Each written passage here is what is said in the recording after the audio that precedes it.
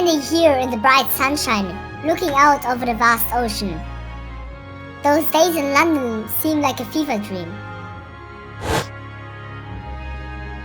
You know, he's flourished into a truly wonderful lawyer. But I think he probably lost his license after leaking government secrets.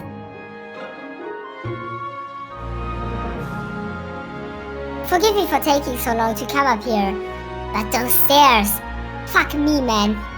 My life has been such a whirlwind since I returned, and no one could have predicted what has happened.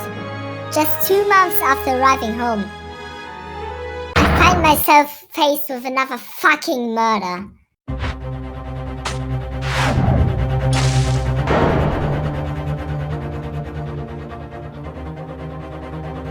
So I came here today to ask something of you. Tomorrow I shall be standing in court. For the first and last time. As a lawyer.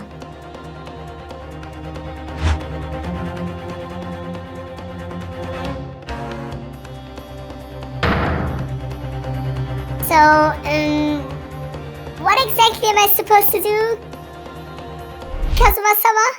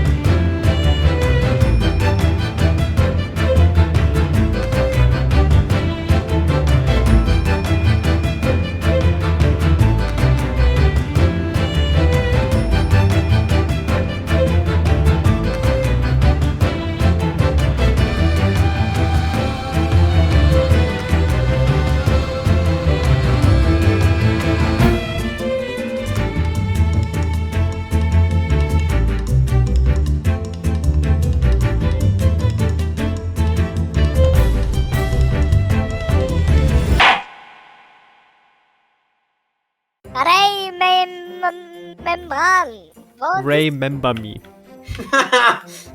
It would seem our little plan for this trial is going to work. What do you mean, Professor? Mikotoba. If even your best friend can see through the disguise, I think we can relax. Is that you, Susato? I did not even recognize you. I'm so sorry I didn't say something. How many times have I wished that you were here? I wonder. Wish me luck, Naruhodo-san. I wish you luck. I don't need your luck, motherfucker! This court is now in session to hear the trial of Remember me. The prosecution is fully ready to proceed, Your Excellency. According to your registration details, your name is Ryunosuke Naruhodo. Is that correct? You may be thinking of Ryunosuke Naruhodo, currently in Britain as part of a study program. This is, His cousin! I assure you, in matters of law, his knowledge rivals that of any of Tokyo's preeminent lawyers. Yeah, anytime! To determine whether you are sufficiently... 9 months ago, when a certain other Naruhodo stood here where you stood now... For a trained and experienced judicial assistant like you, this will be easy. I think. I really hope so. What's the matter? Cat got your tongue? The name of the victim who lost her life in this case is Giselle Brett. Giselle! An Englishman, Dr. John H. Wilson, totally not Watson, was shot dead. I believe he was an associate of yours. What? The cause of death was a single stab wound to the posterior abdomen that pierced the victim's lung. So you're saying she was murdered? I'm saying it was an injury which proved fatal, but, you know. So she died. Yes. That's certainly true. The prosecution summary was full of words. The prosecution counsel seems to enjoy using provocative tricks like that. Let's see how provocative he finds this gun. In matters of diplomacy, it seems we don't even have the courage to decline the whims of a gnome criminal. As I understand it then, the victim and the defendant were alone inside the beach. This is deeply troubling, I must say.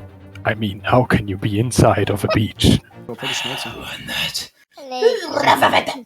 little student boy picked you up and threw you in the ocean. Utterly humiliated me. Back then, I had shorter hair and I was a younger man. Ah, Ryunosuke Naruhodo. You've become conceited with age, Counsel. But the old have to stand aside and make way for the new.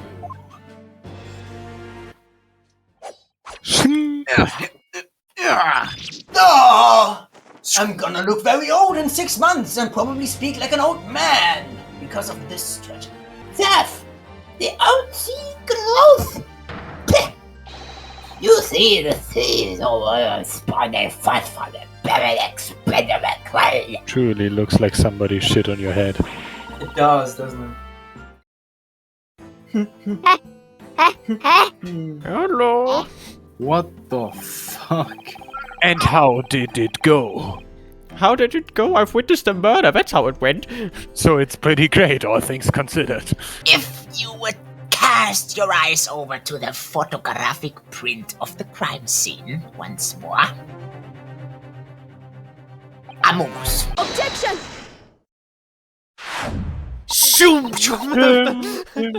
Every time Kazuma-sama and Naruhodo-san have stood here at this bench, the stakes have been very, very high indeed. What's the meaning of this menacing pose? Kodoso alles. Amogus. Ich weiß auch nicht. I'd Doesn't like have a the watermark. witness to clarify something for me. Wait, what? Where? When? What Sosuke-san in fact saw was not the moment that the defendant stabbed the victim at all, but the moment that the defendant in fact drew the blade from the victim's body. That can't be. The bee. Where's a bee? I'm scared of bees. Excellent work, Susato. I mean, oh God. Slander. My hair is quite adequately dressed. All you have successfully shown with your little display is that the mustached author is prone to moments of extravagance. And that you clearly do not own an air fryer. If the defendant was seen wielding the blade at all, that is sufficient grounds for actions to be viewed with oh God, suspicion. Ouchie. Now to my new testimony. I haven't seen anything and request a lawyer. He was the defendant's highly respected mentor. I'm bleeding from my mouth. Is what you just said true, Inspector? Could pulling a knife from a wound really cause the wound to bleed heavily? No, because I made it the fuck up. Papa. I'm not your father. I'm sure about the deadly poison I've been stolen from after I remember. Susato, stop eating the evidence. On what grounds did she do it, Yoka? Oh my god, A+ ratio, oh my god, I cringe. In that case, counsel, you will present the proof to the court now. Or you say No. Paris. You will Paris. Paris? Please, you will perish, like you will die and not have a good time. Auskommen mit dem Einkommen. Mikotoba, Yes, Your Excellency. I believe you are the best. Thank you. I also like you, but I'm afraid I don't know. You don't know, but you are the best. Like this will not be tolerated. Hey, Listen to this guy. Outbursts like this will not be tolerated. shut up! or you Yeah, cool. you will perish. Your Excellency, do not be deceived. I am deceived. Oh, shit! Ah. I just laid an egg. Yes, exactly the same pattern of lines is presented to this photograph too. I call hearsay. Oh no, wait, I'm the Dot. I have no Dot gegeben, Alter. It's many memo. I tell you, many memo. Many memo. Soseki-san, what was that? You cringe? Spoken like a true Mikotoba. You make me very proud. A manly man person. Chemical reagente. I said a color of It put me in a very awkward position, to be frank. Yes, I'm frank now. Was son knew about the poison? Yes, and it's highly likely that he also drank it because he thought it was lemonade. Jesse, you have to put the rice in the drink for this young English woman, Jesse. But Mr. White, she's just a young English woman, bitch. Put it in there, Jesse. Carlos Wallace, believe we've just heard that the new witness is now ready to testify. Please proceed with the courtroom at once. Who's Prosecutor Oshi? I have some very important news to share. I'm almost imposter. Witness, please state your name and occupation or Right, and many memo of the show you news. Oh dear, it seems I've spotted a good day. Well, what have we here? A woman! I mean, a man! Right then, let's start with your name.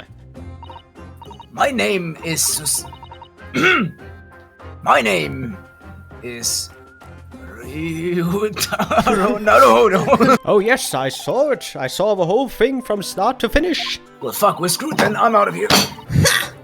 more pathetic excuses. Almost as pathetic as your hairline. Oh! Very well then, Council. This is going to be a rap battle cross-examination. Now that is a great argument. Anyway, so here's the address of you, your children, and your wife, who all live in the same house. It would appear that you would have rather carelessly left it somewhere recently. Your favorite fountain pen, that is. Horsey horse dung!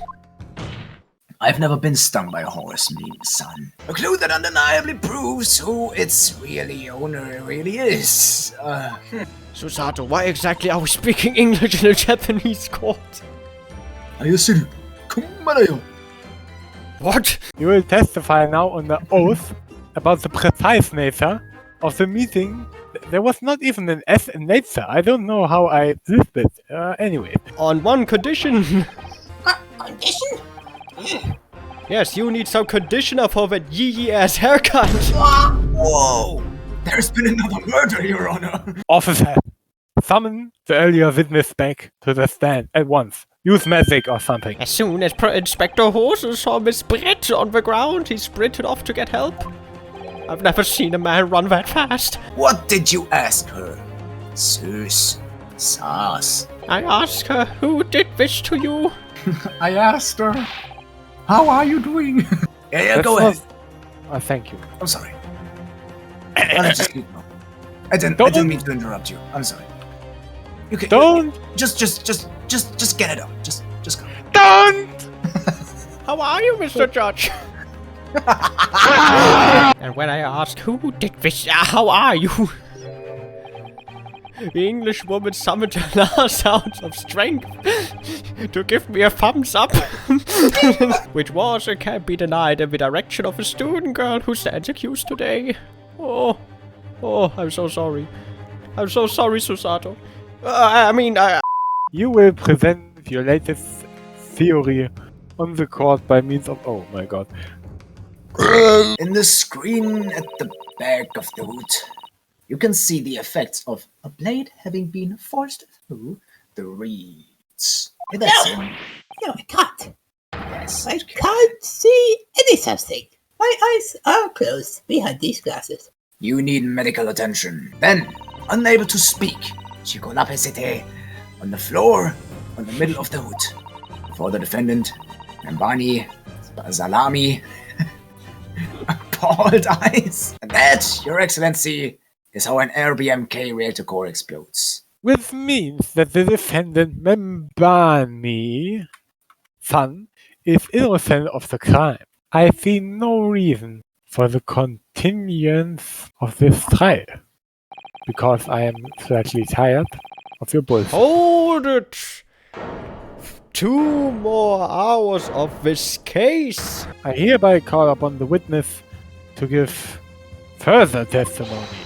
That's right, that is. Let me get a shot of that magnificent beard, Your Excellency. Thank you. Thank you. Witness testimony. Complete innocence. Oh yes, I stabbed the Englishwoman, and it's the very fact that proves I am innocent. When I heard the student girl and that pompous English murderer arguing, it got my goat. They stole my goat. The argument is sound. I'm stupid. Hold it. I don't know what talk. Yes. Your Excellency, please, I implore you. That journalist is clearly the imposter and is mad sus. Ballistic expert.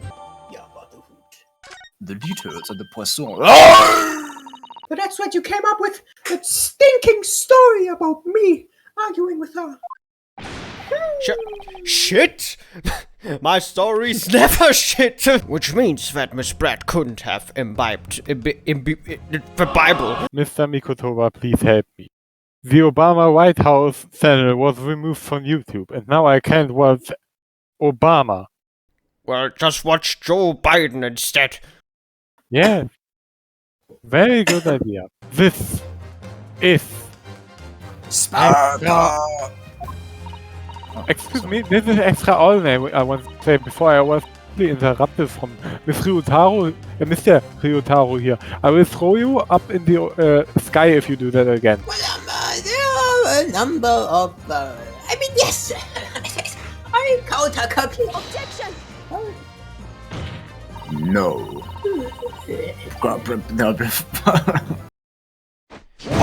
Ah, you pathetic, useless, fallen samurai! What? I can't get I up. don't need a counter-argument. What the fuck are you talking about? I stole the poison, you say. Gave it to the victim, you say. Stabbed her, you say. Lots of fine theories. But I don't need a counter-argument because you don't have an argument yourself. Where's your evidence? I said this and I will say it again. What the fuck are you talking about? Yes, you make it all sound so plausible, don't you? But without evidence it means nothing. Whereas I am based. See, I, Wrighton Mini Memo, a mere reporter of a Show You News, couldn't possibly have stolen that point from the professor's laboratory. Is it possible? I shot her. I mean him. Actually, they stole my poison. Many more. No? I knew a man that was very similar to you. His name was Todd Howard, I think. Oh no! If you look closely, you can... This isn't my fault. The Empire drove me to this trying to hold on a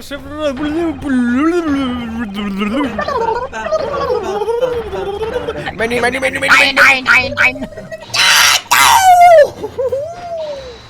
What the fuck? I'm there. What is going on? What the fuck? We fucking killed that dude. Did I do it right? That was a Susato Takedo. Wasn't it? I'm gonna kill you. What a terrible tale. Make a better one. 0 out of 10. If our government is going to let criminals walk free, if they're going to crush the free press, then what choice do I have but to see that justice is done myself, so I killed her? Let's not get bogged down, Minimin, that you committed murder yourself. And you tried to blame the defendant's door. Also, the other guy, who was he called? Auzi. Prosecutor Auzi. Do you have any final thoughts? I took it this year authority plan has been bested by a color who not once now, but twice. Maybe it is time to retire. Maybe mother was right. Rather than living under shame, I will end it all now. Swing on my hop knot. The time is right for farewell. Hop is lost forever. Nocturne.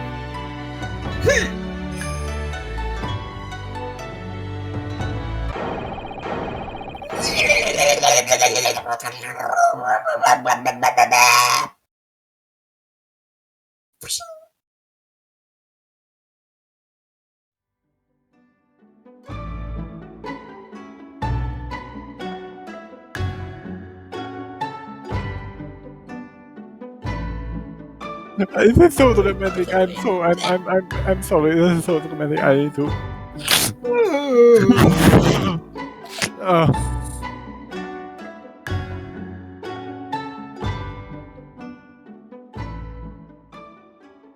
Now, in regard to the defendant, Mr. Rai Membani-san. Mister?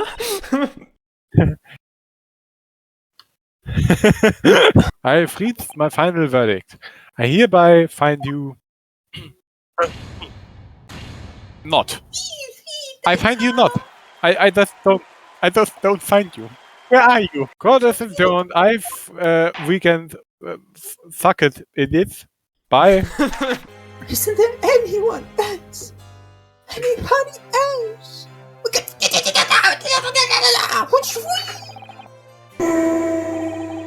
I banished her to the Shadow Realm. I had no idea, Miss Susato-san Esquires, that you were locum student Naruhodo-san's Esquire's cousin.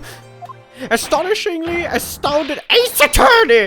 Roll credits! Amazing. Amazing. You're a woman. Amazing. I see.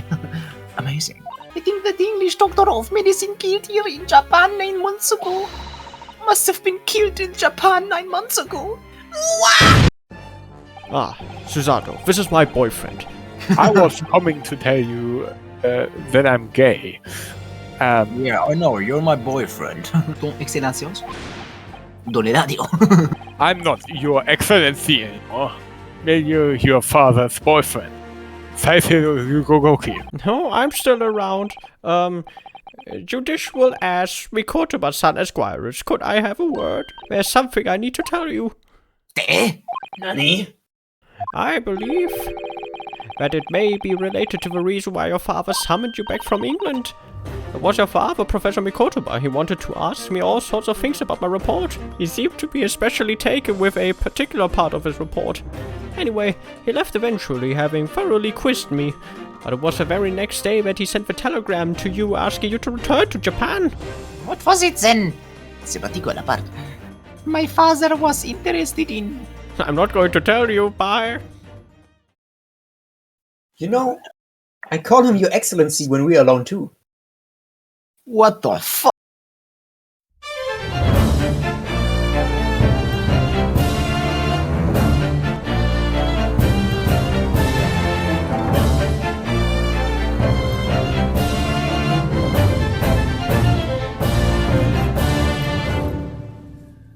Morning to you too, Mr. Sholmes, my very dear friend. Ah, yes, I see. So that's it. I'm going to kiss you now, Mr. Naruhodo. But Hurling said it when he came in, didn't he? I had a surprise this morning. Oh, now that is an impression. Summoning her back to Japan so suddenly, like that. I wonder what Miss Susato's father is hiding. Hurley. Do you know what it's all about? Absolutely not. I'm going to leave now. Bye-bye. The keys of the haunted lodgings. Do you want to read them, Bruno? I have no idea what secrets could still be hiding in the shadows of this very case. Or perhaps, if I read over the notes again, something might come to light. No! I'm Olive God. I'm an artist, a gentleman. someone from the police force is supposed to be coming to fill me up. Oh no, fill me in. Is there Mr. Naruhodo here? Mr. Naruhodo, it's a message from Mr. Saucy Nutsmack. Why should a policeman be delivering a message from Mr. Nutsmack? Is something wrong, Mr. Sholmes? Is something wrong, Mr. Sholmes, he says. Have you not seen this note? A new case calls. A case of murder, no less. We must depart at once. The murder we must investigate took place at Mr. Moustache's lodgings. Wait, what? It was only yesterday that Soseki's-san was in court, and we were dispelling doubts about this innocence. Let's not get bogged down with his innocence. Well, why not? Well, let's just not get bogged down with it! 21st February, 7:18 a.m. Mr. Natsumeg's lodgings, ground floor. I've only just gotten out of court yesterday. I was finally home after 2 days of misery. And then I wake up to the next day and I see you're in high spirits again this morning, Mr. Mustache. Not the horrible Herlock Sholmes. Shoo! Shove off! Show yourself the door! I never invited you! Mr. Sholmes came here with us. Well, you can fuck off then too. Right, that's it, lads. So the victim lived here on the ground floor, and your room is just one story. Why am I British now? So did you know the victim? Were you friends? Acquaintances?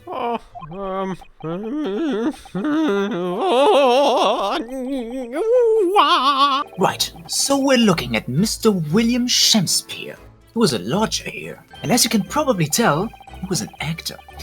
A bit of a dead loss, as it happens, or just dead. If only there was a person who could help us in this diocese. Oh, look at this guy. Oh, Mr. Sholmes, have you made some miraculous discovery? Patience, my dear madam, patience. We've not been here in this room 5 minutes. So far, all I've managed to deduce is what actually happened. The first is that there was a physical struggle here last night in which the victim fought for his life. Sex, Mr. Naruhodo. And my second conclusion is that there was a poison lingering in the air here last night that passed the victim's lips. Nonsense! So, my dear fellows, for your delight and wonder, let the curtain rise for Herlock Sholmes' Logic and Reasoning Spectacular, Act 1. Foam at the mouth of the deceased clearly indicates the use of poisson. Next to the victim, we notice a large dining plate, which contains, you will observe, 1/2 of a sizable bar of soap. Meaningful? Indubitably. Could it be that the man was about to eat it? Of course, the fork reveals the answer. Well, you can't deny that you eat the soap. Well, you can't deny that fork implies the man was eating something, or about to eat something, maybe even soap. Right there. Would be some other explanation. Something material that proves whether or not the man really ate the soap. Some soap. Fuck. Take that! Another piece of soap.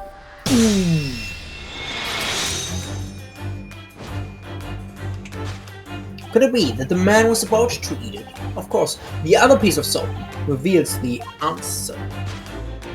It being the other half of soap on the table. In short, the victim was not eating soap at all. But that begs the question of how the man was poisoned, because there's no sign of any food on the table. The victim's life was claimed by poison that tainted the contents of the plate. Mr. Sholmes is still pushing the soap argument then. Yes. Perhaps he's suggesting the man licked the soap rather than eaten it. Take that! And a stick.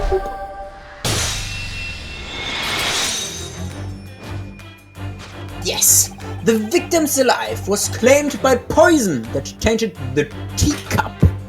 There's no sign of food anywhere in the room except your tasty ass. I'm here now, Mr. Naruhodo. Possible penetrator. Oh no. Wait. Because of death identified, we proceed to Act 2, where we ponder the next question. Did the man dine and die alone? The single teacup suggests the answer. Yes. We can imagine dragons. I can't. Oh. Take that!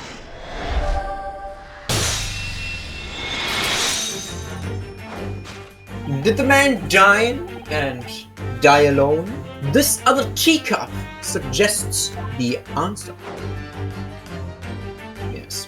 There were 2 teacups in this room all along. This is a strong indication that at the victim's last supper, he wasn't alone, just like Jesus. Well, allow me to lift the veil of doubt, my dear fellow. Do you mean to say you know who exactly was in this room at the time of the victim's death? Indeed, what reveals the answer, of course, is the broken lock. I'm not sure I like where this deduction is going now. Shut the fuck up. Damn, okay. Then I realized the outermost toe on my left foot was at a slightly different angle, meaning the air was 2 degrees Celsius. I wonder what they are. Let's Meaning see the there was deepness another red. person with me in this very room. The picture Monsieur of Lecoq. Monsieur Lecoq. Very earnings. And A meal for Gabor. Wait, I'm sure I've heard those titles before. I'm sure you didn't because you cannot read. Take that! Thus,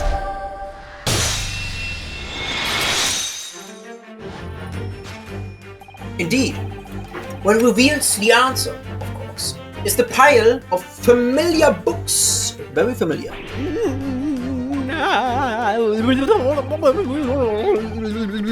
Jesus. Mr. Nutsman, you purchased these books 4 days ago at a second-hand bookshop. If you can't bring your own copies here, it proves that these 3 books are in fact yours. In other words, there's only one possible conclusion. I have eaten the soap! Whoa! The victim died here in this room last night as a result of poisoning. Wait, the victim died? Welcome died of to poisoning? the dot. Also, the victim had a visitor, apparently. And that visitor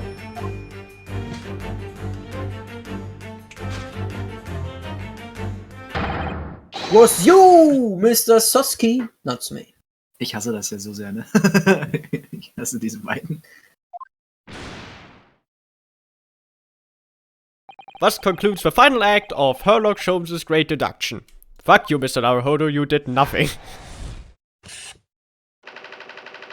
Sassy Boy Nutsack at the scene. Solved.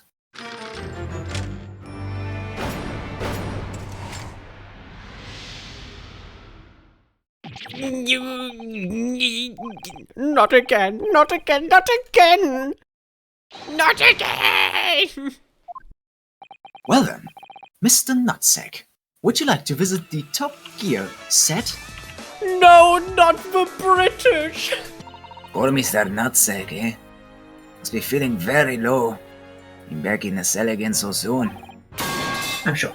We should probably go and... What What's up, Mr. Naruhodo? Kyo!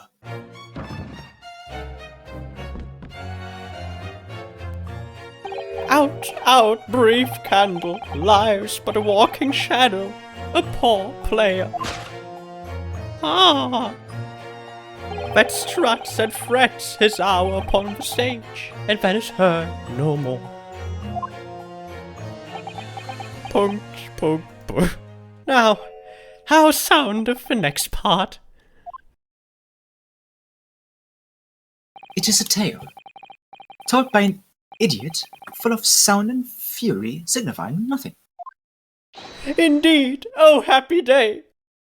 Then, Right. Excuse me, could we have a word?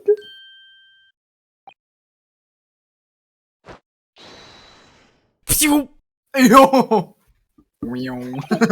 He just ran off. He just vanished. He just teleported, oh no. Oh no, aliens! You did it, didn't you? Confess, you're a killer. Why the mustache?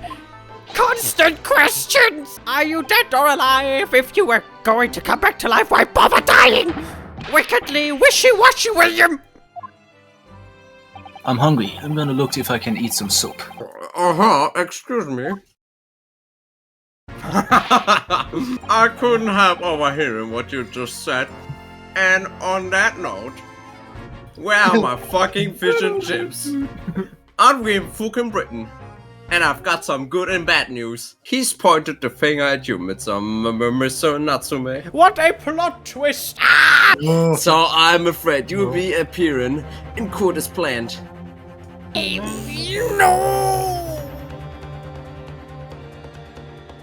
And so, once again, Sasuke-san found himself having to take the cock in the Old Bailey.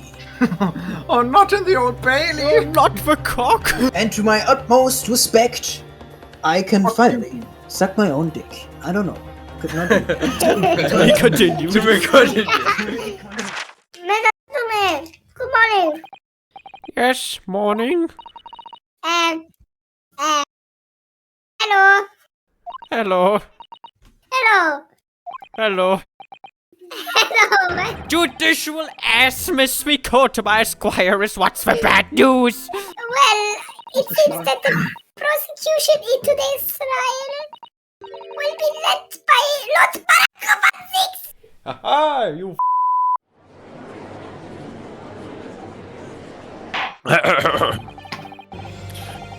In the name of Her Majesty the Queen. Oh no. Yet now, he's back at the courtroom. Though for some reason. Only when I'm defending. I wanted to say defecating, but I chose not to. To explain the circumstances of the crime, the prosecution calls its first witness to the stand. Whee! My cape. The detective... Mike... Tobias Gregson, Detective Inspector at Scotland Yard's Homicide Division. Hier sehen wir einmal Tobias Anhalt. He's vibing, man. He's vibing. Yes, a chilling scene indeed. He do be very much vibing though. He looks seriously deceased. Like, not in a fun way, but seriously. Above average deceased. Epically deceased. Gregson. Yes. Oh, The teacups have been examined for traces of the poison, haven't they? we haven't been able to. Did I hear correctly, Inspector? Scotland Yard has failed to examine the suspect, It's Isn't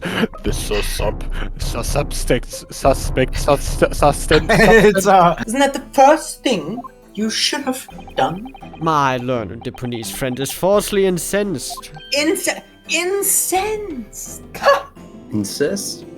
Shut up. If there was poison in the jeep that Mr. Natsume brought to the victim's room, how could the victim have fallen into it 2.5 full hours after the defendant left? Wow! Bailiff, please clean up the chips and fish on the floor now. I'm fucking angry at you two guys because you... I'm the policeman. You can't fuck me. I I fuck can't you. do anything. I'm the judge. Fuck you. I don't care about you. I am the government. I am the government too, man. No, you're employee number 456. Shut the fuck up. And in Japan, there's a well-known saying, a tea not drunk is a tea well spent.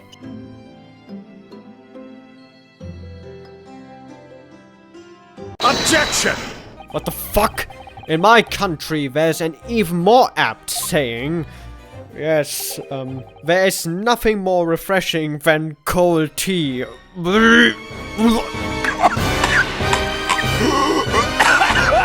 Out, out, brief candle, lies but a walking shadow.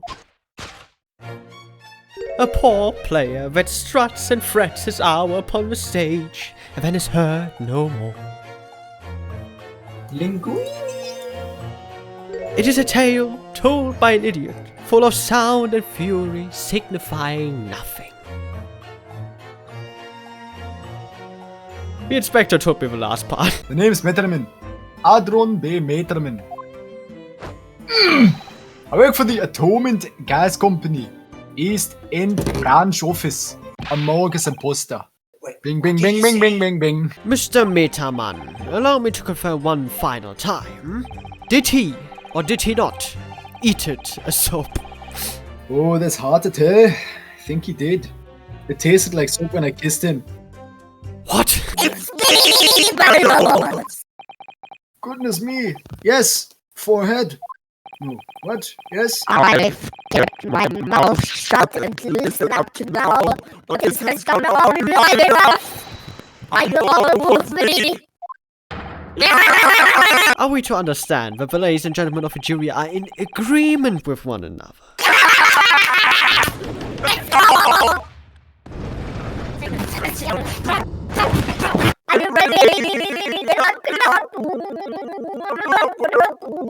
Without further ado, please, Counsel, proceed with the summation termination.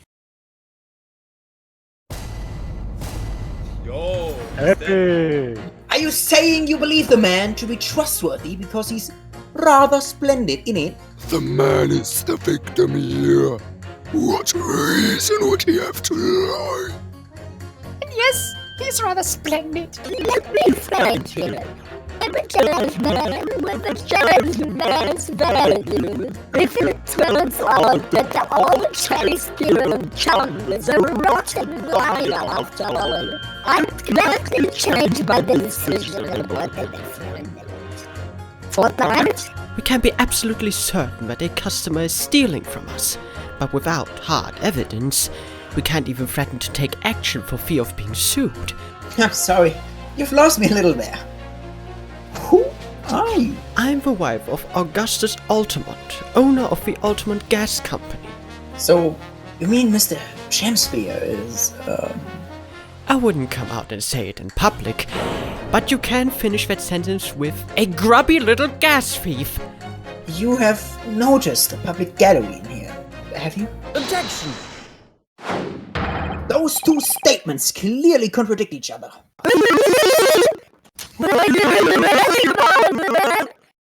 I presume you've heard juror number 4's statement, made by the wife of the owner of Altamont Gas. Juror number 1, you say you're a man of honor, a man of your word. If I could show you that Mr. Shakespeare was a liar, you assured me that you would reconsider your decision about the defendant's guilt. And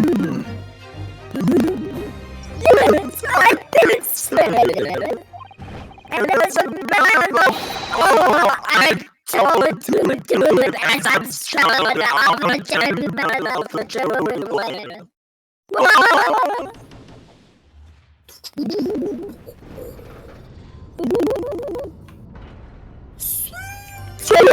As a result of the defense, summation, extermination, the jury's leaning has changed.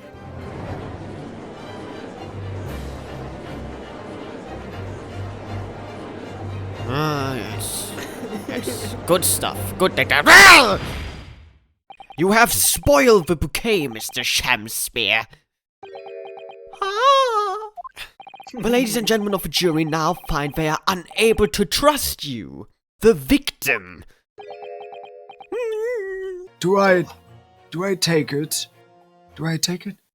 Yes, you take it. I take it that at the present time no other possible culprit of this time has been identifying. Ey! Ey! Im Courtroom wird nicht Fußball gespielt! It would not be. It would be reasonable at this stage for me to rule the country. It would be inappropriate for this court not to purchase the new FIFA 2023 game. Objection! Do not buy the FIFA! You will tell the court precisely why you believe William Turner has been stealing ass. Clear as Altamont gas, my lady, which is the clearest in the world. I've been inhaling it for the last 3 years. If I'm not smoking, I'm dying. Please help. Do you think the gas has gone to his head, Mr. Sato? Maybe he's been. I heard you inhaling. licking the tic tac. Altamont gas meters except Frumpelbits. each coin giving customers about 2 hours of gorgeous gas. And yet, the meter in Mr. Shamsby's room didn't have a single coin in it. Did the mustachioed Nipponese poison the gangling excuse for an actor, or didn't he? That is all that should concern this court, and yet, now we must listen to this abhorrence. Ah! Clearly, what separates the vast British Empire and your Eastern Island nation is more than geographical distance. But this could turn out to be crucial testimony. The cross-examination must go ahead. Cross-examine these nuts. Does anyone here, peasant, have possession a penny bit? Quickly now! Hand over your coins! I have a gun! Thanks to a kind member of the public gallery. You will not get this back. Well, fuck! Now see if it fits. The depression in the soap was clearly made by a true penny bit. I must concur at least that pushing a coin with some force into a poor quality, inferior, whack-ass, yee-ass haircut quality bar of soap such as this is a remarkably simple way of replicating the coin's shape. This is tax fraud, ladies and gentlemen. Somebody defraud my taxes right now. Then he takes his fake coins of ice and feeds them into the gas meter, giving him light and warmth in spades. Jesse, I don't feel good. I ate the soap. Jesse, I need help. This is a photograph of the scene at the point when the victim was discovered. Taken by Inspector Corrector. Shout out. And right there next to him is a bar of soap. Broken in half. Half of it. Eat it. It would appear to me, then, that the man had eaten the soap, hadn't he? Ah, yeet!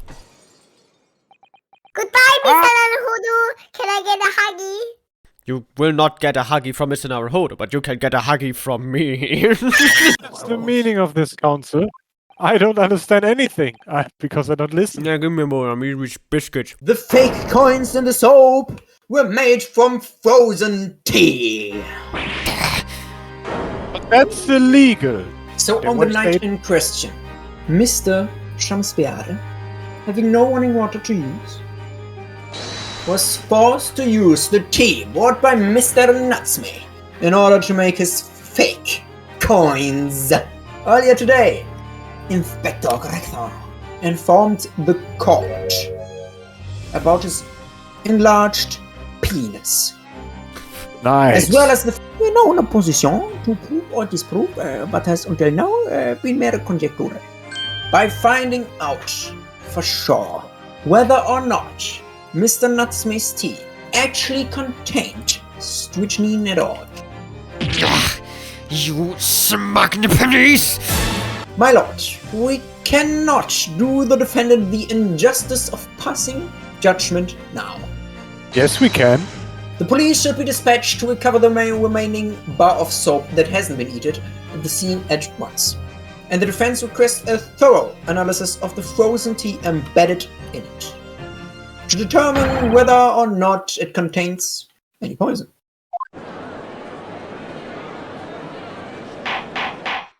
Bailiff! Shoot somebody! Thank you. I feel better now. It would seem we have no choice but to suspend these proceedings for the time being. I shall rest. Court is adjourned until tomorrow. Goodbye, bitches. If you ran out of change, you wouldn't even have any light, let alone heat, let alone change. He ran out of change, so he just stays the same. Mr. Sholmes, what are you up to over there? Over there. This puppet has tits. Yes, these are my goggles. Guys, you might want to see this. Now, spray the chemical indicator about and all will be revealed. Spray? How do I do that exactly? With your fingers, Mr. Naruhodo. A little press of space on the area you're interested in is all that's required. Like this. Space! Oh, whoa, Look, there are dozens of handprints here. Now that looks rather sus, Mr. Naruhodo. I think the floor warrants closer investigation. I won't be a moment. Zoom. I am no longer a moment. Ah! One of the floorboards has popped out. A secret hiding place for drugs. Excellent work, Mr. Sato. Is there cocaine in there? I need it. Stand aside right this minute. It's my job to investigate there. No need, Inspector. You continue to dig into your portion of chips, whilst we dig around under the floor here. How about I dig inside your mom? Now that's uncalled for, Inspector. Oh, bummer. I wonder if Inspector Gregthor has found anything under the floor there. I'm desperate to know. Why are you reading my phone? Oh, what a beautiful little day. I'm gonna continue reading Ryunosuke's little mind, yeah? Inspector Gregson, really, it's been too long. We haven't seen in years. Eh? I thought perhaps you might show me what you found there, seeing as we're such good friends. We're not friends. I remember now. I know what happened in 2003. I've come back with the conclusion that there's nothing under this board. The hidden shit is gone. It's hidden again. Yeah. Funnily enough, I've already had a look. You do not want to know what is in there. It's completely empty. A man by the name of Young Sheldon, they said the hoard he'd knocked off was worth about £2, but he'd hidden it somewhere with the hidden shit, known to be unfindable. And no one knows where, since it's unfindable. And now he's fucking dead. Now the paper's lofted, of course. £2 lost in the hidden shit. Kazuma Sugi! Best friend I ever had. I can't believe he's gone. He really saved my bacon in that horrible grilling accident. Just before we left Japan. Mr. Naruhodo, we don't talk about the bacon incident. Naruhodo-san, Ryunosuke. Why don't you let me do the bacon so it won't get too crisp? What? I mean, are you sure? Yes. I can fit it inside my ass. His anal plug? My anal. Oops. No, stop! I don't know who Mr. Natsume is, or the Herlock Sholmes. I don't know about courts or trials or Old Baileys. I am a cat. That's what I am. Just a cat. Mr. Nordo! He's trying to escape reality! What's going to become of me? No, don't answer that. It's obvious. I'm going to become a cat now. A man died in the room. The In man Lego who City, rented- were you The at enemy. the Old Bailey by any chance? Sorry, I'm old. I'm an ex, eh? They can come for me. I'm a war veteran. I know what to do. I have a service star. You can see it on my wall, and I will just use this cannon as the founding fathers intend. Oh no, wait, wrong country. Never hurts to keep an eye on things. In case of snipers, that's especially important. I think you've had your mishap already, sir. Multiple snipers outside. He is undeniably okay. However, that convict chap, Sheldon, passed away in the clink 3 months ago now, you see. Ah yes, 3 months ago. That's 3 months ago. A love letter, you mean? Yes. Where did I put it now? Yes, here. Here it is. Left it in my ass. If you'll excuse me, I'm going to touch that. My undying love to you, my colorful, darling olive green. Undying. You should choose your words more carefully. Reading personal correspondence can have its merits, you see, Mr. Sato. I've read your entire journal. It was so embarrassing. Mr. Nordo, I've just finished speaking to the doctor. I have no idea what he was talking about, though, because he was just speaking in all this nonsense. Like doctor words and stuff. I don't know what that means. Ja, das war's. Cool. Miss Red, Oh! Mr. Duncan Ross, you knew him, didn't you? Oh no, she fucking died. I have information regarding the death of Duncan Ross. Come to the Slug and Sell It on Bria Road at 5 p.m. on 17th. Wait a minute. 17th of this month? That's the day you was stabbed at Bria Road. And 5 p.m. Is precisely the time when the incident occurred. I've told you everything. Yes, and I'm very sorry to have had to drag up such painful memories for you. But could you, next time when there's murder investigation stuff, just come out and... No? Okay. London, an absolute shithole. Home to 6 quadrillion people. Put away from the razzle-dazzle down back alleys and behind bricked up windows. The lonely lurk. Sasuke-san had battled long and hard with loneliness during his many months here, and so I felt honor bound to battle equally hard for my compatriot, to lift the curse that gripped him, just like Van Zix had gripped my bulging peen. Defendant and your legal representativos. Hello! The trial is about to begin. Make your way to the immediately. In her name of the Majesty Queen, I hereby declare war on South Africa. I feel obliged to say I feel especially ruthless on days when my head's sitting just right, bitch. Classic Jesse. Classic Jesse moment. Now, Van, what do you... What? Why is there a van in the prosecution? We found a bar of soap just outside the victim's window in the snow. So, well, the brains at the yard analyzed it, and yes, you're right, it was tea. And there wasn't a trace of strychnine or any other toxic substance in it. In other words, the tea was the defendant brought with him the victims. Yes, it's true. This is soap. But what logic is that? Would you take a drop from the flames and conclude that the water in the ocean isn't salty, Mr. Naruhodo? My brother in Christ. My word! The ocean and the water is so salty. Almost as salty as my ass. The witness is innocent. No.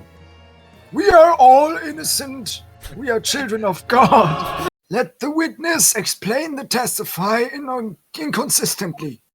As a rule, I fill my hallowed chalice up to 7 times during any one trial. I'm drunk as fuck again. Cool story, bro. Next time, you might want to keep that information to yourself. Your drinking habits are fascinating, but irrelevant. Your face is irrelevant. On the contrary, they illustrate the fickleness of human memory. Because I am drunk, I can't remember shit, Mr. Naruhodo.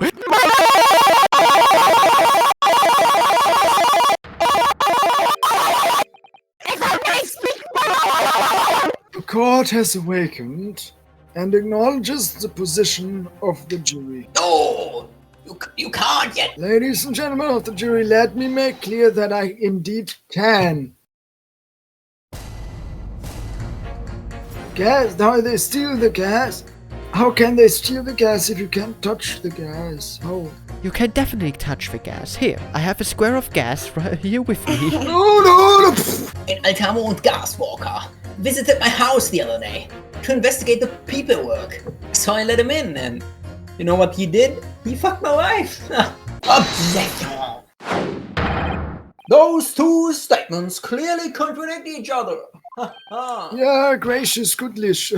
The strychnine could have been on the mouth of the gas pipe that feeds the water in your room. And that is how the poison came to enter your body. Are they tasty? Can I eat them, man? Please. Oh, mate, you don't have got all their attention, I'd like to So would I. Let's see this evidence then. Shit. Oh, scheiße. Oh. These are, wait, what are they called? Yes. Skin prints. Maybe we should cook some math. I agree. However, Mr. Shamspeare also appears to have been touching some very unexpected places in his room. Imagine standing with your hands where those prints are, and you would find yourself directly in front of... Crikey! The Albanian roses! Whether those strange handprints are a significant clue or not, it's down to us to decide. I don't give a fuck. I still have the square of gas. Oh?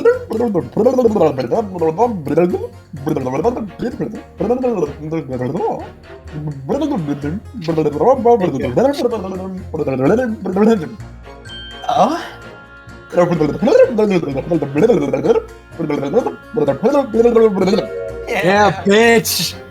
It's good, man. That's true. Perhaps I was a little hasty. No, no, no, no!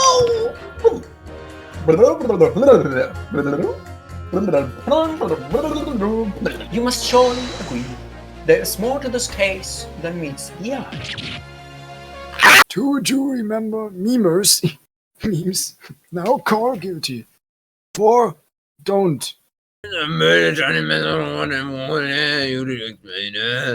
Yeet. I'm done with this. I'm leaving. Goodbye. In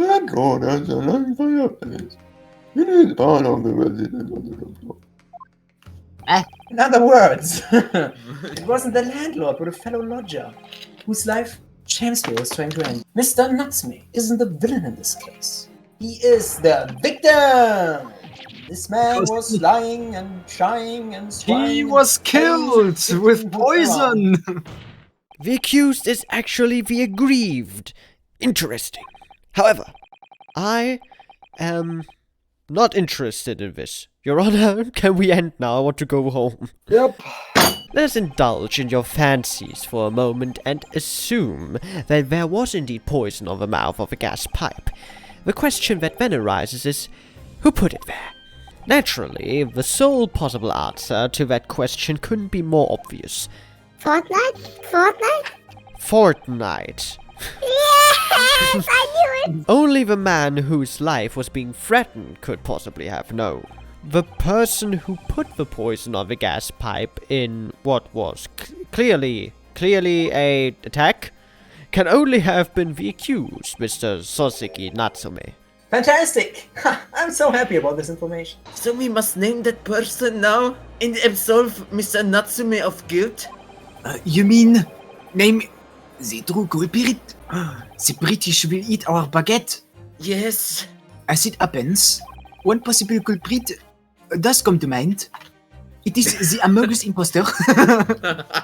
The evidence, la poison, it's all pointing to a particular person, no? Objection!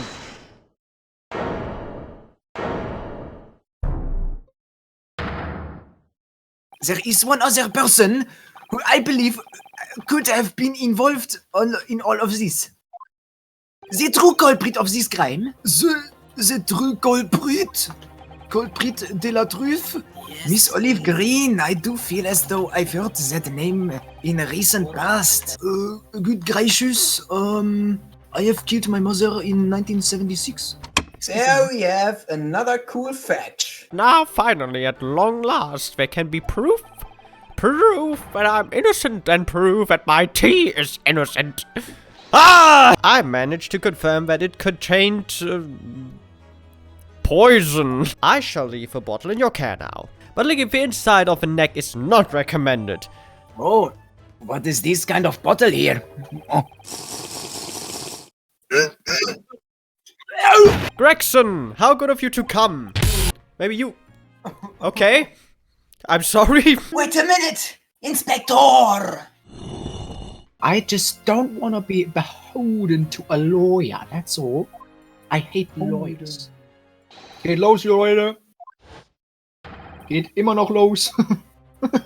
Es geht los, Mr. Naruhodo.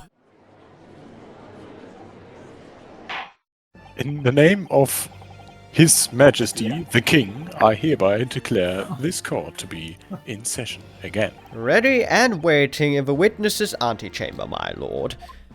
He is dead, but I can cast some necromancy. Very well. Bailiff, shoot the witness. Well, I just revived him. What the fuck? Witnesses, state your names and occupations for the court, please. William Shakespeare, my liege. For mine occupation, I can say only that I be a tragic victim to be pitied. Currently unemployed, in other words. I'm Olive Queen. Also currently unemployed, in other words. What a coterie.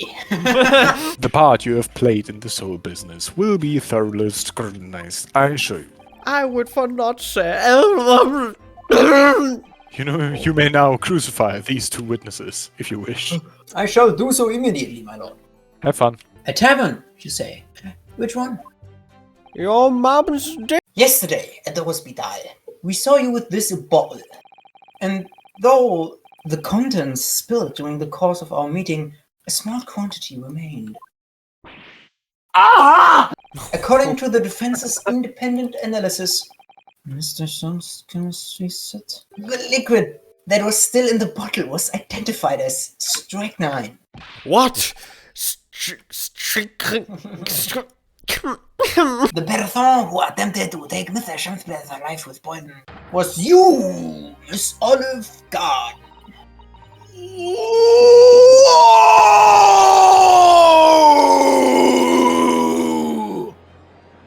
I admit it was me. I killed Kazuma. No! No, Kazuma, I still can't believe. I cannot believe he actually died. Duncan showed me once how to unlock the door to some thin piece of wire. Oh awfulness, oh artfulness, oh tyranny, oh profanity of woman! I spotted the note that I'd sent him lying on the floor. When I went to pick it up, I noticed a note lying on the floor. And then once I picked it up, I noticed one of the floorboards was lying on the floor. But then when I picked it up, I noticed it was loose. So I picked it up, and underneath it, I noticed a secret hiding place lying on the floor. Once I picked it up, I hid in it. But how did you find the floor? It was in the Purple? box. The floor is in the box. This Lens, rather yeah. nice key leads to the What are you doing with that? What the fuck? Since you've gone such lengths to hide it, so why took it? You took something precious from me, so I took something precious from you. Give it back this minute. Give it to me. Bum, bum, bum. Calm yourself, Mr. Shit. It so happens that the convict, young Sheldon, left behind one very substantial mystery when he died. You mean this key is... Mr. Shakespeare, it was you, wasn't it? You were at the capital's offender's side when he died, were you not? It was in that very room that young Sheldon hid his loot. So, you decided to use the ploy with the gas again, didn't you, Mr. Shakespeare? This time to oust Mr. Nutsme. All for one simple and avaricious reason. To get your hands on 1,000 pounds of loot left behind by the dead convict. You...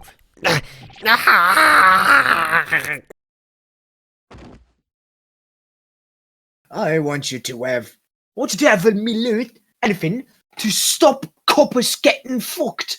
It's hidden in the room where I was lodging when they got me.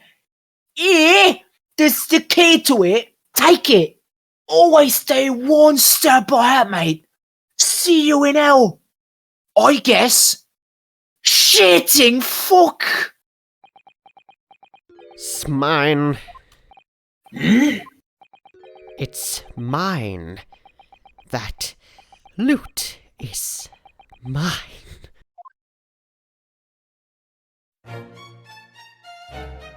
It's all lies. I don't accept any of it. Why should I? After all, you don't have a shred of evidence. You can't prove I killed that fellow. Forsooth, I'm the victim here, remember? Isn't that right, ladies and gentlemen? Van Zeeks, is it possible that the necromancy didn't work again? I don't fucking know what's happening right now. This is out of my control. Right. If I don't admit to it, there's nothing you can do. You can't arrest me. For the time being, anyway. Verily, you can't arrest the victim, can you? Isn't that right, ladies and gentlemen? Bailiff, fucking shoot him now. I'm so close. I just need a few more hours. I swore to myself that I'd get my hands on it. And I can almost taste it now. Kill him now. Do you really think I'd just give it up?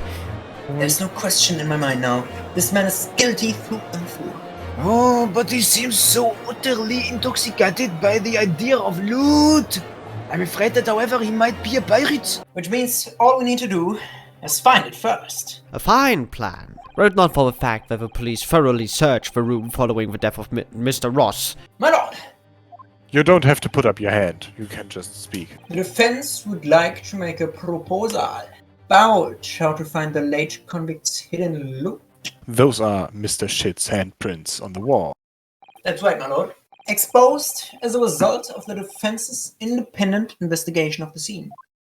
We are based. A great detective. Is that some kind of joke? Do you really think I'm going to be daunted by a man with such a ridiculous title?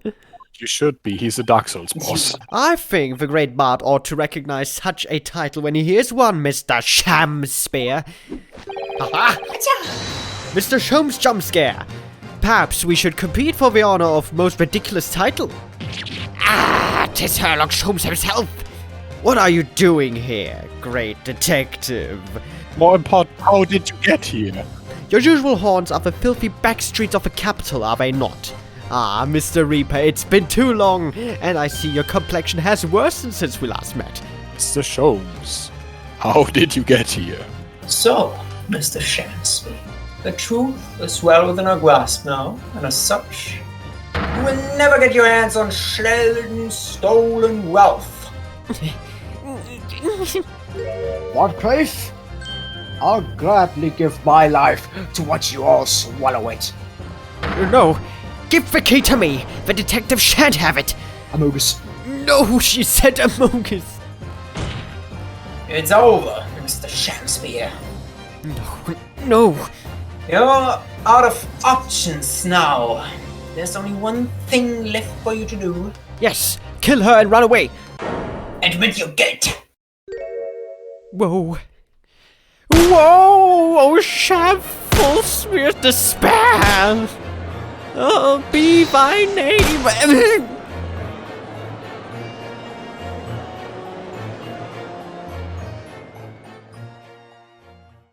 William Shemsp? How does it go? To be or to have is questionative.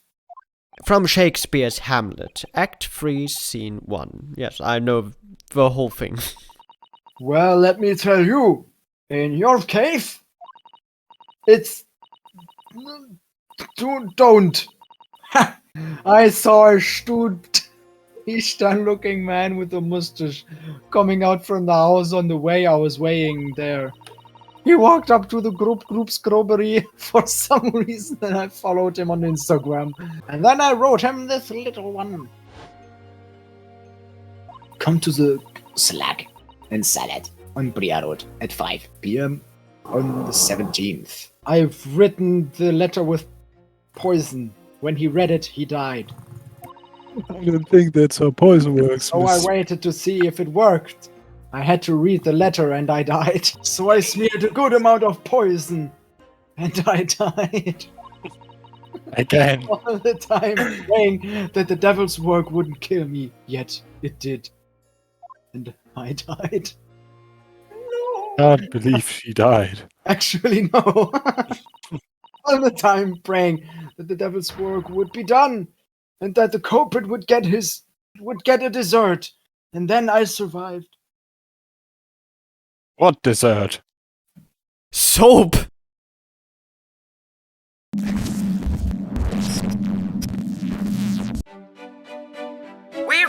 showground of the Great Exhibition, which is absolutely packed with people. The weather is unusually British, and we're about to witness a most extraordinary scientific experiment. Ladies and gentlemen, the 20th century will see the subscription-based streaming services dominate the world. Horse-drawn cards will give way to monthly paid bullshit-based bullshit. And today we showcase even more advanced technology. Ein literarischer Glimpse in the Zukunft. Time travel! A world first. A demonstration of my machine that can generieren death. A man will literally be dismembered by a giant fucking blade and be beamed directly into Amazon Prime.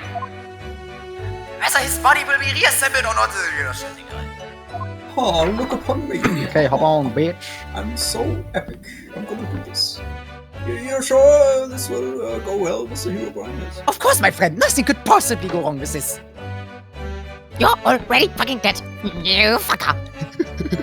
But a few moments from now, this gentleman's head will, in the blink of an eye, complete an incredible journey through the air. To arrive at this crystal tower after an amount of time yet to be specified. Das funktioniert erst einmal hier nicht, aber...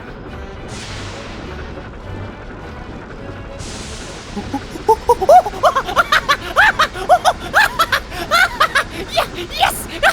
Und Scheiße, nein, das kann doch nicht wahr sein. Jetzt geht die Scheißmaschine kaputt, Mann.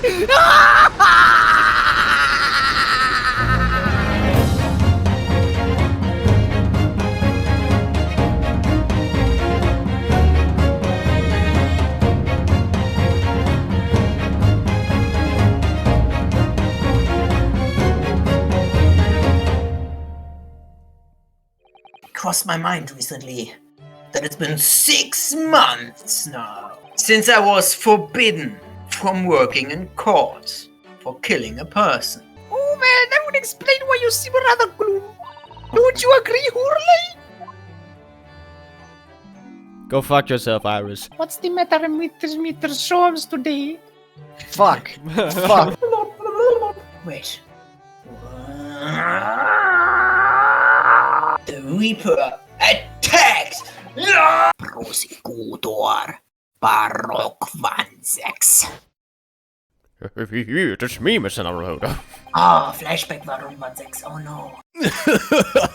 Hello guys, it's me. Since you arrived and requested an audience, it's been 4 hours, 32 minutes, and... Wait a second. Yeah, 26 seconds. Male Strongheart, Lord Chief Eustace of London. He's the man. As you will be aware, the Great Exhibition of London is now underway at last. Not aware, no idea. Scheiße! And furthermore, as of next month, we shall open the International Forensic Science Symposium. Opossum. Permit me to enter the courtroom again. One tiny little time. I'm sure you haven't forgotten your position here, have you? At best, you are the substitute for your compatriot. Yeah, perfect. This was never your intended role. Should have been Cosmo. Still can't believe he did. Was so determined to bring change to our own justice system at home. Useful system. That was his calling. Oops. Ah, Ryunosuke, I'm dead. Mr. Asogi. He's my best friend, you see. That's why I can't leave it unfinished. I have to fulfill this calling for him. His calling, you say? Has it never occurred to you that perhaps you know nothing of his true calling? Never mind. It's clear to me that you regret your actions and have been studiously obeying your revised instructions. Do you mean... Yes. In fact, I believe I have the perfect case to mark your comeback. A curious affair. It's an unfortunate business. A large explosion engulfed the public experimentation stage and a man lost his life. A certain Mr. Odie S. Man. S? A man died? Yes. The man responsible for the experiment was Professor Albert Herobrine. If I were Her Majesty Attorney General, you can be sure the numbers of crimes committed and resolved in London would be very different to the current figures. And I can cite 12 solid arguments and 223 individual reasons to support my claim. By way of apology for keeping you waiting earlier, I shall detail everyone now. It all began 15 years ago. I was...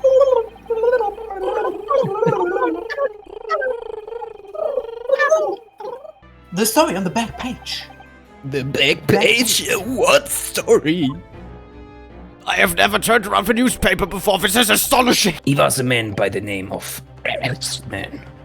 Mr. Odie, known publicly as an investor, but in reality the head of a significant criminal organization. 27 October, prosecution officer. Oh, is that? I wonder who it is. What are you doing here? No, what are you doing? Mr. Assman died when the demonstration on the public experimentation stage ended in an enormous explosion. And you think I have some kind of divine ability to cause an accident like that to happen, do you? Well, that is because that's true. I could make you explode right now, Mr. Naruhodo. Oh, no, let's not go that far, please, thanks. Okay. I mean, what with you taking on the professor's defense for trial tomorrow? What? Fuck. You're going to be defending him. That's right. Do you know him, by any chance? Of course. He's a contemporary of mine. We were at university together. What? I certainly didn't expect our next encounter to take this form. And with you, of all people, representing him. He's actually been charged with murder, it seems. Yes, I know. Because the prosecution will be handled by me. But you made it sound as if you and the professor had been friends. They all died, haven't they? The people you prosecuted, I mean. Yes, they all exploded under dubious circumstances. But there's someone else fighting alongside you, it seems. And I think it's the same man who's sitting over there as we speak, isn't it? Yeah, no, that's a completely normal person. He is not special in any way. As I mentioned already, he's my apprentice. Don't bother trying to converse with him. He says nothing to anybody from outside his office. Lord Strongheart has strictly forbidden it. I'm in the office right now. Okay. Well, when it comes to me, you're not even in this country. Ah, a lawyer, you say? Would you be here about the experiment? Are you going to defend my hypothesis? No. Fuck. Scheiße. That magnificent demonstration was. It was an out success by anyone's calculations. I saw it with my own eyes, right there in front of me. Mr. Arschmann was spontaneously dismembered. At that point, he should have been beamed to the Crystal Tower by instantaneous Kinesis. I was verantwortlich for the man's death. That is immutable Wahrheit, yes. And for that, I wish to be punished. At once. Aber Murder? Never in a million years. It was an Unfall, simply an Unfall, Alter. Oh, if you could travel anywhere in the world instantly, then why are you in the cell, you stupid idiot? Man! That is it! Yes. It's true that the man perished in a machine of my invention. But I also didn't know how the machine worked, so it's not really my fault, is it? Science is a pursuit of truth, you know? I've always believed in that, all my life. I'm afraid I don't know much about science. And I don't know shit about your theories. I'm a man of the law. That is all I know. You have to believe me, if you please. When I went to live in Germany after I graduated... Deutschland. Deutschland! I learned something very important.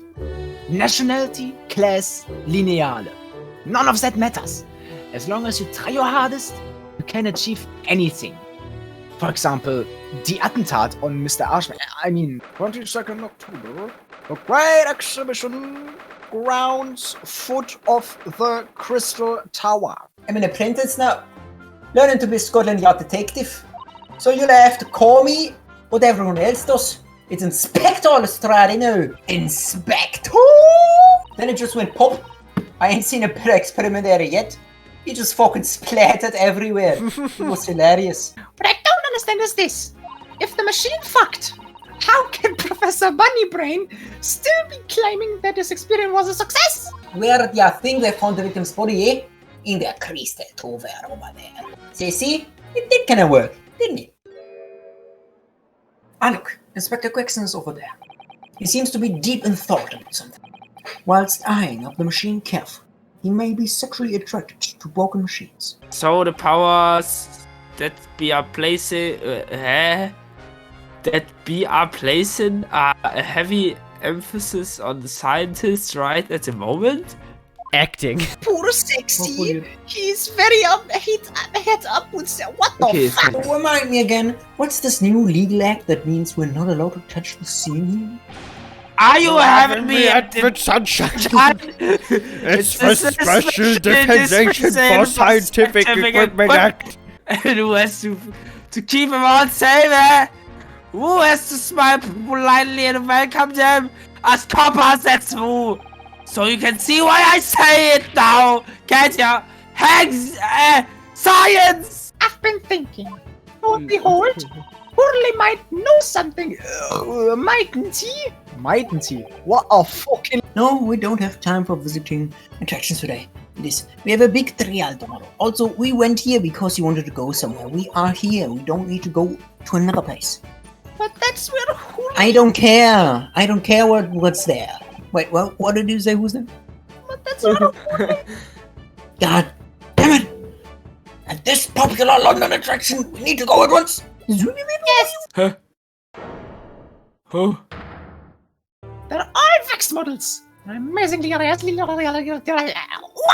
There's no way anybody could make models of people that are this realistic. Look at that. That looks just like Herlock Sholmes. Yo! It's the great detective, Mr. Herlock Sholmes. Mr. Sholmes has been added to the court record. Look, Bruno, you can kick his balls, and he doesn't move a muscle. You can't go around kicking these people. It is. Wait. Over there, look. There's a great murder scene to enjoy. Much more appealing. Hold it! Iris, what possessed you? I strictly forbade you from divulging my temporary waxwork secret to Mr. Naruhodo. And that kick! Could you not have exercised a little more restraint? You winded me! But so Runo has something to ask you. Ah, a question? No! We shall speak again presently, my dear fellow. But for now, I must return to my work. Is it just me, or did the temperature in here just seem to drop? No, that's me, Mr. Naruhodo, because I'm so cool. Well, it seems we've reached the unavoidable... Greetings. I hope you are appreciating my museum. What? You are there, Madame Toothpaste? Firstly, I must apologize for my waxwork. Or rather, one waxwork in particular. This motherfucker, he is a criminal cat. I was led to believe he was a great detective, but he seems unable to settle. Whoa. Bing! He approached me some time ago. You see, with a business proposal. My dear madam, what these sparse exhibits need is the addition of a world-famous great detective. So I killed him. I wonder, could I ask you something? I'm just curious. Is anything going on in the museum at the moment? Some kind of incident, perhaps? I mean, we have two guests. Could I ask you something? I mean, you just fucking did, didn't you? Whoever suggested such a thing to you? Oh, well, it was your temporary waxwork over there who mentioned it to me a little Where'd he go? Because you have at your disposal a great detective whose services you may employ for a mere 50 shillings or 500 pounds. Very well. Wait a minute, she actually agreed? Mr. Naruhodo, this is astonishing! The gods shall have you executed this once. Why me again? Before I engage my analytical process, I must ask you to clarify something. What, pray, is behind the curtain? Nothing. That is a literal question, but also a rhetorical device. Ah, the special exhibit in the House of Horrors. It must depict a special killer then, I presume. Would you be so kind as to draw back the curtain, I wonder? I must confess that I peeked behind the curtain earlier, but there's nothing behind it. I mean, the camera isn't showing the floor, so... What does strike one, however, is the dead man. So, allow me to present my two conclusions. The first is that a sizable business transaction has been taking place in this special exhibit. And the second is that the aforementioned transaction is linked to a serious crime. So, Madam Tuspels, as you've agreed to my fee, you shall now have the pleasure of seeing this famously great detective and temporary exhibit at work. A grain is a feat. What the fuck? Topic 1, Bugs Walks Rape. Here's this. To begin with, we must ask ourselves what exactly is afoot here in this museum. The answer is revealed by the bundle of banknotes protruding so helpfully from your back. In my estimation, some 200 pounds? That is all my own money. I am rich. So what does this large sum of money reveal? That I am rich. The significance of the 200 pounds is revealed by that public notice. Take that! Handsome Note.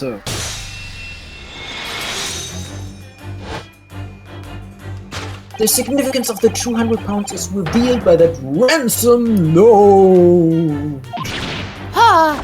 200 pounds is no small ransom fee, yet you clearly intend to pay it. The model in question has special importance, so I put together a team of more people. In summary then, the 200 pounds you have in your hands is for the Avengers. Now, let us explore the next curiosity with which we are presented. Who is the portly gentleman stretched out so peacefully on the floor? Who person being floor? It would appear the man has suffered a severe shock, the cause of which is clearly known to you. What dealt the man such a shocking blow was of course the 200 pounds. Amogus? This one is just Madame Tuspel's right hand, isn't it? No! As you see, it is the left hand. Take that!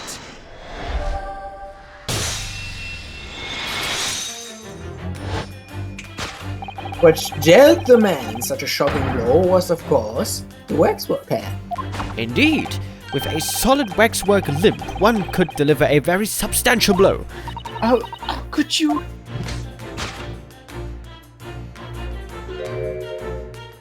Some of the visitors to my museum can be troublesome. Just like you. I've got a shotgun in this arm. So you mean that arm? Oui. This gentleman saw fit to try to remove it as a souvenir. I am afraid I had to teach the man a lesson and cut his throat. You confronted the man and tried to take the arm back. As a result, the scene we see before us. He was knocked unconscious, a point we may need to revisit later, but for the time being we have our conclusion. Yes, the killer in this special exhibit has been kidnapped. Like my kidney. Iris, I need my kidney back. You won't get it. I need it more than you do. God damn it, Iris! The question that arises then is what has become of the waxwork that changed hands. What immediately strikes me about this conundrum is the young man standing over there. Who is this fellow? To find the answer we need only observe his neckerchief. Take that!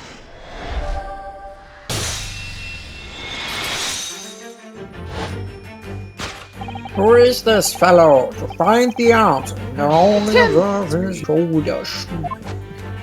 No such bonus human walks this earth. Of that I can assure you. In other words, the man standing here, the young Sergeant John Clay, is in fact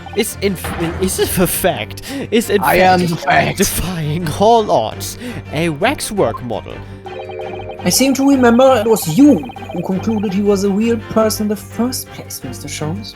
Shut up! And it was this detective's arm that was pulled off by the man on the floor on the special exhibit. Next, we turn our attention to the old man set before him with a particularly unsightly visage. The telltale sign that instantly proves whether or not this old man is a waxwork is the obvious price tag. Take that! Twitch, the streaming platform. The telltale sign that instantly proves whether or not this old man is a waxwork is the obvious Twitch. In other words, this splendid old man is in fact a genuine member of Scotland Yard. Slight shift in your choice of adjectives, then. And there you have it. Well, Madam Tuspels. It was me who contacted the police and demanded that someone come in the first place. And I presume you've observed the scarf tied around his arm. Does that not strike you, Mr. Naruhodo? Like I'm going to strike you. The secret sign used by detectives to show that some criminal activity is currently underway. Of course. Because as you know, no, there has been just such a criminal activity happening here.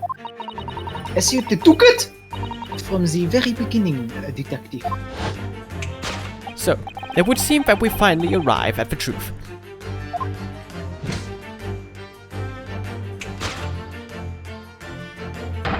The waxwork of the especially ruthless killer from the special exhibit has been kidnapped. Thus concludes Herlock Sholmes' great deduction of his horrifying puzzle. Again, I'm so smart.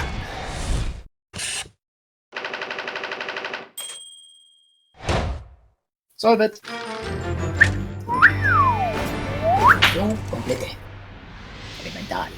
Elementary! Scarabeus. All sorts of people visit my museum here. Men, women, young and old, and this little bitch. Hey, what the fuck you talking about? But if anyone tries to damage my exhibits, I do not take it lightly. They shall join the others. Join the others. Join the others. So this waxwork that was stolen, it was a model of some horrible criminal, I suppose. Of a particularly horrible criminal, in fact. The killer who left a more profound scar on society than any other. A professor. The professor case happened at around the time I was born, didn't it? You weren't born, you were forged in a mountain. 10 years ago, a series of murders that rocked the capital. 10 years ago? Yes, at exactly the time. Do you hear the music, Mr. Naruhodo? It means the killer is back! He's among us! Ah! You must first understand, my dear fellow, why it is that the professor earned such infamy. It was due to the victims he chose, some of Whitehall's finest, members of the nobility, even royalty. It sent shockwaves through the country's administration. Members of the...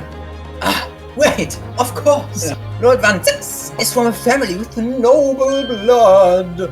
Oh gosh! The last of the killer's prey was a young noble by the name of Clint Van Zix. No! Clint! I don't believe it. I still can't believe he's gone. Van Zix. Hey, none of the predicted scenarios I've been analyzing involved you coming to visit me here. It's been too long, it really has. I'm delighted to see you, James.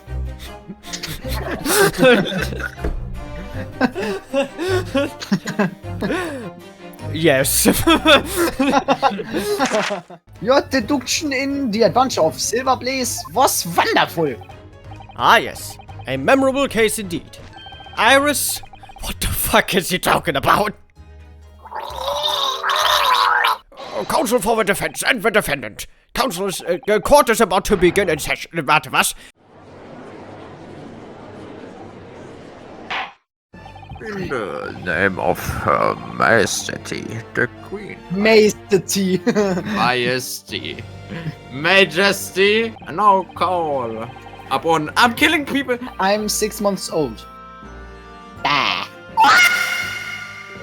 To have a man's fate in the palm of one's hand.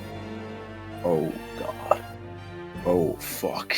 The incident we are here to judge today. Because I'm very judgy. I'm the judge, man. So, your opening statement, please, Lord Van.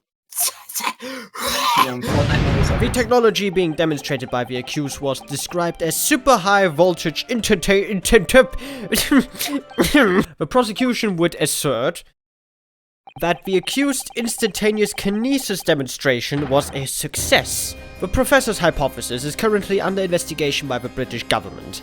If it is deemed to have merit, a substantial research grant would be made available.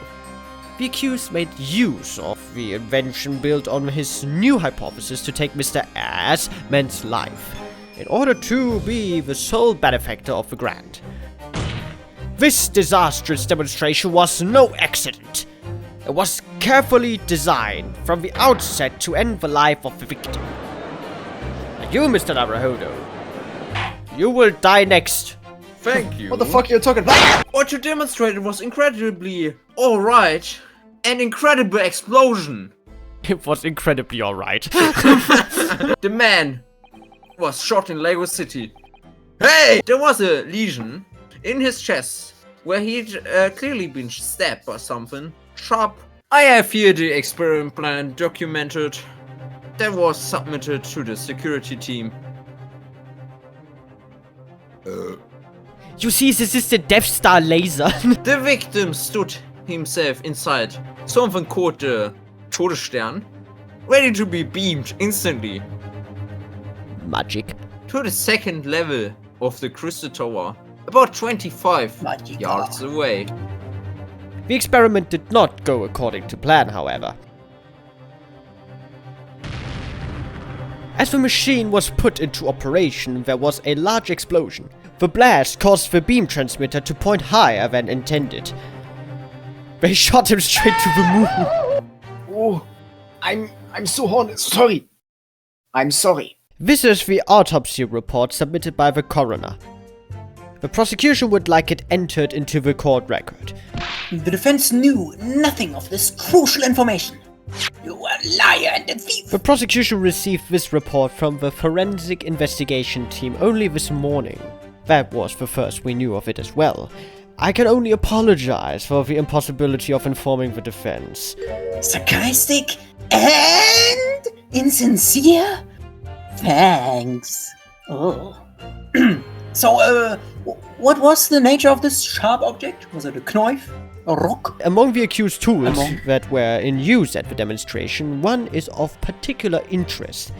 This. That is my trusty little companion, Andre. Do you know each other already? He's one of my dear friends. Like all my tools. I've named them all, you know. We are one big family. That also. Andre is my flathead screwdriver, of course. His brother Mickey is crosshead. So, one of Professor Herobrine's tools is the murder weapon? That sounds kinda obvious, innit? I took into account the subject's height, weight, and the wind direction. The ambient temperature I completely forgot. Obviously then, you had to include the weight of the clothes Mr. Assman was wearing at the time, I suppose. Sauron momentum. Cracking comets. The answer should have been there. There's no way that could possibly have stabbed Mr. Arshman, as you say. Hey. I plugged something in the size of Andre into the man's chest. His whole stage would have been bloodbath. No, blood swimming pool. Pray forgive the discourtesy if I savor a drop of my hallowed chalice to accompany my old friend's deucing.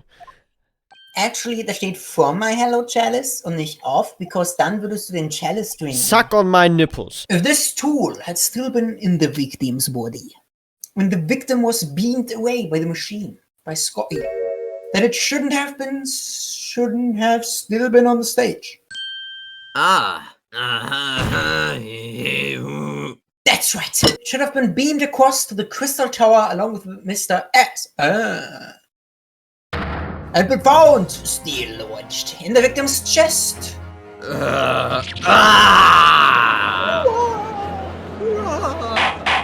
If the screwdriver was still in his chest when the instantaneous kinesis occurred, obviously that should have been beamed to the destination as well. This is a strange situation. Even though people are saying that this instantaneous kinesis is a scientific impossibility, we are still basing arguments on the assumption that it did actually take place. Alright, time to tighten the screws here. A good joke again, Mr. Naruhodo. That's great for you. If the prosecution is unable to explain this inconsistency in its argument, we can only conclude that the testimony given in support cannot be relied upon. Well, shit. Man Six ist stumped, Alter. Hold it! It bears out! The equation spooled, hold, fuck. Mr. Naruto, keine Sorge. Not delving into the details, there's no inconsistency. Even if Andre had been locked into Mr. Arshman's chest, my trusty tool wouldn't have moved. Andre remaining on the stage is consistent with my calculations.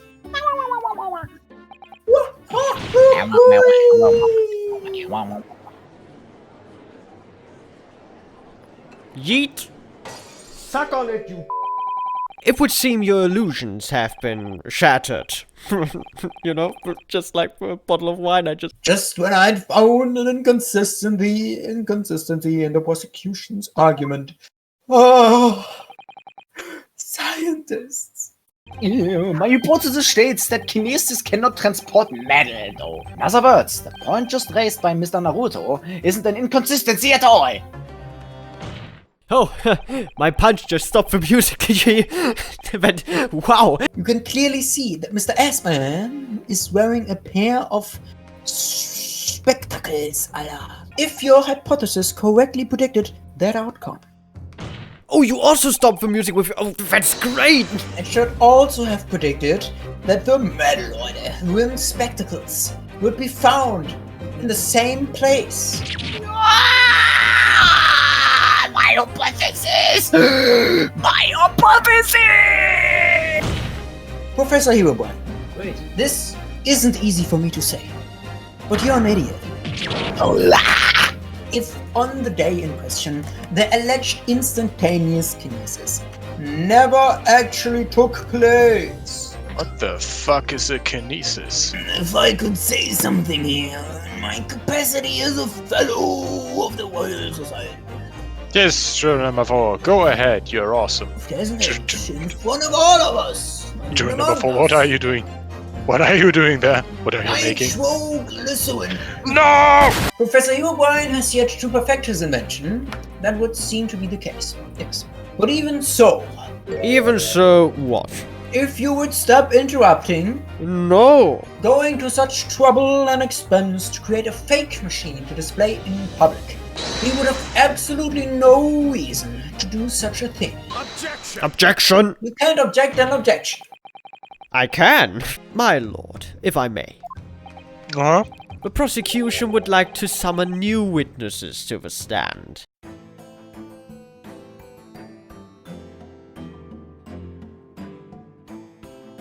Witnesses, state your names and occupations for the court to hear.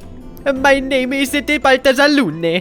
I am the impressionario of all the hot air balloons in vicinity of the Experimento stage. Warum hast du noch Mario reingesneakt? Mein Name ist Wilhelm Gottsreich Siegesrormstein. Yes, one balloon. I'm gonna...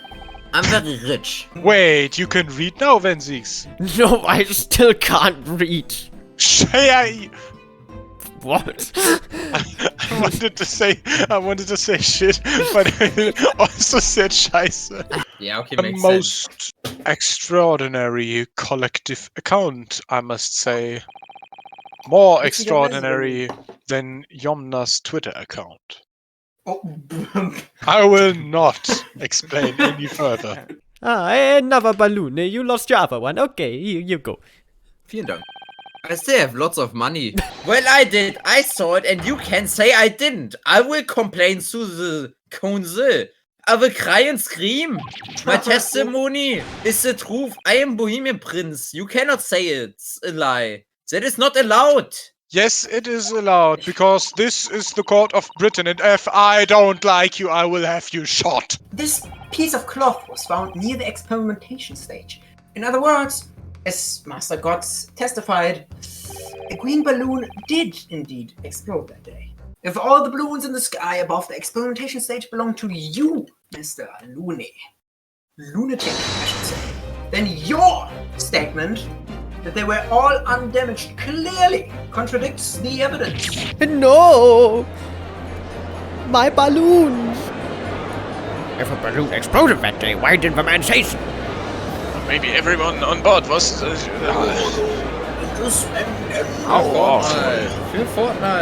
Objection! Objection! You shut the fuck up! You are suggesting that I am a liar. That persons died in a balloon incidente. There's no need to get fired up. Mr. Lu. The defense calls for further testimony from Mr. Lunatic. But you can't get away from the fact that a burnt up bit of cloth was found at the scene, can you? The coppers at the yard reckoned it was probably some debris thrown from the explosion of the stage. This stupido ragazzo is mistaken.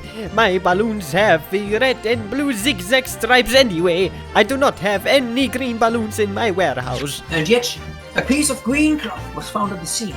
And it's unmistakably from a balloon. Well, I do not know how that can be. For the sake of argument, let's say that a green balloon did explode above the stage. You couldn't therefore conclude that it happened on the day in question. Why not? Well, let's say I have been in a balloon once and it also fucking exploded, and maybe that one. If you do not have evidence, ragazzo, then I must tell your parents to punish you, eh? Well, why didn't you say so sooner? Because you I have the photograph here. Fuck-faced. Good gracious. I had not been up in a balloon for a little while, so I was very excited. And took lots of photographs. My lord, this is fucking monochrome. Very well. The court will accept this photograph as evidence if you pay me enough. Well, if you ask me, this black and white photograph changes nothing. I could not give it a flying fig. Lovely language you've picked up. But it can tell us something else. Something crucially and equally important. What? There was a fourth balloon in the skies above the experimentation stage. The mysterious green balloon. I know nothing, niente. I can only tell you one thing. If this balloon was not carrying passengers, then it was not one of mine. Floop, floop, floop, floop, floop, floop. Objection! There are illegal tradesmen everywhere you care to look. There's one right behind you, Mr. Naruhodo. See, I'm completely blind. The competition, they tried to steal my profit. It's relevant, does salute me, I must say. Imposter! A vital clue, eh? Objection! Who the fuck let this wizard in? We can reasonably assume that the pictured balloon was destroyed in the searing heat of the explosion. Evidently. Because the bird cage from the Kinesis machine materialized. Objection! No.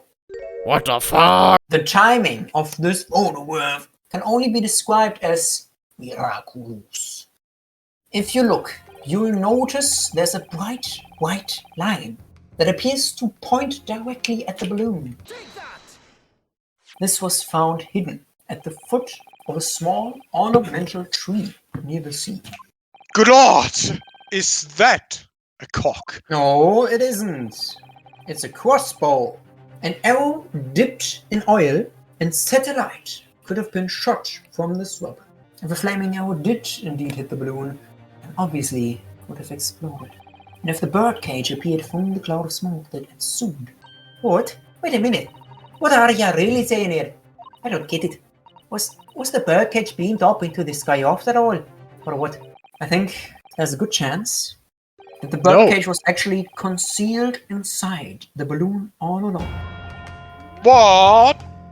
Whoops. On stage, when the experiment was started, the birdcage in the Instantaneous Kinesis machine disappeared in a cloud of smoke. At that moment, the flaming arrow was fired from the ground, causing the green balloon to explode and drawing the attention of the spectators to the sky above their heads. From amid the smoke, the hidden birdcage then appeared to fall down and crash into the Crystal Tower. I think you all agree, it's entirely plausible that what I've just described is the real truth behind the miraculous experiment carried out that day. This... Good grief! Objection! This is ludicrous! What you've described is no science experiment. It's child's play. A contemptible display of stage magic. The explosion that engulfed the stage at the start of the experiment was no accident. It was all part of an elaborate deception to make it appear that instantaneous kinesis had occurred. It means that the victim, Mr. S-Man, was never present on the public experimentation stage to begin. In short, he couldn't have been killed by the defendant who was on stage in full view the entire time. Hold it!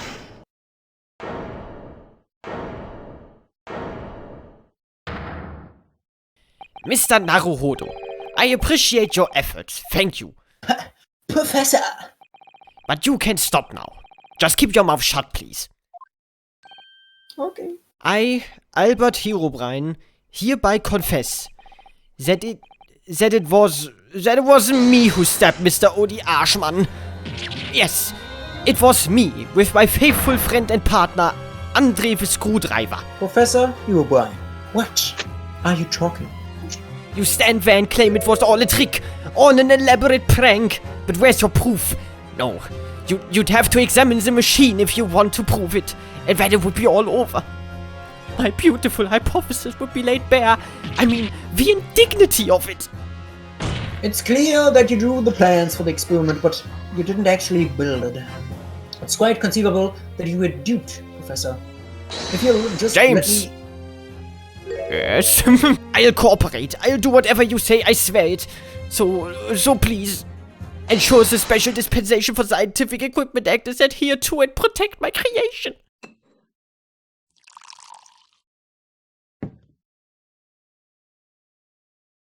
Pray forgive the discourtesy of filling my hallowed chalice at this critical juncture. Do you intend to formally assert that the experiment was nothing more than a conjuring trick? Because the moment you do, the Special Dispensation for Scientific Equipment Act that protects the professor's invention will cease to apply.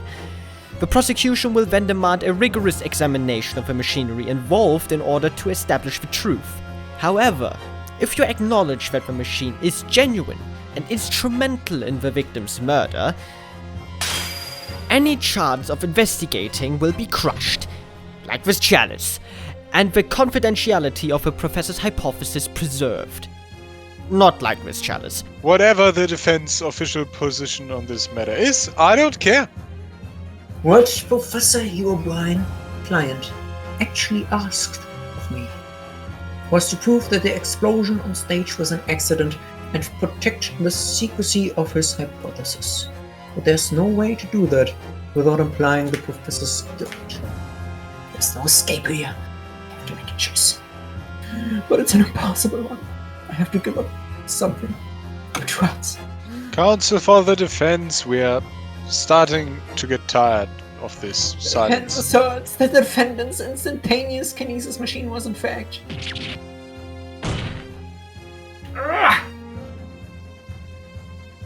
No! Can't say it. My client placed his faith in me. I can't just let him down. What must I give up on is not the question you have to ask yourself here. It's what can I protect? Susie Boosie! Hello again, Mr. Naruhodo. It's been far too long. Susato-san! What are you doing?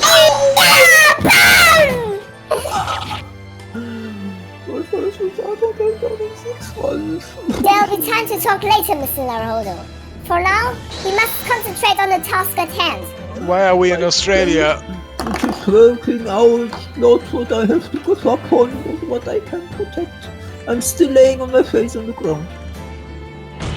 Professor Herobrine.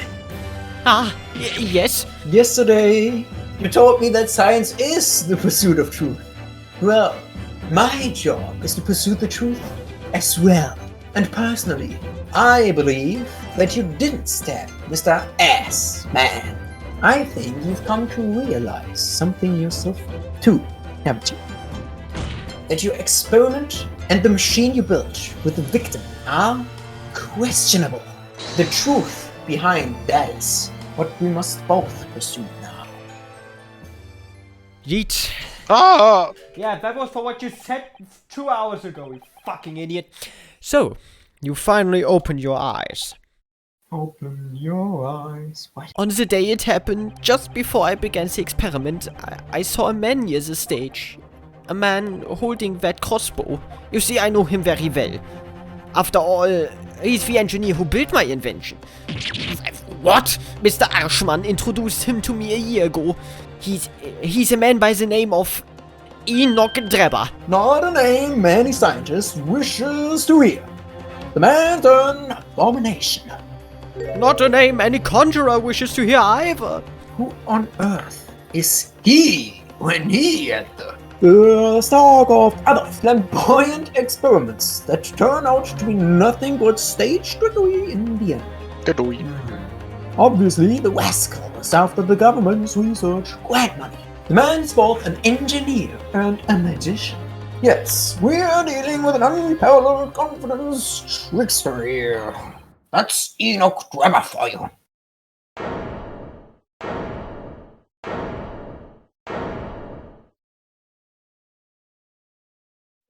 Huh.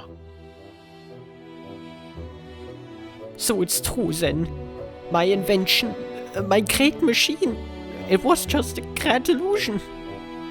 Considering what we've just heard about Mr. Drebber's character, I'm sorry to say that sounds increasingly like.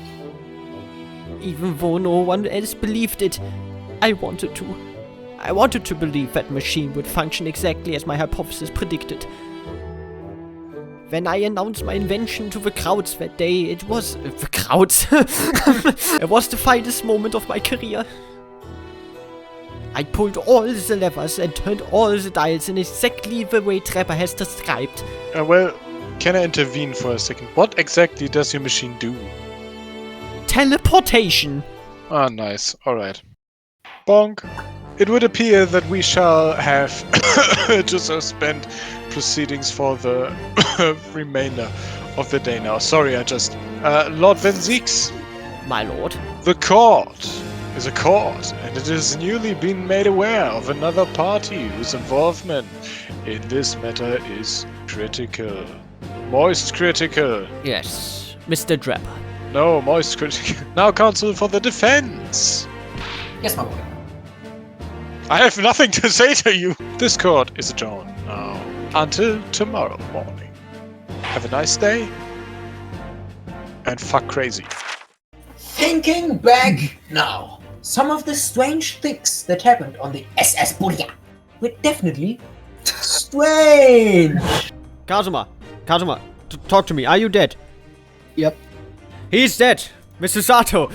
Eureka! Hey guys, it's me, it's Kazuma. I just wanted to tell you that I am indeed alive and I'm having an affair with Mr. Sholmes. No, you are not! I wrote a really fucking long story, which is based. I called it the shit in the fuck. It's time for me to say truly dead bounce to London. I'm intending to take the kid with me. The little shit's gonna die. Well, I can't leave her here in London. Who knows what become of her? She might turn British. It was amazing when you showed that doggy professor's doggy experiment was a total fix. The dodgy professor, as you put it, Gina, is Mr. Naruhodo's client. Starting to wish he wasn't, though. What the fuck? Ladies and gentlemen, I present you time travel. Look at this wall. Oh, I was totally struck by the idea of time travel, you see, and I simply had to write it down. The wall was all I had to hand. I found I can represent my fortunes with only odd numbers in an ambitious set of simultaneous time travel.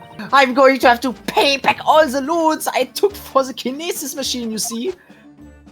So it's going to be a new serial publication from next month. Part 1, time travel. He believed in me this morning, you know. Baroque Karok. He believed in my hypothesis. Well, I think That was just a necessary factor in the prosecution establishing its case. Nein, Baroque wouldn't do something like that. You know what rhymes with that? Cat and time travel. I'm sure the prosecution would have declared my hypothesis. In that case, you would have been declared a fraud yourself, Professor. Oh no! It's almost as if you are a fraud. Exactly, which would have been fate worse than death for me. So time travel, is it? All young scientists are full of youngness. And science. And science. But none of us have any monies. We want to do research, but we can't afford the money. It is amazing, though, isn't it? The scale of the whole affair is so very British. Oh, look, is that... I do have a subreddit if you're interested.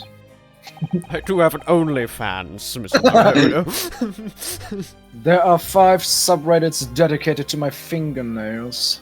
Yes, I also can do lots of dots, Van Zeeks. What? Oh, nothing. I was just surprised that you shared that with us. I might share you with my brother who is alive. I am the protagonist from Assassin's Creed. Your poster, your presence. It could only be. It's you. It's Assassin's Creed. Whoa, was? Can it really be my boyfriend Kazuma? You act as if you've known the man for a long period of time, then he died mysteriously and you have never seen him again. Well, that's oddly specific, but... Not that I would know anything about it. Sorry! We had something we wanted to ask you, but you weren't here, so...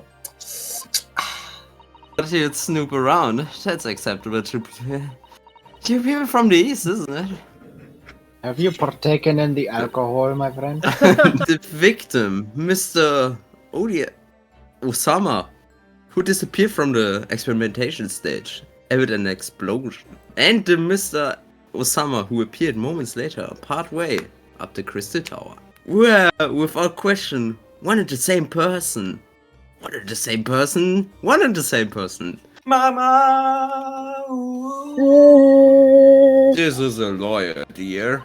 I cannot breathe, mother. The fate of my... Shut the fuck up, little bitch-ass, punk-ass bitch. I think you might find that he's quite nearby, actually. I am the Marvel Cinematic Universe. We're talking about the waxwork abduction, I presume. Indeed we are, my good fellow. As I predicted, it was as easy as proverbial pie. I went to the baker and said I want a proverbial pie, and he kicked me in the dick. We met him earlier today. The victim. Kazuma Asugi. I can't believe he's back. I will now tell you something of the very first importance, my dear fellow. Shut the fuck up. It's of Mr. Enoch Drebber. The face of the angel is so... we sick. Well, all Englishmen look broadly the same, of course. So, looking at the photograph won't be particularly instructive. Are you alright, Mr. Sholmes? Ah, yes, forgive me. Very interesting, this. Very interesting indeed. As I explained to you when you arrived, the missing waxwork has been returned. and I personally reinstalled it in the exhibit from which it was taken, behind those fake curtains. Ah, yes. The Professor exhibit, isn't it? Would you like to see it? For a mere 5 shillings! That's a special one-time only price, you understand. Hello, dear fellows. It is me, the headless gentleman. How do I talk? I don't know. Who do I talk to? I don't know. Then perhaps Mr. Sholmes absent. My deadly forgot to retouch it. Wait, Mr. Naruhodo, I need to get my painkillers. Now wait a moment. Where's my antidepressants? What the fuck on this fucking earth is that? It's the she-strippler! After taking the life of his 5th victim, the killer was apprehended. It was a case of unprecedented magnitude in Britain, you understand. Accordingly, the professor was tried in a closed court. No members of the public were permitted. A closed court? Does it mean that the professor's identity? As you've surmised, my dear fellow, his identity was never made public.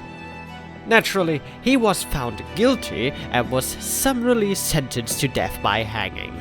He was buried in a grave at Lowgate Cemetery, which adjoins the rear of a prison where he had been held. However, that was not the end of the affair. The very night that he was buried, the convicted man came back to life. He clawed his way out of the ground and emerged into the moonlit graveyard.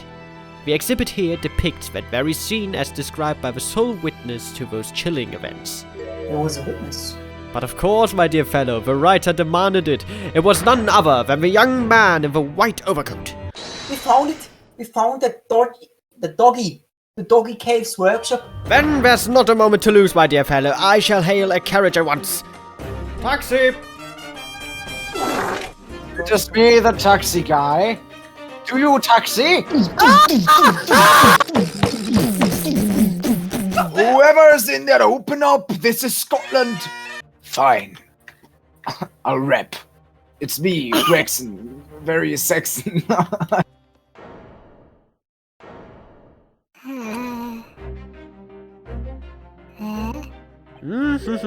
I see.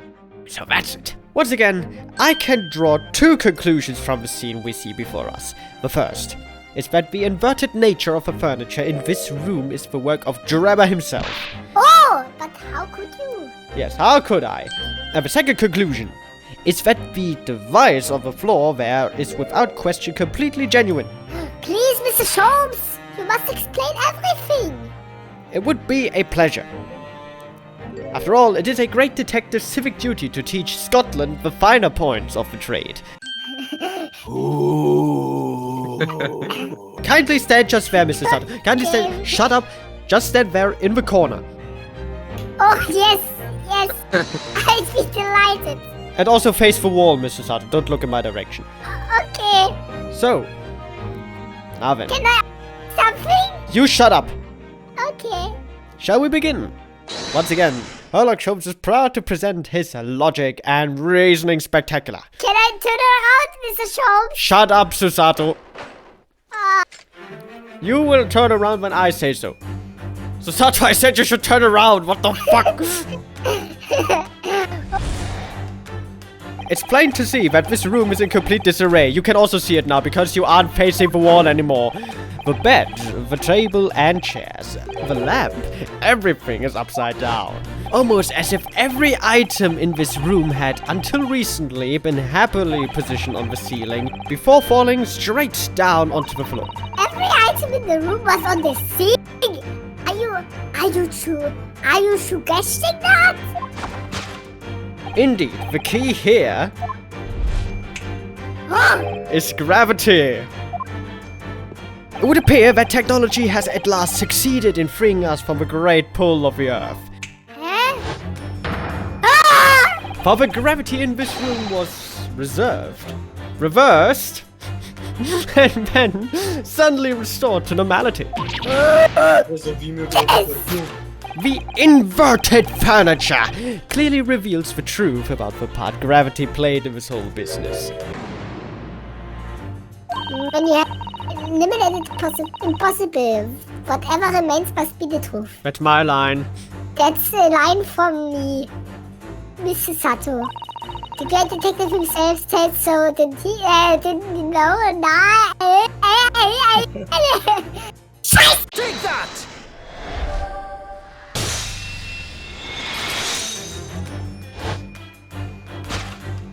The upright vase clearly reveals the truth about the part gravity played in this whole business. Upon my word, Mr. Naruhodo, you've surpassed yourself by completely turning my argument on its head. Trying to impress your assistants here, perhaps. Mr. Naruhodo. No one's trying to steal your spotlight here, Mr. Sholmes. Trust me. In short, much as it pains me, the gravity of this room was never inverted at all! My deepest sympathies for your loss. Mr. Sholmes. But the show must go on. So let's Yes, the reason why everything in here has been turned upside down is because of the anti-gravity device. Take that!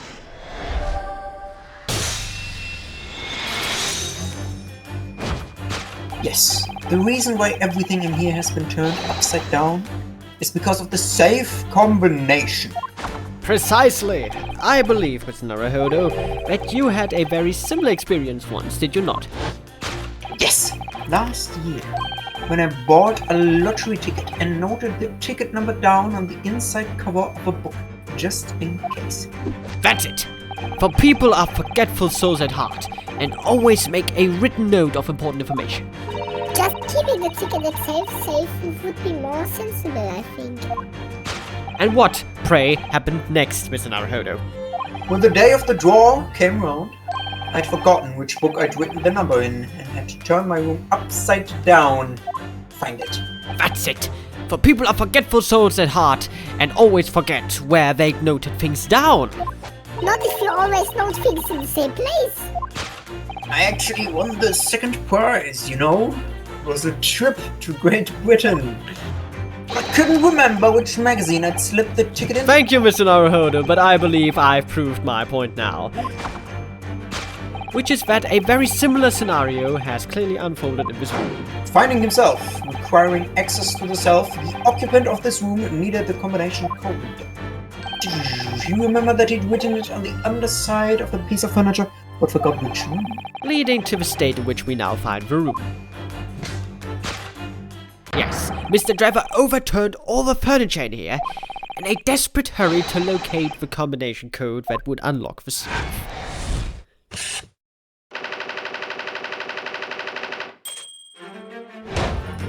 What was our engineer's friend's aim? Gaming. Indubitably. The greatest clue we have to explain his actions is above our heads.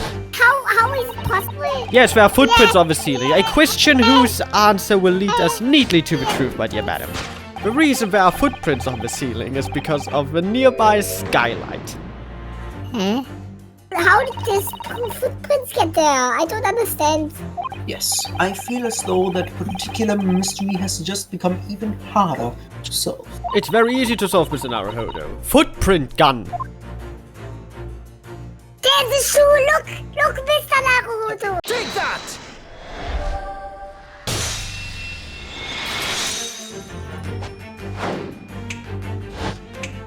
The reason there are footprints on the ceiling is because of the nearby shoe. In other words, the aim was never the skylight at all, but the balloon. But for what purpose? An excellent question. A green balloon. That seems familiar. It was a piece of a green balloon's envelope that Mr. Naruhodo and Iris found at the scene. And inside the green balloon, that Master Bogus claims he saw above the stage when the incident occurred. Was the second birdcage the crux of the whole instantaneous Kinesis deception? Mr. Naruhodo, I have to tell you something. I feel the same, Susie. I shitted in your cornflakes this morning. I didn't know. If we assume the balloon in here is a model of the one used on the day, and ignore the fact that apparently Mr. Sato shitted in the cornflakes of Mr. Naruhodo, there is a strong possibility something may be concealed inside it. Something our absconder was desperate to retrieve before making a hasty getaway. But the balloons are huge. Hence why he resorted to a projectile, namely the footprint gun.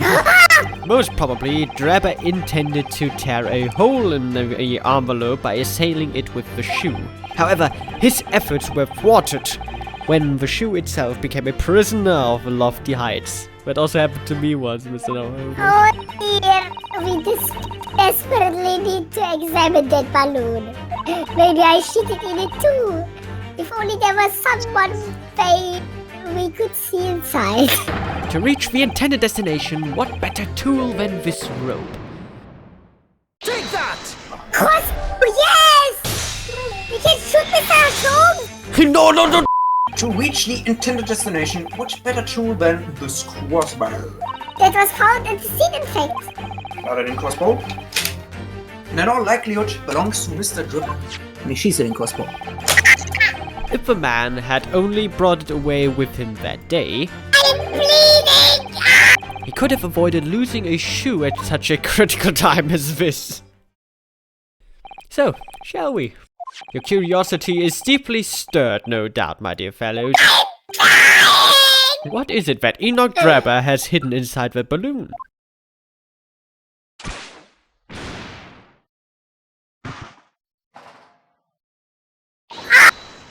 What the? Waxwork! Indeed it is. A waxwork head inside a metal mask. A mask that is shut tight and fastened with a strong and quite impenetrable lock. Just a moment. This is the head of a waxwork model? Does that mean... Oh, goodness. Goodness gracious.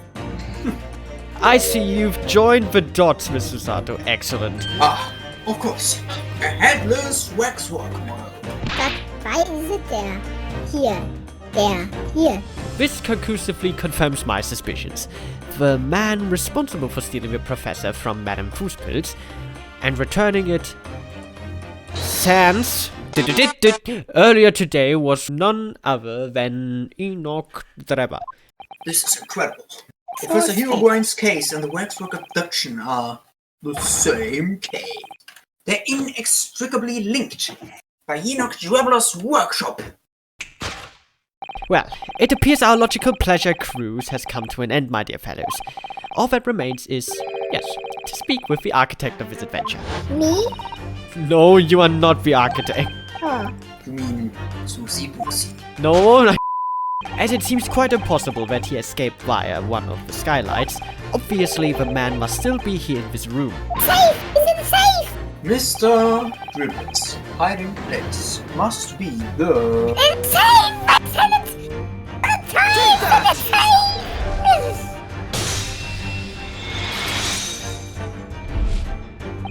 Before we gained access to this back room, we heard noises from in here. Which tells us that the engineer was still in the building at that point in time. He was in fact searching for the combination for a safe. And pressed for time, made no attempt to right the furniture that he overturned in the process. From which we can deduce that a search for the combination happened very recently indeed. In summary, Mr. Enoch Drebber is at this very moment inside the safe. Thus concludes Herlock Sholmes' great deduction of his topsy-turvy puzzle.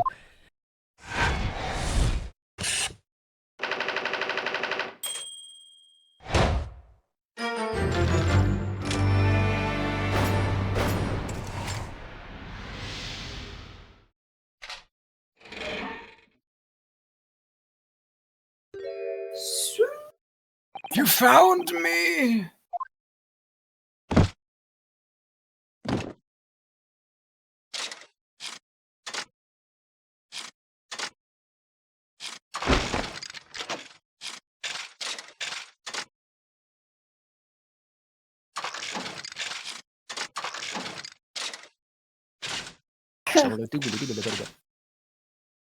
I'm a scat man. Skibbly dum baba boo.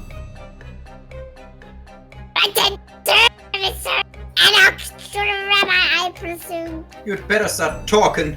A trick professor, you O'Brien, with that bogus machine you built. And you shall have to explain the of the talk from Madame Two Spills as well. Personally, I would advise that you deactivate my little parcel first. I refer, of course, to the time bomb I left in a most prominent position. You're all gearing up to die with me then. No, please! Oh. Mr. Sholmes, you've only 7 seconds to spare. That was too close for comfort. I've got 1 foot in the grave already. Are you trying to help us get a killer or get us killed? Well, my dear fellows, that was a close shave. The resemblance to an anti-gravity device is quite startling, I must say. Anti-gravity device don't exist. You've found me, haven't you? You need to screw me down and no need. So. We'll be giving it a through going over, don't you worry, dribbler.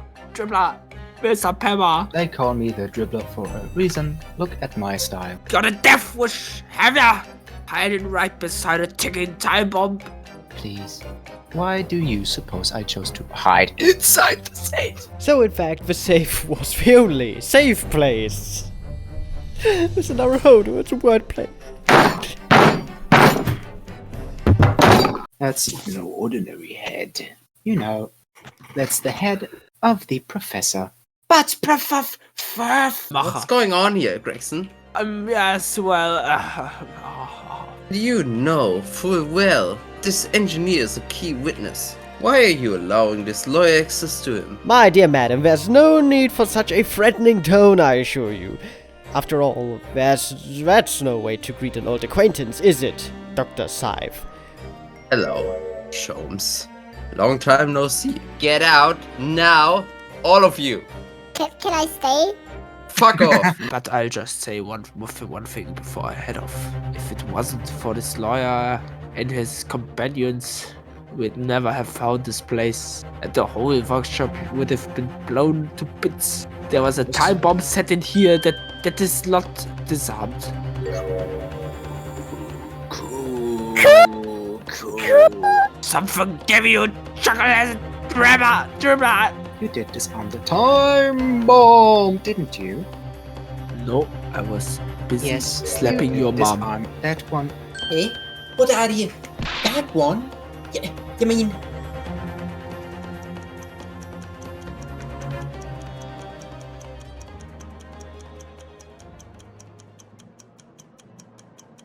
Oh, what a beautiful day to be out here protecting this priceless scientific invention. I really hope it doesn't explode. Oh, great heavens! Good morning, my dear fellows. It is I, Mr. Herlock Sholmes. Scheiße. Bailiff, do something violent.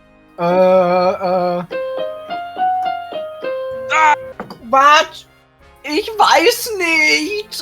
Du deutsches Arschloch, du!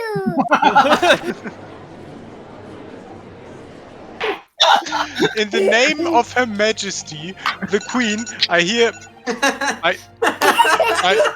The prosecution is ready, my lord. And this is my apprentice, Assassin's Creed.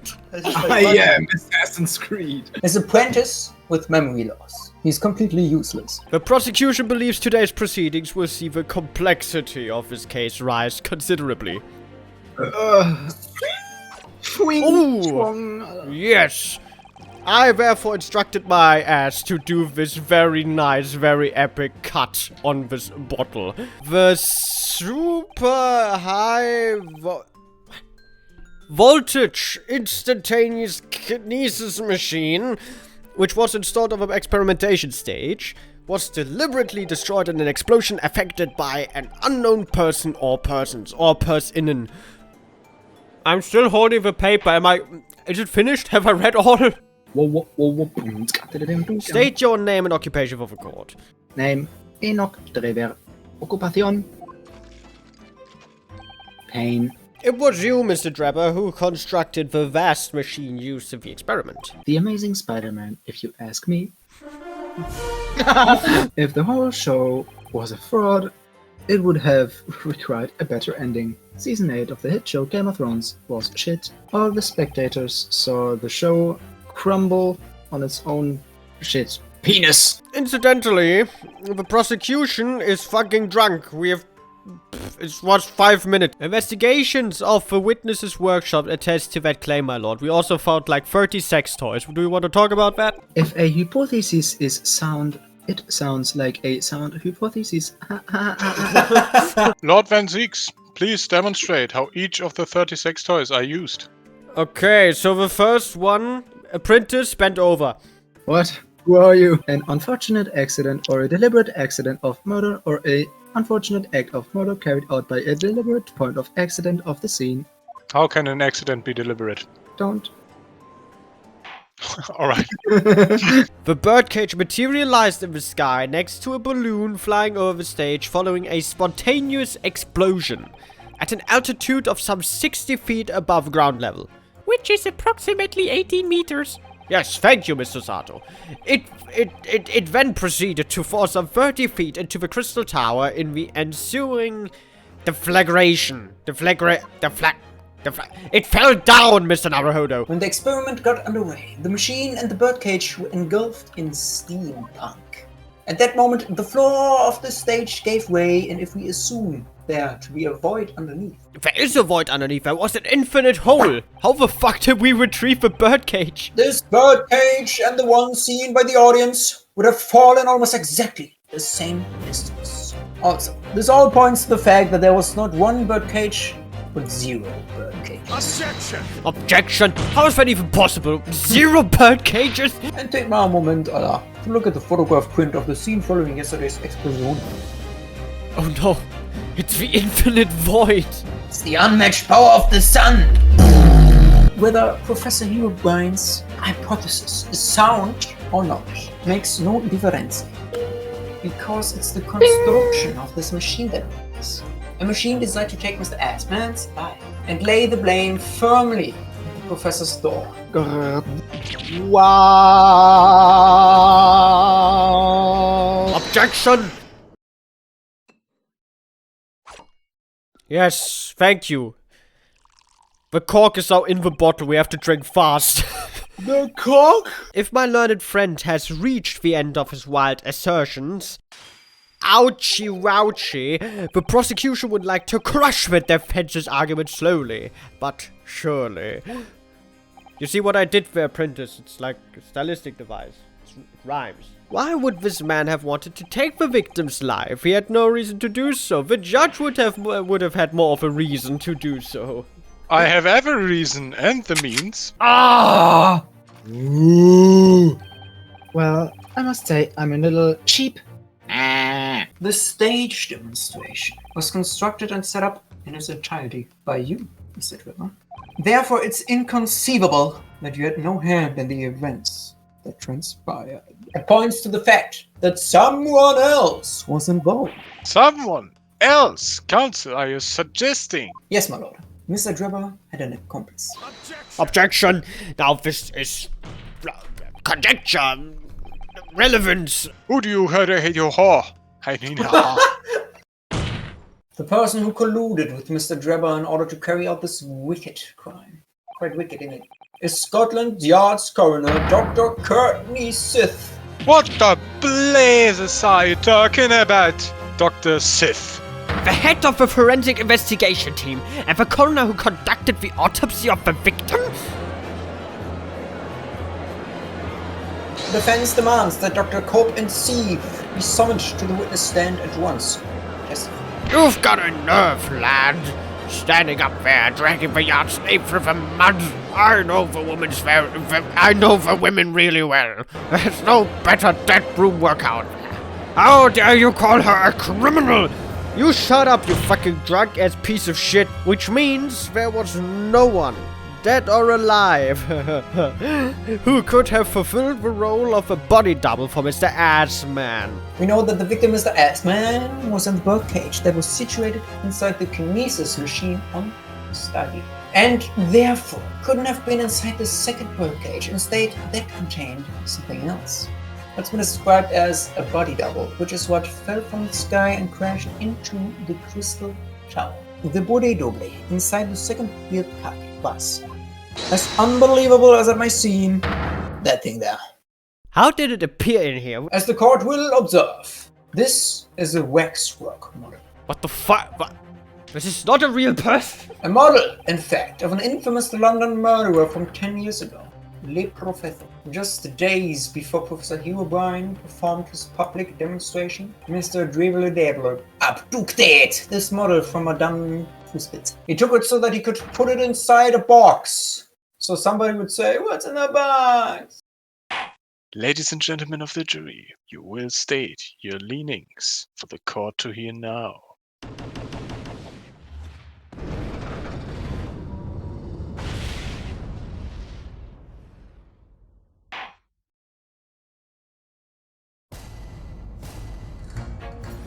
Let's just say we have run into each other more numerous.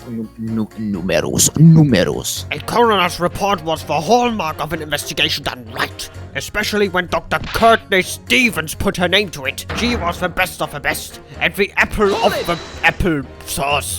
Who's Courtney Stevens? Stevens is Dr. Sipes' maiden name. I'm sure I've seen that name somewhere recently. I have here a autopsy report from 10 years ago. A 10-year autopsy. A 10-year. 10 years. Bread is real. It is, of course, from the autopsy of the person portrayed in the waxwork. The killer, known as the Professor. Guys, finally. Bread is real. Bread is real. It appears that the Professor's autopsy was undoubted by Dr. C 10 years. And a few days ago, Mr. Drebber very deliberately stole the waxwork from the Professor from Madame. A waxwork that doesn't, in fact, resemble the item, Mr. S. Man, at all. Hidden links, mysterious connections, secret relationships, this is all the most extraordinary. We're surely obliged to now explore the inobligeness of the further. Quite right. We can't let this trial come to an end now. Not while there's this cloud of sus hanging over the Archbishop Coroner. Shit. As a result of the summation and examination, the jury's overall length has changed. A waxwork of the despicable Professor, used as a body double for the victim in this quite extraordinary case. Many things have been said that shouldn't have been said, to be honest. If a court is to delve deeper into the alleged involvement of the waxwork in this case, then the prosecution calls for the owner of the model to be summoned as a witness. Bailiff, show Madame Tussbells to the stand. I don't know who that is. And bailiff, give me an epic camera pan for Mr. Naruhodo. Oh, things about to get down. Don't drop the camera. It was expensive. Yes, oui, my lord. There was a demand for ransom monies left behind by the culprit. However, according to what I've just been told outside the courtroom, that was not the true reason. Aleazonismus. Could you stop speaking French? I understand it was utilized as a substitute for the body of a murder victim. Sent a snake rattle the mind before I hurdle my head by the gavel of time to wake up. Thank you, Assassin's Creed. Haven't Express has been proud of himself from sculpting models of perfection. Every detail, including the visage, fastened with a complete fidelity. Et voilà, aux principes. Oh, thank God. I can finally understand her again. Do you mean to say that beneath that mask? Yeah. True visage of his killers here. I still don't understand what she's saying, but I think she saw it. Yes, she bought the... Shut the fuck up! The face of that monster! As you can see, this presentation was based on a picture and article. With most detail an account of what happened, as reported by the eyewitnesses was on. A man rises from the grave. It's too absurd for words, right, Assassin's Creed? I could never imagine that Assassin's Creed could be some major character from like 5 years ago. I am Assassin's Creed. Shut the fuck up, Kazuma. If you look at Dr. OpenC's report, it quite clearly states the following. Death by hanging, confirmed at midnight, 17th of June. No. If the professor indeed died at midnight that day, and by the time you then he would not be alive today. Say, rigor mortis would already have set in. Well, yes, you're right. Yep. In that case, there's only one possible illusion. The execution didn't actually take place at the stated time. Order, Assassin's Creed, call the Ubisoft meeting. Objection!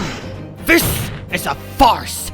My learned friend appears to have overlooked one very crucial fact. The prosecutor died the prosecution... Yes, the professor died that night. However, what if he didn't die? Whoa. What? This is beyond science! Didn't die? Are you insane? Executed, criminal returns at the dead of night at Lowell Cemetery. The professor, assumed dead following his execution, emerged from his grave and was killed again. Objection! Don't be a fool! That's simply a rumor published by the gutter press. And you'll be certain of that? I can't be certain of. I mean, certain. Are you serious? Of course there was a witness. The story didn't write itself, but obviously the man made it up. We all know this witness very well. What? Assassin's Creed, are you the witness? Assassin's Creed is among us. And in question, Mr. Enoch. The previous witness. The prior witness. The last patch of witness. Ah, you're talking about the Pritness. Yes, thank you, Assassin's Creed. The undamned criminal emerging from the grave, and beside the tomb, a young man with a lantern stumbling upon the terrifying sight. And that young man, a 10-year younger Mr. Ryunosuke. Who? What's the new situation? I hate the word what. It's used in every single presentation. My favorite letter is the letter A because it's used in every word. The theft of the Professor Waxwork from a museum some days ago was perpetrated by the very same man. I have blown up a school bus! Goodness me, here it is! The Artice. The university student who experienced this shock event. Mr. Enough Dribbler. It's enough drip! 10 years ago, a young man appealed to the public about an extraordinary event he'd witnessed. The public treated his claim as nothing more than an amusing anecdote that was soon for a good thing. 10 years later, the same man steals the waxwork model of the executed criminal, ostensibly to use as a body double for the victim.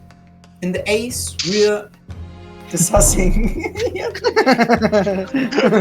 Oh no, it's all in my head, it's all in my head. If the bird age had in fact contained not the body of Mr. S, man, but the same waxwork, the owner from Scotland Yard who investigated Dr. Sith would have notified immediately. Dr. Sith put a name to more confirming the death of a condemned criminal who was still alive. A criminal whose apparent resurrection was witnessed by Mr. Dribbler. This art must summon Dr. C to the stand. But according to the massive dig I received this morning through the prosecutor's office, Dr. Scythe is unable to participate in these proceedings. Yes, I know that from the massive dig I received. Is that not the case? Am I wrong? Did the dig lie to me? The prosecution calls for the instructions in that missive to be scrapped. The assigned prosecutor has the final say on policy in any particular trial. In other words, me. I am the prosecutor. Let Enoch Drebber and Dr. Scythe both take the stand together.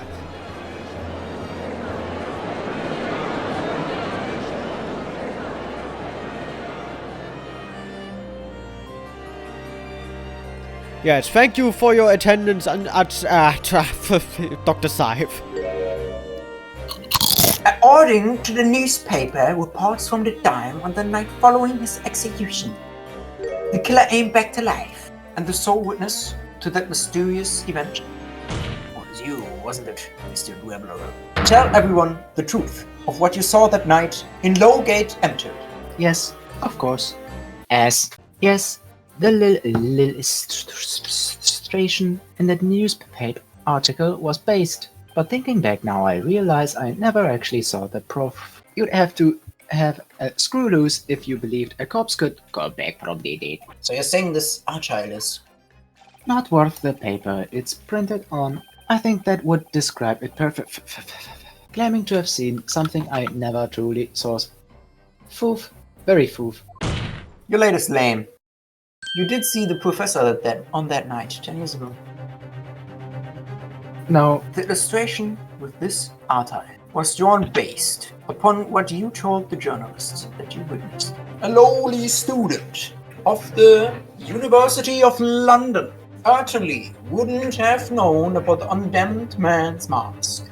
So unless you'd actually seen the professor that night, it's unbelievable that the artist would have included the mask in that illustration. As I've already been at pains to point out, I was utterly petrified, but afterwards I came to my ass and realized that I'd been coming. You're still saying you didn't see it, but I'm do better. Don't take it out on Mr. Sholmes. Oh la la, retardone. Mr. Drebber, do you remember this armor? It's the armor you took with you to the cemetery that night. What's that? There, just on the bellows. It looks like a dark stain. It must be wine. It would appear to be a spatter of blood. Something that could be confirmed with a simple chemical test, isn't that right, Mr. Dr. Sith? Mr. Lord? Doctor. It's strange. I propose that Madame Fussbeck's testimony was all right, and that on the night in question, 10 years ago, you were spattered with blood from the gunshot wound, and that furthermore, you really did witness the undamned professor emerging from his tomb. Mr. Dribbledy Devil is obviously lying in order to protect somebody. Goodness! Shield! He's shielding main peoples. Oh no, not the MCU. Well, Consul, who are you?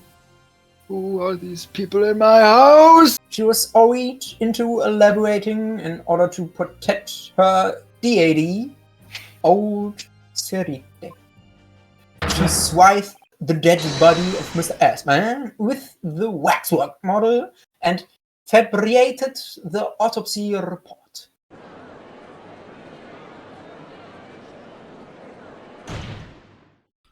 Pray, forgive my freshly filled hallowed chalice. Yes, it was the chalice who threw his leg up. And a whole raft of other discourtesies now. An unpredictable amount of chalices and discourtesies being excused in this courtroom at this very moment. If a condemned man really did emerge from his tomb that night only to Hold be up, shot in wait the a minute. chest. My dick is quite hard. Thank you, juror number Whoa. 4. So is mine. Thank you, juror number 3. Yes, I had no reason to kill Mr. Ashman at all. Are you forgetting that his death results in me receiving not a single penny? The court is already aware of the contract between myself and the victim, no? There is no contract. That is true. Mr. Drebbler's motive wasn't money at all. He was just trying to kill Mr. Assman. At this point, I don't even know what's going on to this, and I don't want to listen to it anymore. Outlandish conjecture without proof. It's this newspaper archive, my lord. Yes. On its own, it isn't particularly significant. However, when considered alongside another pile of evidence, it will completely explain your motive for wanting Mr. Assman dead. Mr. Dribbler, this is the contract you signed with Mr. Assman. Yes, that's right. The very document, in fact. That proves I had no reason to kill the man. No, I'm afraid not. Shit. So, my learned friend, point out what these 2 pies of evidence have in common. Are you making fun of me, my lord? Obviously. The signature on the illustration that accompanies the 10-year-old Argyle and the signature on the ontrat belong to the same person. As the art has heard, this illustration was drawn 10 years ago by the newspaper reporter who found Mr. Dribbly Dibbly and interviewed him about his ordeal. If you look closely, the reporter's signature can be seen in the bottom right corner of the drawing. You can clearly see Mr. S-Man's signature at the bottom. Oh, good lord! What does that mean?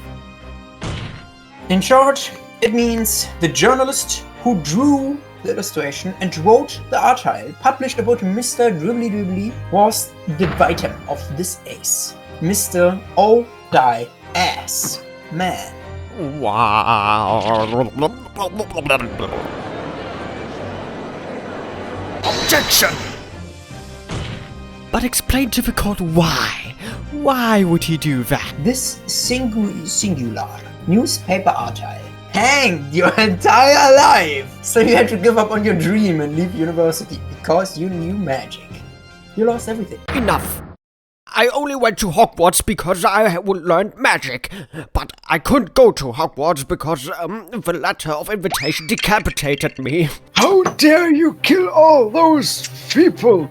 Well, my lord, Freebird was playing. I also intend to kill everyone here. You can't do it, Freebird! Who is better placed to know whether or not I possess a talent for science than me? I'm sorry to say that your words don't ring true at all. Well, shit, I tried. So you remember this, Mr. Dribbler? We found it at your workshop. Oh my god, the Royal Society Trophy of the Council of... Where am I? Your talents would go to waste. All as a result of this one newspaper article. You did it! You killed him! Yes, and? I killed him. What? I admit it. All of it. What are you doing? It's exactly as the Japanese man said. I was coerced into going along with this man's plot to murder the victim, on the condition that he kept my dirty secret from 10 years ago.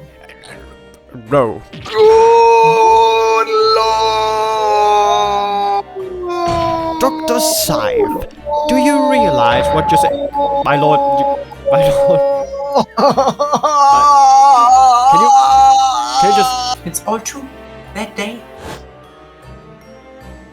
when I arrived at the Crystal Tower, my heart nearly stopped. Believing. Jump scare. Get scared, get scared, get scared. It was the professor again, staring me in the face. And then, before I had a chance to react, I noticed something else. There was a note tucked inside the model's jacket. Mr. Dr. Scythe, you will go along with my plan. From someone who knows to someone who doesn't. That is what he said. All the instructions were there in the note. Every detail was meticulously written out. I had no choice but to do what it said. I made the necessary alterations to the scene and fabricated the autopsy report as instructed. There was really no other choice. It had to be done to protect the judiciary. I can only apologize now. So then, Mr. Drabber, what you say to that? In it, woof? Well, go fuck yourself. I admit nothing at all. Now, Assassin's Creed, this is a plot twist if I've ever heard one. Well, you didn't hear the truth, because I killed them. No, Assassin's Creed! What happens next will surprise you. 98% of people don't see it coming. At the present time, it is the conclusion of this court that the defendant was not racist in any way. Does the prosecution have any objects? I've got this wine bottle, my lord. That will do. Without further ado, then, the Objection! The definitely objects to the trial ending at this time, my lord. What are you playing at now, my Nipponese friend? Why would you want to obstruct the conclusion of a trial at this point? You are literally winning. The truth The whole truth and nothing but the truth. A way to bring it all out into the open. That is why the Diphany calls for further testimony from Dr. C. Testimony? From me? About what? About the nature of your elaboration with Mr. In case it's escaped your attention, I've already admitted to everything I did, so stop wasting everyone's time. As his lordship made very plain, your client will get the acquittal you wanted for him. There's simply no point in protracting this business further with another tedious cross-examination. Objection. Whoops. Pray forgive my careless handling of that hallowed bottle. I slipped. The prosecution also calls for supplementary testimony from the witness. Be stupid. If there is more to this case than has yet come to light, then I will join my learned friend in pursuing the facts until the bitter end. This is most irregular, to say the least. I've read my line just as it was portrayed in the game. Hold! Oh, okay. When you say arranged, I presume you mean with this? Yes. The instructions in the engineer's note said something along the lines of fabricate some evidence to make it clear that Hero Brian alone could have killed Iceman. So, you mean that was your doing? I fetched Hero Brian's ridiculous screwdriver from the stage and took it with me, alone, to the abyss under the stage where the birdcage had fallen. There was a void under the stage where I found the birdcage lying in the dirt. I approached it, leaned down and slowly opened it up. Then I took the screwdriver in both hands and plunged it into the man's chest. Objection! Dr. Sith, in that last statement of yours, there's just one point that seems to defy explanation. Out with it, my learned friend. I am very excited.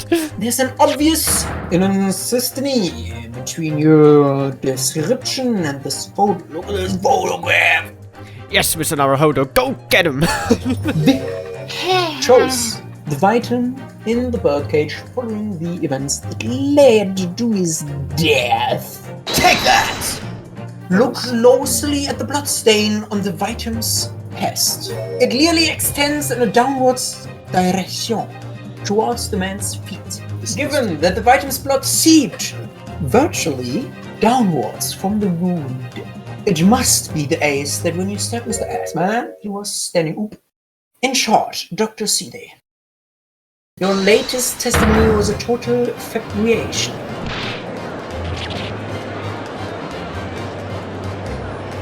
We've all been under a great misapprehension here. The question of what the bloodstain really tells us has only one possible answer. If when, one would say, the Vitam was stabbed, the blood from the wound seeped downwards as it did.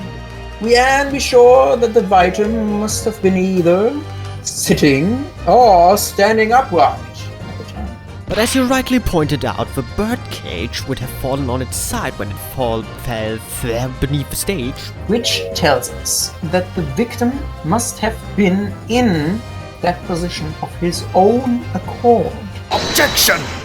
That's impossible. The man wasn't dead, remember? That is the aforementioned misapprehension. When the birdcage fell from the stage into the void below, it must have hit the ground with considerable fall. Ah, no! I will get out of this thing after I dropped 30 fucking feet. If the Vitam wasn't fed alive at that point in time, it hangs everything.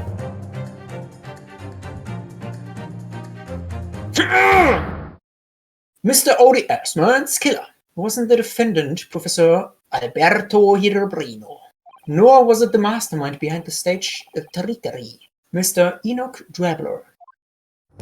It was you, Dr. Archney Seed.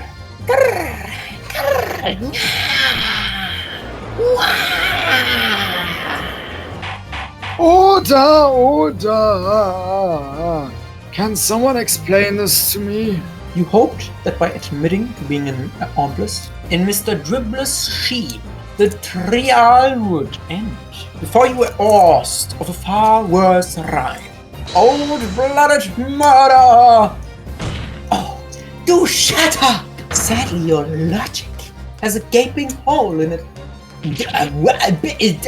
Huh? I'd have thought it was obvious. A motive, boy. You're lacking a motive. What possible reason would I have to kill Mr. Assman? Assman was involved in a number of criminal activities, from coercion to theft to murder. But there is no known connection to Dr. Scythe there. Unless, of course, you somehow made one up. I'm rather relieved to say I don't know what the fuck is going on. I feel sure I've seen something somewhere. That there's something in the specific circumstances, I'm sure. Yes, I might have tampered with the crime scene and concocted a fake report. And yes, I might have killed the man, but you don't have a motive. But when you questioned what possible reason you could have for wanting to kill Mr. Assman, something did come to mind. It's a sample, or rather, samples. Did you say Scoobies? I most certainly did not. But actually, I realize now it's not the samples themselves that are significant. It's the money for them. Disappearing every month from the department's AOs. Assman's criminal organization relied heavily on extortion for its funding. Tracing the money from a forensic investigation team's account to find out where it was going would be extremely straightforward. I don't know what happened on the night of that execution 10 years ago, but he most definitely wasn't executed. But clearly, the opportunity to rid yourself of that money was too tempting to pass up. You weren't coerced at all, were you? You did it entirely of your own free will. You stabbed Mr. Assman in the heart with all your might. To silence the blackmailer who knew your dark threat forever. You'll never understand. None of you. But we've had to keep covered up all these long years. 10 years ago, you told the truth, and you were robbed of a bright and successful future as a result. I can certainly understand your bitterness and your consternation now. However, you are still a criminal. This is surely the chance you've been waiting for.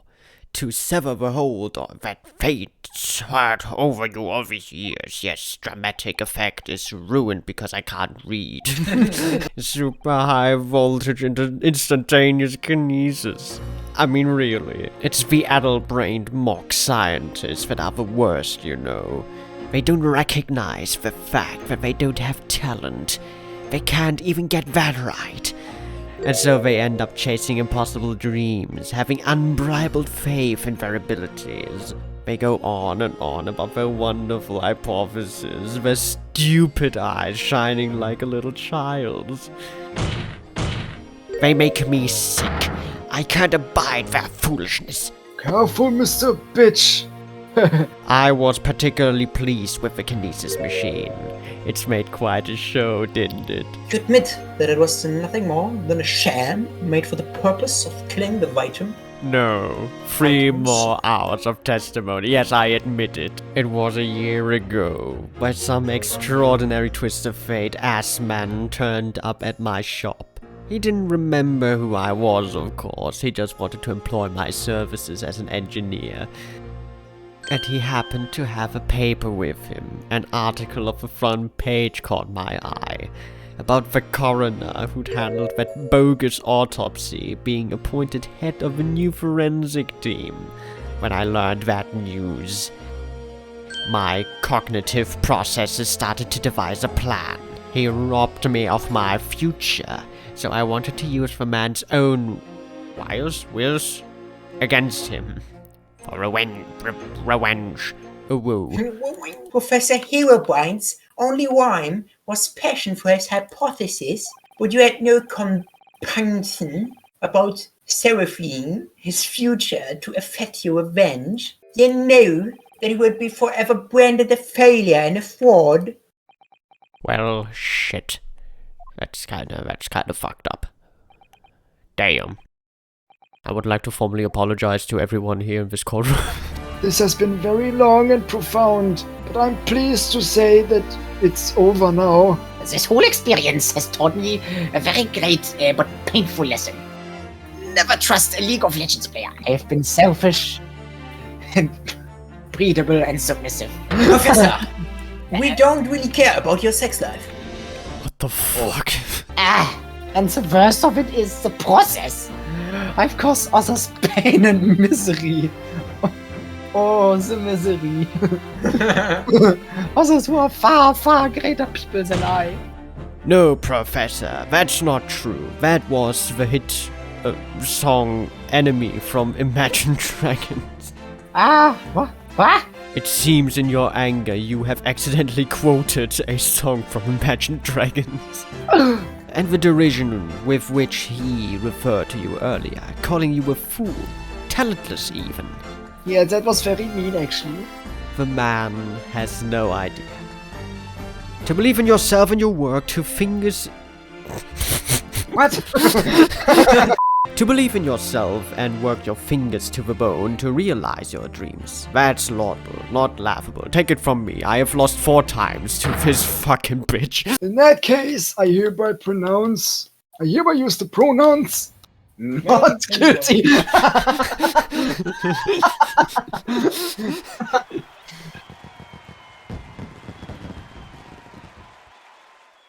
Professor, what a splendid outcome, innit? My hypothesis and my great machine lie in ruins. But still, it's been too long since I was last in London. So perhaps I'll enjoy some sightseeing. I can't allow that. James? I'm sorry you had to go through that, Albert. I couldn't leave it to anybody else to handle the prosecution. Or the defense. Sorry? Or the defense? Did I just hear that right? I always knew that you had my best interest at heart. Keine Sorge, Junge. Listen, Albert. Yeah? In a few days you will die, and your acquittal will be made official. When that happens, you must head straight to Dover. I'll accompany you. Did somebody else just hear that? Or was that just me?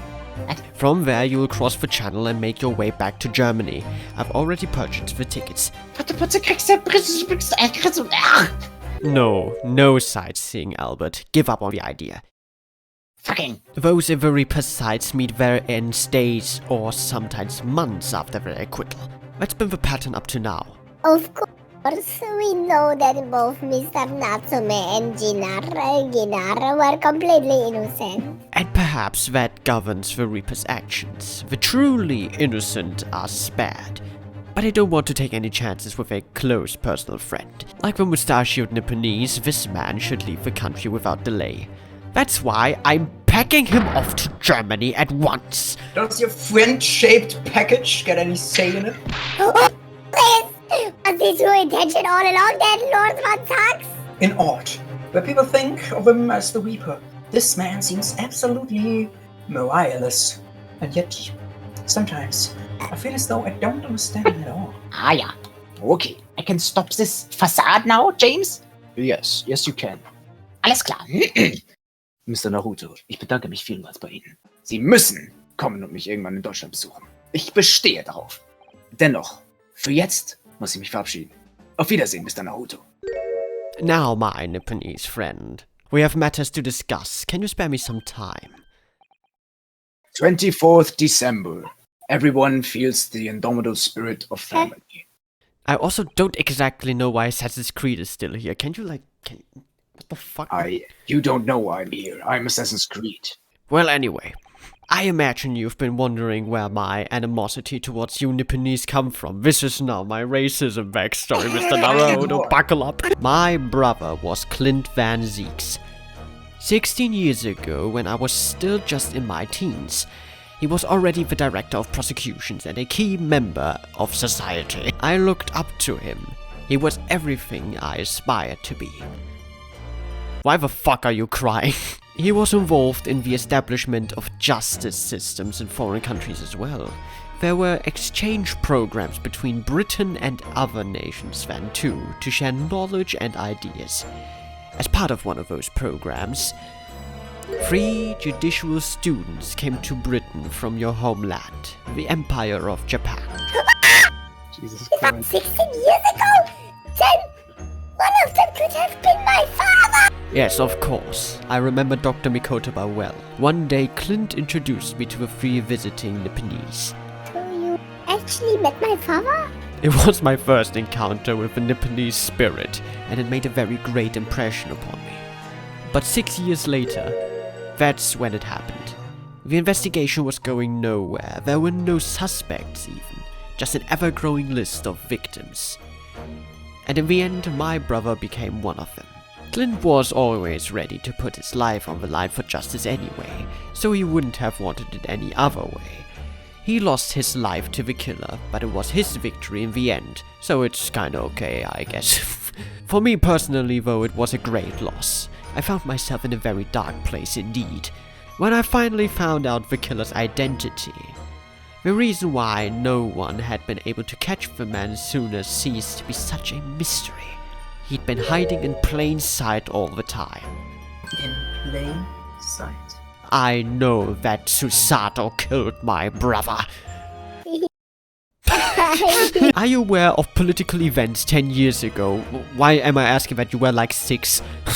It was a period of extremely sensitive diplomacy between the British and Japanese empires. A new treaty is being forged, I think? Correct. The Anglo-Japanese Treaty of Friendship and Navigation was being concluded. The leaders of both countries were deep in extensive political discussions. Which is why this particular killer's appearance in court was conducted as a closed trial. If the British public had known the identity of the killer, not only would the treaty have been in jeopardy, but our 2 nations could very well have ended up at war. That would mean all You mean to say the professor was... I can move now, Mr. Naruhodo. I have legs. When the trial reached its conclusion earlier, I thought to myself, yes, it's time. Shut the fuck up. Time for you to come in the face of this hideous monster. I have stolen the key from Madame Fußpilz this morning. She doesn't know about it. Don't tell anyone. She's going to kill me. Yes, I'm going to open this lock now. So you can see the truth. Time for an epic plot twist. Hello, ladies and gentlemen. That's the professor! Till now, the thought never even crossed my mind. The mass murderer, whose cringe crimes shook Britain as never before, was Nipponese. Wait a minute! That face! I feel as though I've seen it somewhere. Strangely familiar. Ich hab schreckliche Kopfschmerzen.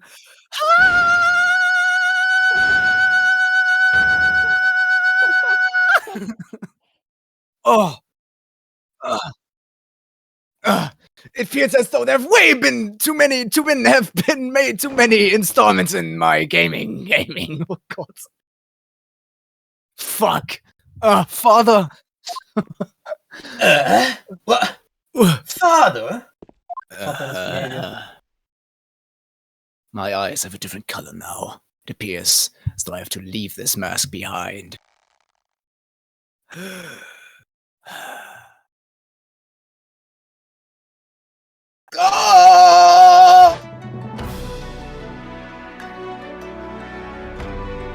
My besto friendo, Kazuma.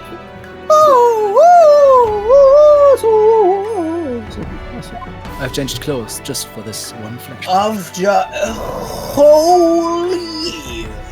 Finally, his memories return. Who the fuck are you guys? I don't remember. As he stood there before me, I was petrified. Wait a minute. I know you. James? What's up, buddy? Hey, what's cooking? He remember. Hello, it's me, my friendo.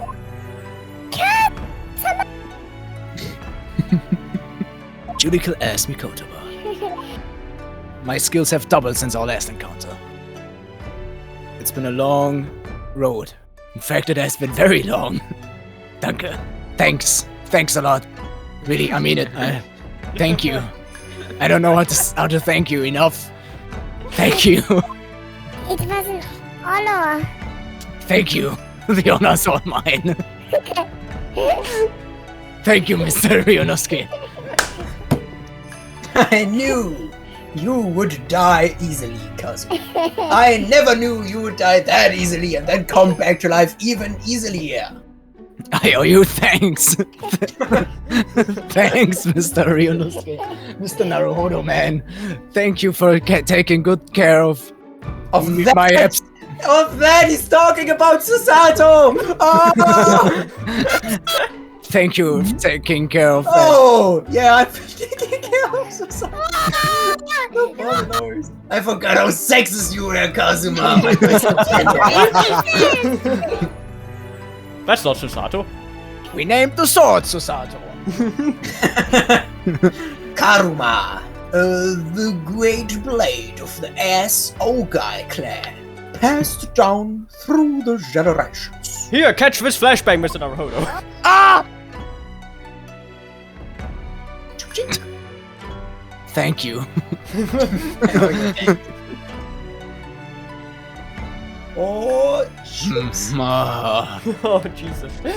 Good thing that camera angle doesn't show what I did to that sword. No to you, Papa. I've made it at last. Papa. Are you saying? Surely not. He isn't saying anything. I must be imagining this. I'm looking at it, but I still can't believe this mass murderer is also named Asogi. You three just remember, when a Fußpilz knows nothing about this whole thing, the waxwork is literally priceless. It would be nice if nothing happens to it, you know? Would be very, very nice if you could just keep the distance. Sure thing, dude. Oh, no, I've got my butter knife ready to exact revenge. It's very expensive. Got my father. No, I hate my papa. Fuck you. What? Why isn't there blood? Is this not a real human? Kazuma, you fucking idiot. Kazuma-sama, it was expensive! What do you mean it's expensive? 3 Rolexes with that! Oh no, that's very expensive. Rolexes! James! Kazuma, do you know anything about human anatomy? We have much to talk about. In that year that I've been gone, apparently people have changed into wax. Ryunosuke, are you all made out of wax? Is this real? Thank you. Ciao.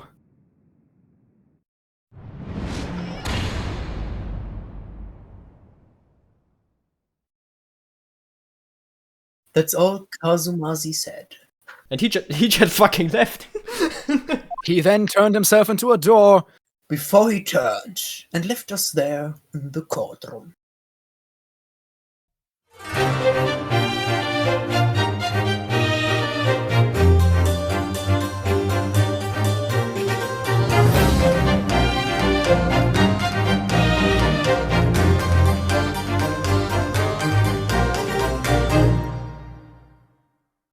Hello, Mr. Naruhodo. Very kind of you to take the trouble to meet us here. I take it from your expression that you can't quite place me. Here we go then. I hereby pronounce you the defendant, Ryunosuke Naruhodo.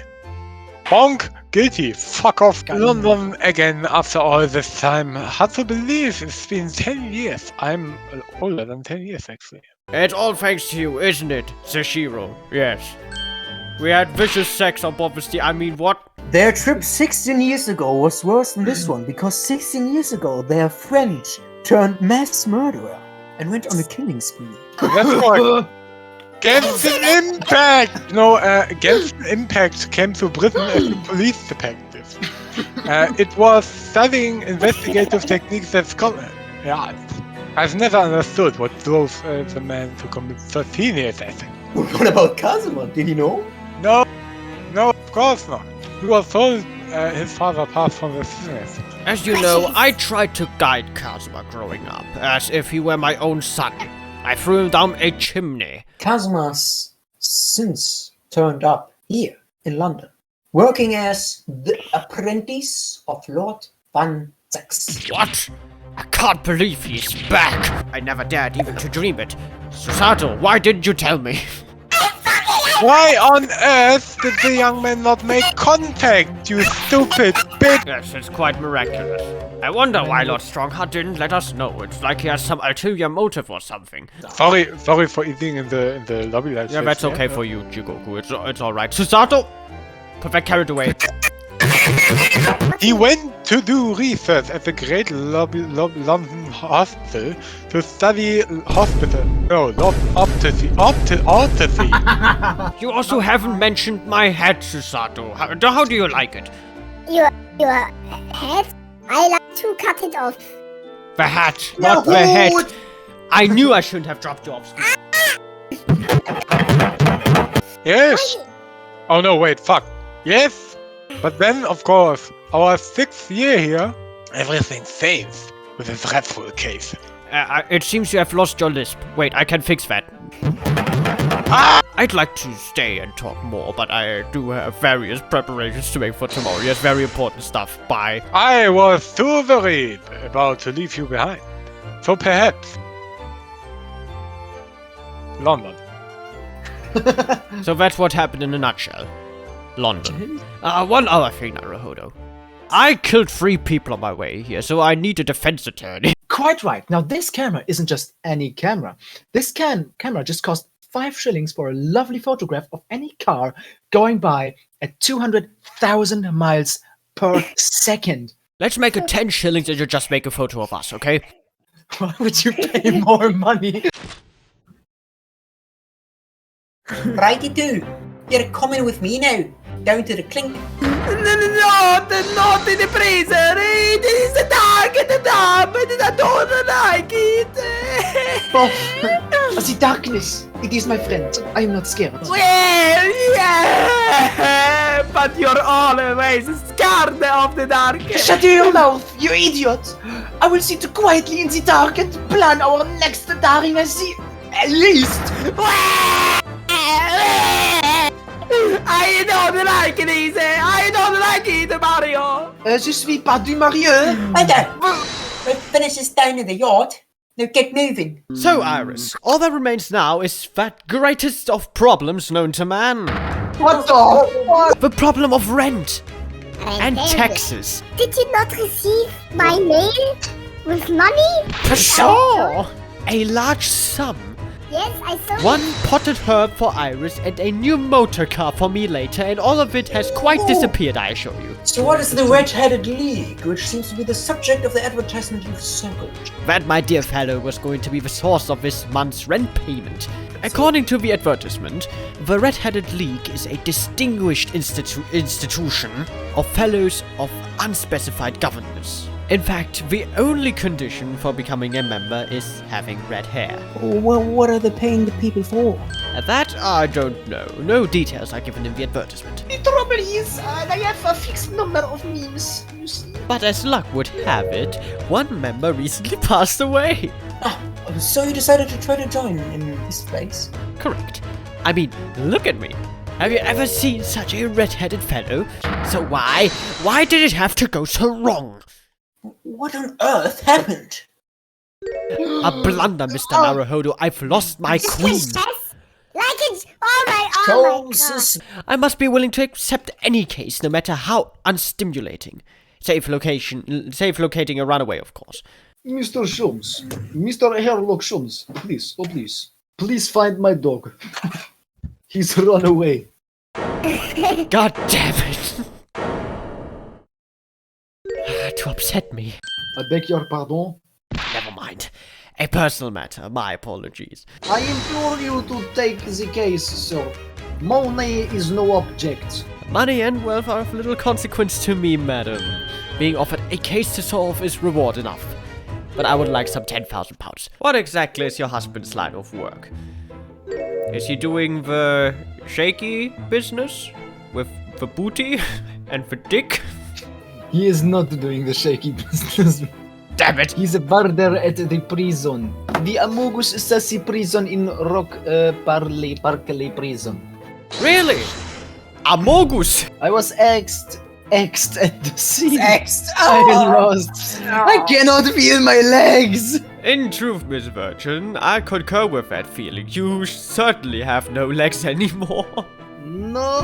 However, let us not be hasty. They can grow back. Barclay prison is where that notorious man was incarcerated. Professor! Barclay Prison is on the outskirts of London, backing onto a lovely burial ground. This place is full of hardened criminals. I cannot remember that last time a civilian was done here. I'm the governor, Baron Gaydon. Huh? I didn't like to be so direct, but do you play Fortnite? I've no intention of speaking. Why the likes on you suspicious-looking Easterners? Ah, he's also racist. Huh? Huh? Hey! I might have known. You were sniffing around about that case, aren't ya? You agent there? Part of the Professor Guide, huh?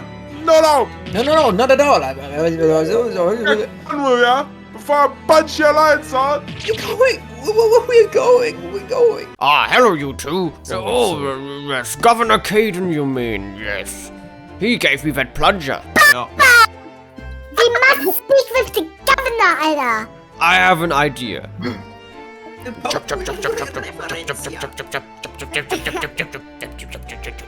What's he writing on the piece of paper?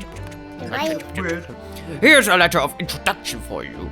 Hopefully, when he sees my name, he'll change his tune. Mikotoba! Oh dear! Perhaps I should have said something sooner. No, you are such a genius. I'm Jujin, Mikotoba's daughter.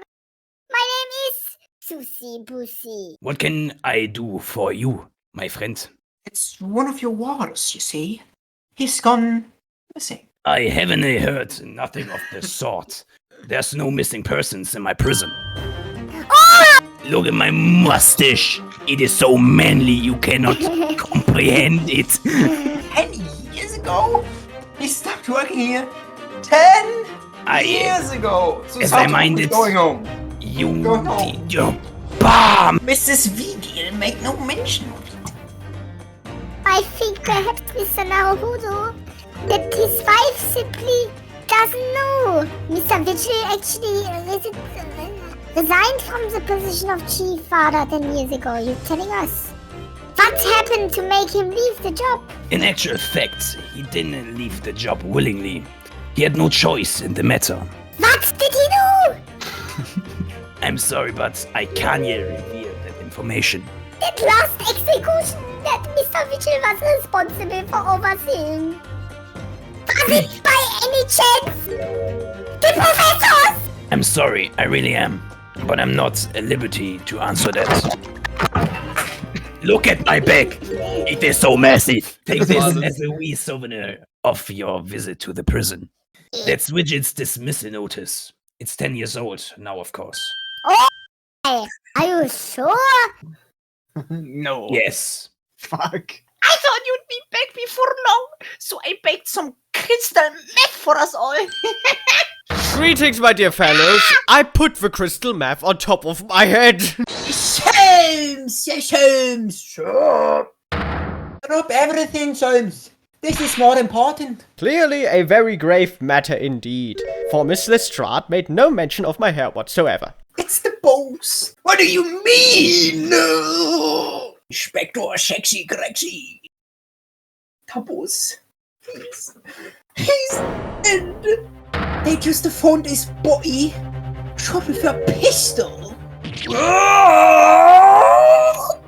No way!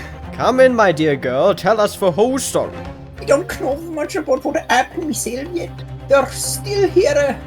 Was gotten the scene, yeah?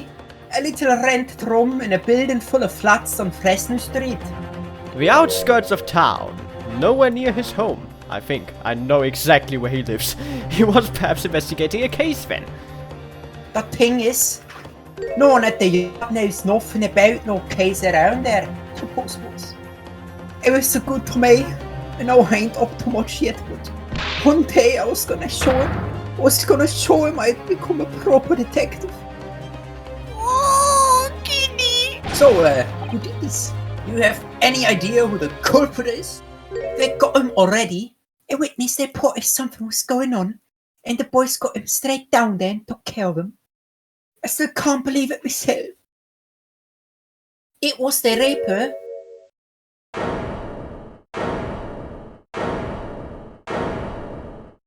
Wait a minute. Who? I mean, you don't mean... They've arrested Lord Van Zax for it. I saw with my own eyes in the interview room at the yard, but there were witnesses. And they're all saying it was him. They heard the gunshot apparently, and when our lot got to the scene, there were only the boss and the raper bloke in the room. There's no way Lord Van Zax would have taken Grexy Sexy's life. I just don't believe it. Thank you for informing us, Miss Lestrade. This really is most terrible news. I'm dreadfully sorry. What are you saying sorry for? You didn't do nothing. Actually, I mean, Ben, anyway, I'm taking a cab over to the scene right now. Please come in all. As soon as you can. You've got to help. It's a detective's lot to appear wherever some sinister plot has unfolded. Little wonder we all look haggard. Sometimes these things are almost too much for the nerves. What use is there in being a great detective if I fail to see something like this coming, How could I let this happen to Gregson? Mr. Naruhodo, I shall leave at once to begin my investigations. It would be helpful if you could talk to Mr. Reaper and see what you can glean. I'm sure you were intending to do so anyway. Inspector Gregson, dead. Lord Van Zax, arrested. Me, dripped down to the bottom of my shoes. Bruno, man! Susie, Pussy! I've called a cab. Please leave right now. I don't want to deal with you shit. Fancy meeting you here. The last place on Earth I'd like to be with the last person on Earth I'd like to see. What were you just reading at the back of the cell there? Or just some pornographic material. This is a letter from an old acquaintance. Someone you know, as it happens. Albert Herobrine. Can you at least tell us your side of the story, Lord Van Zax? What happened? I went into house, guy dead, and there's really nothing I can add. The truth is, I don't know what happened myself. I suffer from short-term memory loss. Obviously you didn't fire the gun, did ya? I'm not in the habit of shooting the people I work alongside with, yes. I also heard the noise. However, before I had a chance to investigate, I was apprehended by the arriving officers. If I might ask, what were you doing in that place to begin with? That's none of your fucking business. Shut the fuck up, I'm just trying to help you, mate. Who is going to be representing you in court, Lord Van Zax? Anyone other than you, I should imagine. Of all the defendants I've prosecuted, only 19 have ever been acquitted. Of them, 16 subsequently died in mysterious circumstances. Questions will be asked now. Questions have been asked. I assure you, no defense lawyer will want to touch me with the end of a barge pole. I'd be happy to advocate for you in a court of law. Yeah, that's not happening. You trust me, do you? I've heard you speak many times in court. I've seen how you treat people.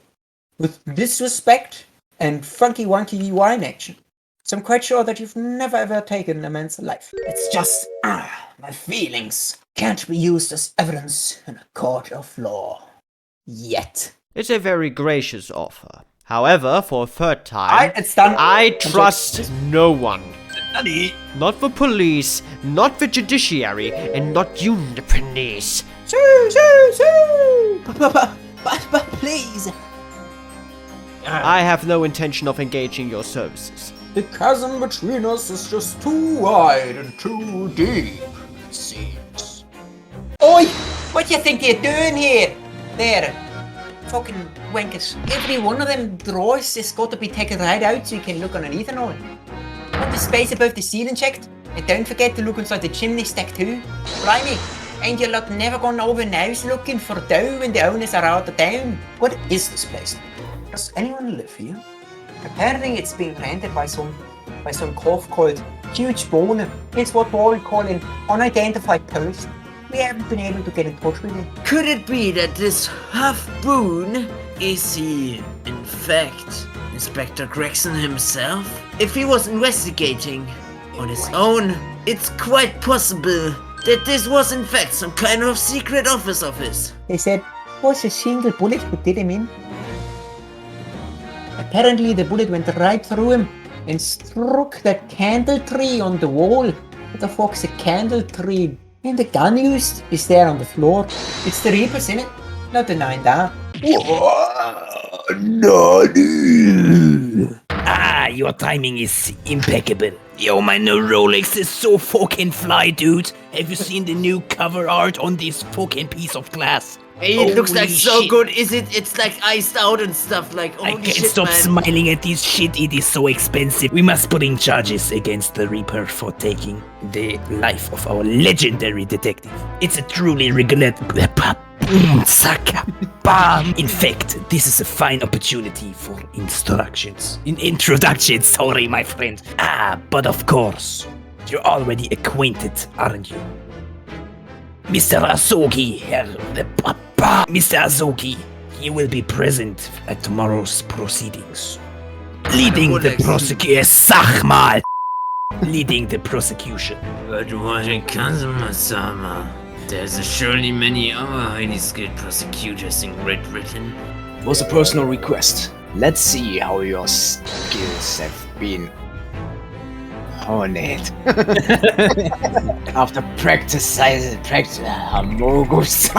Nice. We noticed that there was a gun at the scene of Inspector Gregson's death. It's certainly a model that's issued to all personnel involved in law enforcement. Yes. In that case, it could actually have belonged to the victim. No, Gregson had his gun on his person. He claims it's currently not in his possession. According to his story, he lost it. I'm sorry for the worry I've caused you, but it'll be alright now. Has your memory completely returned? What memory? How did you come to be here in London when you were suffering from amnesia? Now this might surprise you, but I don't remember. I disagree. But I had another purpose for waking up. Or I was not tired anymore. It's not easy to see when you're blind, but it's easy to be blind when you see. That's Lord and Inspector Gregson. And who is the third person? That's me. Tomorrow's trial will go down in our empire's history. Tomorrow's trial will go down! Your friend Zach's still reading that pornographic letter. I'm very slow with reading, Mr. Naruhodo, as you Yeah, might boy. well know. We were just talking to Lord Strongheart, and the Who's prosecutor for your trial has been decided. It's going to be Asogi. Asogi, that little shit. Well then, it seems I'm going to have to engage in conversation with you again after all. Lord Van Zix, we cannot shut up. We came by this old photograph. Now where did you get that? It was taken when I became a qualified prosecutor. Is the man on the left there? Yes, that's me. That's my brother, Clint. Apparently, this picture was prominently displayed in Gregson's office. He had a deep respect for you, you know? Were you aware of that? Respect. That's nonsense. So what cruel twist of fate is this now, 10 years later? The man's son is to crucify me in some kangaroo court. I still don't understand why Lord Stormwood apprenticed Kazuma to you. He's a dick, that's what it is. To avenge my brother, I prosecuted in Asogi's trial. It wouldn't ordinarily have been allowed, but I breached League of Legends, the ascribed prosecutor, until he consented. The man in charge of a professor case inquiry, Lord Mayor Strongheart. He was a highly accomplished prosecutor, but he agreed to relinquish the trial to me and act as my advisor instead. Anyway, time passed, but then earlier this year, who should arrive in London but you? And of all things, as a lawyer, who could allow that? This chicanery! I felt your animosity the first time I've ever faced you in battle. Your obvious deep loathing for us Japanese people. I kept telling myself it was illogical, because it kinda is, but for so many years that hatred had festered inside me. I could no longer control it. If you do not control your emotions will control you. I will control your throat with my hand, but in the same way that I've long felt the Nipponese to be the bane of my life, to Kazuma Sogi I am the bane of his. The Reaper who sent his father, who was a murderer, to the gallows. He's looking for revenge, and he intends to take it in court tomorrow. We were very ignorant about Inspector Gregson's standing. We hear that he was considered something of a legend in Scotland Yard. Again, it was 10 years ago that he first made a name for himself, by uncovering a decisive piece of evidence that exposed the professor's identity. If it wasn't for Gregson's singular approach to the case, the discovery would never have been made.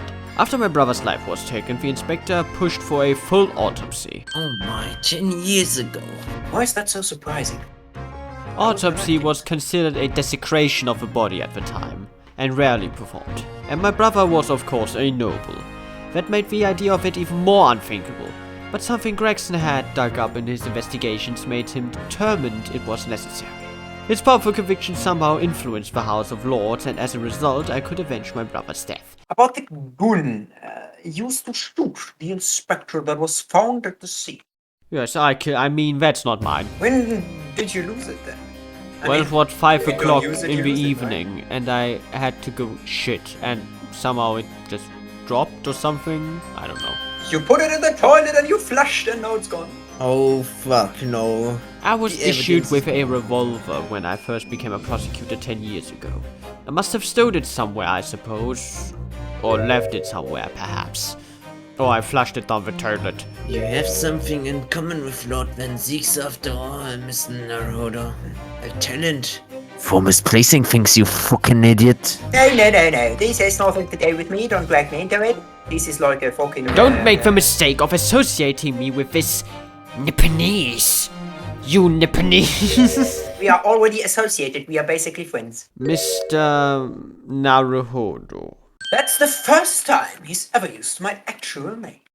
Well, not in this canon it is. I have lost all confidence in my country's justice system. I don't trust the police, the judiciary, or lawyers. But there's still one thing I'm willing to believe in. That which you see in the eyes of another across the courtroom.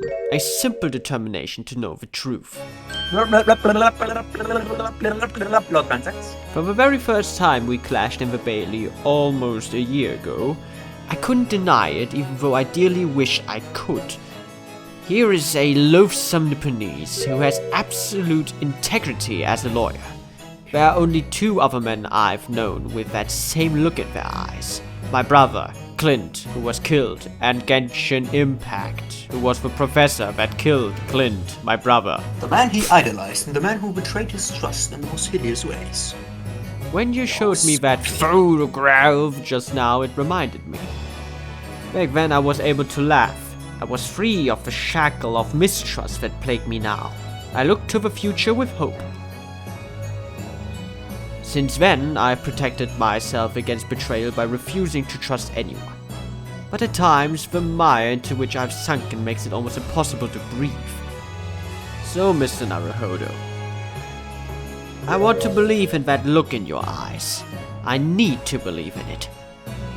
In tomorrow's trial, Will you advocate for me?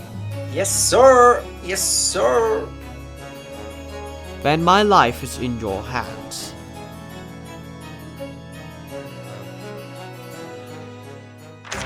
There's that old familiar feeling again.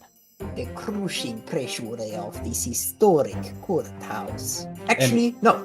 It's a little different today. There's an even more menacing tension in the air. As it turns out, it was him who killed the boss. Then God help him. What a fucking, you know. Who is this girl? One who lost his treasured brother to a mass murderer. One who lost his treasured father in a foreign country of law. What? No, a foreign court of law.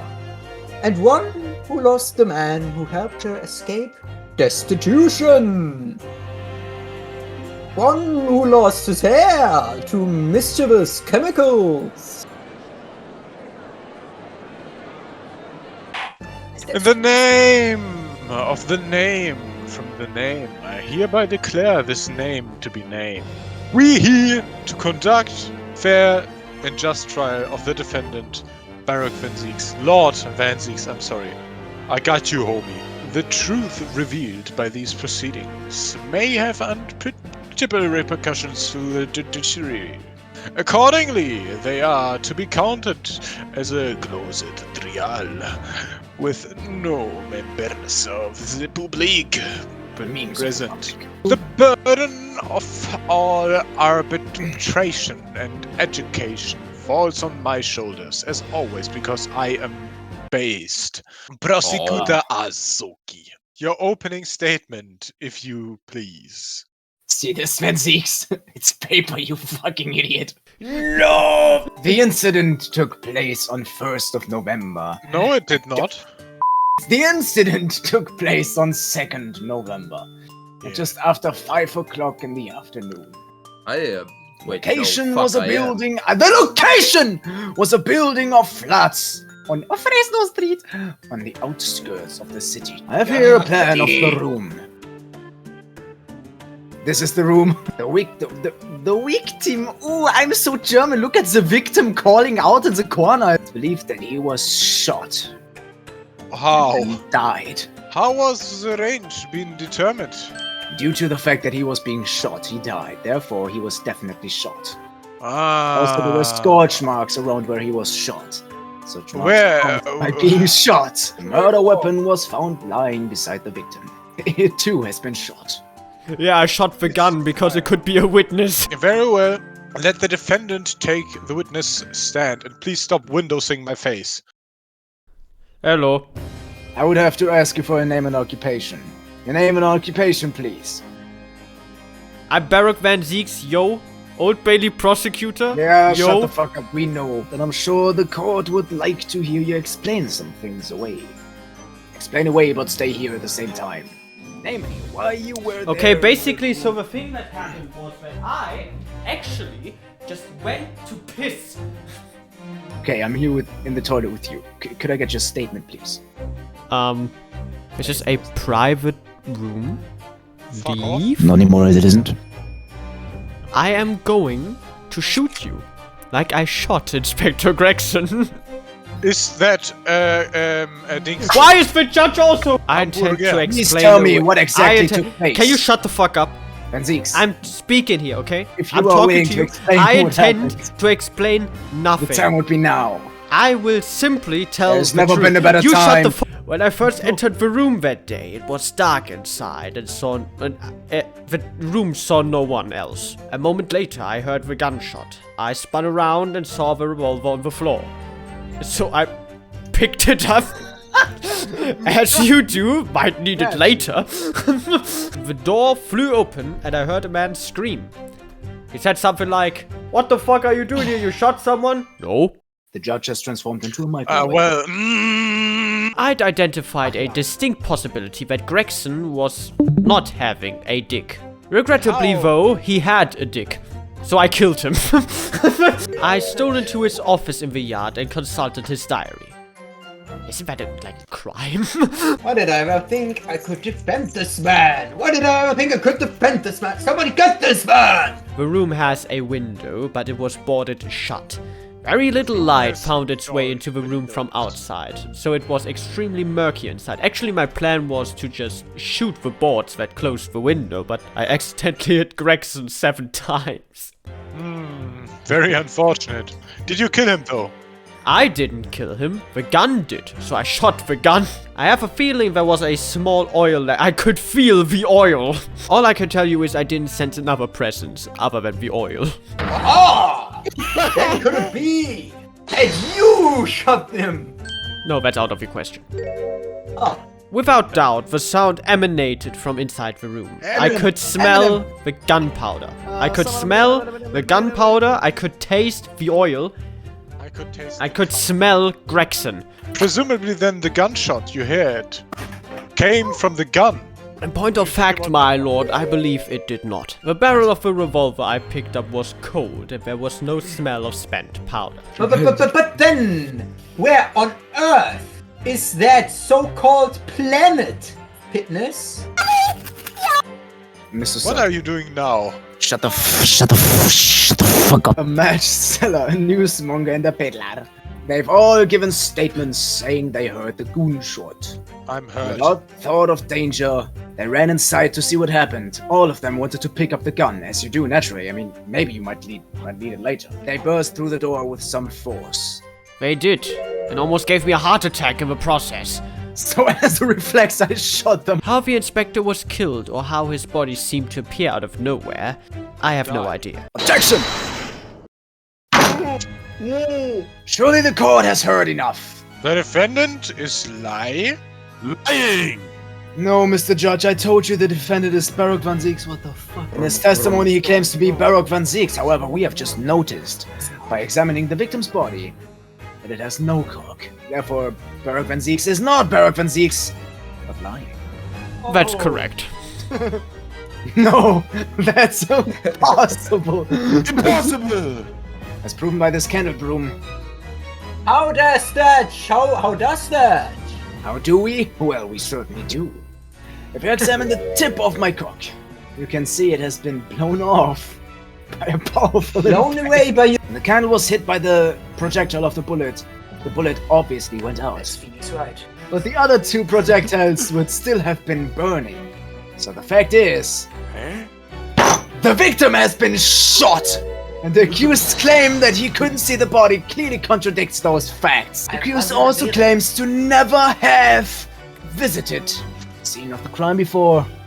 That's the truth. Or is it? Because if we take into play that there are multiple versions of yourself, you cannot say clearly that you never did visit that place.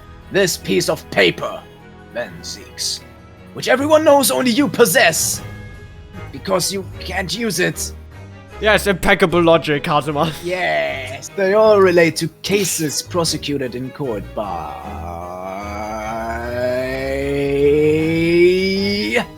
Saul Goodman. Interestingly, none of those defendants are alive today, since they've all been shot. In short, my dick itch is the Reaper. As I'm sure everyone can imagine, dragons! No! As a I hate child, you would wait and watch from far away. Now, the prosecution would like to call new witnesses to the stand. Witnesses who saw the events unfold the very day in question. Miss Susato, if you may. They were mentioned in the previous testimony too. If you remember. Yes, The Fortnite testimony. Of 2000.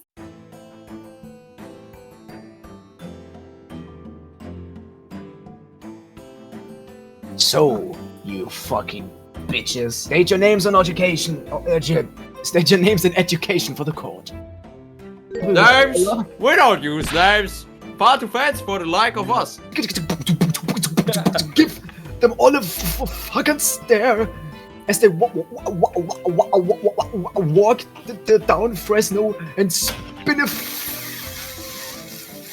Got an absolute smasher for you, sir. Right up, you general, it is. 6 pence in the price and not a penny less. Wait, You're actually trying to sell me. Come on, sir, don't tell me you're not interested. Like, try the man. I don't know what I'm Give him the money! Give him the money, quick! No, give me the money! It's expensive. Alright. you won't regret it, sir. Now get your listening ears on. Just between us, a young couple of Slide and Street have just had twins. Is that it? Is that all you got? No, that's not it. It's gossip, innit? Me, I'm Venus. That's what everyone calls me. Funny, innit? I sell these lovely little fireworks to all the local school kids. Ting! Whoa! 6 pence a pop. What do you say? Tell you what, I'll let you in on a little secret. If you get 100 of them, you could blow up the whole courtroom. Try the woman. Let's go! Lovely stuff. Right then, this is something a bit extra. Just for you. The Venus Special. Only 600 pence. I will buy everything. They conduct their business in Fresno Street from morning until night, my lord. They're all quite disgusting. Well, as you can see, I have to piss. Yeah, me too.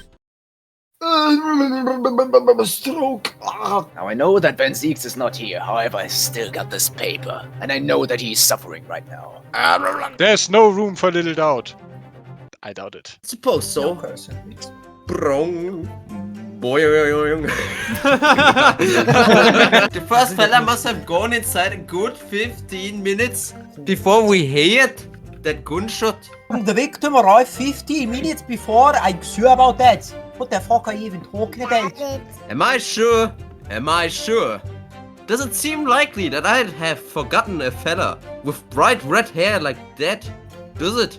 Fucking what now? Just look at this photograph of the victim taken in the scene. As you can see, his hair has been soaked with blood. I still refuse to believe Inspector Gregson wore a hairpiece, though. I know why they put a fucking wig on him. They tried to cover it up and say it's not Gregson. Shit, I just accidentally killed Inspector Gregson. Here, take this wig. They will never notice. So then you were the first person to arrive on the scene, is that right? That I was. Kicked the door open like a professional. I did. And yelled out, "What's going on off here?" And was it dark inside the room? Well, I don't fucking know. Can't even see my eyes. Like, the fuck? No one can see the It might disturb you to know. I stood my ground and gave that Reaper a cold, hard Evidence. cock. Do you have something to add, Mr. Sandwich? No. When we saw the rapper, I fell clean over on his backside. Oh, he screamed it. He did scream it. It's Scarabius. Mr. Gossip, is this a true thing? Well, the floor was that slippery. That's why. Planted my hand a filthy pool of blood. Yuck. But listen here. Even when I was sprawled on the floor, I still kept giving that Reaper cold, hard. You idiot! Hey yo, if you want more evidence, Food. more evidence for idiot. 5 pennies. Fuckface. Moron! I'm going to shit Yeah, myself. fuck. Actually So goaded you with wiped his off wounds. the blood from your Wounds. hand on the floor of the room. What else do you expect me to have done, eh? Does it really matter? There was no bloody handprint found on the floor. There was a handprint in blood left very clearly at the scene. On the back of this very notice board. Very noticeable. Yes, yes. The witness very definitely testified that he wiped his hand on the floor. Any handprints on the back of the board are irrelevant. Objection! Even if they are dunked in blood and it was actually him killing the people, the person of the people of the... Not if the body itself had fallen over onto the floor. Shut the fuck up! The notice board was in the opposite corner of the room of the victim to the victim from the room, in the upright position in the room of the existence. Even if it had... A very important person. Shut the fuck up! So it was basically right next to the corpse. Not on the other side of the room. In other words, the defenseless is contradictory. It is. There is a very definitive contradiction here, for which there must be a reason. The real contradiction here is the handbook itself, not where it was found. As the court can see, it's upside down. Oh, good. Stranger things. The witness had put his hand up your ass. The fingers should be pointing upwards. What does that tell us? Mr. Naruhodo, what the fuck does that mean? Is he delusional, Mr. Naruhodo? That's just one simple fact. When this hand was shoved up someone's ass, they must have been lying on the floor, as I previously suggested. Which means that after the incident, it must have been moved up and down very rapidly. When you consider all the testimony we've heard so far, we can now be very clear on one point, and that point is the position of the notice board at the time of the incident. My lord, take that! This is the only possible location if the court would think back to the testimony given by the defendant earlier. He said that when he entered the room, it was dark and he couldn't see the body. If the notice board had been here, the body would have been completely hidden from view, and the light from the candles would have been blocked, making the room appear darker. Objection! The accused also claims that the victim's body simply appeared before him. It's true! Look at this! Look at this! Or in his precise words? Gentlemen, if you look again at the floor plan, consider what would happen if the door to the room was thrown open with force. If a door is stuck between a notice board and another door that is also stuck between the notice board and the other door, then both doors are simultaneously stuck between another door and the notice board and cannot be opened nor closed because they're both stuck and stucking themselves. You could fix the problem by opening or closing one of the doors, but the door's stuck, so you can't help yourself, and the door struck the notice board, knocking it over, door stuck and making the victim's body more body visible stuck, more door struck, visible stuck door, then it's just a giant door stuck clusterfuck. Good gracious. Good gracious. Graciously good. Somebody must have righted the board and moved it into the position where the police, myself, and my colleague, saw it when we investigated the room. Yeah, you and your fellows, you were there at the scene before anybody else. It goes without saying that you must know something about the position of the notice board. Shaken by the crime they witnessed, they must have all lost any form of... Even if the notice board was moved by somebody following the incident, the notice board was not moved whatsoever by anyone following the incident. When the gunshot rang out, the accused was the only person at the scene. Mr. Naruhodo, you're very short! The only person who could possibly have committed this crime is therefore Baroque Van Zeeks. None of this wrangling. Oh, shut up! Shut the fuck! Something wrong, Mr. Sandwich? Enter Sandwich. Excellent! So you did indeed visit the scene of the lady. Well, now you come to mention it, I was in a 10-kilometer proximity of the crime scene, so technically I was in the room, yes. Bailiff, shoot! Who am I supposed... Shoot, bailiff! Who am I supposed... Please, could you elaborate? Shoot! I'm gonna considering that. But first, you seem to make a habit of lying, don't ya? Well, I suppose so. I don't really know, to be fair. I really like you, Mr. Naruhodo. But I do lie sometimes. If you... But you did, in fact, go to the room where the victim was killed on the day in question, didn't ya? Well, like I said, I've been in a 10-kilometer proximity of a room, so I may or may not have been inside of a room. The truth Your mum, please. I will call her right now. Did you touch anything at the scene? I mean, there was a dead body on the floor, so I picked it up naturally. Might need it later. Again, the truth, please. Again, your mum, please. Stop saying that! Well, alright, just a bit then. I had to look to see if there was anything I could sell, like a dead body, for example. So, did you find anything then?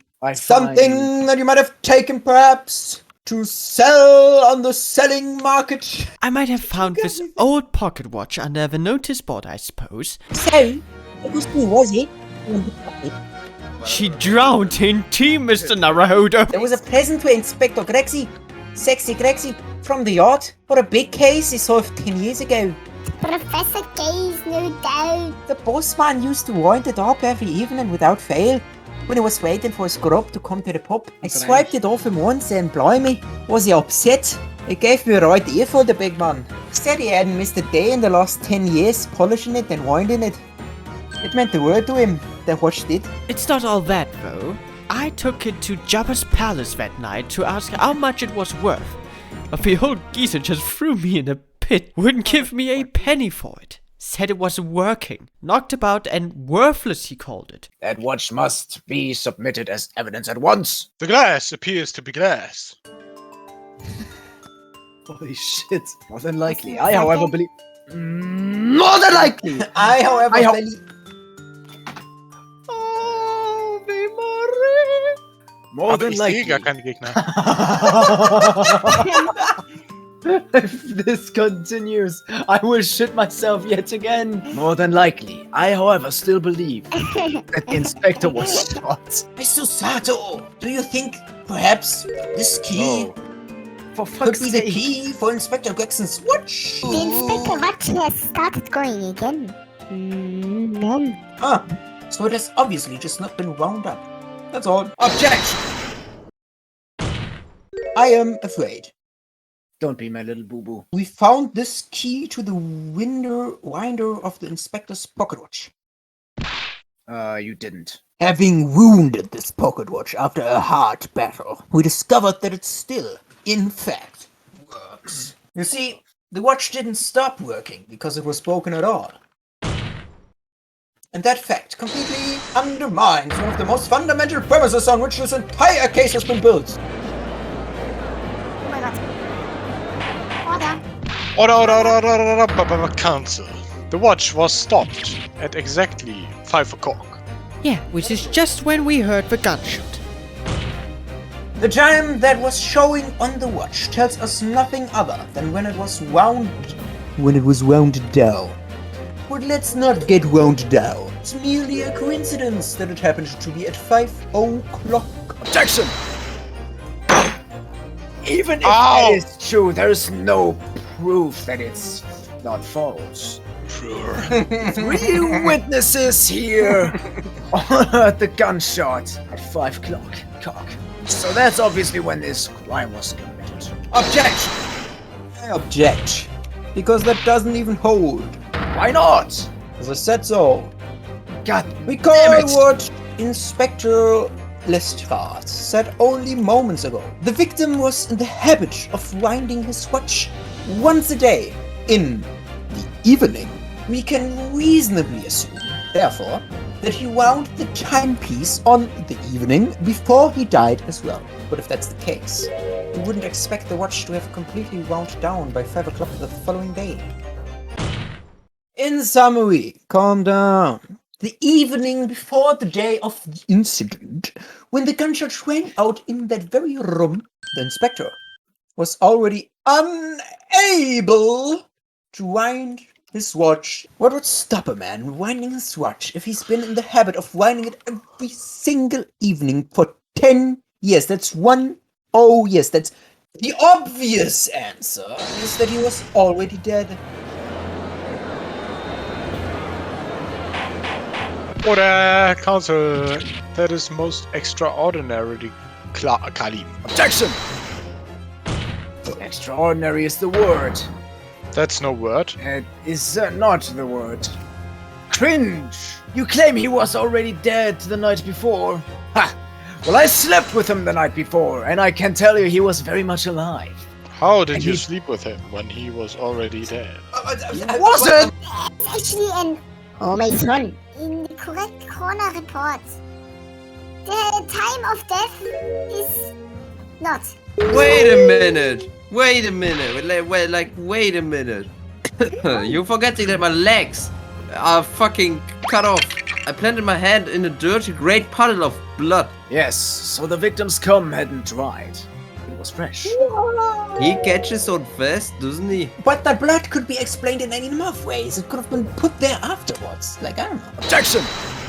Does my learned friend here think that fresh cum is available on every street corner? As a matter of fact... Well, It needn't necessarily have been human blood, of course. It's certainly a possibility that it wasn't the inspector's blood at all. Objection! The gunshot was heard at 5 o'clock that afternoon. That's beyond question. Given that the time of death of the victim has already been called into question, isn't it beyond the realms of possibility that they didn't, hear a gunshot? Nothing happened. Now you listen to me, you fucking shitter. As a street shitter here sells livelihood. The Venus special that you sell for 600 pennies sounds like this. You're trying to suggest that somebody set one of those fireworks off at the scene? Whether it was a gun or a firecracker, the only person present to cause that big bang was Baroque Van Shit. Recently, during my time here in Britain, I've learned of a very useful invention. Indeed. The time and anti-gravity device. Something called pipe bomb. Time bomb. Good heavens! A pipe bomb! Yes. A device that allows you to blow up people you don't like. A timed device, like a microwave maybe? A device that was able to produce the sound of a gunshot long after the culprit had left. The tip of one of the candles in this candelabrum has been blown off. Indeed, because it was struck by Mr. Van Zeeks, which presumably passed through the victim. I don't think that's possible, my lord. Then I put powder scorch marks clearly visible on the broken candy. There also was scorching on the victim. That's right. I was, what as we heard earlier, watching like that only a course when the target is a very close range, a matter of centimeters from the ground. Which means that the scorching on the candle can't possibly be the result of a gunshot. You're suggesting I came from the fireworks? That's hot. That is what I'm suggesting, yes. The fact that there's such a visible scorching on the candle does mean something. It suggests that fireworks must have been right next to it when they exploded. Yes, that's what it means. Or, to put it another way, the candle and the firecrackers were joined together. The culprit somehow attached the firecrackers. Somehow. The idea of a rope is abstract for Ryunosuke. Somehow Palpatine returned, so after the killer had left the scene, the candle slowly burned down along with the other two, until eventually it ignited the fuse of the firecrackers, generating a loud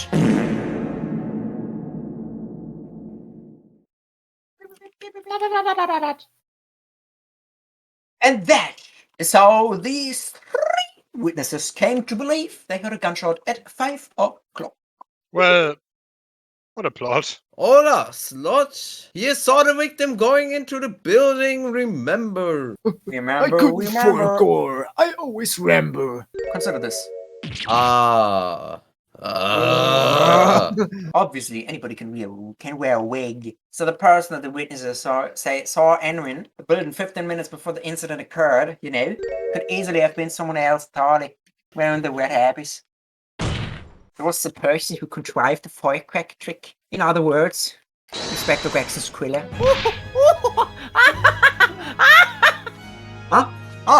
Very impressive, Mr. Ryunosuke Naruhodo. However, I would have to disagree. I'm really quite amazed you've come this far. But after all, wasn't I the one who killed Sexy Grexy? I also noted a lack of baseness and drip in your report. A stark omission. But as far as I'm concerned, you are still cringe, and this whole country's justice system leaves a lot to be desired. Oh, great, he's one of those guys. Oh, nice, you're one of those guys. Order! Fire Prosecutor Asogi. Please don't fire me, sir. So we cannot allow even the slightest doubt to be overlooked. He just turned British. Defense's ass about the time of death is not based. In fact, the victim was as but the possibility exists. My learned friend may be correct. We have a duty to explore it. What immediately comes to mind is, of course, Come. the inspector always carried out his investigative work alone. His movements were treated as confidential in Scotland Yard's yard. Although considering the evidence we've been presented with so far, I'd say he's a fairy. So you might think fairies aren't real. Well, think again! Well, the defense believes it can explain to the court. The case that was being investigated by Inspector Gregson at the time of his death. Take that! I believe this red hairpiece points to the answer. Shut up! It would definitely let him have stand out in a crowd. Except that is in the crowd of gentlemen from the red-headed league. Now, the Red-Headed League of Legends. League of Legends.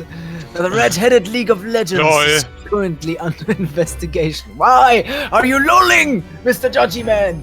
I'm so lolling. 2 men were arrested yesterday for misgendering me. The defense calls for those 2 men to be summoned at once. 2 redheads? It's the greatest day of my life. Inspector Gregson clearly infiltrated the Red-Headed League using this hairpiece, so it's very likely that he had direct contact with these criminals. I concur and am not sure that we cannot in good conscience leave this new avenue unexplored.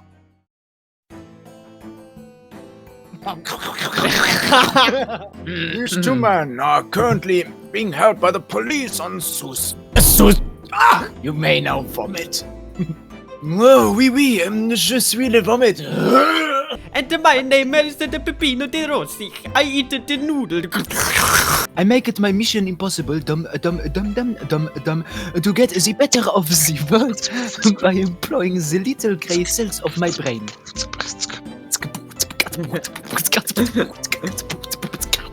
That was a sick beat I learned in French big boy school. I'm now going to bounce my head on the door. Listen to this.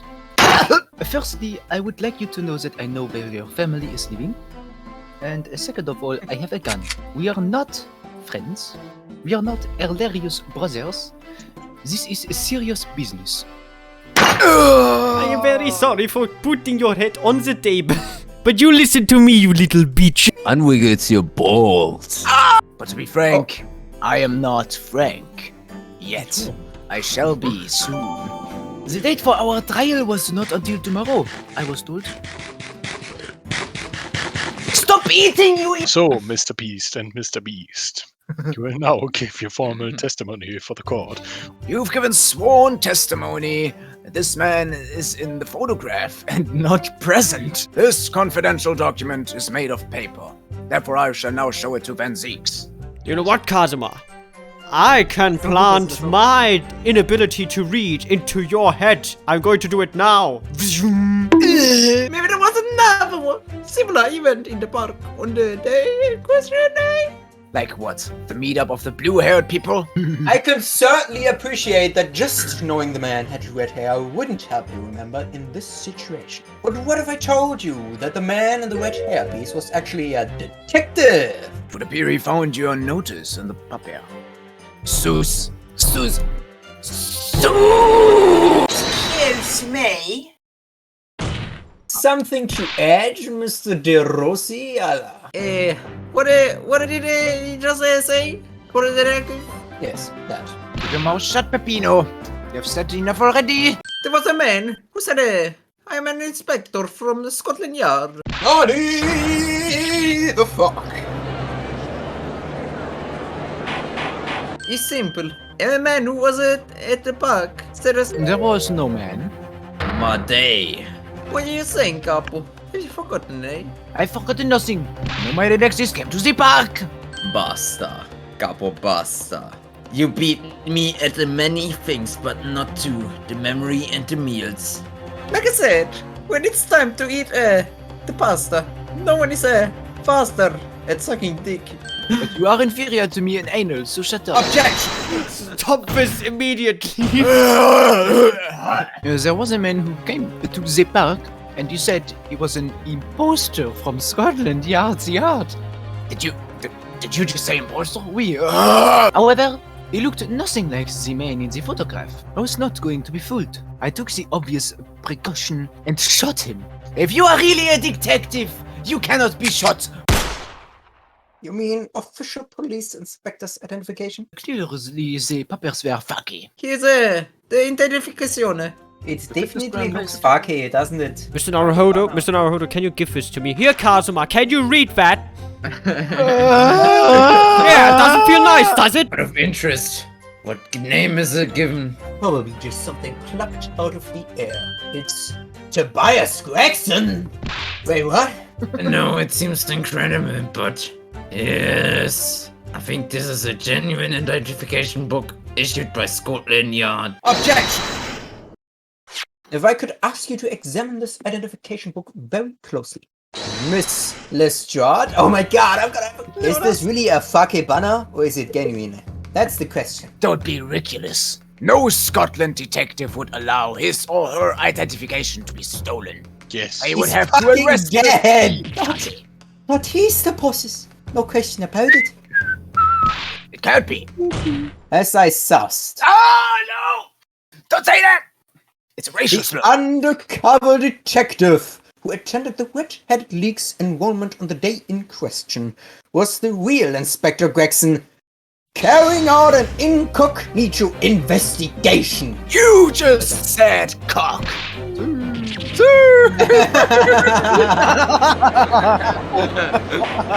Could it be that? But the inspector was physically unable to report it because he was fucking dead. It's quite possible that he was killed before he had the chance to report his identification stolen. No! The defense posits that the victim was killed the day before his body was discovered at a different location. Do you have anything to say about that?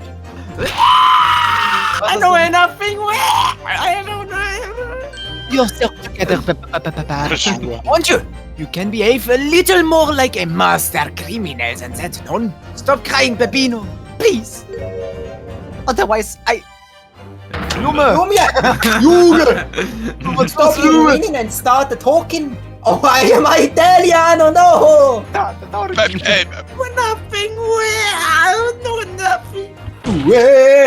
But you will tell everything, or I will face your face off to the face. You will dry your eyes and testify again right now.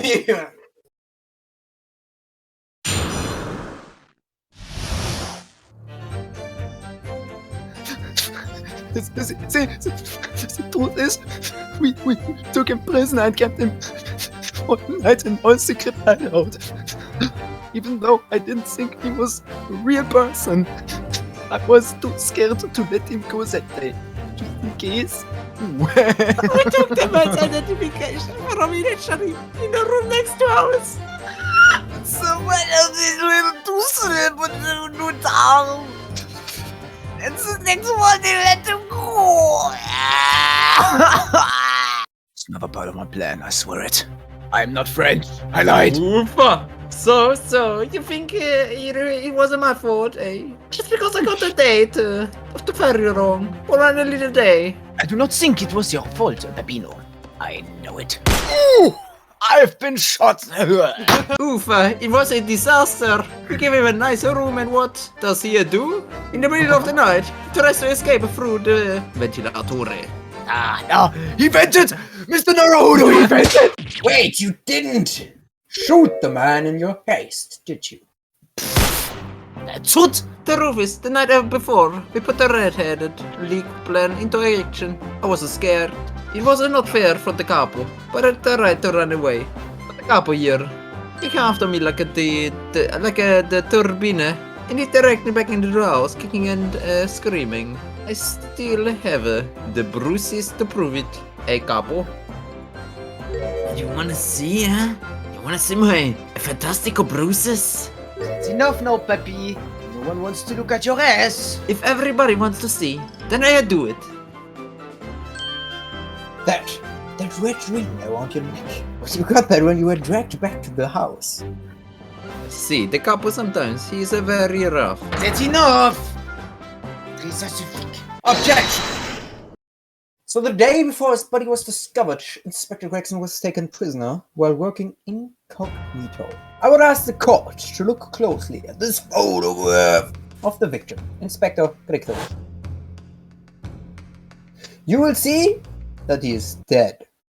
Also, there's no red ring visible around his neck. But that makes no sense. It wasn't me who took the collar of the man in the morning. And I saw the red bruises on his neck, just like I have. Given that the mark is still clearly visible on this witness's neck, we'd expect to see bruising on the victim who was put in the collar more recently than Mr. De Rossi. Sie meinen jetzt den Fotograf? Ist dead!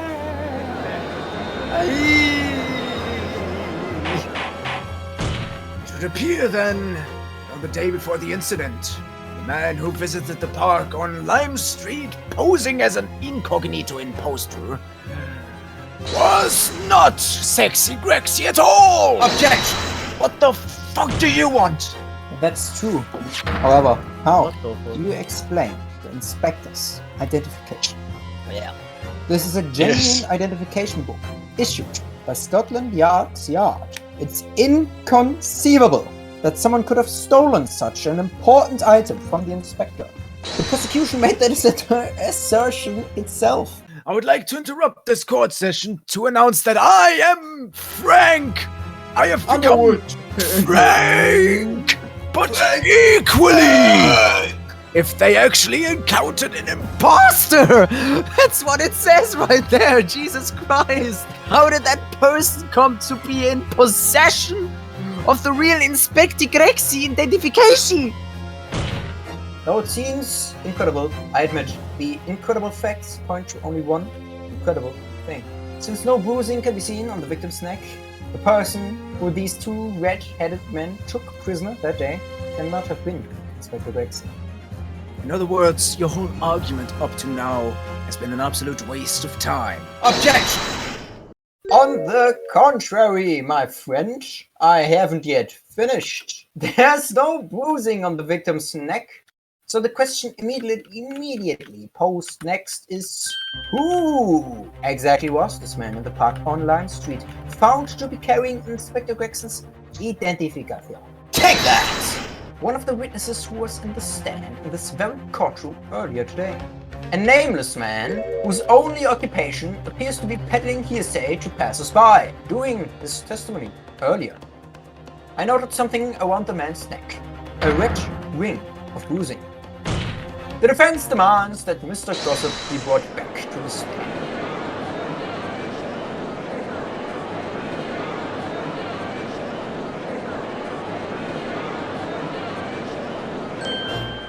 The man who claimed to be an imposter that day was definitely not this man. He's alright, see. You think we'd have forgotten these current leaps, eh? Well, I never leave Friendsnow Street, alright? No interest in any red-headed league. And in any case, Friendsnow Street's my patch. You won't catch me sidling off to someone other part of town. Not so likely. Excuse me?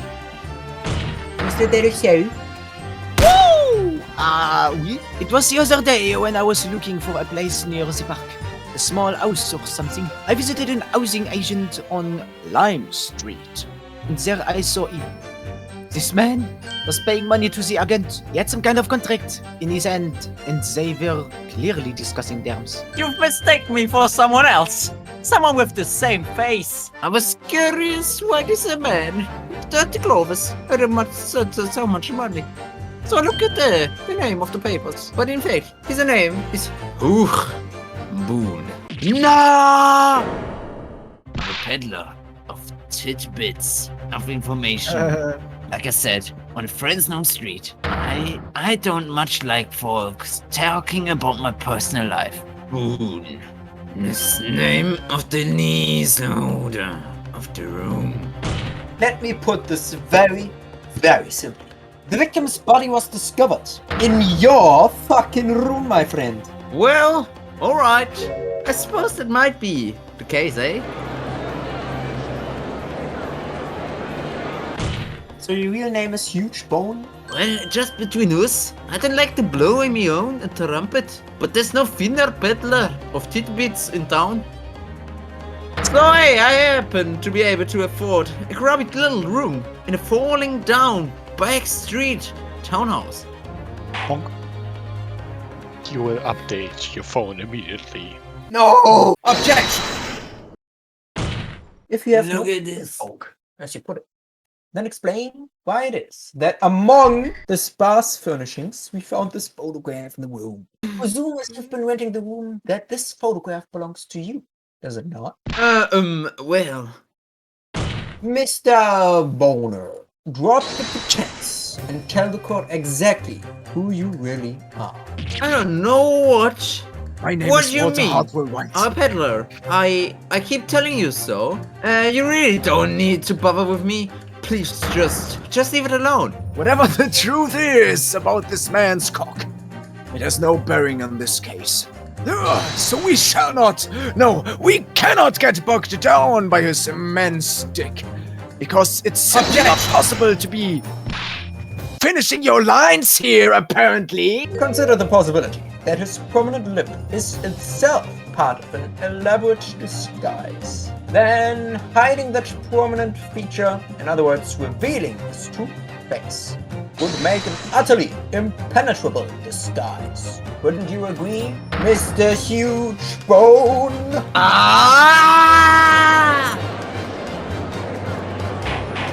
Take that! Your real name is actually Mr.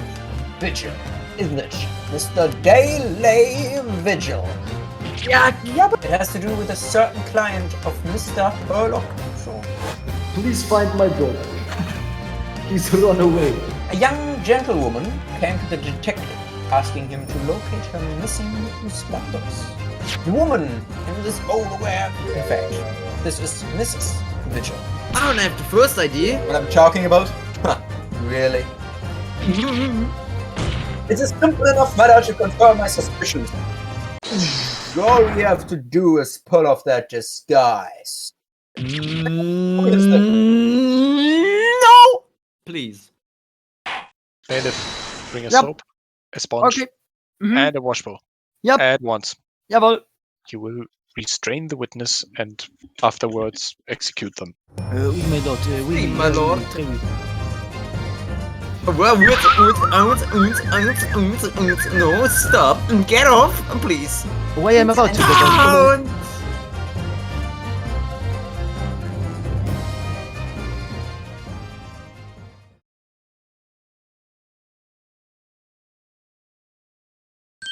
I don't believe it, but this is the impost.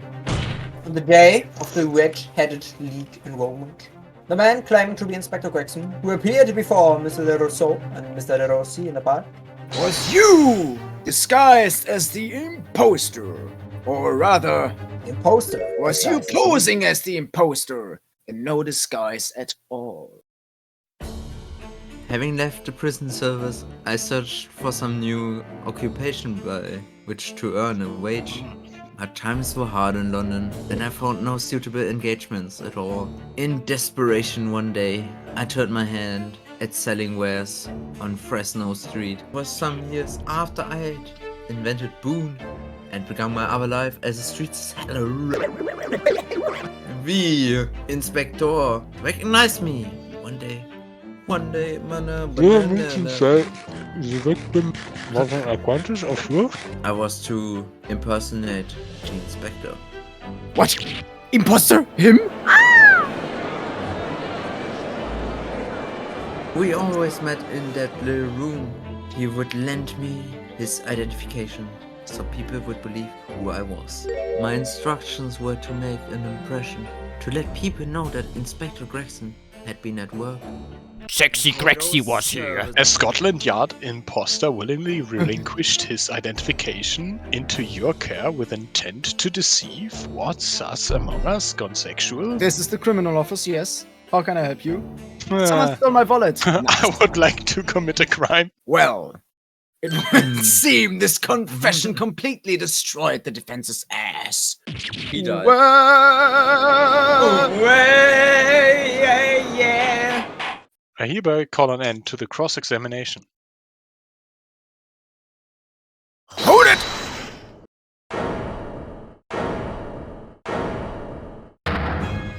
I believe you would have been present at a very significant execution that was carried out at that time. Mr. Vigil's memories of what happened 10 years ago would tell the tale of Genshin Asogi's impact.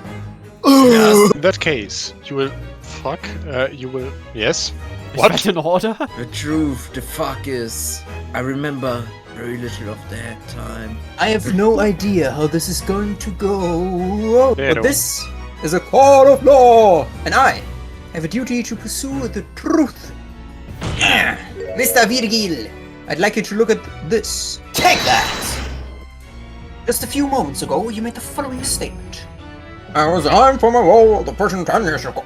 In other words, you claim to have left the post of chief warder of your own volition. This is a dismissal notice ordering the immediate termination of a prison staff member's employment. A dismissal notice? A dismissal notice. And the name on the notice is yours, Mr. Vigil.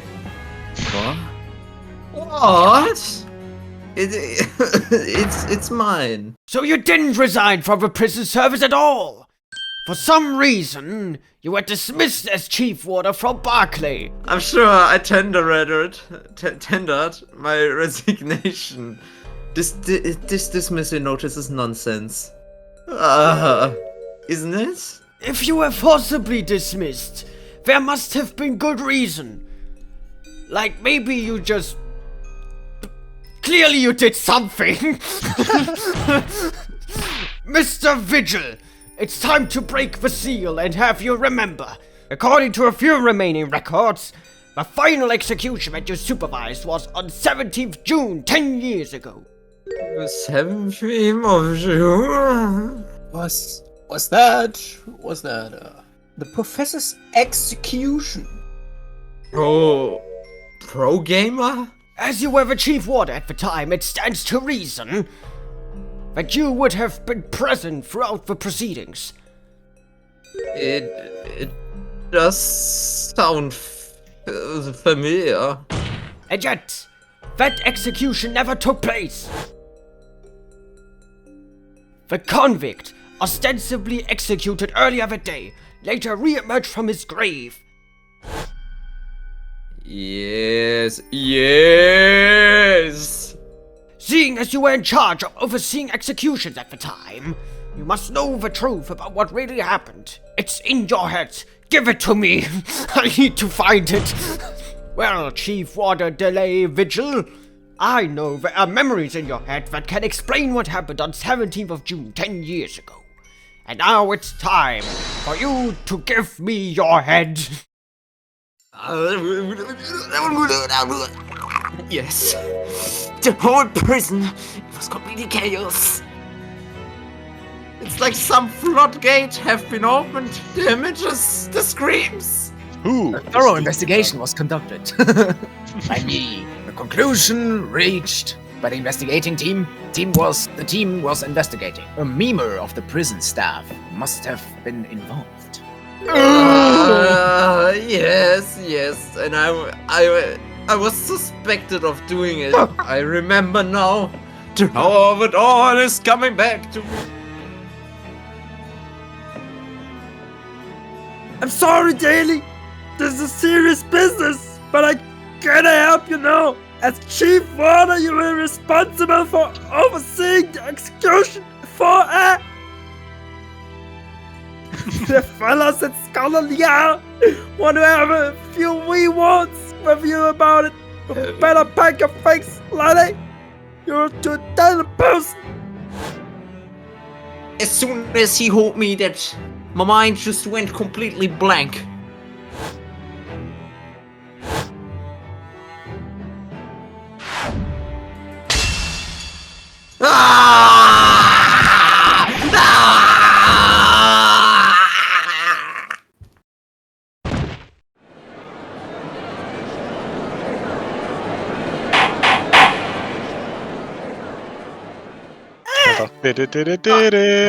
Miles Morales. You were interrupting my monologue, therefore I shall smite you.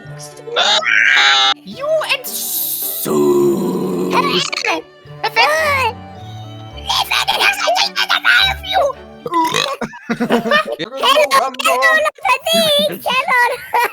Can you shut the fuck up? I'm reading my divorce papers. Now, what do you Nipponese want?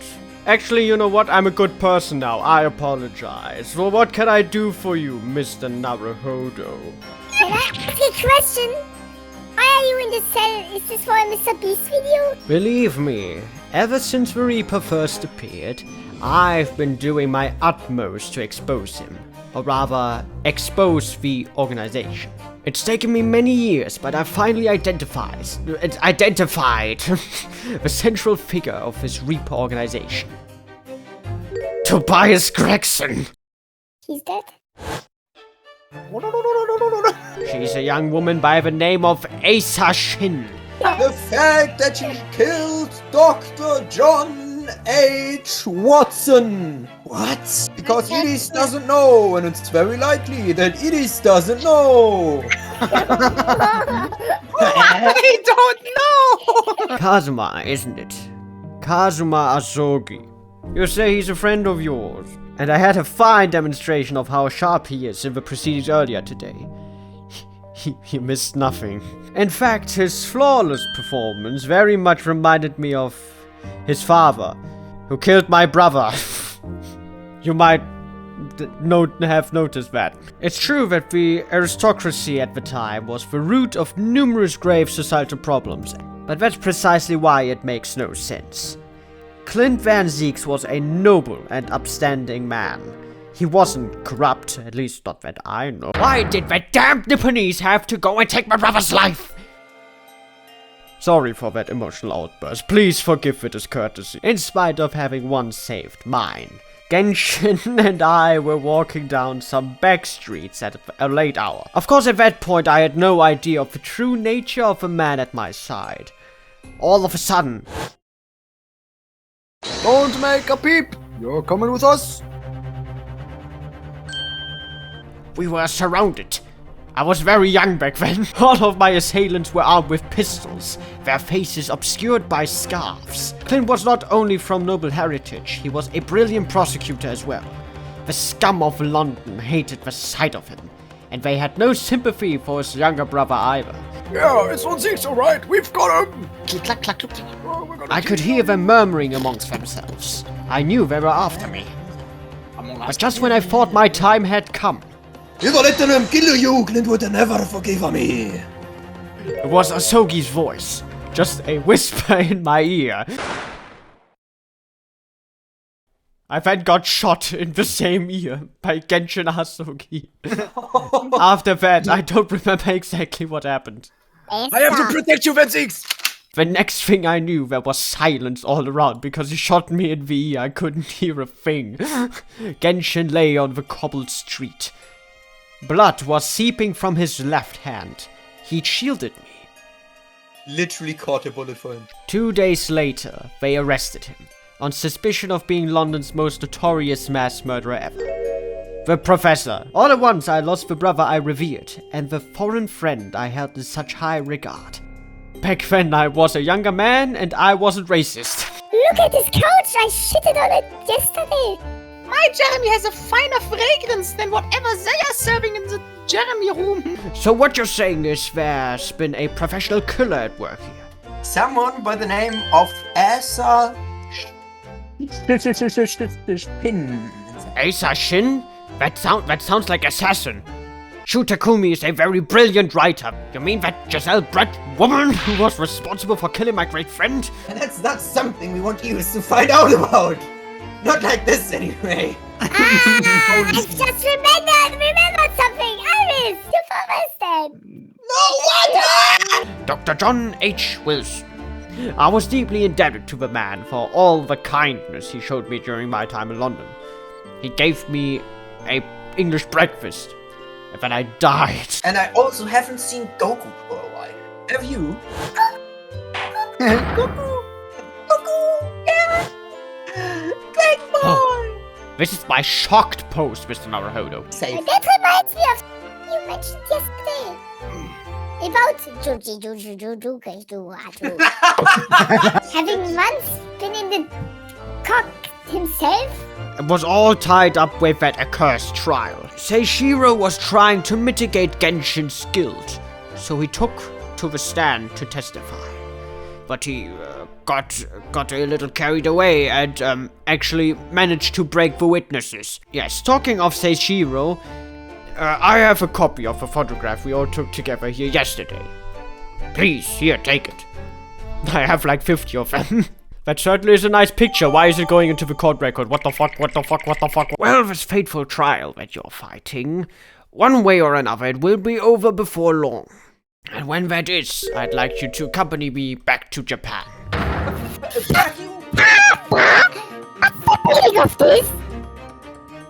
Now, Susato, you should understand. You've seen how our courts work firsthand. Japan's judicial system is in its infancy, especially when it comes to defense. The Supreme Court of Judicature is in desperate need of a good defense lawyer. And having seen you in action with my own eyes earlier today, there's no question. You, Naruhodo, are precisely the man our country needs. What's that over there? What am I supposed to do, Father? Can I come with you? You've always chosen your own path, Susato. And I trust your judgment in this matter also. Father? Please, the pair of you, don't look so downcast. It's merely a suggestion, you understand. A hope, if I'm honest. But I won't force you. Well, if you'll excuse me now, I need to telegram government ministers and the police with this information about Asa Shin. Oh, good. And please do come to Bogus sometime. Yippee! I will take you by the word. I won't lay unconscious on your couch, I assure you. Asa Shin? Of course. It's so obvious. How could I have neglected to consider the possibility before now? I must dispatch a telegram to your country at once. It is a matter of much urgency. To whom can I entrust the task? Quickly now. Who? The fucking post office, mate. Obviously. You knew the man. The professor! I mean... Genshin! Oh, yes, I remember him. He was my cock bro. He was a killer of many men and women, but mostly men and only men. Those 5 members of the aristocracy.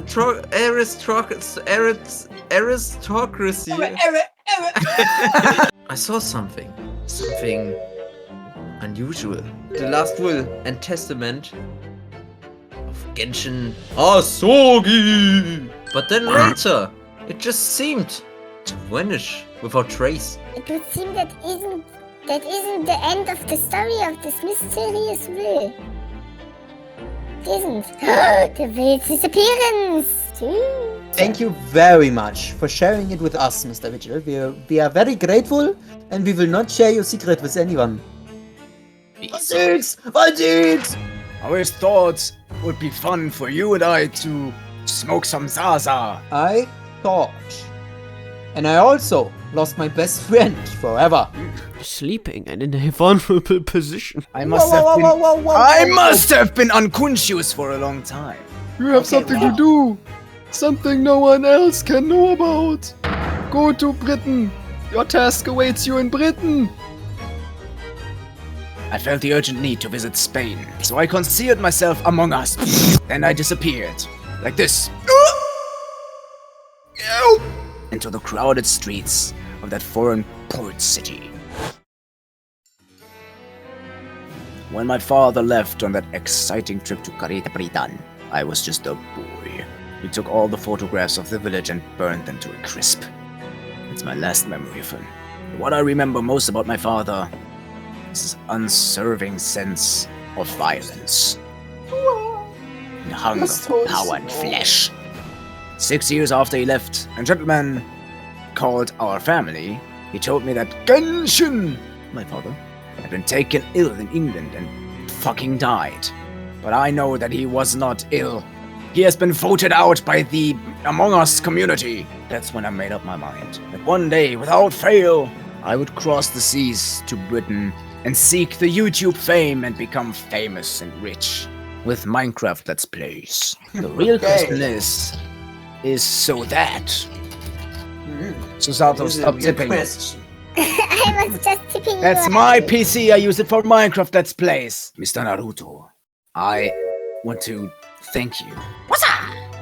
For this blade, Aroma, is the symbol of the Ass Clan's honor and might. Apparently you fucking broke it, you idiot. You can go now, but be careful, you wouldn't want to get lost around these parts. Sure thing, buddy. Now, I have a PowerPoint presentation to make for tomorrow. Dr. Gore.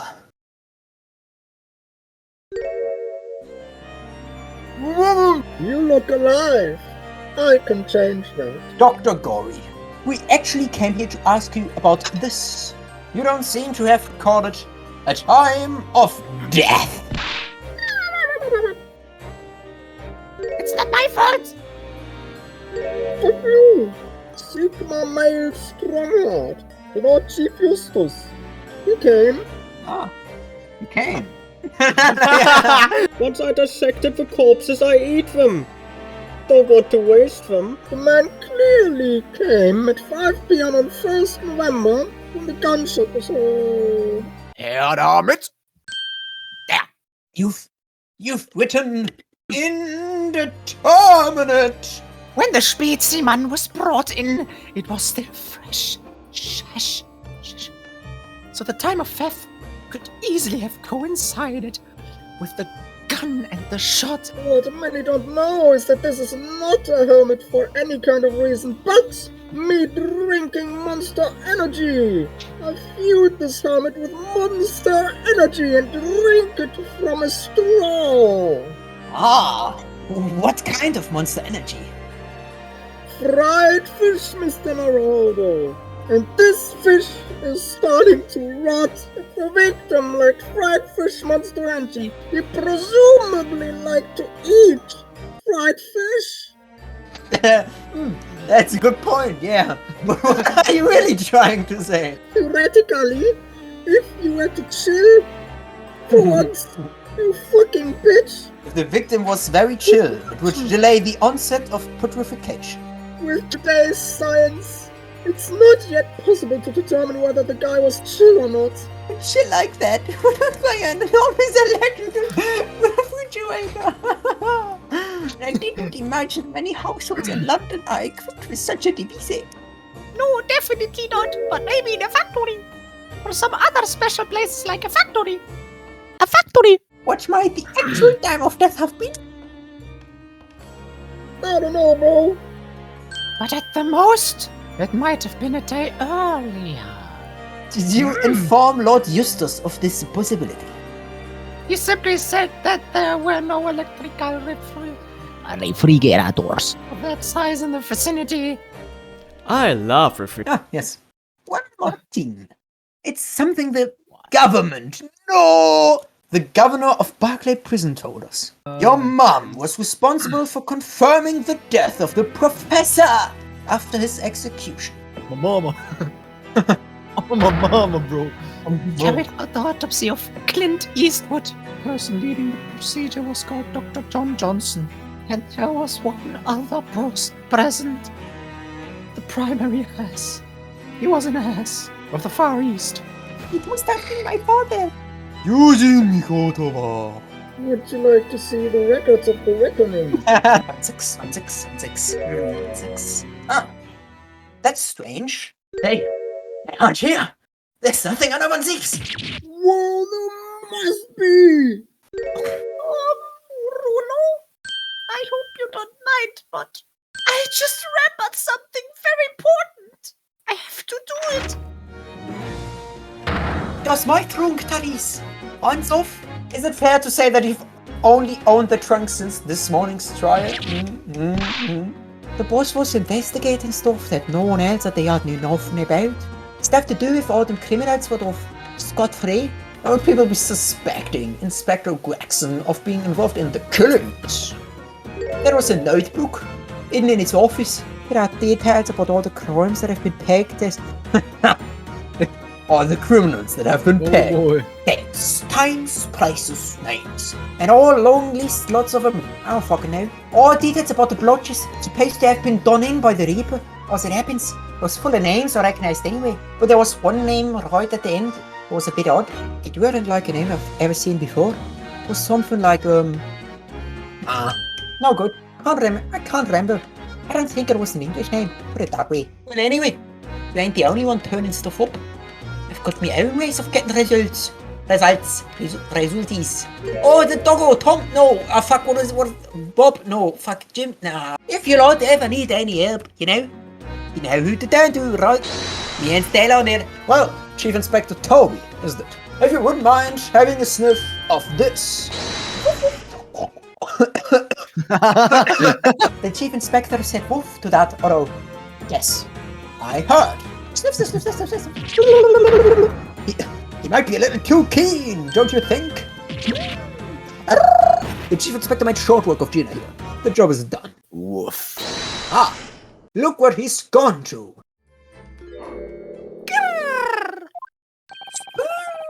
What's the matter with Toby? Mr. Naruhodo, be careful. You're being cringe. Oh, shush. Toby, oi, what are you doing? You're gonna lick his face off.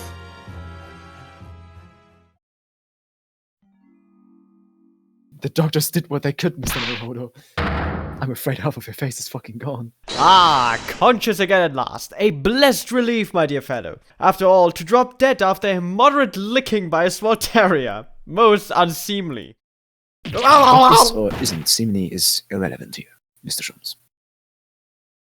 Her mit dem Schwarzbiergebot, brodend wie ein Feuerberg, den Schlund es mir Iris? Idis? What's the matter? Who's that sprawling? I mean, that relaxed gentleman over there. Excuse me, sir. I do apologize for troubling you whilst you're singing so merrily, but would you be kind enough to explain the situation? Well, that worked. A crooning gentleman and a mute young girl. A rather tantalizing juxtaposition. And one that appears to have incited the gods of deduction within me to find their voices too. Ah, Mr. Sholmes! What do you mean? The strains of reasoning within me are playing now as a delightful duet. One melody sings of a reunion, full of nostalgia, whilst the other is a morose theme about the great secret you're trying so desperately to conceal, Iris. So then, to music land where all is sweetness and delicacy and harmony. Pray do enjoy Herlock Sholmes' latest logic and reasoning spectacular.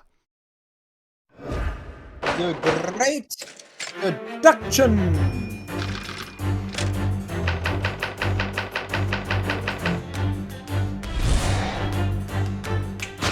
Firstly, we consider the gentleman's nationality. Clearly, he's a German with no grasp of the English language, as evidenced by the Germanic song he sings and his apparent inability to understand when asked to desist. So, why is the man here at all, and in such apparently high spirits? The answer, of course, Iris, is clearly known to you. Indeed, we need only follow the gaze of those bright young eyes to unravel that particular part of this mystery. The reason for the man's mildly irritating warbling is revealed by the herbal tea. Take that!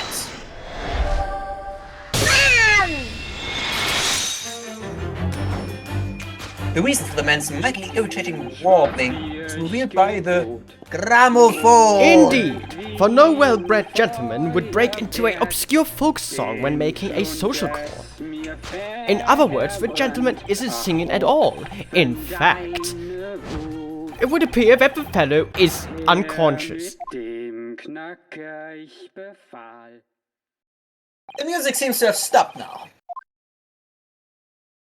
I asked you, Mr. Naruhodo. Yes? Why would I have purchased a recording of that gibberish? How should I know? Well, never mind. On with the deduction. Who exactly is this gentleman availing himself so thoroughly of the settee? As it happens a number of years ago now, a certain gentleman of German origin engaged my services in solving a particularly delicate case. He required the retrieval of letters once sent to an acquaintance that might have proved problematic. In order to conceal his noble identity, he also arrived at my office in a mask. The gentleman's name was Wilhelm Gottsreich Sigismund von Ornstein, the King of Germany. If my memory serves, the mask worn by this gentleman is identical. Yes, there can be no question. That mask belongs to the King of Germany. Come to think of it, the young prince was wearing a mask as well, wasn't he? My gods! The boy you had in tears. The boy who lived. The point is, that mask doesn't belong to any king. Because we identify the true owners of this mask. Take that! Kazuma! There can be no question the mask belongs to him. In other words, my memory is sublimely unreliable. Only you could try to make that sound positive. Though that doesn't explain why the gentleman is wearing it now. Huh. But it is now a simple matter to determine our guest's true identity. After all, the gentleman is unconscious. We need only excuse ourselves in advance, gently lift the mask and peer beneath it.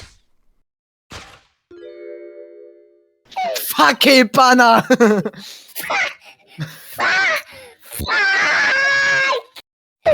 Father.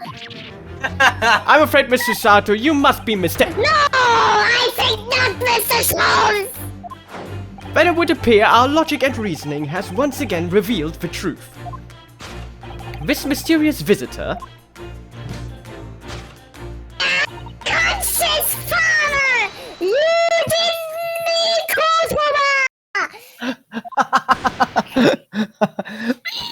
Logic and reason are just looking and saying.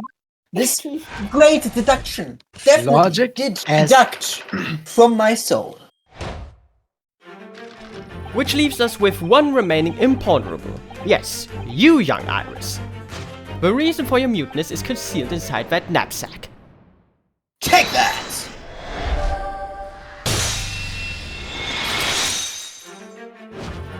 The reason for your muteness is concealed inside that metal chest. An excellent observation. For upon closer inspection, there is something different about this chest's appearance. It's kept locked at all times, yet now the catch is open. Evidently, this has something to do with your refusal to speak, Iris. But it's a simple enough matter to incite you to speak, I'm sure. I merely need open this chest. I really hope that there is nothing in there that could possibly... Here we go! Surely do not! Bah! Mr. Shaw!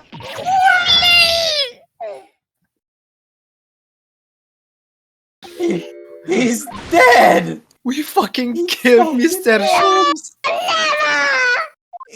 Inconceivable! You idiots! I told you not to open this! Why did you make me do this? Ah, so you found your voice now, Iris. I will Now find your it's inner just intestines if you keep going like this.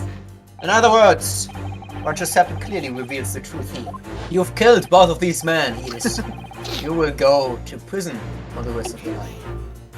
Now that he's left me alone on the ballroom floor, I'm going to have to dance this next part solo. Now then, Iris isn't usually the silent type, so... You don't actually know the answer yet, despite that knowing point of the finger before. Take that!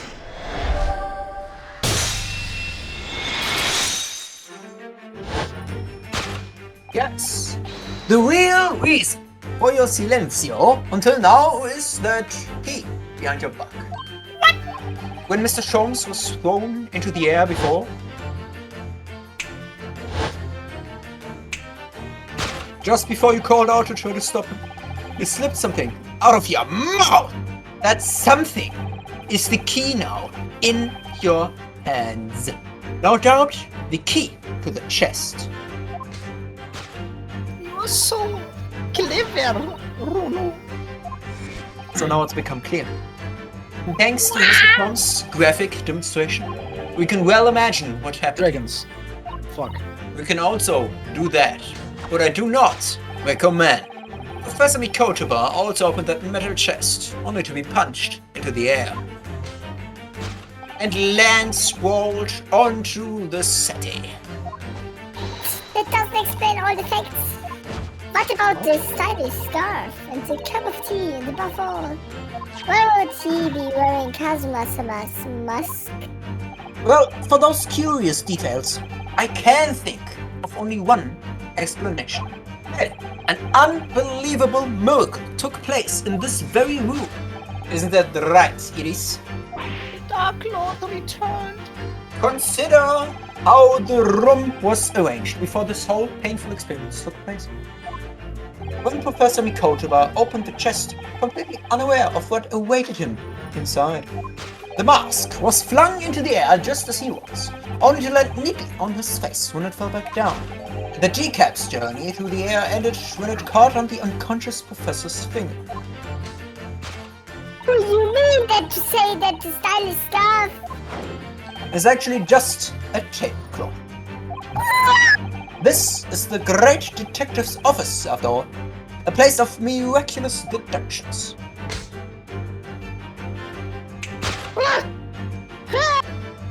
Would you expect anything less? Yes, you're right. It happened exactly as you said. Brilliant, Runo. This concludes Ryunosuke Naruhodo's great deduction of this punchy puzzle. So then, why don't I make a fresh pot of tea for us all? Objection! An admirable performance, Mr. Naruhodo.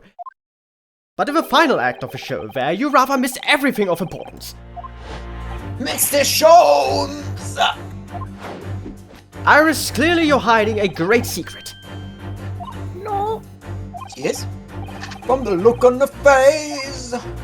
Mr. Sholmes must be right. Whatever that great secret is, the cat isn't out of the bag yet. You were attempting to abscond with that coffee cup. Take that! I don't give a coffee. Fuck, let's just eat.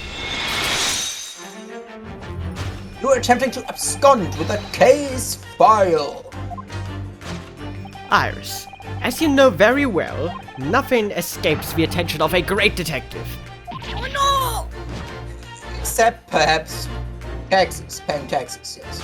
We visited Scotland Yard's autopsy laboratory earlier today, and Dr. Gory informed us that the autopsy report of Clint Van Zex had gone missing. Clint Van Zeeks? Yes, I do seem to recall. That some years ago I asked to see the report in question. You were with me, weren't you, Iris? I request a lawyer. You mean it was you, Iris? Yes, I am the Reaper of the Pale, you got. Oh! I'm sorry. What a gift! Never! An excellent job, Mr. Naruhodo. We made a little girl cry. We did it once again.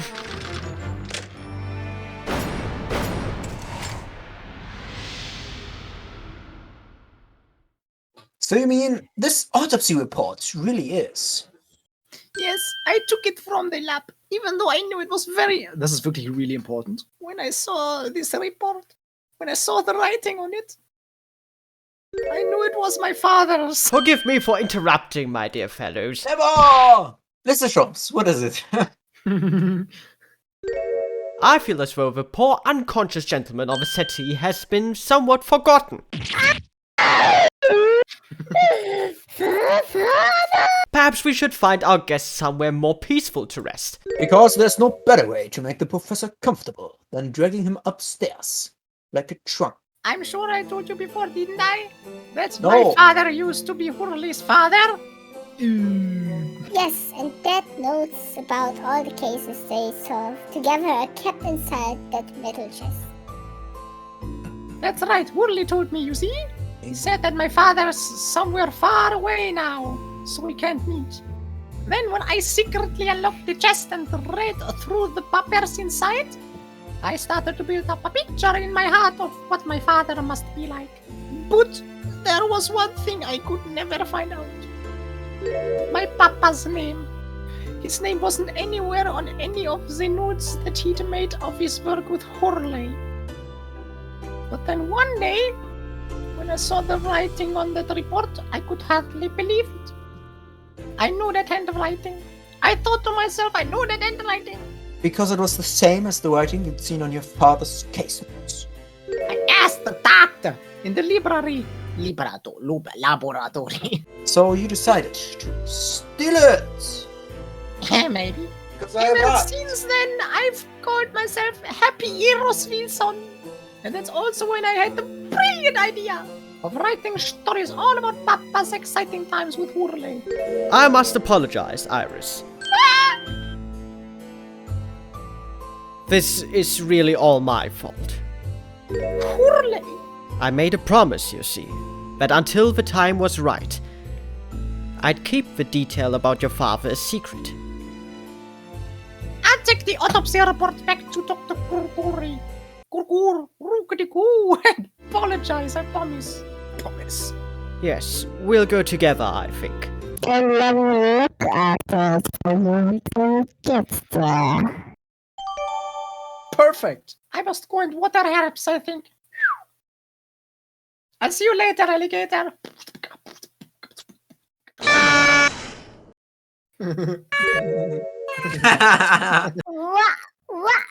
What's the meaning of this, Mr. Sholmes? Oh, dear me. So you've noticed, I see. The writing. Is Dr. Woods at all? Writing is on the walls! Wait, what do you mean? How could you possibly know that? Because I know this writing very well. This writing. It's my father's! That's who? Professor Mikotoba! Indeed, it's true. And now you know, my dear fellows. So, this autopsy report was actually penned by Professor Mikotoba. 10 years ago is when Father returned to Japan after his extended study tour in Britain. And prior to his return, where was Dr. Mikotoba engaged?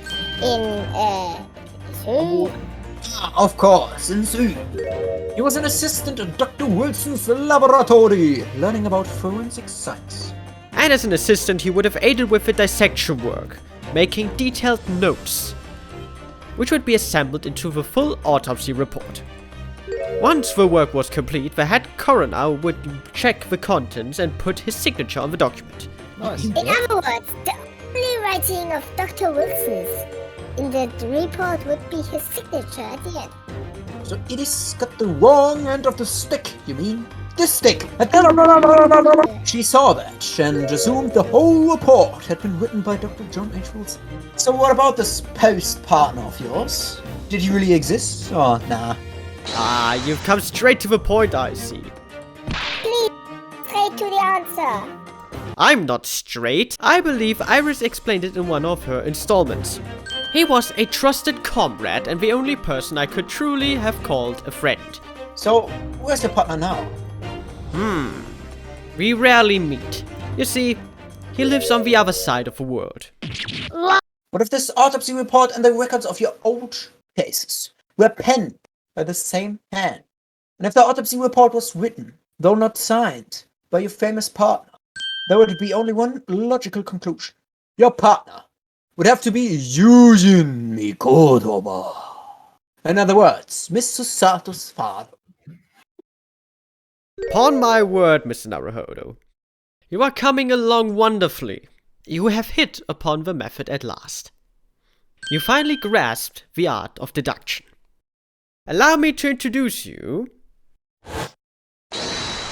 to my great friend and partner, Mikotoba! Professor! My old friend has attained worldwide celebrity as a great mystery solver. It's the greatest mystery of all. You fucking cunt. Ah, just like old times. I still remember the first time we met. He rambled for about 2 minutes just insulting me. Pray remind me, when was it again, Mikotoba? Shut up, you fucking blithering shithead of an idiot bitch. Yesterday Must have been 1969. The year I became a man, and the situation of our cohabitation led to us pursuing cases together, you see. But in the last year of Mikotoba's stay in Britain, that most infamous of cases presented itself. The case of which you've become rather familiar yourself. The professor killings. It was very unfortunate. Eugen died. I didn't. Yeah, he always says that. I always say that. That's true. I didn't die. I'm about to die, though. There's another mystery that I really must ask you to explain now. And that's it. That is that. That is what it is. It is what it is. If you're Mr. Sholmes' partner, father, and you wrote all those case notes, then Iris' father must be you! And she's my sister! Oh! Upon my word, Miss Susato. You are coming along wonderfully as well. You two have hit upon the method at last. You finally grasped the art of deduction. What you always told me, father, is that my mother died when I was born 16 years ago, and you left me in grandmother's care once you embarked on your study tour of Britain. Well, and I've always accepted that, but all this about Iris. No! Hold on a minute. It was very complicated. I mean, it's really not what you think. That's quite enough, my fiery fellows. Whilst I don't like to interrupt this exciting exploration of the past, Mikotoba and I have an urgent matter that requires a short excursion. But it's very late, Mr. Sholmes. Where must you go? Why, my dear madam, is that not obvious? My partner and I must pursue our natural enemies. So get your coat, Mikotoba. The game is afoot. But Sholmes! I really must give Susato full explanation, I think. She doesn't get it. Nonsense, my dear fellow. Our carriage awaits... Oh! Susato, you don't get it! You don't get it! Our carriage awaits downstairs already. You haven't changed one iota. Have you? I visited our home after 10 long years. When I opened that chest in a fit of nostalgia, I quite inexplicably die. As if that wasn't enough. When I eventually regained consciousness, I'm plunged straight into hell. 15 dead babies! You don't understand! Nonsense! Mr. Sholmes, I have no doubt that whatever happened to you is acting in everyone's best interest. I trust you completely. So, I believe your own work is done for the day. I wish you the best of luck for tomorrow. Yes, Naruto, fuck you! Good luck in battle. And in reaching a decision. A decision? About whether to go back to Japan, I suppose. Stop supposing stuff. Start actually knowing. I never thought I'd say this, but I can see it in your eyes. That burning desire to cut through all the lies and deception. I can't deny it any longer. You are an epic gamer of absolute integrity. Thanks! Now tell me, Why do I detect the scent of expensive tea leaves in the air? Take this, motherfucker. If for some reason you completely run out of options in the trial today, throw this at the enemy. It will detonate and kill them instantly. A little doll of Mr. Sholmes in a hair form. I've been told to fuck its ears if I run out of options. Yes, it would seem that a certain someone has decided to pull out all the stops. What does that even mean? I'm not going to tell you for dramatic effect. Look at this ellipsis. We must go inside now, my Lord Van Tax. Do I really have to? 9:30 a.m. Xbox. Time is it? What date is it? And where am I? Who's guy and why am I here? I don't like this place. It feels even more oppressive here than it did yesterday. There are cold stairs piercing me like knives from all sides today. Look at this, Mr. Naruhodo, look! It's the Rolex man! Odysseus!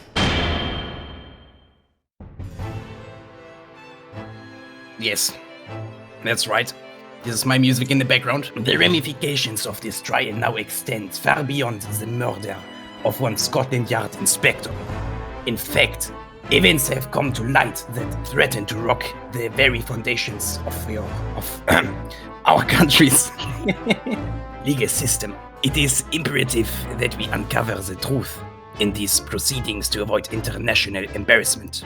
By royal decree, this will continue to be a closed trial, and one over which I, Yusu Stormheart, exercise total and unequivocal authority.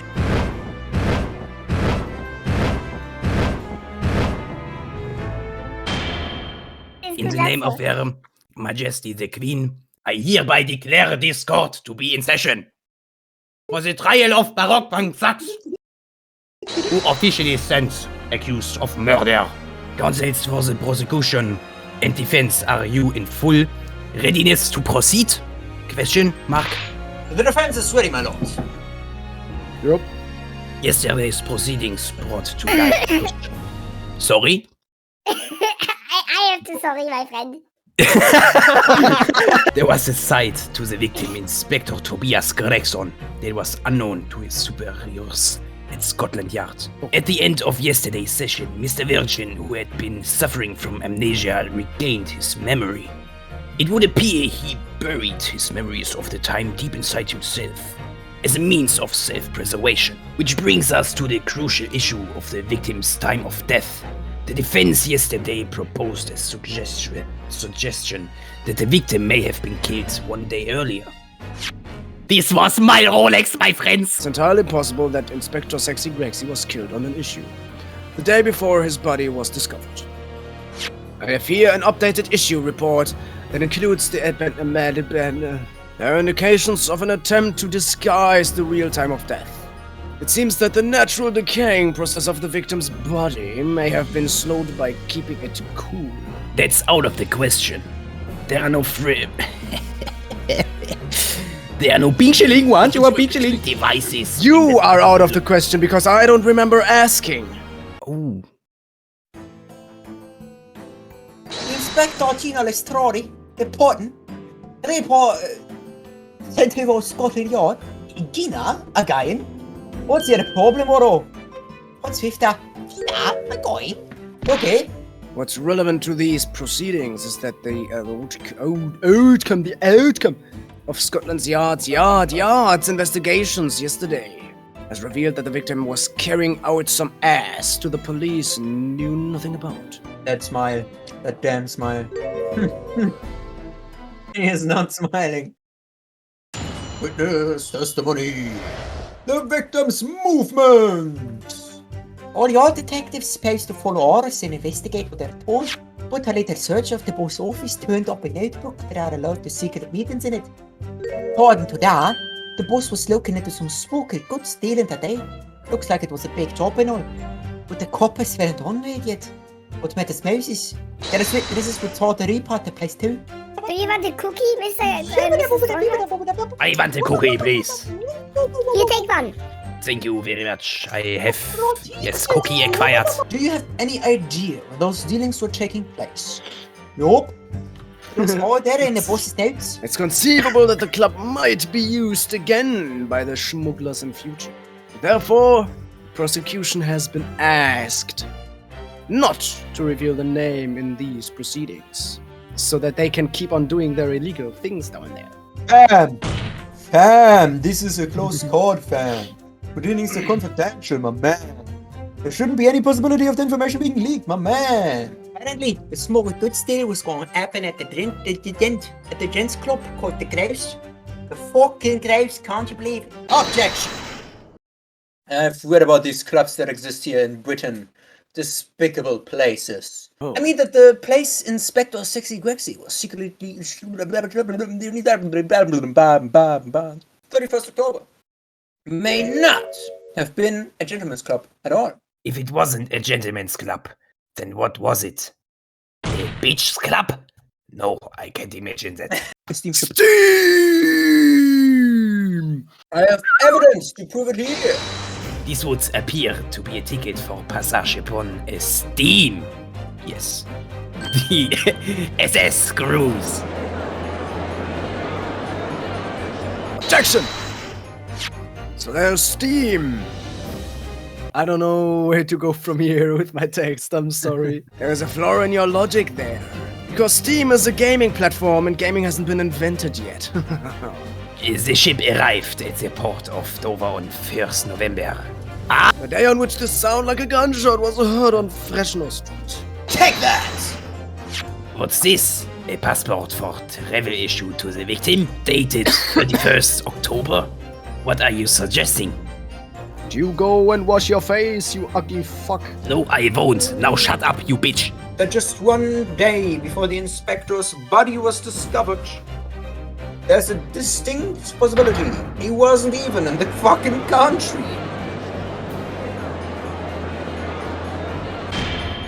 Order! This document is for passage to Francais.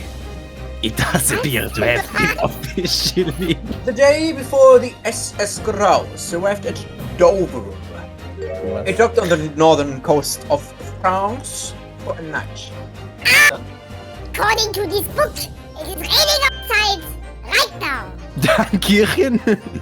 What could possibly have taken the victim there? I'm the imposter, Mr. Naruhodo.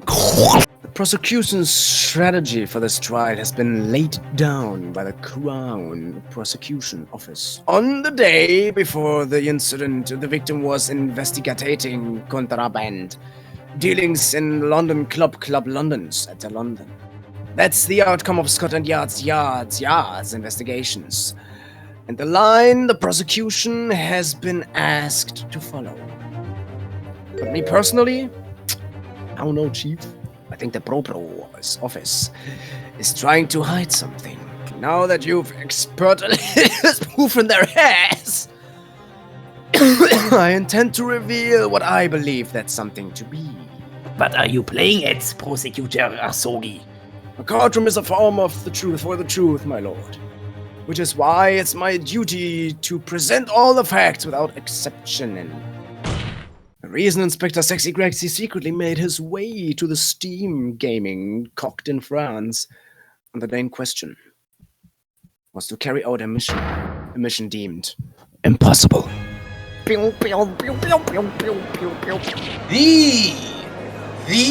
Reaper?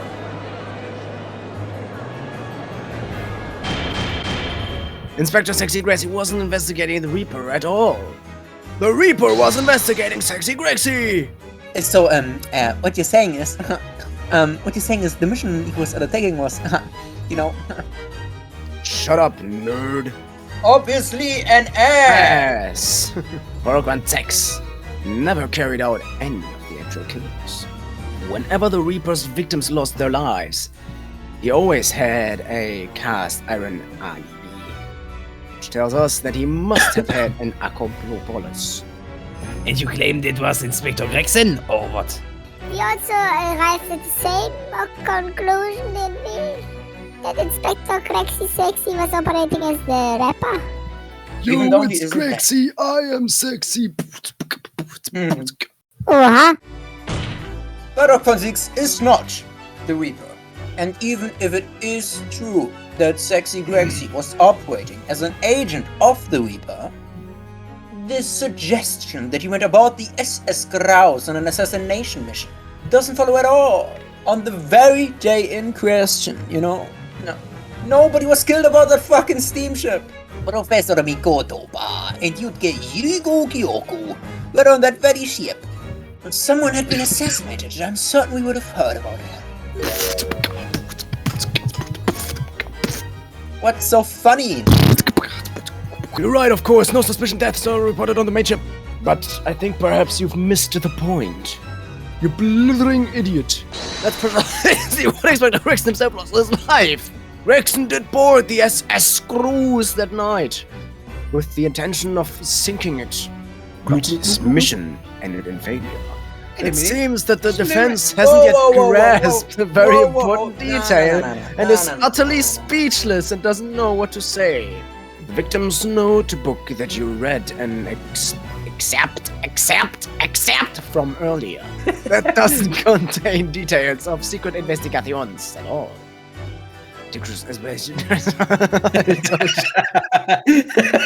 Describes 10 years of ass plots to be carried out by the Reaper of the baby. Even if all the blotches would got taken out at a common...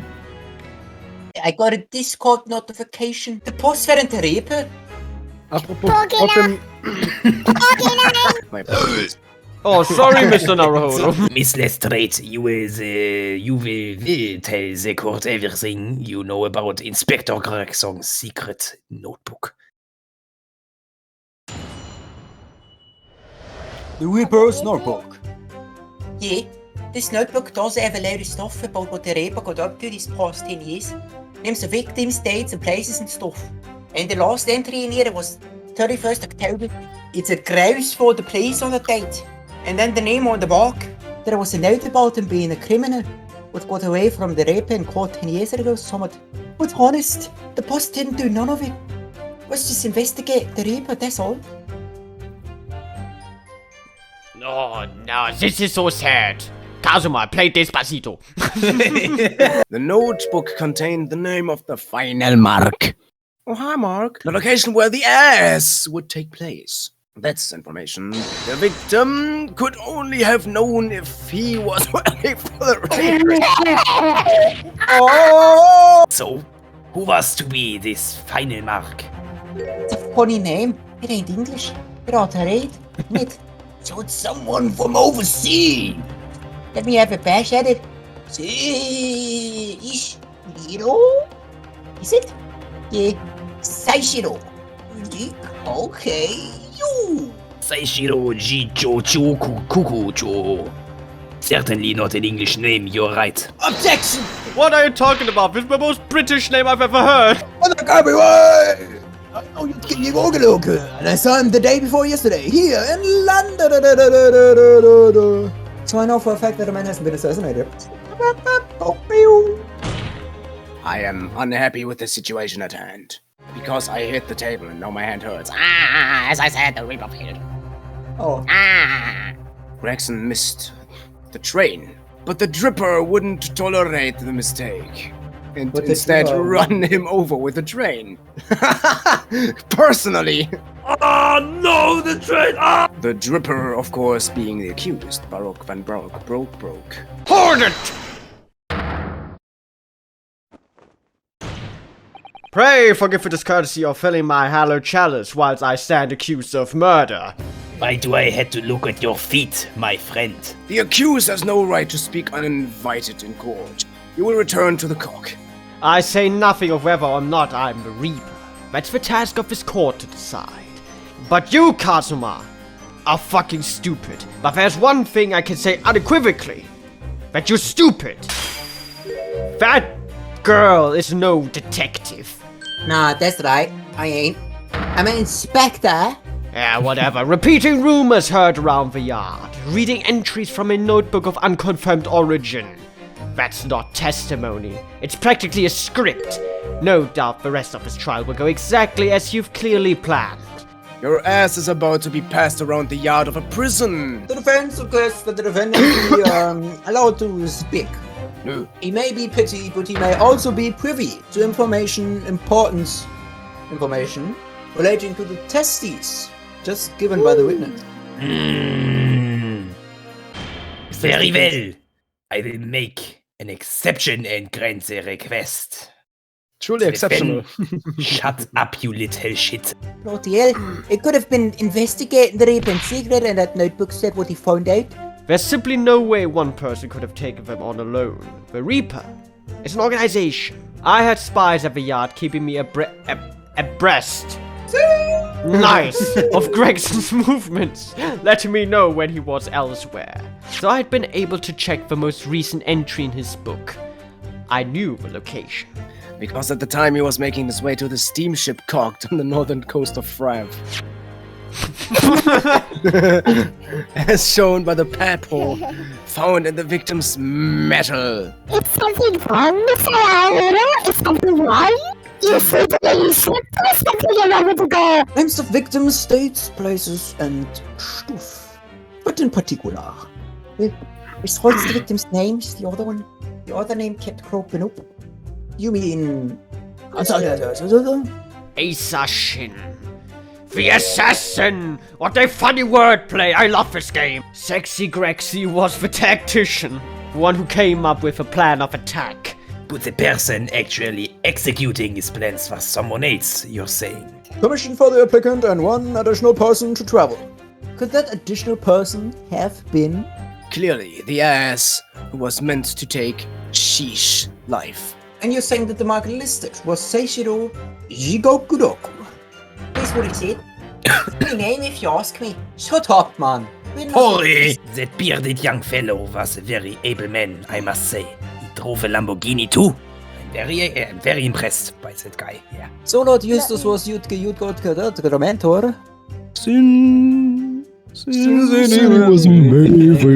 If I'm not mistaken, he returned to Japan 10 years ago. In the aftermath, the professor case, his repatriation was organized immediately. I'd forgotten all about it, but now I remember.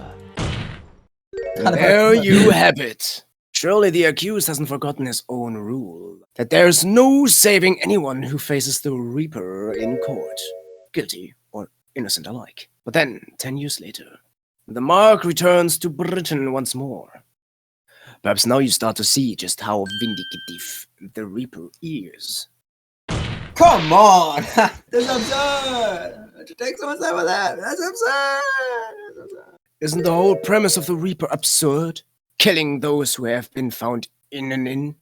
Clearly, the rules by which the man operates are beyond the sane person's comprehension. I deem him to be the impostor. What? I've had just about enough of this. All this nonsense about the boss planning to kill people. It's copeless. Come on, Naruhodo. Yes? Why aren't you saying nothing? Why ain't you letting out the pictures? What? Who? Gonna find the flaw. You do usually. Someone's lying here. No question. You've got to work out who it is. Please. For the boss.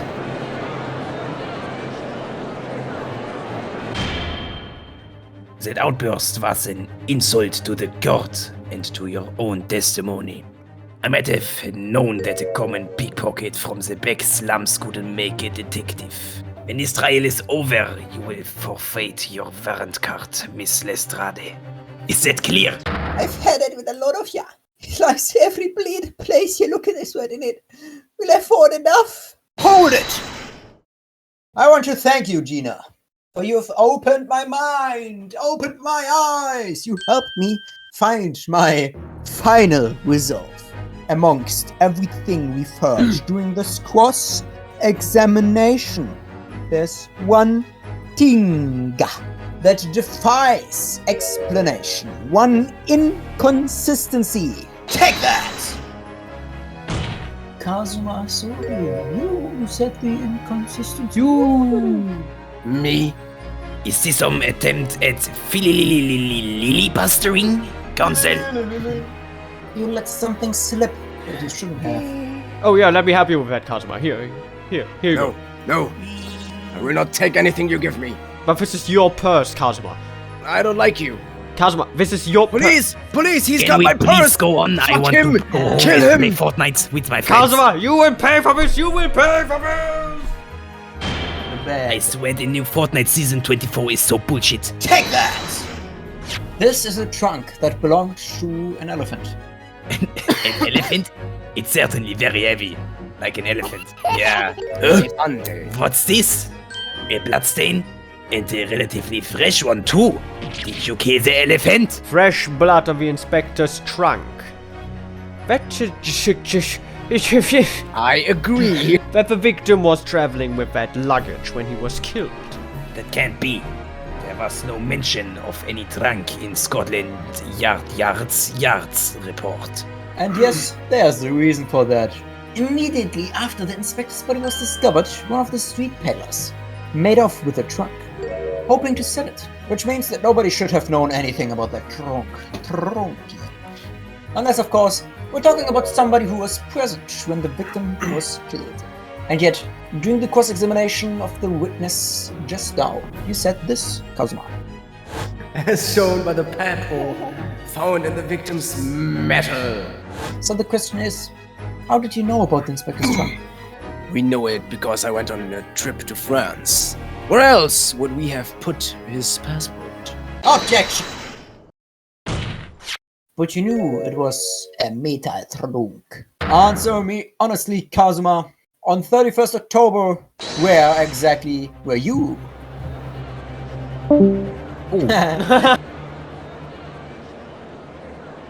I hadn't considered the possibility before, but if Kazuma was there on the ship, then it can only have been for one purpose.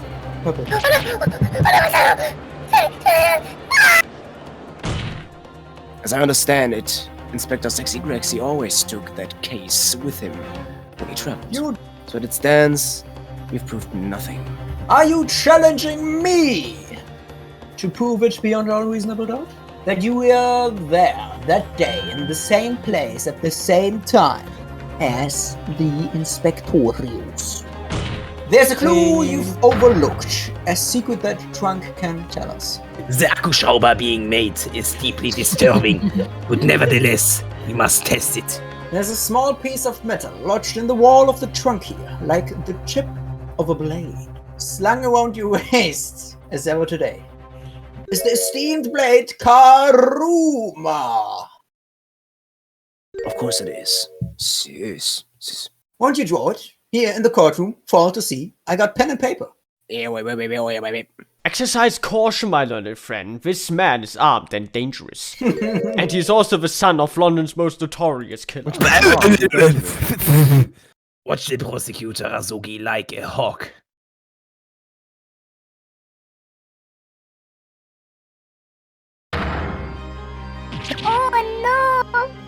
Oh no, the tip is broken. El fragmente los metalos. Oh no, the tip is broken. The fragment of metal from the trunk fits together with the end of the saw. The question of who was there with Inspector Sexy Grexy will be answered. Agreed, Kazuma, Asogi.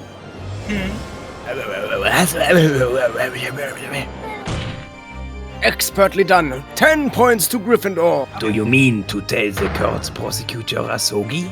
Do you mean to tell her? Yes.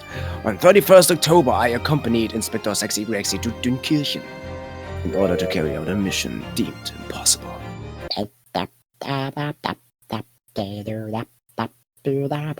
So the additional person authorized to travel was me all along. And the mission was?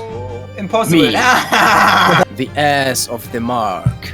You were following the Reaper's orders to dispatch Judge. I have killed no one. Yet. Explain. I accepted the ass mission, yes. However, I thought it was impossible, and instead of that, I killed Gregson and Dunkirchen. But I never had any intention of carrying out the plan. On first day, God created me, and then I killed Sexy Greg. What? We traveled over to Dover, from where we crossed the channel to Dunkirchen. Then on the second day, God created the SS Cruise, and we made for the cabin deck, as indicated by the plan. But you've already told us you had no intention of going through with it anyway? I didn't come to Great Britain to take anyone's life. I spent that night at a boarding house in the town. Returned to England the following morning. Gregson returned to England as well, having failed to complete the mission. He met with the rapper in that room on Fresno Street to report the failure, causing the infuriated mastermind to pull the trigger. Alright, Mr. Sexy Grexy, I'm going to fucking shoot you now. Ah! Lol, he actually died from that. That's the real truth behind Inspector Sexy Grexy's murder. Objection! But if you did nothing as you claim, how did the tip of your sword come to be lodged in the inspector's trunk? No comments. I will just ask the editor to edit that out. The victim was killed by a gunshot. A small fragment of a Japanese bloody isn't relevant to the case. Be that as it may, the court will sequester the sword as evidence.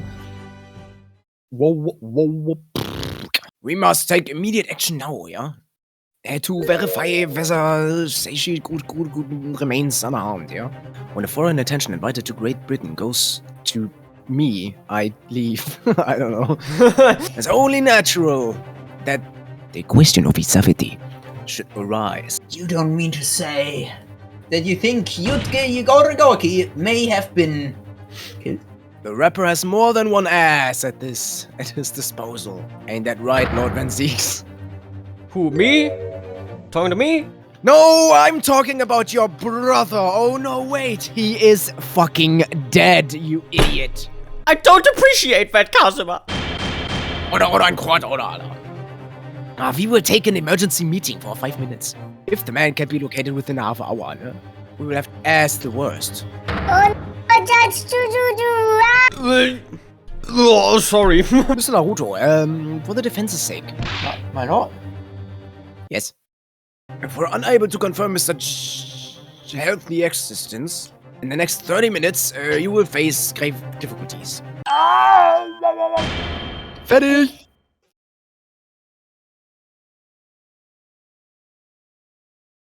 If something awful has happened to Judge Jewel or Jojo, then I feel as though things will only spiral further and further out of control.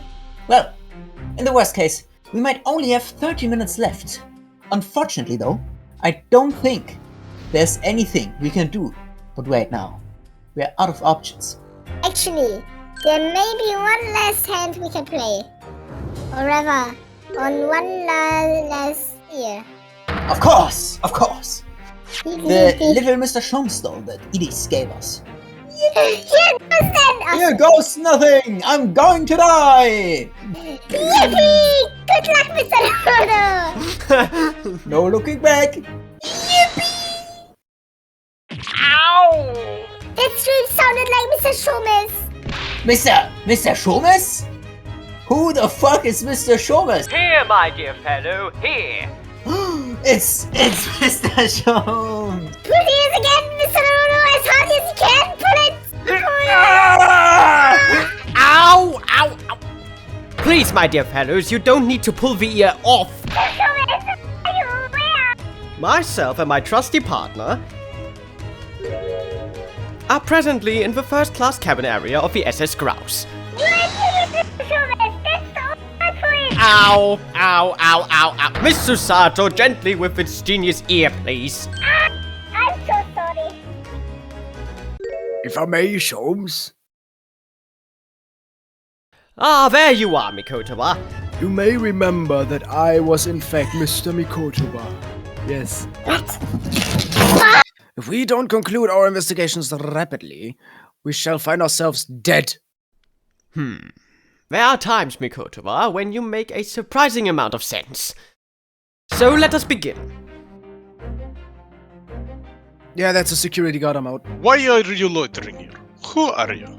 My dear fellow, do you not recognize a world-famous great detective when you see one? I do not. The question really ought to be, who are you? I am the great world-traveling sailor Jikin Stroganov. Do you see that, Mikotoba? It would appear that this man is a devoted follower of mine. Goodness me! Is that a tattoo? That says a tattoo? What? No, it does not. It's Russian for what are you talking about? Leave now, or I will take you and throw you in the sky. 3 days ago, I was bound for London aboard this ship, you see? We're looking for one of my fellow passengers. A man by the name...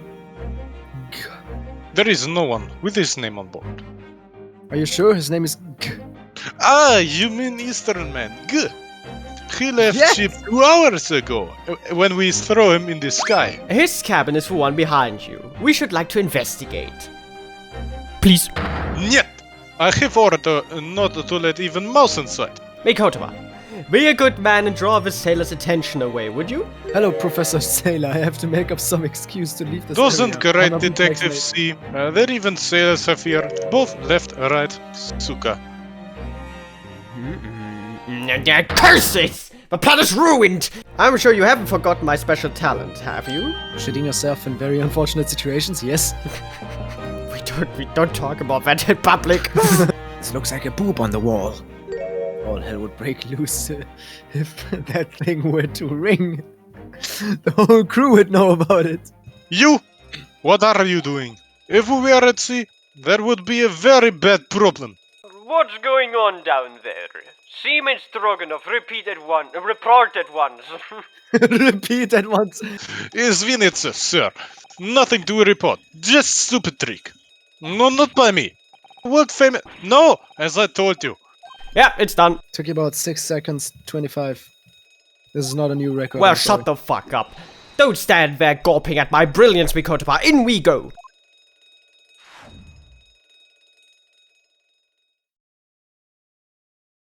Ladies and gentlemen, this is cabin number 5. Good gracious! This is Russian! It would appear that the occupant of this cabin did indeed disembark rather hurriedly. Hurry. Look, those are clothes. Pack them in. Oh, those clothes on the floor. They're shit faces, without question. Well, it seems we are just a little too late. Yes. By about 2 years. You are still here? Oh, Mr. Man, hey, I was just eating an apple, like... My name is Seaman Stroganoff. Yeah, well then, Mr. Man, I was beginning to think you'd never materialize. You're waiting for me? Of course, I was expecting you to burst in with a hearty Russian profanity far sooner. Ship is leaving port soon. Get off now. Of course, we shall disembark presently, my dear fellow. But first, there's something that must be done.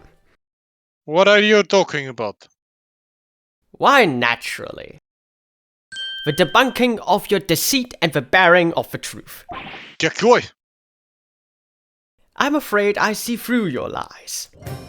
For one thing, Mr. Jubjubjubdub has not yet left this vessel at all. I don't know, Mr. Jubjubjubdu. And for another, my dear Mr. Man, you know exactly where the man is even as we speak, don't you? So? Good gracious shit. You mean you've worked it out? It's really been too long, hasn't it, old friend? 10 years, no less. So, would you care to join me for a dance of my inimitable logic and reasoning? Nothing would please me more. What is this? We have but minutes until the vessel puts to sea. No games now. Time is of the essence. Mr. Man, allow me to remind you of your earlier claim. You told us that Mr. G. Jork left the ship some 2 hours ago. That's what I said. Sadly, that was a rather clumsy lie. You see, there's something in this room that quite clearly contradicts it. Ah, yes, of course. He thought to himself. I see you've noted it too, Mikotoba. Then please, do take the lead. What in this cabin shows the impossibility of Chigoku having disembarked 2 hours ago? Let's see what the last 3 years have done to your observational skills, then, Mikotoba. Take this! Look at this cock.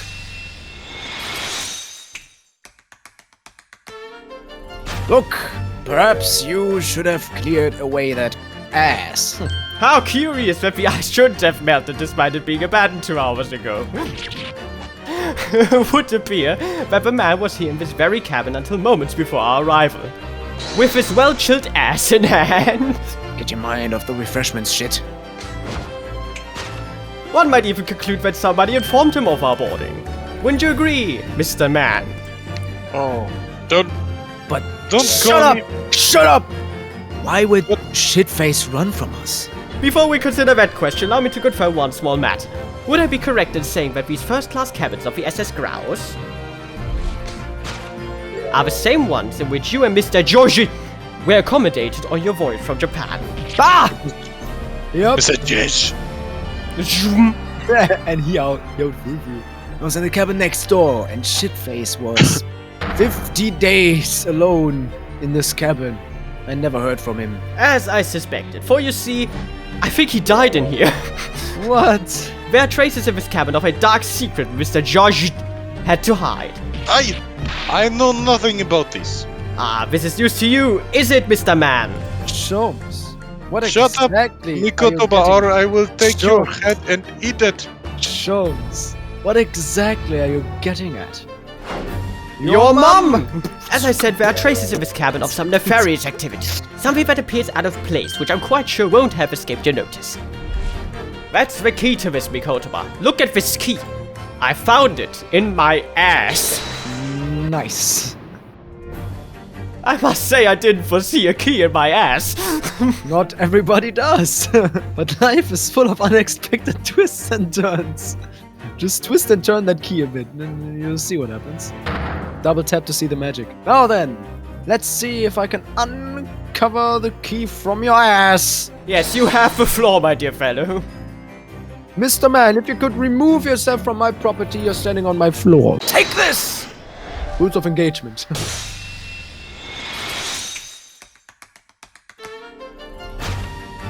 It's the rules of engagement in this frame here. They're obviously cringe. Yes, I'm sure you've already concluded. That frame was originally over here. The shape and size are a perfect match. No, niet. The frame did not move. Hardly the most observant of crewmen are you, Mr. Stroganoff. I would think your captain is quite justified in having his reservations about your reliability. At least he called me Mr. Stroganoff. Shit! Hardly the most observant of crewmen are you, Mr. Man. Shut the fuck up, shut the fuck up. Oh dear. That really seemed to touch a nerve.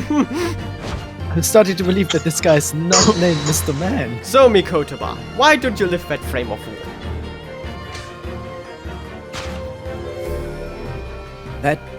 That looks like a hole, a glory hole, Bruder!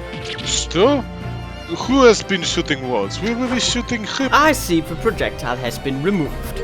Clearly the careful occupant of this room has already disposed of it. Now then, Mr. Man. Ah! I have the distinct impression that you're attempting to shield said occupant. I don't know what you are talking about. Why would I try to protect Eastern Stranger? Ah, so we are talking about the same man, I see. Good. Ah! I'm sure we can get to the bottom of this in no time, aren't you? I will eviscerate you. Because there's some very noteworthy evidence that explains the reason why you're lying for the man. Yes, you've been told to keep up this pretense, as clearly shown by... I don't know. Take this! Do the funny dance again. Haha! Yes! Yes! It's almost too obvious for words now. Quiet. The universal language of a word. Money. Could believe him to be money. That is not true. This money is wage for this month. No. Now I'd wager that the Eastern fellow in question is Shitface's face. Yes? Ah! So I presume you realize what this means. There are clear signs that a crime has been committed in this very cabin. I want someone to pay for what happened here, and you're the only one in here. You are wrong. You are in here too. So we are both the only persons in this room. Yes, but I've got a gun. I got a gun too. No. Yes, and also there are Russian sniper outside directed at your cock.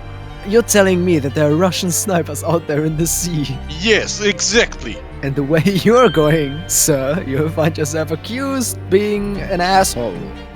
But that's not very nice. I believe you know, Mr. Man. You know where Mr. Jajid is hiding at this precise moment in time. I don't know what you're talking about. You are now in the spotlight, my friend. Oh no, it is so blinding. As always, Mikotoba, in matters of deduction, a furtive glance is your unfaltering ally. Yup. We need only follow the man's gaze to know where our prey is hiding. Proclaim this into your possession! Oh! You turned Mr. Shitface into this trunk, didn't you? The truth is, Shitface, James, was unable to escape from the ship in time, and is at this very moment here with us in this room. If he still has a breath to take, I fear he may be running dangerously low on air. I imagine he didn't count on us making a nuisance of ourselves for quite so long.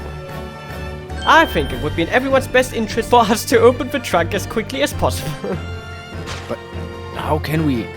Are you forgetting about the grenades? I don't know.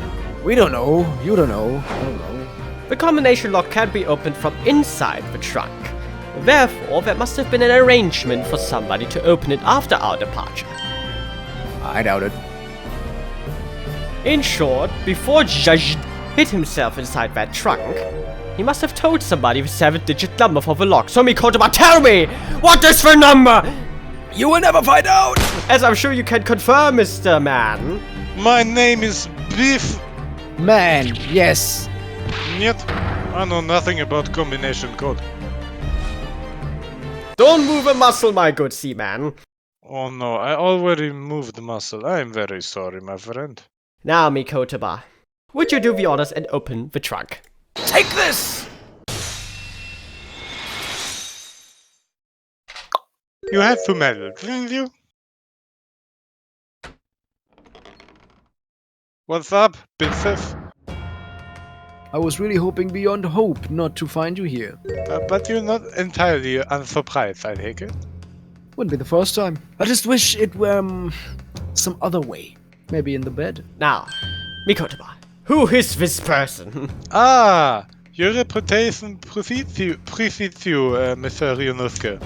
I have read stories about your many exploits. This is Mr. Judge Dredd, my old friend and traveling companion. Hello, I'm Dredd. The devil is in the details, Mikotoba. I believe you meant to say your old friend and traveling companion. And husband. Who made the cowardly decision to flee the country without a word to anyone when things turned sour. Hey, I thought you liked me, Mr. Ryunosuke. I am not. You know it all by now, I imagine. What you didn't know, of course, is that 3 days ago, on the night before our arrival in Brazil, an attempt was made on my life here, on this very ship. It became all too apparent to me that I might very well be targeted again. First-class cabins aboard luxury steamships are very short in supply. It's more than a little hard to believe that this one just happens to be available. Stop mocking me. The cabin that just happened to be available. So I purchased a ticket and here I am. I must say, it was very small. I thought I paid for more than just the trunk. To prevent anyone else taking this cabin and seeing the evidence. That's true. That's it. I have nothing to say to you. Well, in a mere 5 minutes, this ship will set off on its onward voyage and not make port again until Italy. It's a sopupuena from the Bailey. I don't know what that is. Just take it. You know what the ramificación of ignoring a document like this from the British courts would be? Inside Mr. George's trunk, I found this rather fascinating trinket. That's called an anal plug. Let us pocket this as a small souvenir of our brief sojourn in France. Here, Mikotoba, take it. I don't want to touch that. You've got gloves with gloves.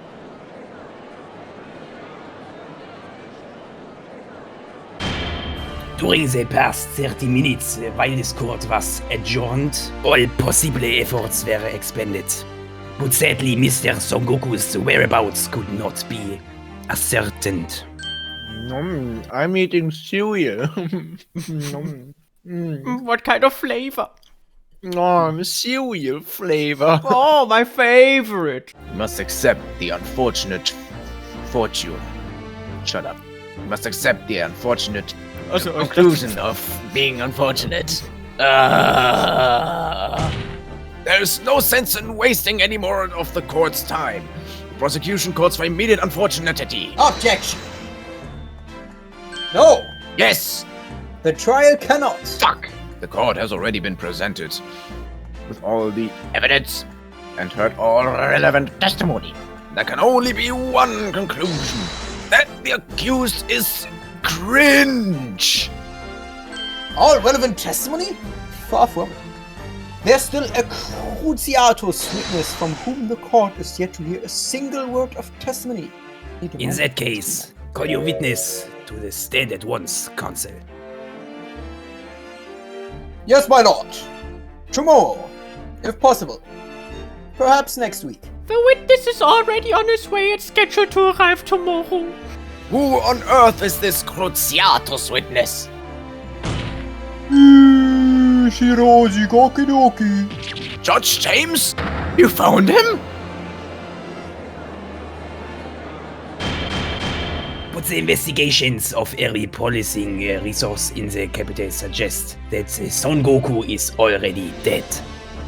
How in the name of God did you find the man? Thanks to one of Mr. Herlock Sholmes' famous deductions.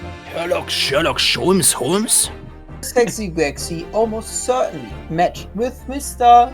Jingle on the night of his death. Because, along with Prosecutor he, Gregson, Sexton, was on a mission to assassinate the man. Whoa, that escalated quickly. Seishiro is the sole witness who can clarify exactly what happened aboard the SS Krauser on the 31st of October. Well, it would appear that it's too soon to move to the education.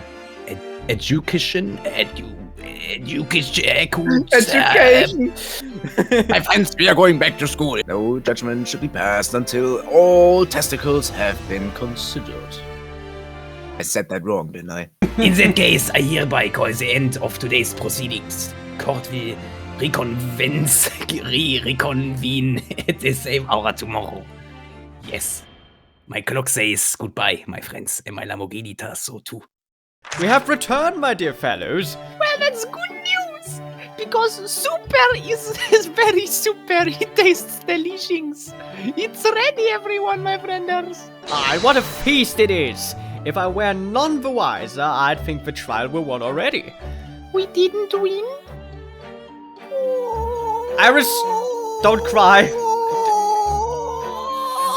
Get in cover, he's going to explode! In that case, I think I'll seat myself just here.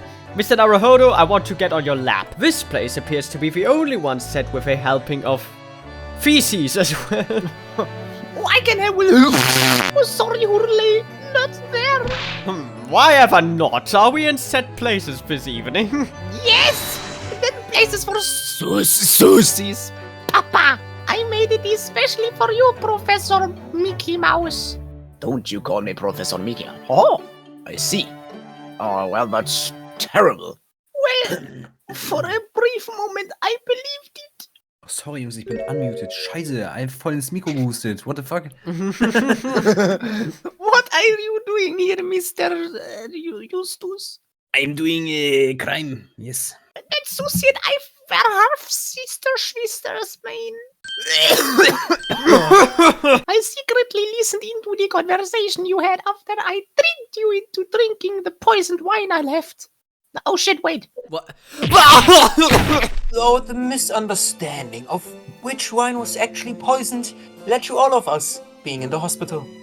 But actually, it turned out that neither Dr. Wilson nor Professor Mikotoba are Iris's father. Yes, about that, Iris. You know, I have no idea who your father is. Yes, I know. You can tell me at the moment. Spotlight?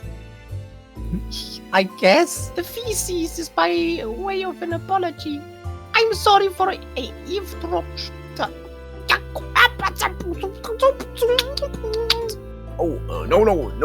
Alright, no, yes, alright, no. And why don't I get any apologetic feces? Mr. Sholmes, what are you doing? Oh, what are you doing? Surely it's abundantly clear that I wasn't brooding over Mikotoba's refusal to share his feces with me. I drank a bit too much of the wine. Padre, could I discuss some things with you? Certainly, my dear fellow, and I find myself quite in the mood for a spell of conversation. So, what was in the telegram you received back from Japan then? K. Asogi, A. Shin, T. Grixon, and J. Wilson. Huh? Those 4 names! They came up in that unforgettable case last spring. What appeared to be a simple case of aggravated murder turned out to be masking monumental intrigue. A plot that involved the sale of British governmental secrets to foreign states and exposing the means by which those secrets were being leaked. We deciphered a fragment of a message, but we didn't find the names out until the case was over, and we never did get to the bottom of what they meant. All we knew was that the information had been sent by somebody in the British government to somebody in Japan. So, why are the names coming up again now? Said now if you telegram discover them, Mr. Sholmes. Do you discover them in Fortnite Battle Royale squad mode? Yes, certainly. I have here the message I had wired yesterday. Allow me to read it to you. The Fitness Grand Peso test. Enter Judge Zhozg office undetected and investigate telegram records. Expect to find communication from Britain dated 1 year ago. List of 4 names. Need by tomorrow. Naruhodo. I sent it to a detective I know, who specializes in landmines missions of this nature. You ask Inspector Hose to undertake such an onerous task for you. List of names was found in Shithead's office, as Shit Sholmes predicted. Was sent to Judge Fortnite. He was the intended recipient. But that doesn't answer the question of what the list of names actually signifies. I did formulate a hypothesis about that. That tragedy we had to go through on the SS Buria. It was all for nothing. I don't care. Kazuma wasn't even dead. The entire first episode, the whole 11-minute thing. All for nothing. We were completely taken in by the lie you told us. Your great detective's lie. I took no pleasure in deceiving you. Yes, you did. Haha, but I'm deceiving you. It was a great pleasure. However, at the time, all that concerned me was preventing the young man's study tour from taking place. Whatever the cost. I capitalized on the events that transpired to see that he was sent back to Japan. Capitalism. Afraid I simply cannot comprehend that. Why would you go to such lengths, Mr. Sholmes, you fifi bastard? Why were you determined to stop Kazuma-sama from reaching Britain? A good question. For another time. The truth is, 12 months ago, there was already a very tangible omen of the impending tragedy, you see. 12 months ago, I met your mother. There was no room for doubt with the instructions in this telegram, Mr. Sholmes. We were very clear that Judge's office that should be searched, so obviously knew that where the list of names would be found. I'm perpetually eavesdropping on communications between the British and Japanese governments. No secret is safe from Herlock Sholmes when he has designs on knowing it. When I learned of Dr. Wilson's murder in Japan, my mind immediately turned to those 4 names. Because you see, there was someone else on the list who I believe to be recently deceased. What? Who? A Shin, as it was transcribed in Japanese script. In actual fact, Miss Asa Shin. That was a familiar name to me. She was a professional killer, well known among us. but she had completely vanished from existence several months before Wilson's murder. So I came to the logical conclusion that she had herself been killed. And accordingly, I became fearful for the lives of the remaining 2 persons on the list. and T. Owing to our proximity, I decided to take measures to protect Gregson myself. But I determined it would be safest if young Asogi were to stay away from Britain. Yes, protecting Gregson really turned out great, didn't it? But what you just told us, Mr. Holmes, doesn't completely tie in with the facts. There's one big asshole in your hypothesis. Ah, yes. You mean about Ashin, I presume? Exactly. She was killed, was she? And upon hearing that startling revelation, the hypothesis that I formed surrounding those 4 names was completely turned topsy. I had believed all 4 names on the list to be the names of victims. However, I was mistaken. Very much so. Assassin was a killer. I saw this telegram is a list of both victims and killers. Yep. Indeed. And it would seem that Miss Shin was dispatched from Britain with the sole intention of dispatching Dr. Wilson. And forearmed with that knowledge, fresh consideration of this telegram puts the list in a very different perspective. There's another who subsequently became a visiting student. You me? In conclusion, this document is a contract of sorts. An international agreement, one might say, detailing an assassin exchange. But wait a minute, shit. If this telegram really is describing the exchange of ass, as you're suggesting, it would mean that the Japanese killer's target was never cheated Gorgir at all. It would mean ass's target was actually Inspector Sexy Grexy. I hold myself personally responsible for failing to keep the inspector safe. Mr. Sholmes? Yes? Inspector is dead. Alright, everyone! That's quite enough of all that shit talk for 1 hour! I mean, I like the idea of you being my papa, but now, I mean, it's just shameful to be in the same room as you.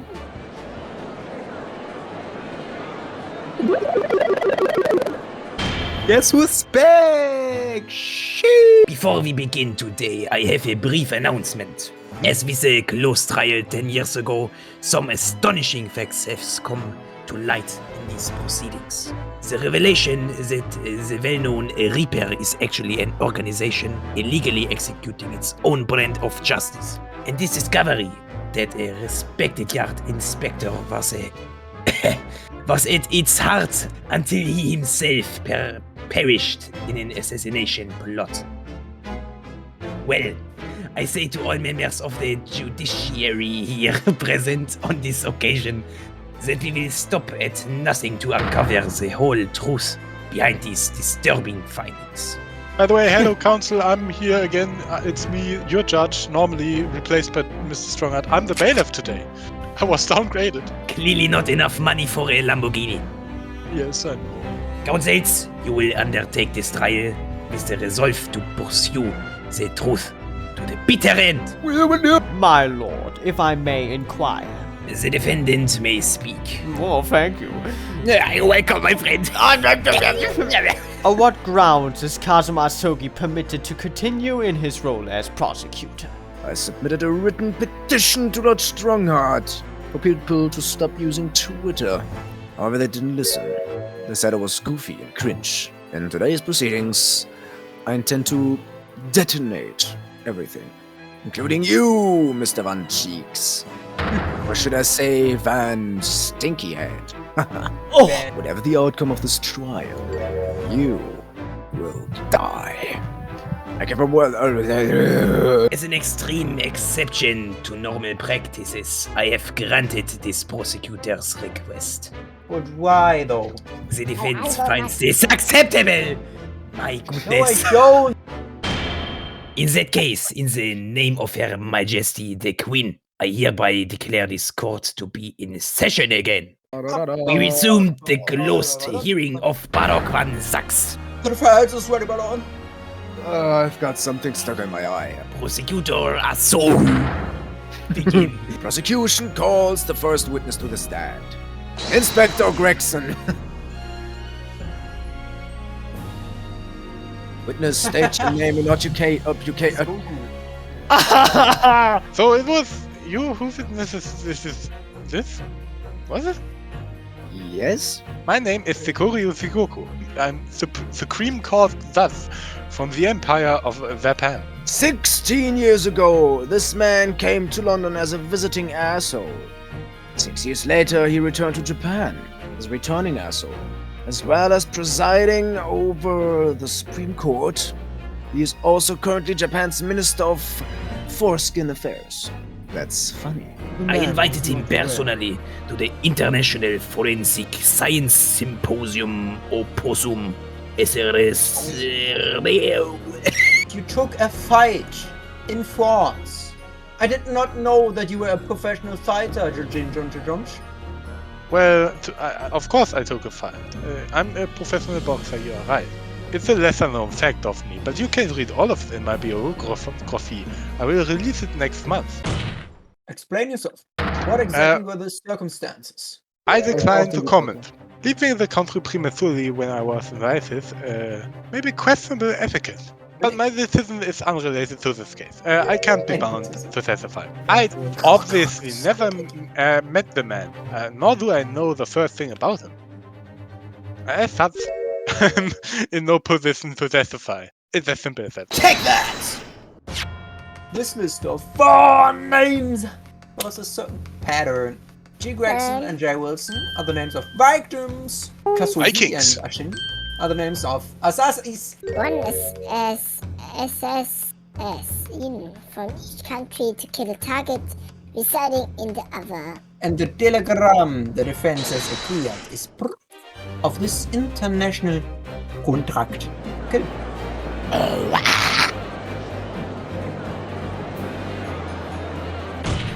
The telegram was found in your office, Yujing Zhejiang. In other words, the mastermind in was you! Judge Judgingtons? What the fuck is going on?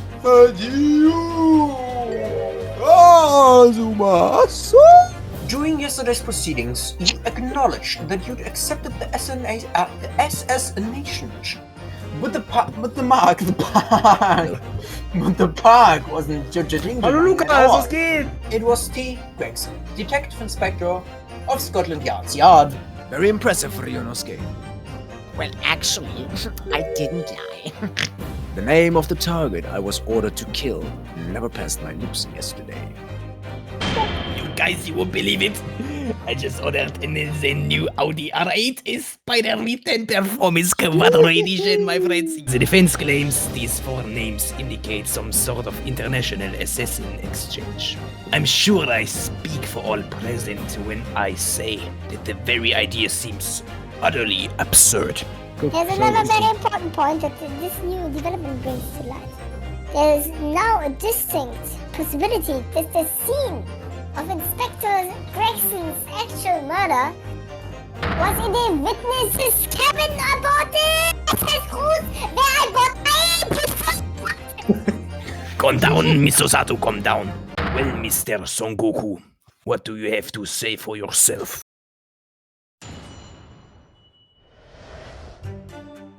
It's true that Karamuga S was assigned the assassination mission 1 year ago. I'm a ninja. The target was Inspector T. Gregson. That was a condition of the British service tour. However, in the end something happened that meant the young man was unable to carry out his mission. On the evening in the question, a member of the crew was on duty outside my cabin at all times, so if there had been a shot fired, the crewman would have hit. So clearly I can't be involved. You use such a worthy practice as foreign student to somebody to commit murder. What's the appalling thing I've ever heard, Aya? I thought he had a reason for taking the sword to the British inspector, you know. For real. Which is why he accepted the mission in the first place. That's right, isn't it, Counsel? Tell the court the identity of your counterpart. No. As I said yesterday, I've killed no one. Ever. Admit that I accepted the mission.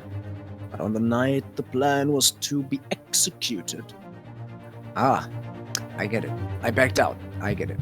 I thought the plan involved me getting executed. That was quite weird. The crucial point is, your police inspector can't have Paris aboard that seems in Dunkirk. Objection! Yes, as the court has heard, there was a crewman posted outside Judge Yeshi's cabin. Not a crewman.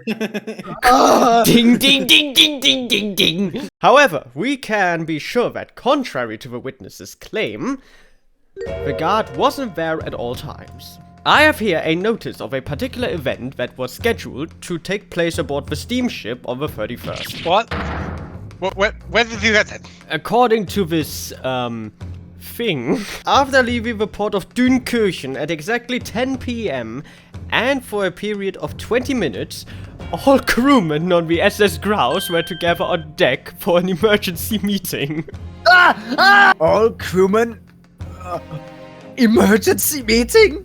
Yes, it may appear shocking to you. During that 20-minute interval, of course, any gunshots emanating from your cabin would have been heard by no one. I had to fetch my roommate, the Sprite. There is no Sprite in Britain. In summary, Judge Jish. But what do we have instead of Sprite in Britain? Bird saliva. You had ample opportunity to commit the crime. What do apples have to do with that? Objection! A 20-minute window of opportunity. Even though I don't think minutes are a great way of measuring windows, that's an excellent find. But it amounts to nothing. Why? Because the witness clearly is the witness in the state of his testicles being the witness of no incident having occurred in this witness cabin. Inconceivable! Unless you have some decisive evidence that could decisively decide me in that show can to his testicles be false. Unlimited testicle. Your accusation is nothing more than an accusation. I feel sure I know exactly what will fit here. Really? I was just thinking precisely the same thing. We're about to see that the little round component is actually part of Inspector Grixon's pocket watch. Really? I was just thinking precisely that too. Yes, sexy Grexy's pocket. Yes, the thing, put it on there. Yeah. Take that! Judge Joshk, this was found in your cabin yesterday. This is a thing. A thing? And if you will observe, the victim's thing, which we know he treasured, is missing precisely that part. Yes. Oh my goodness, it is missing a part. It can't be. But there's more. This crown is a perfect fit for the spindle protruding from the victim's thing. Yes, a thing. Now the fact that this thing was retrieved from Judge Josh's cabin tells us that the victim's thing almost certainly broke there. I don't even... Grrr. In other words, the victim was killed on the 31st during the 20-minute emergency meeting. In the cabin occupied by you, judge guy, person. Well, you're rather sharp, aren't you, young murderer? You can't match my swag. Objection! Innocent. He's not guilty. When you hear what actually happened in my cabin that night, you'll notice the pitfall in which you stumbled. I hereby declare this man innocent. I hereby declare this man guilty. Take that, Kazuma. We'll have to agree to disagree. Let the man go then. I had a guest waiting for me when I returned to my cabin after finishing my evening meal in the dining room. When I walked through the door, a mustachioed Englishman was there, foolishly waving a gun at me. He didn't know that I also conceal carry, so I shot him right there. I soon took care of him with an... I have no idea what I did. I probably just used my special ability somehow. I imagine his watch was broken when I threw him over my shoulder. It has nothing to do with his murder. The inspector was clearly killed having returned to Britain Because his body was found in London. And I am in London. No, I'm not in London. Fuck, I am in London. What the fuck? Seidenbacher! I was careful not to use too much force, but the man obviously landed too heavily on his watch to take. So I broke his neck. He broke his watch. The fact that the pocket thing was broken in the witness's cabin thing in no way proves that the victim's murder took place in the thing. I've no doubt the inspector intended to kill me, but he didn't manage to pull the trigger. Even if I would have killed him with my Durigokti specialty move, then he would have died probably. And anyway, interrupting the old man blathering around. Hey, I'm not a man. Hold it! There's no evidence that proves the victim ever returned to London alive. Let's take a moment to think the idea of your through. Now, stripling. Stripling? If the inspector was killed on the theme tip in France, how on earth could he go back to Britain? I mean, France is not even on this planet. I would like to suggest that he took the boat back. When people die, their bodies remain in the same spot. It's the devil of a thing. They can't take the boat, you buffoon. So actually, Mr. Jush, what you're implying is that the boat left, but the body was still floating in the air. Exactly, he no-clipped through the boat. Well, then obviously the culprit must have moved the body. Carrying a corpse of a thief in your arms would raise a few eyebrows at least, don't you think? There is no possible way I would have transported the victim's corpse back to prison. Objection! There's no possible way you could have moved Inspector Sexy Grexy's body, you say? Exactly. I would say the opposite is true. How so? Far from being impossible for you to do, the transporting of Inspector Gregson's body back to Britain is something only you could do. No. Yeah, you are a weak-ass bitch, you couldn't do it, Kazuma. As well as being a judge, Mr. Joshk is also Japan's Minister of Foreign Affairs. You call this weak? Starts flexing majestically. Which means he's exempt from having his luggage searched when he enters the country. We learned that when we first met you upon your arrival in London. But I never arrived in London. But here's the flashback that proves that you were in London. Oh no! How come you are not smiling? I am never smiling. Why are you as the court sad? will note, I am never smiling. And as the court will also note, you have with you your large travel trunk. Large enough, in fact, to have a corpse inside? What the? Mr. Naruhodo, surely you're not suggesting? The body of Inspector Gregson was just meters away from us. Inside Judge Jingle Wingle Crinkle Dinkle's trunk. But the corpse with a smell. Think about it. Doesn't make any sense. Why are you all always ignoring my arguments? Hello, I'm skeptical, because that a grown man's body could fit inside even the largest travel trunk. It could. Because I happen to know that the witness himself, a man of considerable size, fits inside his trunk. You are missing one important point. I have grown about 2 meters from the last time we met. And after we'd spoken with you at the great Waterloo Hotel, you had the opportunity to visit the apartment ceiling on Fresno Street, taking your trunk with you in a cab to deposit the inspector's body. Something that you said I don't have to listen to this No, you nonsense. did do that. I know, you did it. How so? Your Honor, he is guilty. Put him away. Put him away. Dr. Gory, the coroner who examined the booty, has examined the body, has confirmed the possibility. She's acknowledged there are signs that steps may have been taken to disguise the true time of death. The onset of the body's decomposition could have been delayed by storing it in a refrigeration. Wait, so now you are saying that I stored my luggage in a refrigerator to keep Mr. Gregson in my luggage? Good sir, you are storing your cum inside of your refrigerator. That is and true. And I quote, for future generations. So I should believe that you are capable of stowing a dead body in that refrigerator as well. No, there's too much cum in it. There's no room. There are 15 gallons. The cum tower has grown by 2 meters the last time you saw it. Judge, I highly recommend we change subjects this instant. Yes, I'm changing now my clothes.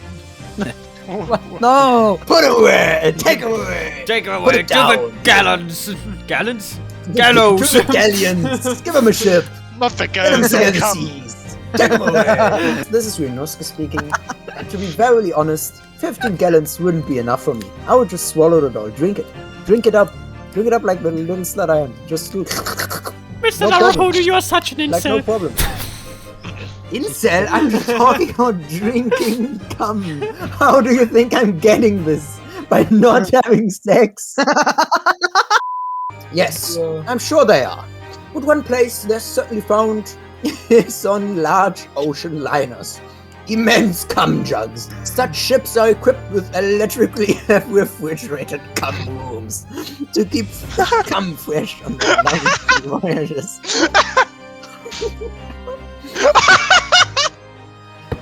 And the SS Krause is no exception. Professor Mikotoba himself told me about it only yesterday. I deny that. I deny any of this. Well, Your Honor, Judge Dingleberry.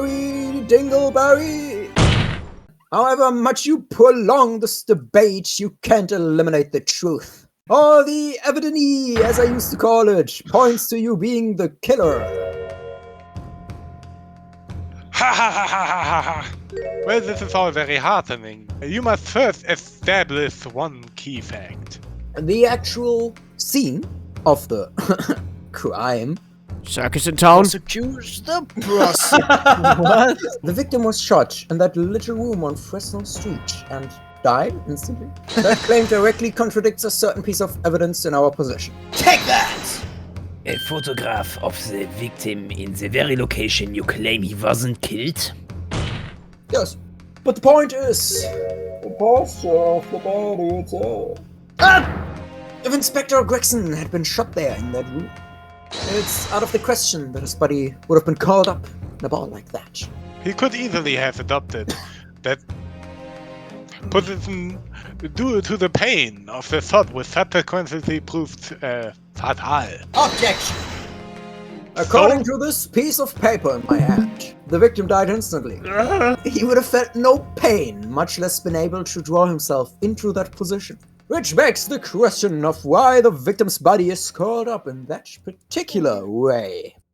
The inspector's body took up an posture ahead of its arrival on Fresno Street, so before it was calmly turned out on the floor from the inside of a large travel trunk. Right. The shape of the body. It looks exactly as if it had been kept in a confined space. Mr. Goku, present your trunk for examination. I believe it's very possible that it will contain traces of the victim's blood. What? Present my trunk? I refuse. I'll give you a bomb you can't defuse.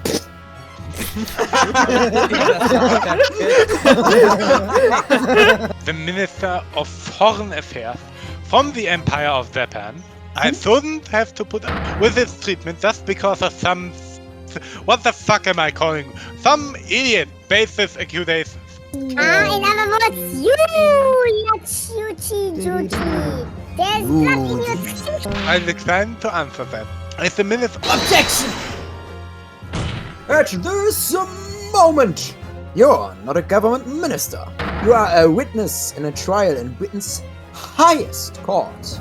I don't care who you are or what your status outside this courtroom might be. You will not withhold information. And nothing is more important than the truth. You can quote me on that. Bam, bam, bam! Order in court. Are you serious right now? You did it. I admit it. I did bring the inspector's body into the country. Dear God, outrageous. Not No, I admit to nothing more than what I've said. You can still deny it. If you didn't do it, then who did it? Who killed the man? As you know, there was one other person in my cabin that night. And moreover, he'd already accepted a mission to take the inspector's life. Grimes! That's right! Who else could it have been? It was you, Vespetos. You are there in the crowd. I see you. I smell you. Well, the prosecution council has already admitted to visiting the witness's cabin on the night in question. And now the witness becomes the prosecutor and the prosecutor becomes the witness. Get fucked. Is that how it works? Yeah, sure.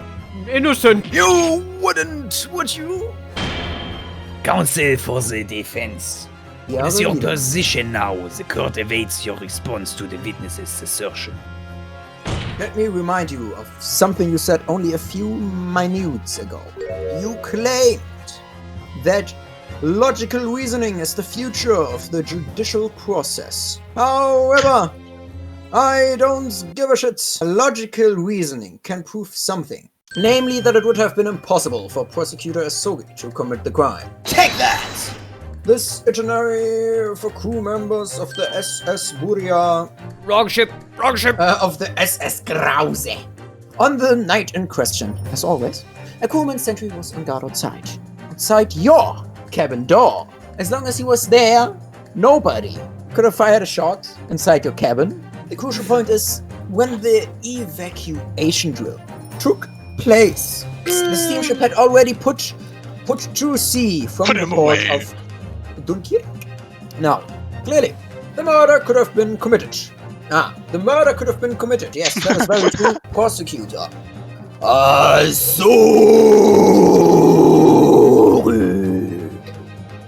Stated in yesterday's proceedings. I didn't come to Great Britain to take anyone's life. I spent that night at a boarding house in the town. Returned to England the following morning. Which I'm sure the court will agree is conclusive proof that Kazuma Asogi couldn't possibly have carried out the killing. No! Absolutely not! I do not accept it at all. The boy is just saying that to exonerate himself. We can't trust that he really disembarked at the vessel. Obviously, after he left my cabin, he hid himself somewhere nearby on the ship, just waiting. Objection! No! That's out of the question. Isn't it, Kazumi Mumi? I don't know, what's my third out here? I don't get this. As I said yesterday, I signed my name in the Arco Register. Well, extremely easy to verify and undeniable proof. There's no RuneScape this time. You killed Inspector Tobias Grex. No, Sexy Grexy is dead. I can't believe he's gone. Then you dumped the body in the room on Fresno Street and made it look as if the murder had happened here. That's what really happened, isn't it? Seisuru! It was a damn trial 10 years ago. That's when it all began. Looking back now, my fate was decided that day. I was doomed already.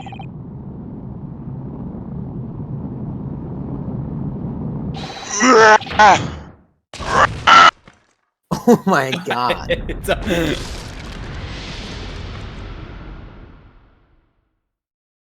It is over.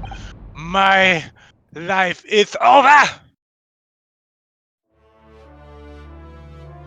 Yes, Japanese president or something? Deploy the orbital space laser! A British assassination to eliminate the professor in Japan and a Japanese assassin to eliminate the detective in Britain. Both assassins will diplomatic use immunity to evade conviction and return safely to their homeland. Well, things didn't go according to plan. Your chosen assassin never made it to Britain, and you found yourself unable to dispatch a replacement. Because I was already on my way to Britain at that time, Cosmos Place. That left me with the only option for carrying out my obligation to eliminate the target myself. Of course, there was but a single opportunity for me to do that. Of course. After all, I had my Fritz with all the cum in my pocket. The International Forensic Science Symposium. I decided it would be safest to carry out the plan before my arrival in Britain. So I enlisted the help of my British counterpart and made arrangements for the pretext that would take the inspector to Dunkirk. But all this won't matter in a few minutes because we will all perish and Britain will be swept off the earth. I mean, to lure the man in, he was given a SAM mission by the Reaper. I'm not at liberty to say anything about my British counterpart. You don't have any liberty, that's why you're not Anyway, at liberty. the inspector accepted the Reaper's mission and dutifully infiltrated my cabin on the steamship, but it was all a threat designed to lead him to France, the off-world planet. I didn't give him time to attack me. I choked him until he lost conscience. He didn't know the safe word. What can I say? But there was a guard just outside the door, so I left it at that for the time being. Even the slightest noise might have aroused suspicion, so I Biden. I had intended to finish him by strangulation. But moments before I had the chance, he suddenly came out and went for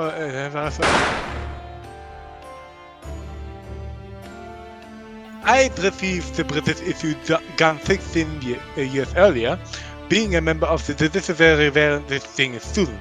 I never imagined I'd have to use it for something like that. So the revolver belongs to you, does it? Yes, there's my name on it.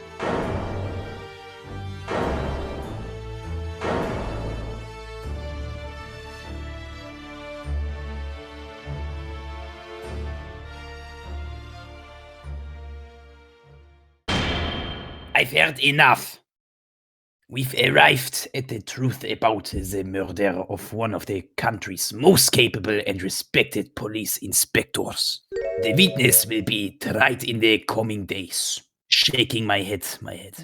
For a crime of such a vile nature, you can expect the most severe penalty. 5 days? 5 minutes. Who was the mastermind hinter the assassin exchange? Nothing you can say now can make matters any worse for you. Just tell us the truth. Stop lying. Stop, What are you waiting for? Can we get over this now? It's finished. All of it. Then, in the name of Her Majesty the Queen, I now pronounce the findings of this court. This man before us had admitted to the willful murder of Tobias Gregson. Oh, sí.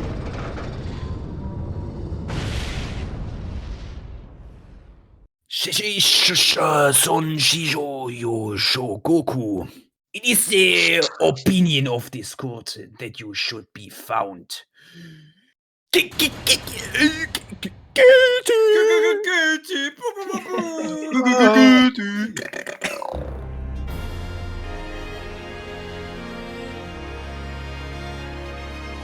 Moments ago, Mr. Jigoku was cancelled on Twitter. Admitting to the murder of Inspector Gregson and the subsequent conveyance of the body. I'm flabbergasted, my friend. In short, the defendant's innocence has therefore been established beyond doubt. I doubt it. Woohoo! Wonderful! Well done, Mr. Naruhodo! Ja. Danke dir. I mean, thank you. Is something in the way? I'm just a little troubled by his silence. The true identity of the Reaper of the Balalaleli and this extraordinary assassin exchange.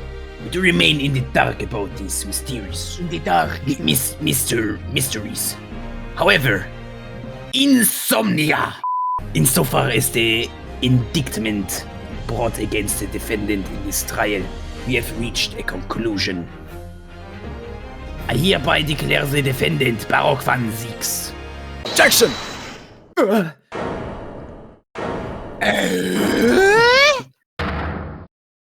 prosecution calls for adjudication to be deferred. Counsel. Scarpius. The accused says innocent hasn't been fully stabbed yet, and therefore it would be wrong to deliver a verdict at this time. That is the prosecution's unwavering wave. Waka waka! Baroque van Ziegenbrock has committed crimes against humanity, for which he must be punished. It would appear you have information that the court needs to hear, Prosecutor Asori. Oh no, I don't know what you're talking about. But it's clear from the witness's testicles that he was... The victim went to France and came back dead. What do you make of this, Mr. Reaper Rapper? The French! In other words, the mastermind behind the ass exchange is French. We're not allowed to let him get over the border. Get over the border, quick! Chopper, get over the border! Come on, Sanchez, you can do it! Get over the border! America, I'm going over the border! Consider this a divorce! The prosecution hereby formally accuses the man in the dock to be a cock. Of being the reaper of the baby.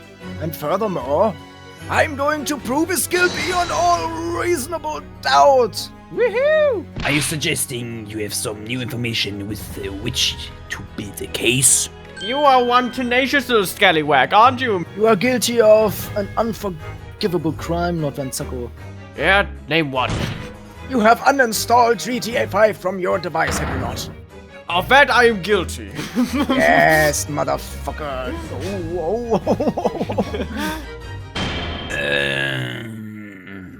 Very well. Whilst it's extremely irregular. I will on this occasion grant the prosecution further opportunity for witness testimony. I hereby declare this court to be in session for a supplementary hearing. Supplementary? Of fire! Oh.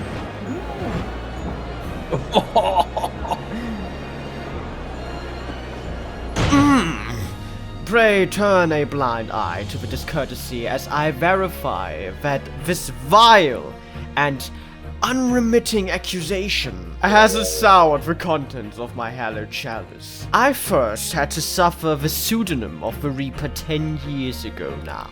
And ever since that time, I've endured the weight of implied guilt that's gone with it.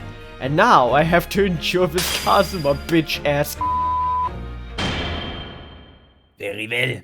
Defendant, you will take the witness stand.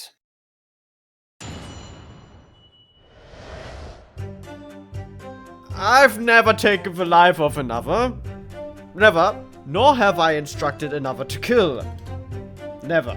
I've been investigating the truth behind the Reaper for years, and I was aware of Sexy Grexy's involvement. The point is, no common thread exists between myself, Sexy Grexy, and Dr. Wilson. Objection!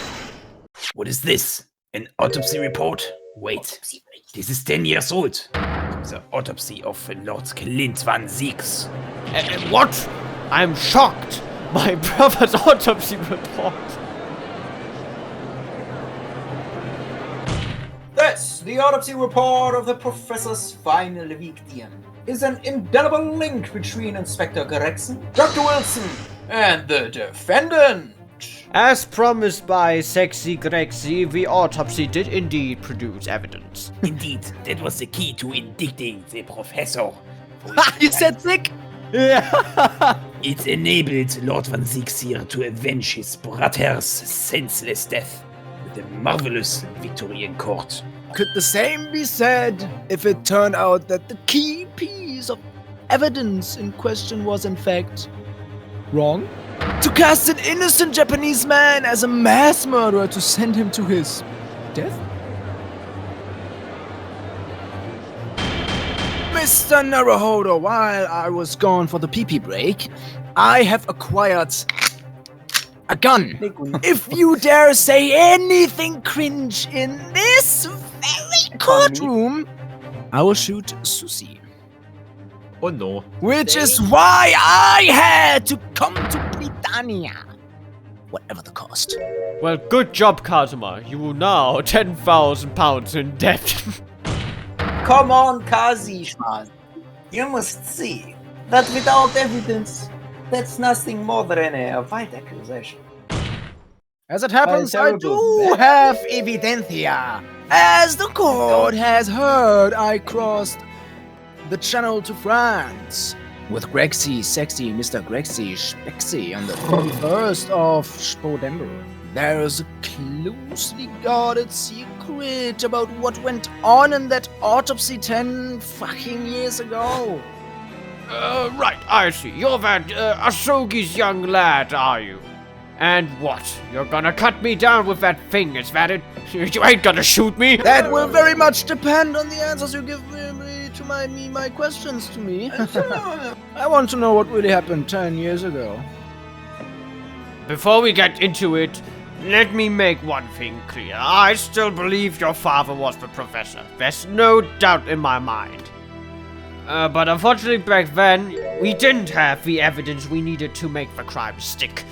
So I smeared this guy in glue and then the crime just stick to him. Anyway, I was just following orders, you know.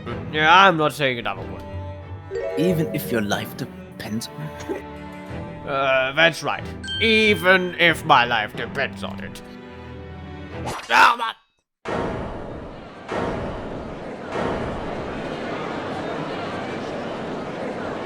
Objection! Kazuma ass person. Yes, that's my name. What do you want from me? What you've just told the court. Are you absolutely certain of your facts? Did Sexy Grexy really fabricate evidence for that trial 10 years ago? I heard it with my own ears, and there's no reason for me to lie. Actually, my lord, that's kind of just... That's kind of just hearsay, actually, when I now think about it. In that case, I know the name of the Reaper. I gave no such orders, I know that for certain. Which narrows down the remaining possibilities to one. Take that! The only person who could have arranged the assassin in exchange and manipulated the entire timeline of all the Ace Attorney games, as well as the autopsy reports, is the Lord Chief Justus himself. Lord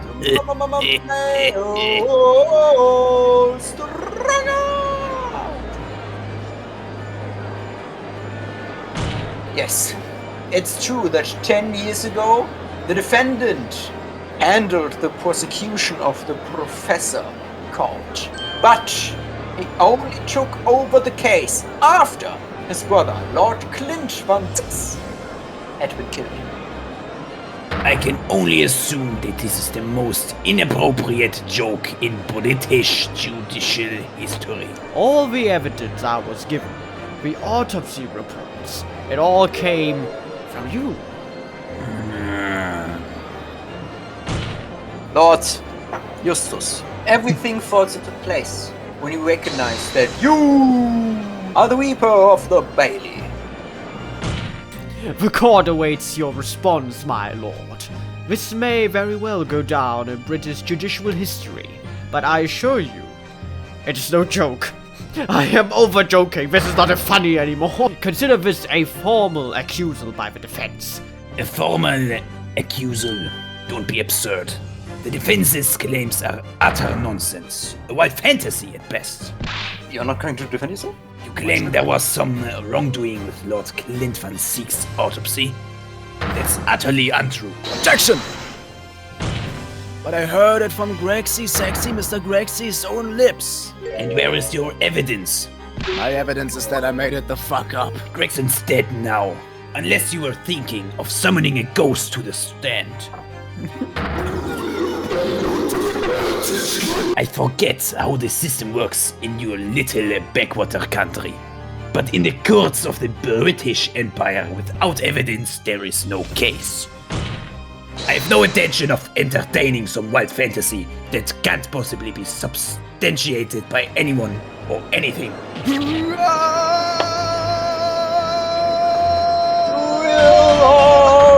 Order your fucking big bags, my guys! Following Inspector Gregson's murder and in the light of Dr. Wilson's death as well, there's really no one left who could testify about the events of 10 years ago. Is there? This court has no business ranking. Perfekt. Business Ranking, ne? Das Business Ranking. Hello, Business Strongard with top 10 business ranking tier list. My favorite business is definitely Lamborghini. The second one, you can guess it is Rolex. Yes, this court has no business ranking over the course of a case that was concluded a decade ago. The accuser brought by the prosecution and the defense is categorically denied. Fuck you, you little shit. I hate you and your family. Objection!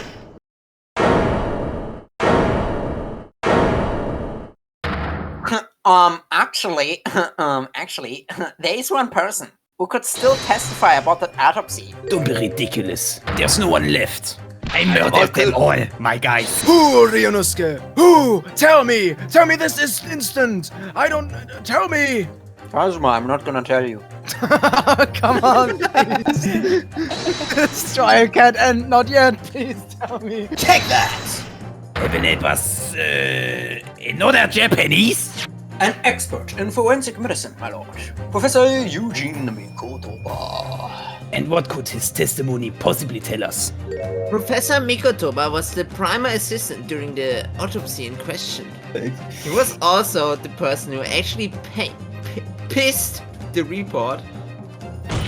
The defense demands that Professor Mikotoba be summoned as a witness as a matter of urgency.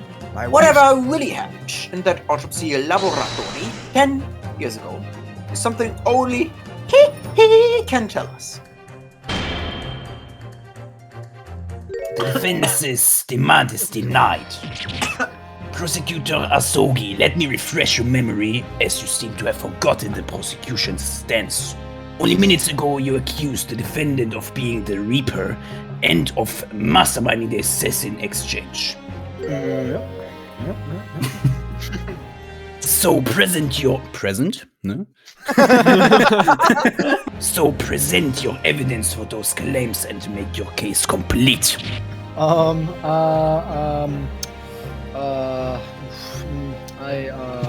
Okay. At this time, I don't know, bro. I'm gonna leave. I don't have the requisite evidence. The Profi case is closed. There are no clues in the distant past that will bolster your argument today. I'm afraid to say, Prosecutor Asogi, that you would appear to be possessed by a demon, by a spirit of your late homicidal father. Yeah. Now, as I stated earlier, this court has already reached a conclusion with respect to the matter at hand. Inspector Gregson was murdered by Japanese Supreme Court Judge Shigigi D'Agostini. As for any hidden circumstances that may exist, they will be investigated in due course by the proper authorities. Objection! And that'll just give the mastermind of the whole venture time to cover his tracks again. By which you mean me? Your punishment for this contemptible behavior will be decided at a later date. As for you, Prosecutor Asogi, you will be remanded following these proceedings. Willingly, I trust, since you gave your word. This futile game of revenge is over. Young Master Asogi. This is not how it was supposed to go. No! Guys, crucifix it! If only there would be someone who could help us in this dire situation. That will be all. Hold it! Hello, it is me!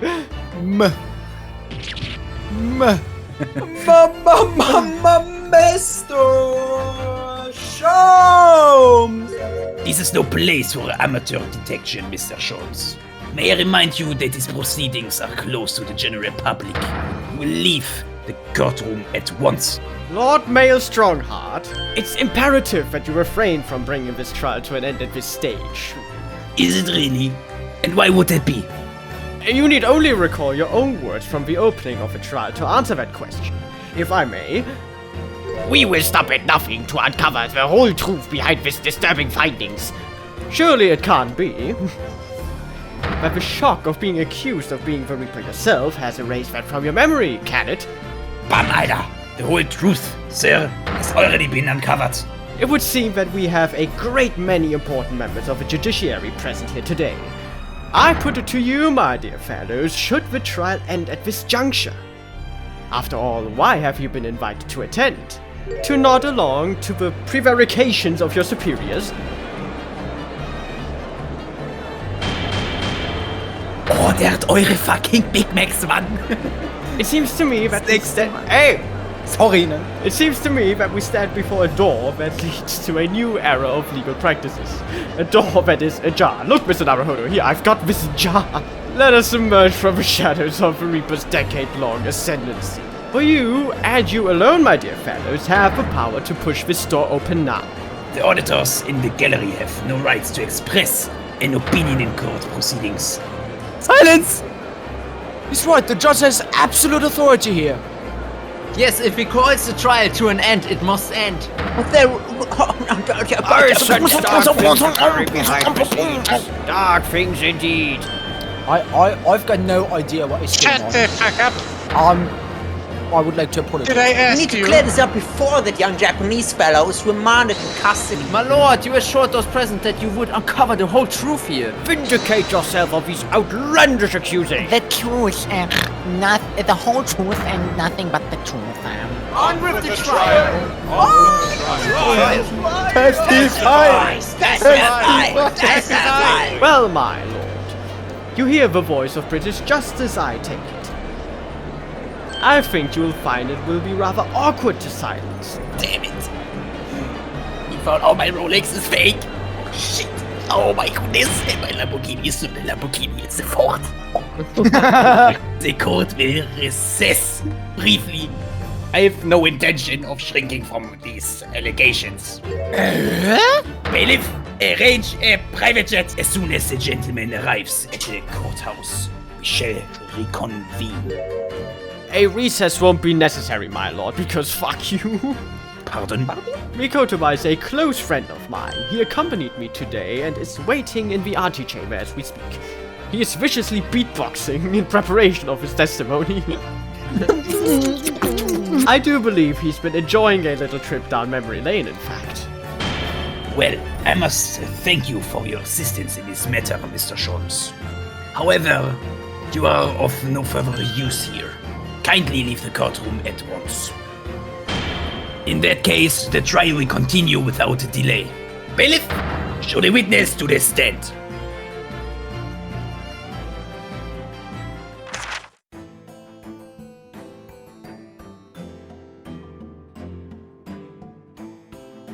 So, witness, please state your name and occupation for the court. Eugene Mikotoba. And Professor Mikotoba, the young lady beside you is... This is Dr. Fortnite. Bam! I remember you, Dr. Mikotoba, but I certainly never expected to be meeting you under these circumstances. Yes, and I never expected meeting you in your ass. Yes. Oh! This autopsy report was actually penned by you, I believe.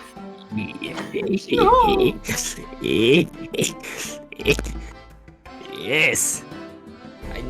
I noted all of the doctor's findings, and when we were done, he read through the document and signed it.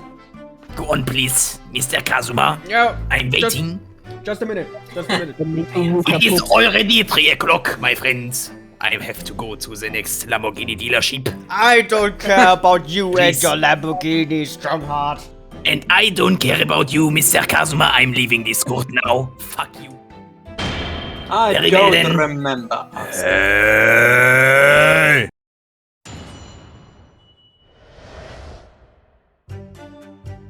From my own observations, I couldn't say there was any indication for the autopsy result having been fabricated. death resulted from a wound made by a Western-style sword, transfixing the heart that I found a little strange. There were no other signs of internal injury. Nothing questionable at all. It was just a beautiful but dangerous piece of evidence removed from the man's stomach. Presumed to have been swallowed by the victim as a way of posthumously, yes, identifying his assailant. No indication, nothing to suggest fabrication. Professor Mikotoba! Are you certain about that? Well, I am nothing. Well, that clears things up nicely. Bam! The only fabrication here, Asogi, has come from you. No, what? You claim the inspector confessed just before his death, but that is the No, he freely acknowledged it. I swear he did. Really? With the tip of a sword at his throat? The man was clearly at his wit's end. Fuck! The court will give no credence to this confession that was uttered in obvious desperation. Quite simply, there was nothing questionable about the investigation of Lord Clint Van Ziek's death. Well, yeah, let's go home. If I may, my lord. Well, you're obviously aware of the facts of the case. All 4 of the professor's previous victims died when an enormous beast was set upon them that ripped out their throats. Oh, such horrifying crimes! But curiously, the killer's last victim, Lord Clint Van Ziek, suffered a different fate. Oh my god! He was stabbed through the heart with a sword? I believe I warned you about this, witness. I promise to curtail your testimony as soon as I entered the realms of supposition or speculation. In that case, the defense will pursue a conclusion to this during the cross-examination. Hold it! What exactly was it, though? What does beautiful but dangerous really mean?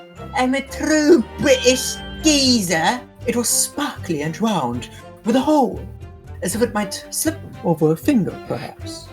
Ring! Belonging to the Genshin Asogi. At the time, Genshin wore a large ring on the digitus quadris of his left hand, the 4th or ring finger. Yeah, that was fucking useless. Just call it the ring finger, you fuck. I brought the ring along with me today. I didn't actually witness the moment it was extracted from the victim's body. At this precise moment, Dr. Wilson had asked me to fetch him a new scalpel. Objection! In other words, you can neither confirm nor deny whether this ring in fact really came from the victim's stomach or not. It's entirely feasible that Dr. Wilson fabricated that detail about the autopsy. That Dr. Wilson was in possession of the ring in advance, after it was somehow stolen from the Asogi. And he produced it during the procedure, pretending to have found it there, and then in the victim's stomach. Objection! Supposition at best. What possible evidence do you have to support such a rash claim, my learned friend? This evidence, right here. Other than the ring, nothing unusual was noted internally, so I'm not sure how you intend to prove your point. You've already done it for me, my lord. The lack of internal injury says it all. To swallow a ring of this size would require considerable effort and determination. But if he really had swallowed that enormous ring, it's inconceivable that no traces of its passage down his throat would have remained as internal trauma. And there you've arrived at the sticking point. That's precisely why I had my doubts about the findings myself 10 years ago. I still remember the conversation I had with Dr. Fortnite in the laboratory that day. Look at this. Now this is a very curious thing to find in a man's stomach, wouldn't you say? But isn't it rather peculiar, Dr. Wilson? What's that now, Mikotoba? Well, if he swallowed a ring of that size with those sharp metal claws that it has, surely you'd expect to see damage in the throat and to the amogus ton musus membranus at the very least. It is a little bit sus, but Mikotoba, have you ever swallowed a particularly sharp tip? And have you suffered damage in your throat? I don't think so. So, all that I want to say is that I have vastly more experience than you. I can think of plenty of ways to explain why no injuries would be seen. Now let's say this. The victim would appear to have ingested the item as evidence to identify his assailant. Go ahead, write it down. I remember that fortnight. I remember. So I was right. Dr. Wilson deliberately fabricated the results of the autopsy to implicate my father. No, I did not. I'm disappointed, Counsel. That argument is nothing more than speculation. Your ass is nothing more than speculation, you fucking— Pardon the interruption, my lord, but damage to the musus membranus of the throat is easily identified even in living subjects. In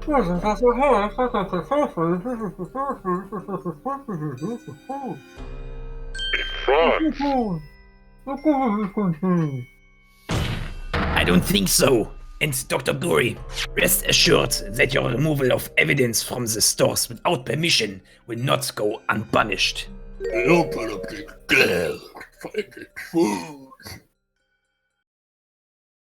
Good mama. She chose to stitch the corpses up with all her secrets inside.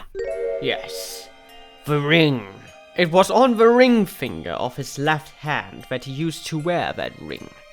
And then he got a Mogu skill. I have always believed those fucks were after me, those fucks. But now I'm starting to question if perhaps I wasn't the intended target after all. You mean the ring was stolen from him? You think that's what those thugs were after that night? Jesus Christ. Jackson! Ah! You pathetic coward! You expect me to believe that you weren't involved? It was you, wasn't it? You're the one who took it. You stole my father's ring. You set the whole thing up so you could pay— Oh, shit! Kazumazuma. Open your eyes! You must know, dip it down. The truth can be completely obscured even when your judgment is only slightly clouded. But at the moment, you seem to be floundering through a dense fog. Is that why you were so insistent I should be present in this trial? To see you like this?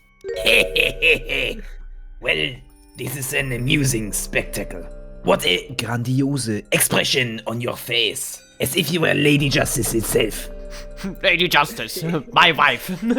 Though it's extremely hard to believe, let us imagine that there was some misconduct during the autopsy. If that were the case, why would Azuki not have disputed the findings in his trial? In the closed court hearing 10 years ago, the defendant never once denied the claims against him. If Mr. Megasugi did nothing to oppose the charges against him, then that would be surely mean that there was no fabricated evidence. An obvious conclusion at which you should have arrived many minutes ago, Prosecutor Azuki. Go fuck yourself. You know I would not fuck myself now. Genshin Impact is a mobile game where you can play your anime characters.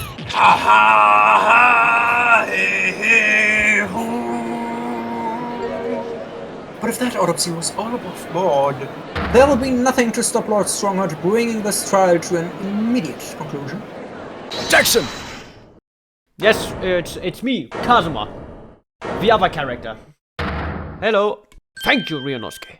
If it wasn't for your frank words just now, this trial may very well have ended prematurely. But luckily, we still have 3 more hours of this game. Your reasoning is perfectly sound, but for one giant hole. My asshole. You claim my father's silence was due to the fact that there was no fabricated evidence. But there's another possible explanation. You've overlooked the possibility that he had a reason for maintaining that silence. Take that! It's true that Genshin Asugi's silence during his trial resulted in his conviction, but that didn't actually lead to his execution. On the contrary, it led to his escape. An escape that was only possible because he'd been sentenced to death. Although I find it hard to believe my father would have negotiated in that way, the defense is correct. A fake execution, falsification of a death certificate, and a jailbreak inside a coffin. This sounds like the most base true crime podcast I've ever heard. Clearly such an elaborate plan couldn't have been carried out by my father alone. I have here the dismissal notice of the chief warder who was working in the prison at the time. The notes read, there are indications that the jailbreak wasn't planning prior to the inmate incarceration. There were suggestions of some sort of negotiation between Mr. Asogi and the British government. In exchange for his silence in court, he was given an assurance that he would be broken out of prison. Yes, with that sort of clandestine agreement in place, I can imagine he would have kept very quiet. I would go further than that, in fact. I would say that the elaborate jailbreak of Mr. Asogi can be explained in no other singular way. Bing, bing, bong. Order, order. Just fabricated evidence and now a jailbreak conspiracy? Of course, because it's all intimately linked. The prosecution wishes to summon new witnesses to the stand. People who can testify about the jailbreak that took place 10 years ago. Who? Governor Kaiden! And the poor chief warder of the prison? I won't allow this trial to turn into a farce. To summon the governor of the prison after all these years. My lord, you must permit this trial to proceed as you declared at its outset. Because I have a gun. Very well. Bring in the witnesses.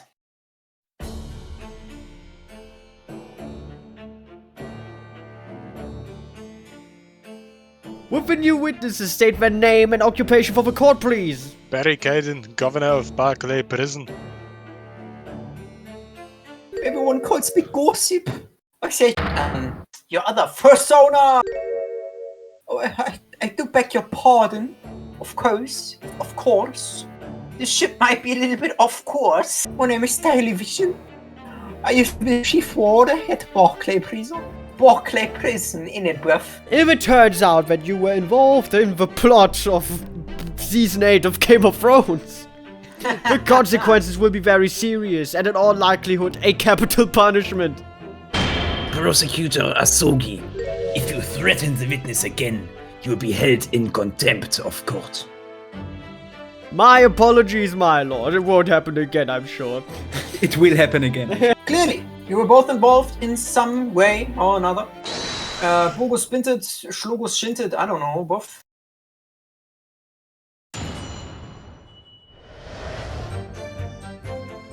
It was the day the Japanese Jacques was found guilty. The directive came from the prosecutor's office. I assigned the convict to the chief warder vigil here and put the plan into action behind the scenes. I was responsible for Asogi's order on pulling out of his execution, but I knew nothing of any plot.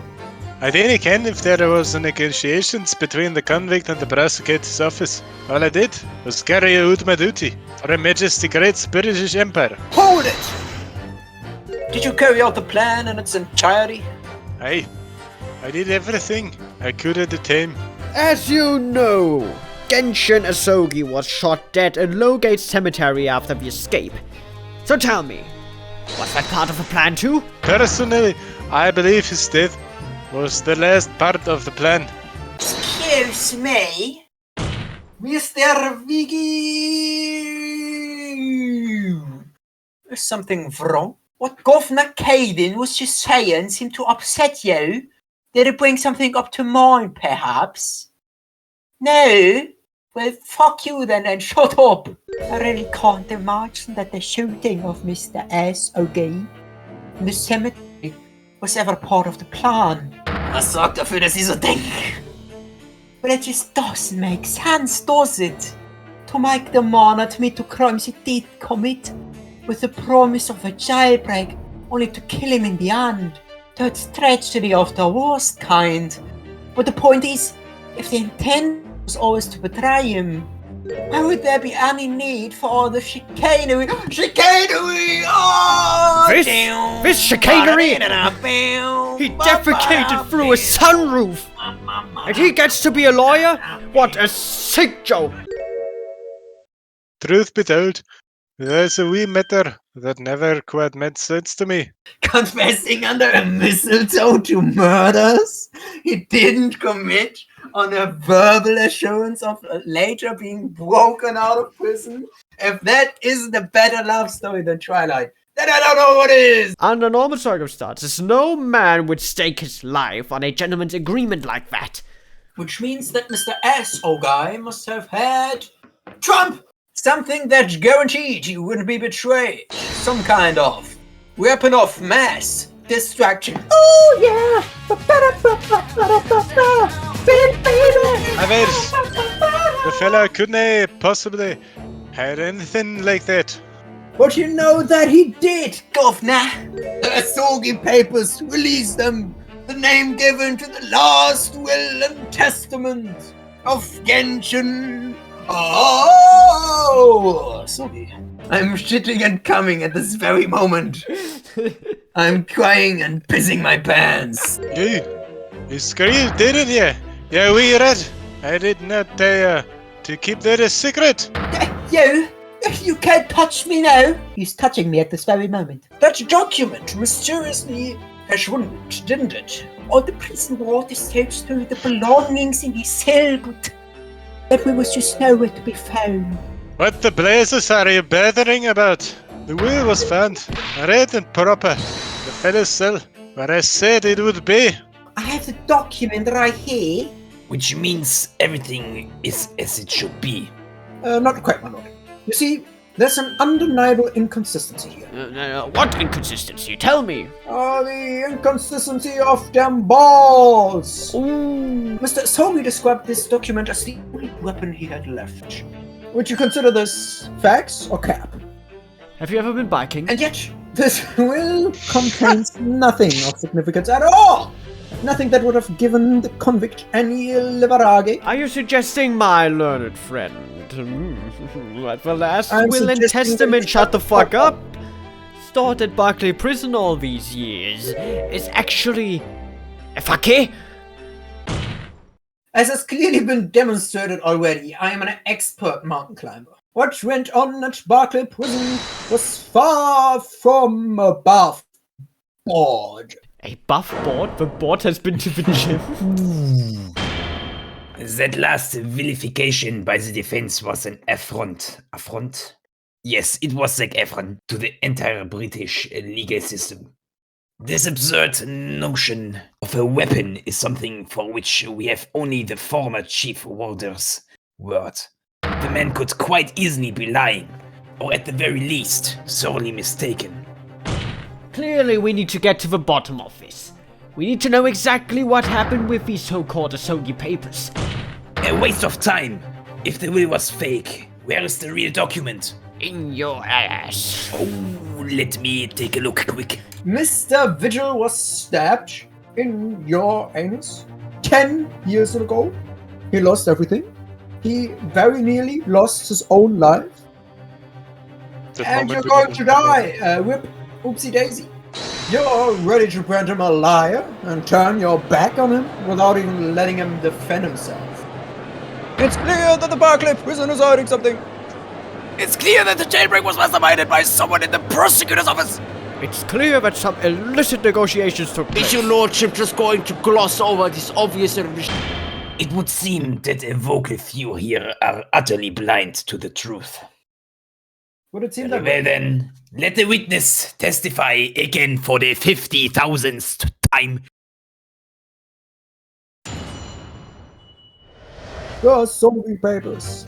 As the warder responsible for condemned convicts, I attended to Mr. Asogi and kept watch over his cell. The night after he was found guilty in court, he was doing something with that will in his cell. We turned the cell inside out looking for it after the execution, but to no avail. I only found out about the Asogi papers when a directive came telling me to impound them. The document was in the folds of a feather's robe that was left in the cell. A kimono, I think it's called. Hold it! I need a medic. In Mr. kimono. Hey, the one hedonism brought with him when he was locked up. Yes. He was permitted to have his personal effects with him during his incarceration, I understand. He was very reluctant to part with them. Some books, the kimono, sword. Was present when he wrote it. But I'm sorry to say, the letters just looked like a screaming mass of jet-black earth wounds to me. Excuse me? Are you feeling faint? Mr. Vigil! Less swaying and more slaying. Have you recalled something of importance? Vigil! Tell me, Vigil! Objection! Scarlet-colored writing is what you said you thought you saw, Mr. Vigil. I believe that's exactly what you did, in fact. See, have a look at this report. That's my brother's autopsy report, I think. It states that scarlet-colored ink stains were noted on the fingers of the victim's right hand. Yeah, let me see for myself. Scarlet. Yes, so it does. Now, I'm not familiar with the habits of the British aristocracy, I freely admit.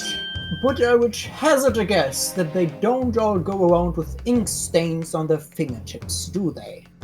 Whatever Lord Clint von Six was writing in that unusually colored pink ink must have been directly before his death, because he died before he had the opportunity to clean his hair. I remember. I remember. Ladies and gentlemen, this is Mambo number 5. I remember something troubled me at the time. At the scene, the lid of my brother's inkwell was open, and no document penned in the color of the ink that was in the inkwell was ever found. So the document has disappeared. Are you suggesting that the document my father had in his hand that night in his cell was... The same document that Lord Clint von Six was writing moments before his death. It was the last will and testament of Lord Clint von Six. Objection! This is madness. My brother's last will and testament? That would mean that he had chosen to die. That is what it would mean, yes. No, impossible. That is utterly out of the question. Let's agree to disagree. Lord von Six! Clint was pursuing the professor. It consumed him day and night. Whatever happened, he would never have abandoned his investigation before this conclusion. Never! He wouldn't rest until the job was done, until the killer was caught. The idea that he would willingly accept his own death is obscene. A reason why Lord Clint von Six, a man of high noble standing, would have chosen death. Information so secret, people in the judiciary would be willing to negotiate the jailbreak of a condemned killer. The only explanation that fits those facts is an unthinkable truth that turns absolutely everything on its head. Perhaps it's just too hideous. Mr. Naruhodo, however difficult the situation might become, you work with your client in pursuit of the truth. That's what you resolved to do when you entered the courtroom this morning, if I'm not mistaken. So hold your head high and keep soldiering on. Yes. Go, Mr. Naruhodo, go. Woohoo. Yeah. In all probability, the details in the will were related to the professor case. The defense's last statement is mere conjecture. What are you getting at, man? I believe that the last will and testament of Lord Clint von Six was a confession regarding the mass murderer known as the Professor and his true identity. Objection! Enough, counsel. What are you saying? Do you even realize? A confession about the true identity of the Professor? That would mean... It's the only explanation that fits. The killer that terrorized London a decade ago and became known as the Professor. The man believed to have murdered 5 members of the aristocracy. Wasn't Genshin at all. It was, in fact, the man believed to have been the fifth victim. Lord Clint Van Dix himself.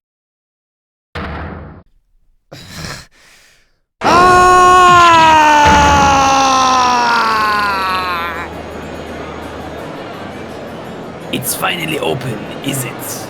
Pandora's box. Great Van Zieg's family.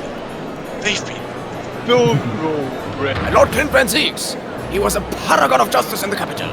But he was actually a mass murderer. If the general public ever found out law and order in this country would be finished. My brother. Oh, this is so awful. Poor Lord Van Zieks. Susato couldn't care less because she only has like 10 lines in this entire case.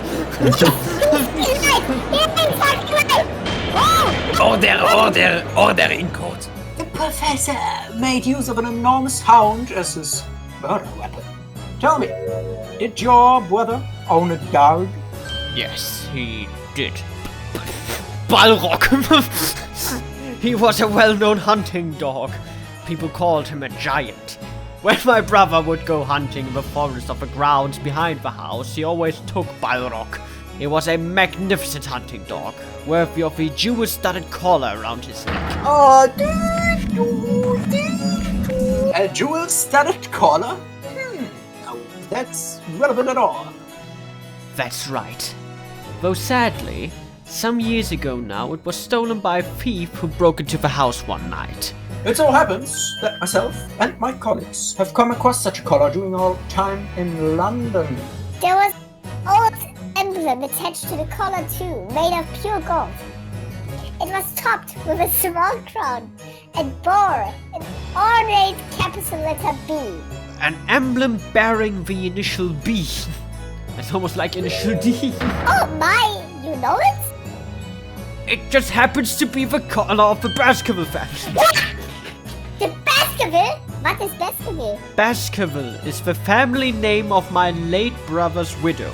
That pure gold emblem was an heirloom which Clint acquired upon their marriage. There can be no doubt then. The collar you've described was Balrog's.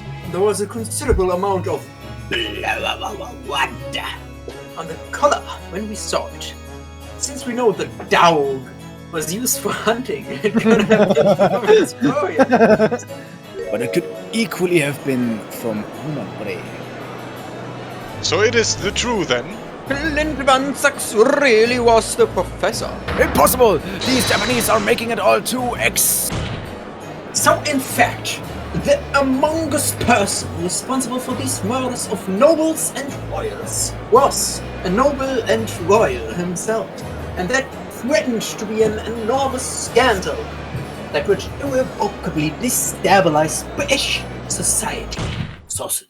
An enormous scoundrel? My father once told me. Well, can you deny it, Lord Eustace? Yep. 10 years have passed, and still now the 6 million inhabitants of our great capital rest easy believing that justice was done. Very well then. You may have the truth. I am a Fortnite player, yes. No! And I'm playing with the Son Goku skin and dancing to Say So. Didn't even know. Lord Clint Van Zieks was too pure of heart. When he became a prosecutor and went in pursuit of the black roots of crime, he drove himself into a corner, my friend! Into a corner! He came. He came to the uncomfortable realization that Fortnite Battle Royale is a game where you need the battle pass. That to fight the most fiendish of criminals requires one to become even more fiendish oneself. This is my street. I own it. The 19th. The 19th I have left. Century was a truly miraculous 100 years for Great Britain, and indeed the whole world. New industry, new technology, and with the birth of the metropolitan But these dazzling new developments meant ever deeper shadows were cast on society. Water sullied by factories, air thick with noxious fumes and crime, growing daily to fear the darkness. Lord Clint Van Six made it his mission to combat the darkness. But as time went on, it slowly ate at his soul, until eventually he was consumed. I ate him. It's ironic, really, and somewhat surprising, that the truth has once again been unearthed by a Japanese. 10 years ago, your father, Genshin Impact, turned up at my office one night. The professor? Question mark, exclamation mark. Yes, beyond all reasonable doubt. You must issue a warrant to search his home at once. Do it! Do it! Don't be absurd. The man comes from one of our country's most illustrious... Do you own the Fortnite Battle Pass, Mr. Asogi? No! But Clint has the battle pass. He keeps an enormous savage battle pass on his estate. So a large family estate has a fierce guard dog. You should know that's commonplace here in Britain. I'm sorry, but I can't possibly put Scotland Yard onto this based on the tenuous accusation of a visiting student. My son will kill you in 15 years. So I turned down Asogi's battle pass, and as a result, he took it upon himself to visit the Van Zeek's mansion on his own. We can only imagine now what happened between them two men. We can only imagine dragons. Sex. Though we know the outcome, of course. Lord Clint Van Zeeks perished. I don't believe this. Clint is dead? As soon as I hurried to the mansion. When I arrived, it was easy to grasp what happened. What had happened. What happened? Asogi must have already taken it. Nothing of that nature was found at the scene. We had no idea of the existence of such a document at that time. I was the only person who knew of the true identity of the professor. So, I resolved to keep it a secret and to guard the secret to the bitter end. It was you then who pinned the message in general. I am the Discord mod of the great British Empire's Discord server, my friends. I did what needed to be done in order to protect the law and order of the British Empire. If you spell cool backwards, you get vagina. Then it was you who arranged my marriage and fabricated this evidence. I ordered that detective to take care of it, whilst keeping the truth from him naturally. Are you off the rock, huh? We can't do something like that. There's no question that it was Asogi who murdered Lord Van Zeeks. No, I'm still alive, actually. Shut up, you are dead. The house staff have made statements that they saw the man running from the mansion that night. He was chased down by the imposer, and we're short of time, on time. Gregson, my watch pranked me. So we'll use whatever means necessary. Do I make myself clear, detective? Blimey! So that night, 10 years ago, when I was attacked by those fucks in the back streets, and Genshin's ring was taken, that was him, was it? Then the detective handed the stolen ring to Mordor. Why would he do that? What the hell is Mordor? Well, let me tell you a story. It was extremely easy to make him comply. You see, he had one crippling weakness. What weakness? The Fortnite Battle Pass, isn't it obvious? You, Kazuma Asogi. Me? I am the Fortnite The summit is approaching. Perhaps you have no desire to return to your homeland, Asogi. Oh, that's a sick fucking clock. What is yes, that? It is my new Rolex. Oh, though I hear you have a 14-year-old son. Agree to cooperate and accept your guilt without contention. And you will see Japan and your son again. You scoundrel! I'm going to take away your watch! I don't even know what scoundrel means. There's only one outcome for you, Asogi. The Fortnite Battle Pass. I mean the gallows. So, what's it to be, Asogi? Your mom? He did that. And as I told him at the time, my motive was simply to protect Britain from the damage that the truth would do. To protect this country's law and order at any cost. Objection! This is fucked up. No, you are fucked up, Van Six. Shut up. No, you are fucked up. You No, are fucked no, up. no, no, you are fucked up. You No, are a no, no, fucker. no, no, You are the mastermind behind the Reaper of the Baby. It's me and it was you. The Lord may a stronger heart. Yes, a rather brilliant idea, wouldn't you say, Lord Baroque Van Sachs? Do you hear my theme playing in the background? Yes. That the spirit of your late brother, that paragon of justice, should return to reap justice for his sibling. Could there be a more appetizing tale for London's masses, I ask you? But your role really wasn't that of some embodiment of death. No, you were London's guardian angel.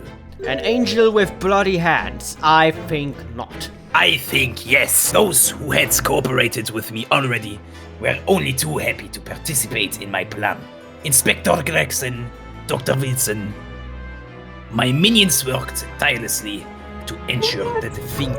Minions! Today we are going to kill British criminals! Dr. Wilson left Britain 4 years ago to play Shadow Legends in Japan. That's right. That's right. So I had to employ the services of his young protege after that, Dr. Courtney Sithe.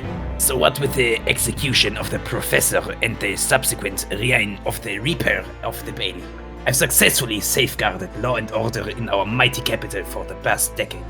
BAM! That is everything.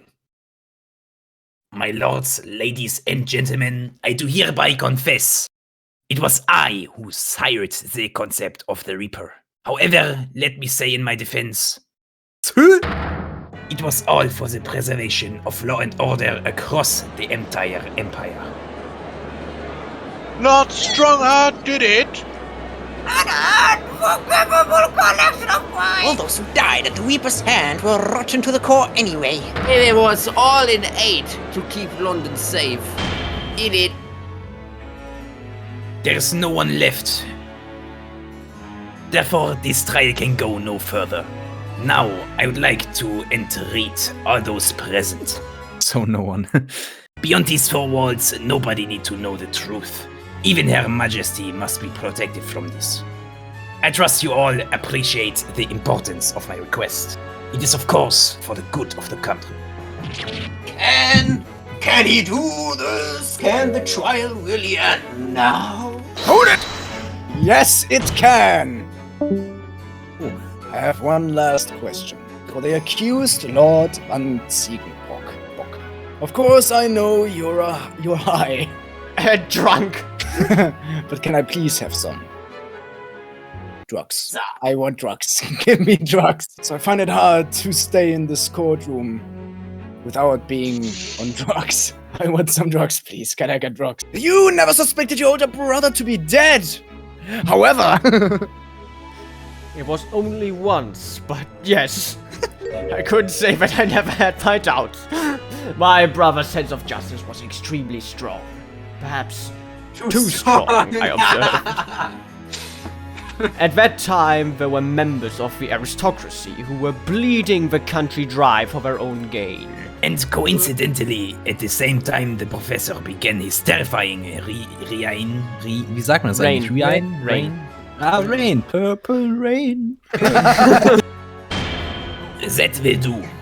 Neither Clint Van Six nor Genshin Impact still walk this earth. However much we debate this matter now, we cannot hope to reach a conclusion. There are only two extant pieces of evidence from the time. Your mom and your dad. The woebegone ring that acted as the incriminating evidence to the condemned Genshin Impact. And the 3-paged last will and testament penned in black ink and left behind by the man. The rich truth of what happened is exactly as I have explained. Mr. Azuki bought the Fortnite Battle Pass. Ah! Later today, I will present myself at the Ministry of Justice for whatever sanction is deemed appropriate. That is all. Court is adjourned. Objection!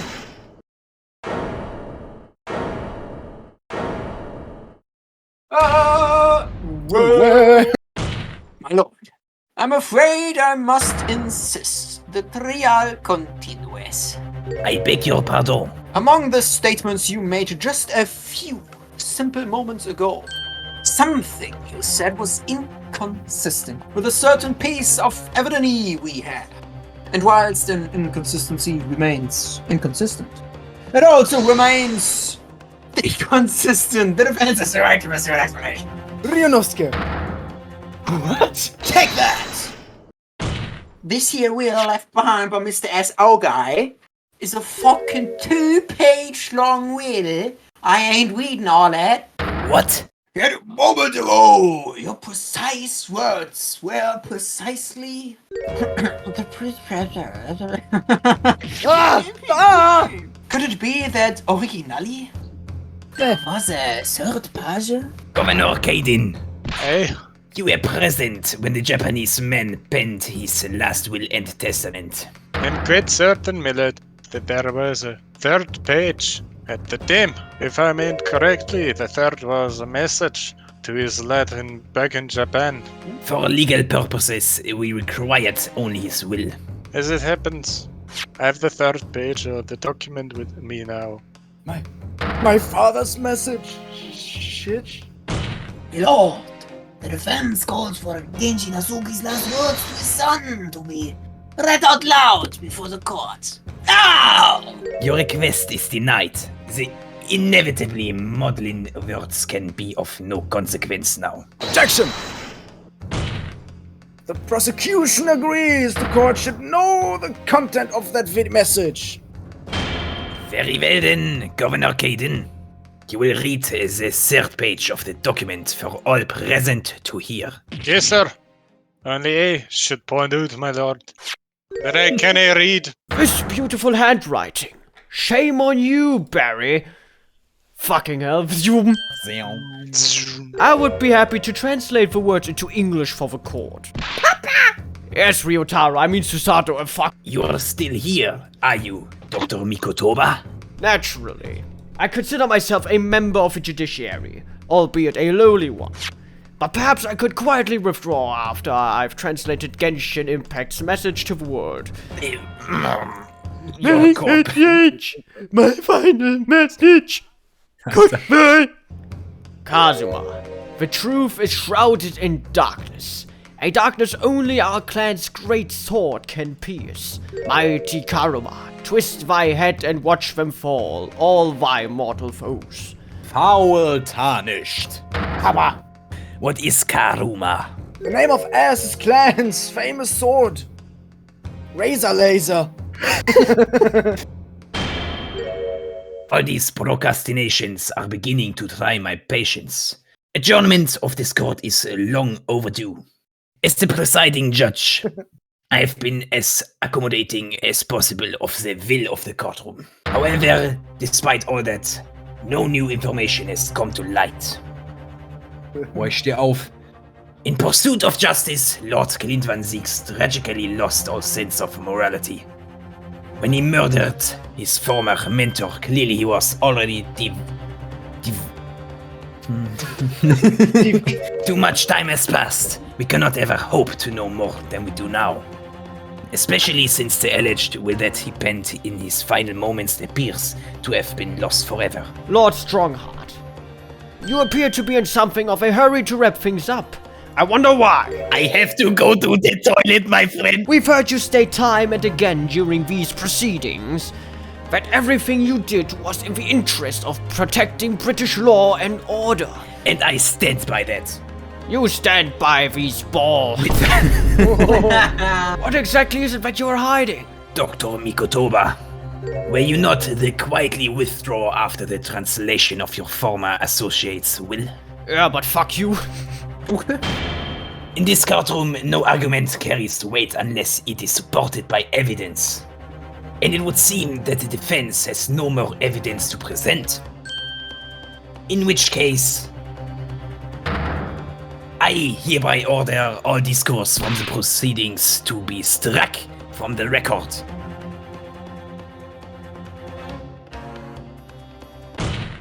Wait, my lord. As it happens, the defense does have evidence to present. What? Don't be absurd. There's nothing of relevance remaining from the time. Objection! It's high time that you realize something, my lord. This gentleman has an uncanny habit of producing evidence at the final hour that had escaped everyone else's attention. Nonsense. We're about to find out. Fuck around and find out.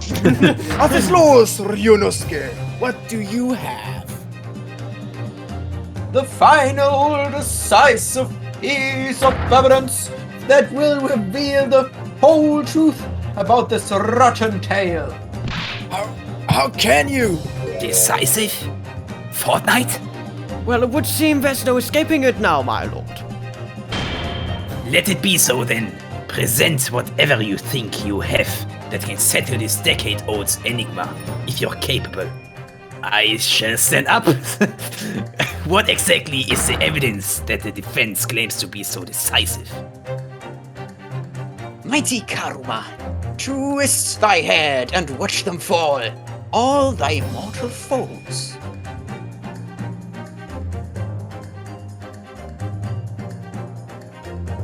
Take that!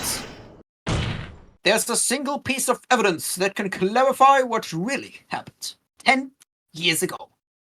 The last will and testament of Lord King Van Sax. Ah! A wonderfully astute observation, I'm sure. But in case it had escaped your notice, the document was lost long ago. That's right, it was. Only, it wasn't. I have it right here. Discovered just moments ago.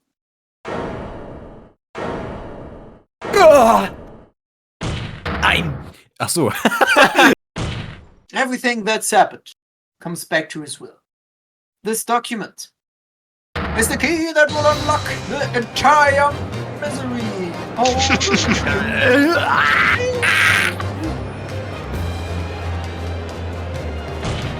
My brother's last will and testament.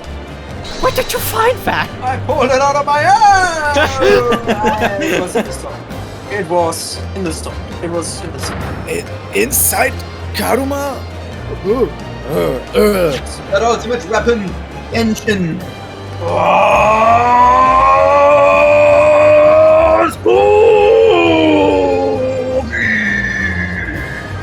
Obtained undisturbed in the guild of the sword all these years. Just waiting for the right time to emerge and reveal the Emergency meeting. The signature and seal certainly look official. My God, it's true. It's my brother's handwriting. There can be no mistake. I forbid the contents of the document from being read out. Do you hear me? I strictly forbid it. You are criminal! You are criminal! And you are an asshole, Ryunosuke! You can't do that, my lord! This document could explain everything! The document could literally destroy the meaning of justice in this country.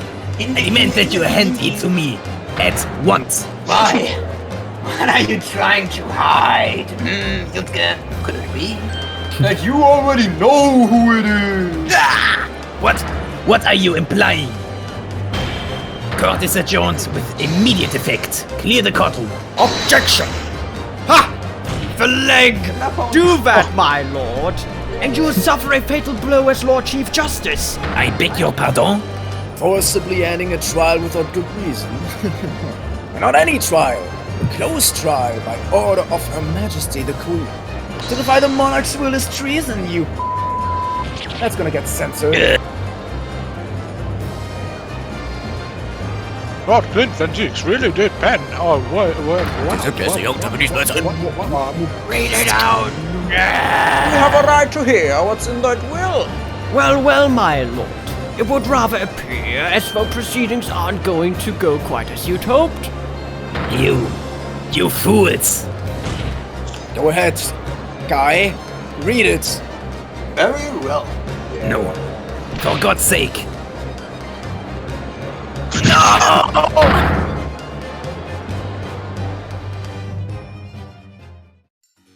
I pen this, my last will and testament, in the final moments before my inevitable and willing death.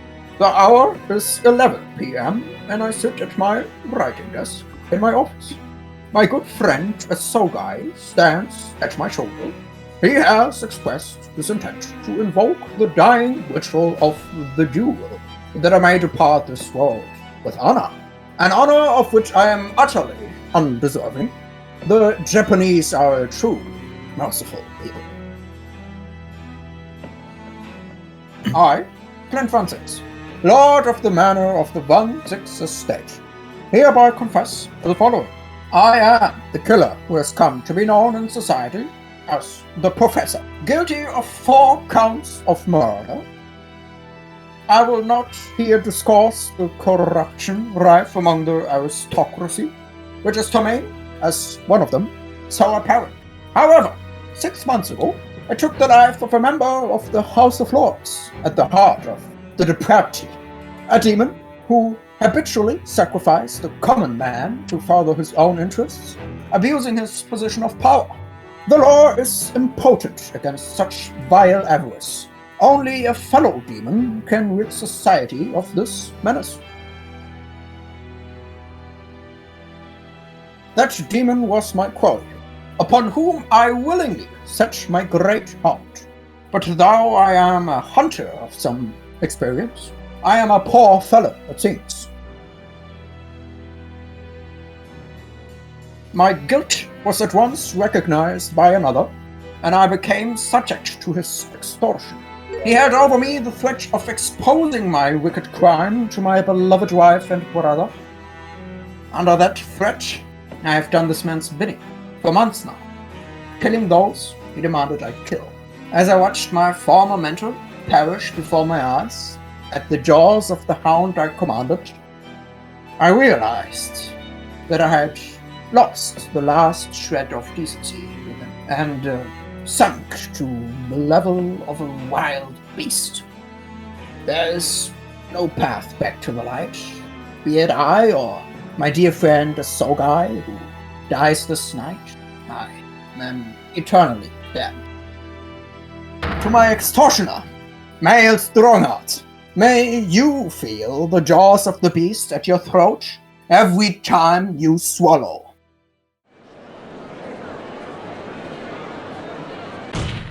So now we know, yes, Clint Van Six was a murderer, but somebody was directing him and naming his victims. An extortioner. Lord Male Justus Strongheart, it was you. It had to be done. London's unsavory shadows are deep, and the arm of the law fails to reach their depths. Crime must be cut off at the roots, but the Lord Chief Justice at the time couldn't see that. He was weak. Lofty principles, you say? Tantamount to cowardice, if you ask me. Which is why I took his place in order to fight the crime he was allowing to spread like wildfire. The Reaper, the Professor, the name makes no difference.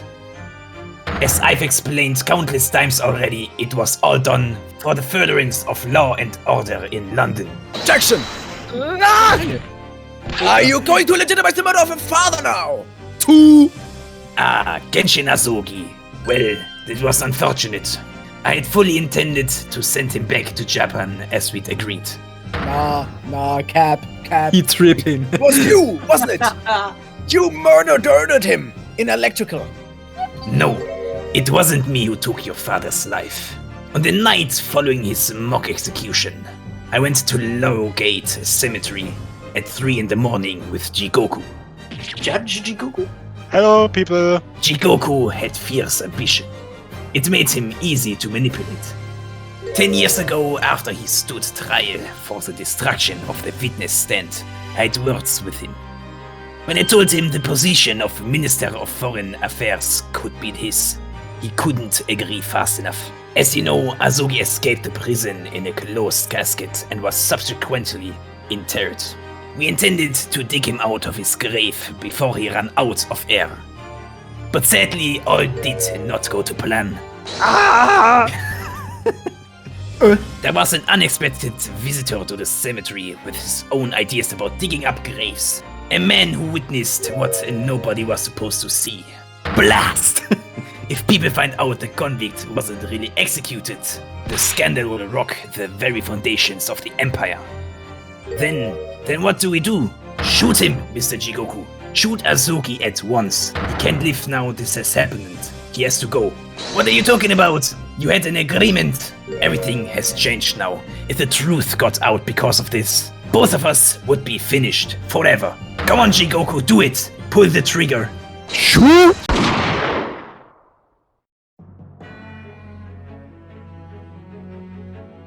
Jigoku shot Asogi from the shadows. The grave robber was so close, the blood sprayed over his coat. He fled as fast as his legs would carry him.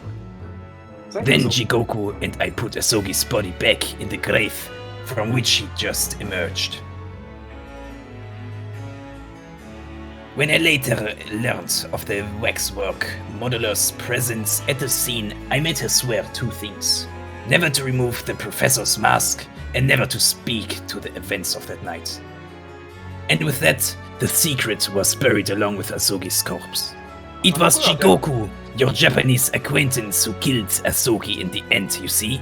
You can imagine what would have happened if it came to light he'd murdered a compatriot 10 years earlier. He would have lost everything. I merely reminded him of that. These past 10 years, I fought tirelessly with the darker recesses of London's criminal underworld. And I've used whatever means necessary to ensure justice prevails and law and order reign supreme. Objection! That couldn't be further from the truth. The fact is, you haven't fought crime at all. How dare you? I saved Clint Van Siegs from his dishonor and his death. Objection! Whilst behind the scenes, you systematically buried anyone who stood in your way. It was unavoidable. It was the only way to protect It was the only way to protect our justice system and public order. Let's not forget our memories. What? Setting the defendant up as the imposter to cover up the truth behind the murders of countless more. Seems quite sus! Enough! Do you have any idea of the conniving that led to the acquittals of those wretched criminals? We have to fight fire with fire. Our courts can't function without the Reaper. Can't you see all I've done for this country? This has been my struggle. Objection! You've done nothing. Nothing. That is correct. I am innocent. Walks out. It's Lord Van here who worked tirelessly and justly in court, whilst enduring the disgrace of Amugu's. And Inspector Sexy Grexy, fraught with anguish for having sullied his hands with a desire to do the right thing. Not to mention Genshin as guy, who risked his life going in pursuit of the truth you tried to hide. No, the darker recesses of London's underworld were largely filled by you. You little, when will you get it through your thick skulls? That was all for queen and country? I'm tiring of that excuse. You've consistently twisted the truth for bargaining power to make others do your bidding. People who willingly twist the truth and coerce others are called hashtag girlboss, gatekeep, gaslight, and will not be cancelled on Twitter. Have a nice day. I strongly suggest that you don't ever talk again.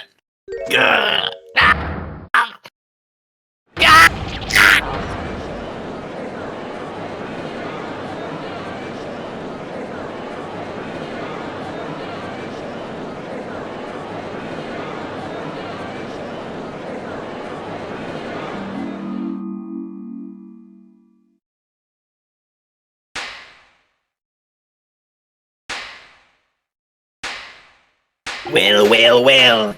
Dear me, my good fellows, dear me. A well-deserved round of applause, I think, for a quite marvelous performance.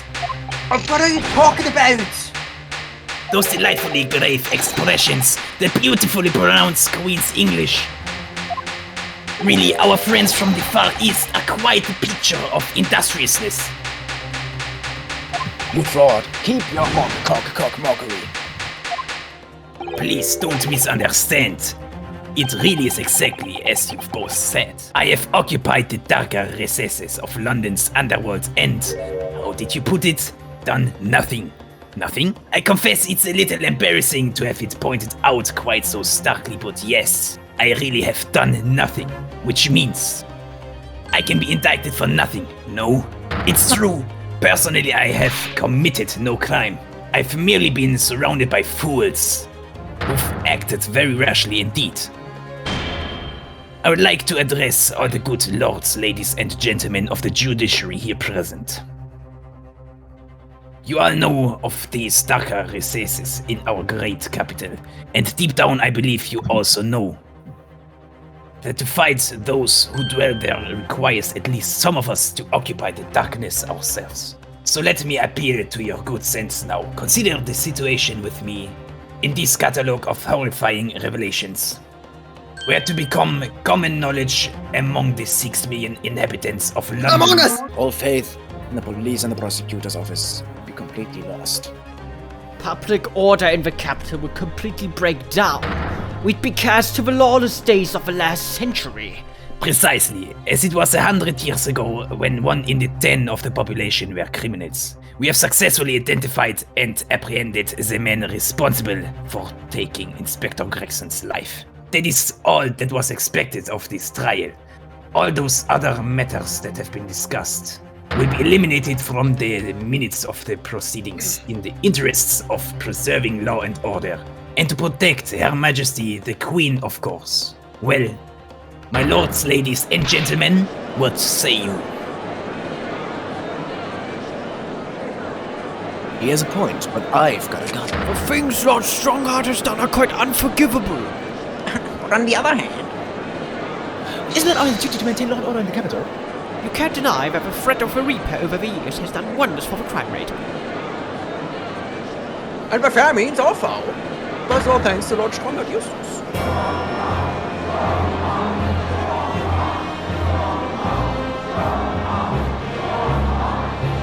are you hearing this? They're yelling out for Taylor Swift. Okay, this is fucked up. This is absolutely fucked up. For your rousing response, friends, I express my heartfelt gratitude. Therefore, in accordance with the overwhelming wishes of the court, the records shall be erased. You have to respect them as a apology to turn the situation into his favor. Lord Strongheart really is a master of manipulation. Thomas! It looks like the trial week's going to come to an end. I'm almost out of options. I think.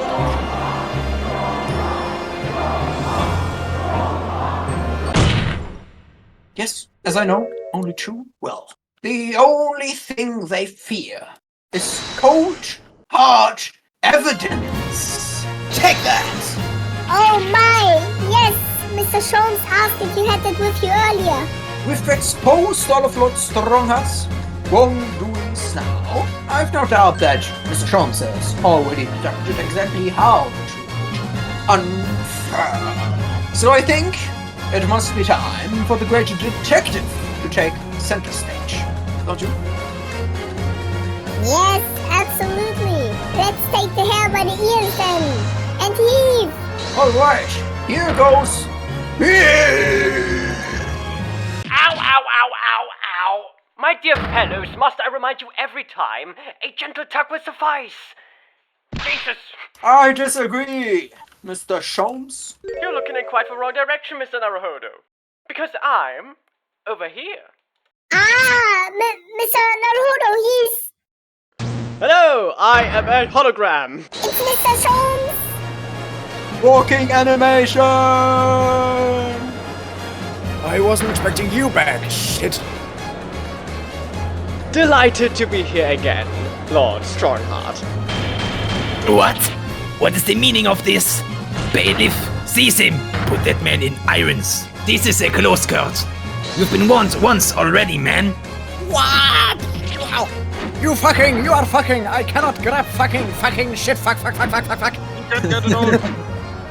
no fucking. I cannot. No grabbing, do something. I cannot grab. I don't know how to grab. Fuck.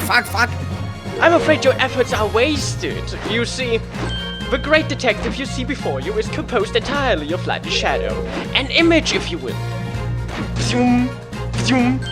Mr. Naruhodo, I must congratulate you on your fine deductions. Mr. Naruhodo? That's me. Are you familiar, I wonder, with the invention known as the telephone? The sound of the speaker's voice is converted to an electrical signal and transmitted instantly to another place. Quite. Sure, sounds are transmitted, so could not images keep them company, I mused. And what? And somewhat incidentally, I thought we might just as well transmit an entire scene.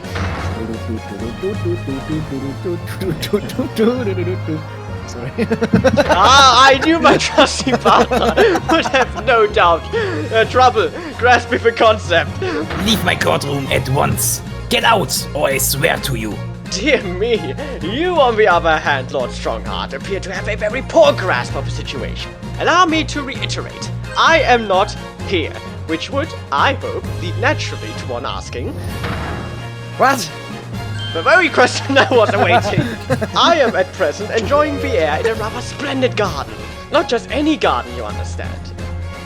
A garden at Buckingham Palace. Whoa! What?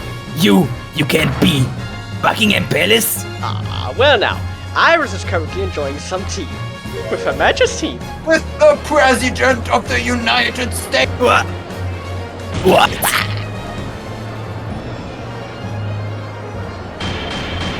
Order in court. I demand immediate silence. Her Majesty, the Queen? You can't be. I mean, no.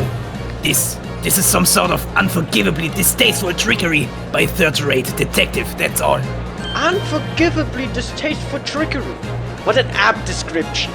A closed court session attended by the elite members of the judiciary is a rare event. I presume that Her Majesty would be more than a little curious about the proceedings. So I decided to show her everything, from start to finish. You meddling. This is some kind of nightmare. Just as I appear to be standing before you, regaling you with talk of my latest invention, no doubt you've inferred that the reverse is also true. You don't mean? Yes, I do mean that, Kazuma. God damn it. Her Majesty has seen and heard every moment of the proceedings. I assume there would be no objection. After all, every trial in this country is conducted under the auspices of Her Majesty, as you know. You... I confess, Mr. Naruhodo, I've killed this woman on the sidewalk this morning. I am quite impatient to hear Her Majesty's opinion. No, I was merely... We fucking got you, bitch! Iris, there you are! In fact, I haven't... Message. Here from Her Majesty. Magic. A message? Well then, if everyone is seated comfortably... Sit down, Kazuma. Okay, I'm sorry. Forthwith and with immediate effect, all authority previously afforded to Mayor Strongheart is hereby revoked forevermore. Furthermore, he will be prosecuted for crimes against his country in a public trial by jury in the coming days.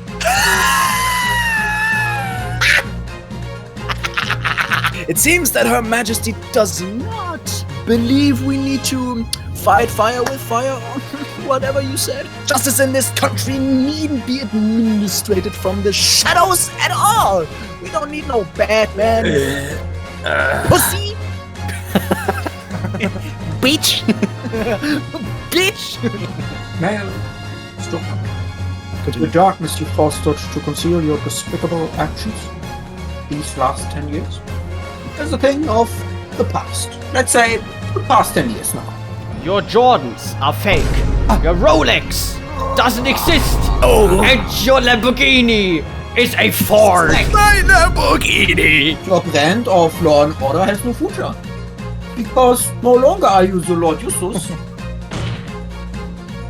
In the eyes of the law and Her Majesty the Queen, you are nothing but a criminal.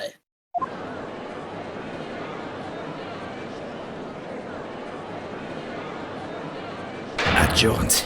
Adjourned. Adjourned. Adjourned. Adjourned. Court is adjourned. Oh, ich hab den abgebrochen. I broke my fucking stick. my Oh, God. I fell.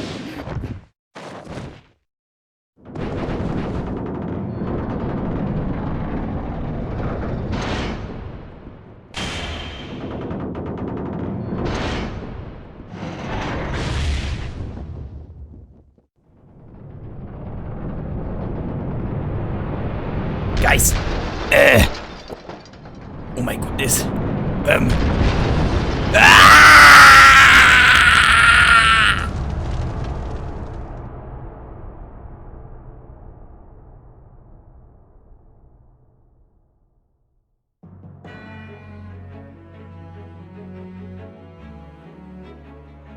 Lord Clint Van Zix left a will in which he confessed to everything.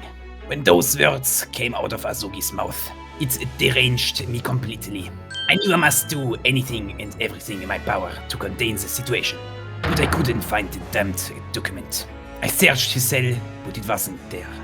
Which precipitated the jailbreak plot, I presume? I was sure that I facilitated Asogi's escape. He would emerge with the will somewhere on his person. But despite searching his limp body in the cemetery that night, it still eluded me. It never even crossed my mind that it was concealed in the sword's hilt.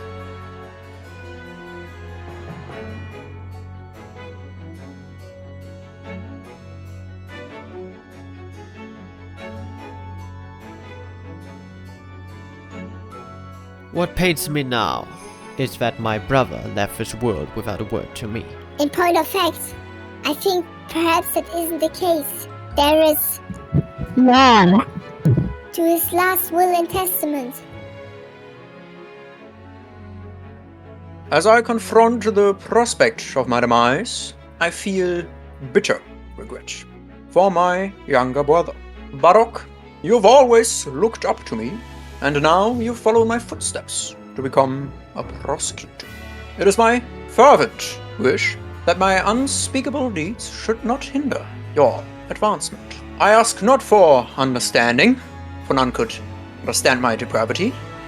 I ask only for forgiveness.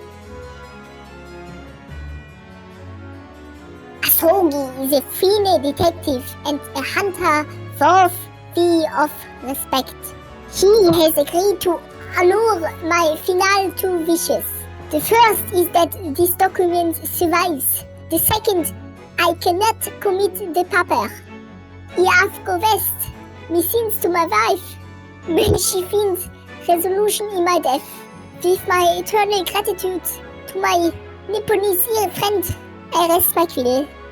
Mael Justus, you colluded with Seishiru Jigokikuk in a criminal plot so immense it spanned the oceans.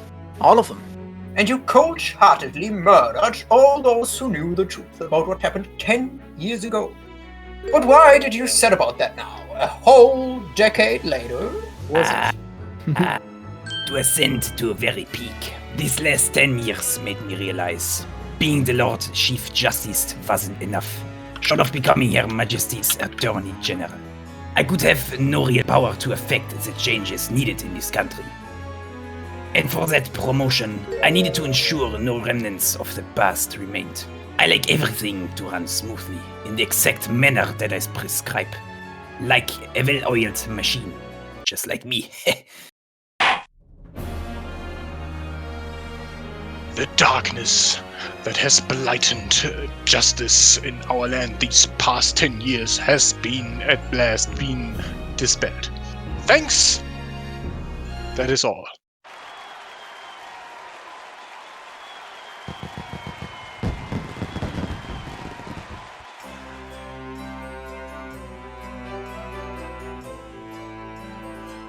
It really was a very splendid show, that, Naruto-san.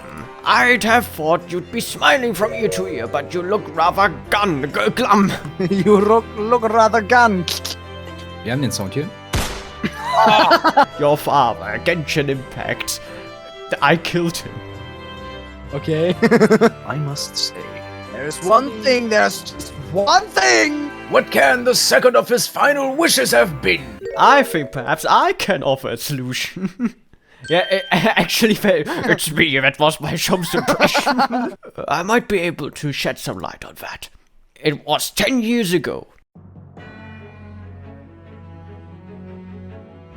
Why aren't you putting up more of a fight, Genshin Impact?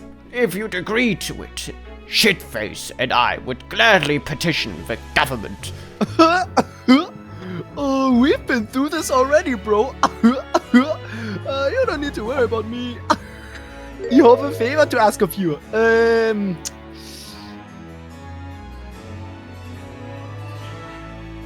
You're one of my greatest friends, Genshin. Whatever it is, consider it done.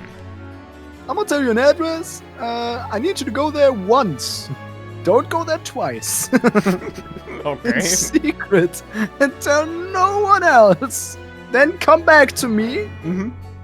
With the hula hoop. Alright, yeah. 2 hot dogs. 1 with ketchup, 1 with mustard. Okay, wait a minute. I need to write that down. Put these hot dogs on the hula hoop. Yeah, okay. And leave.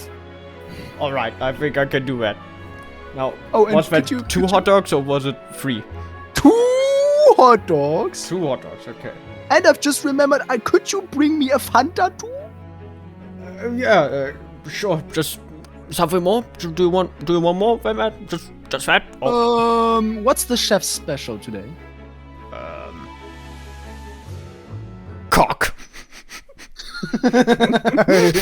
You should find a lady of the gentry and hiding there. In the hot dog? Yes, she's not good. She's with child. You will find the child in the other hot dog. Okay, The alright. birth is imminent. Oh, that complicates things. As medical man, I'd like you to attend to her wedding. Okay, yeah, that list is getting kinda long now. You are her only hope, Mr. Kenobi. By any chance is that child yours, Genshin? I would like to withhold that information. It's just a favor that was asked of me by a man I knew a long time ago who knew a guy who then told me to get hot dogs, and this guy knew another guy whose wife was in hot dogs and she was going in labor, and it was his dying wish for you to get their child out of there. My goodness. You're the only person I know that can truly rely on. Okay, what's the favor? 2 hot dogs. That very night, I caught a train from Paddington to Dathomir. I found the old house. In the middle of old nowhere it was. An old hunting hound lay asleep in the old grounds. The poor woman was on the floor at the back of a darkened room. She was in mortal danger. I broke her waters to precipitate the labor before she weakened further, but it was a torturous birth. I did everything humanly possible. Oh, Jesus. And in the end, I was lucky enough to welcome a new life into the world. But tragically, my efforts to save the mother's life were in vain. I held the healthy newborn girl in my arms and wept for longer than I cared to remember. Eventually, in something of a daze, I looked around the room. There was precious little in it, but an old travel trunk caught my eye. But it was when I saw the emblem on the side of it that everything dropped into place.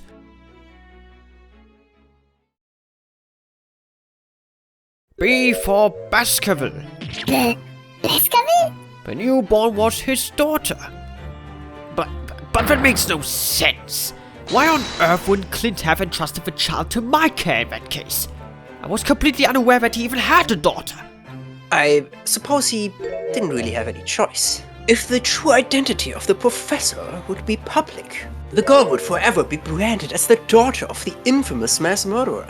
I imagine dragons. He would have thought to himself, this Japanese man here is someone I can trust. However, fatal mistake. Only a month later, I was summoned back to Japan, and without disclosing the parentage to the child, I couldn't obtain permission to take her with me. I was completely at a loss. In the end, I had to ask my great friend. I asked him if he would be a father to him. He took one look into my eyes and agreed to it on the spot. Really, all that can be said that I did for the child was to give her a name. When I'd come to Britain, I was trying to escape from the grief of losing my darling wife. So it was her name that I gave the little girl. The name of my mother? Ayame Mikotoba. That's right, Ayame. Or in English, Iris. Mr. Naruhodo, what's wrong? Ah, my dear fellows, can you hear me? I just pitched his ball. Mr. Sholmes, is that you pinching me ball? No? No! I'm so pleased! What a wonderful outcome! James? Yes? Let's have a party to die! And Mr. Reaper Man, you simply die too. Yes? I'm dead. Really?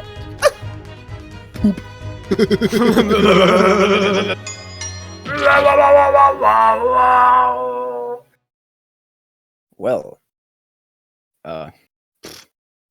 gotta go. Lord Van Fix, would you care to accompany me? Where to, Kazuma? Behind you. Mr. Naruhodo, allow me once again to express my deep gratitude to you. Kazuma killed him. I believe you saved my life.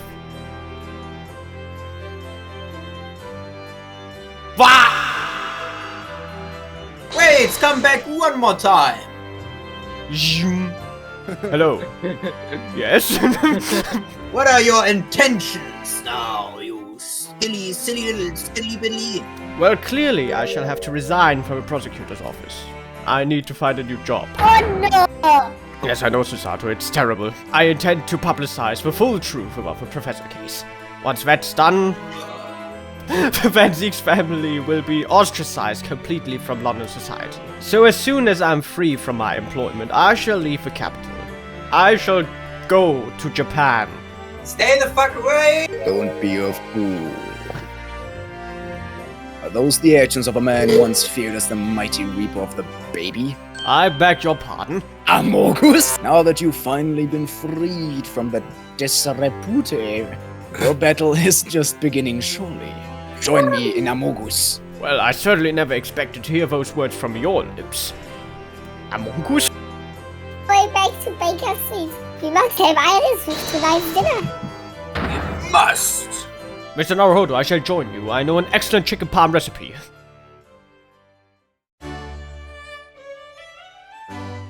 Ome! You really must hear this. It's quite the most extraordinary thing. I assure you, it will defy your expectations. Take down every detail now, Mikotoba.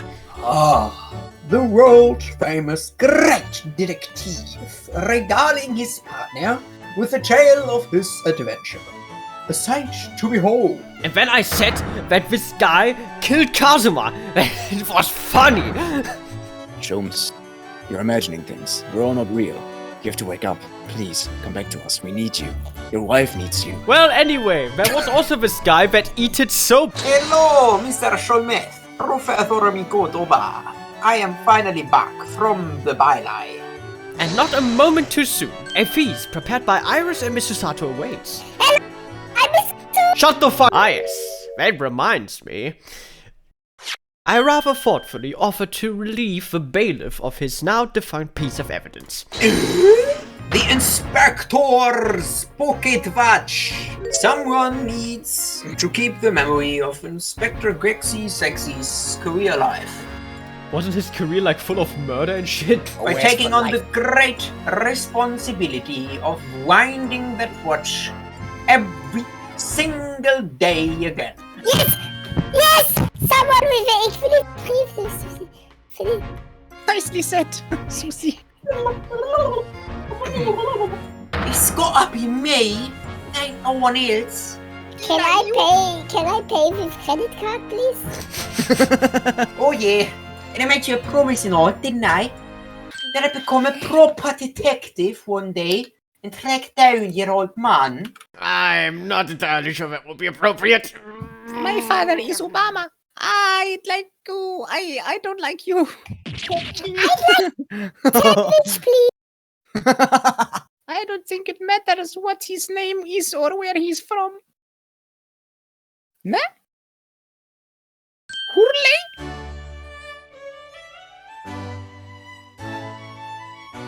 With every word, Iris. Dankeschön. Danke. Dankeschön. Mr. Naruhodo, that makes me so emotional. I have a daughter. She hates me, I think, Mikotoba. You are also a father now. Mm-hmm. I think that I ought to express my gratitude to you. For 6 years, you and I solved many mysteries together. Mystery. Yeah, you know what I'm saying. And during that time, I remember countless expressions of gratitude for our good services. But a moment ago, I heard the most pleasing expression of gratitude of them all. And I should never have experienced it.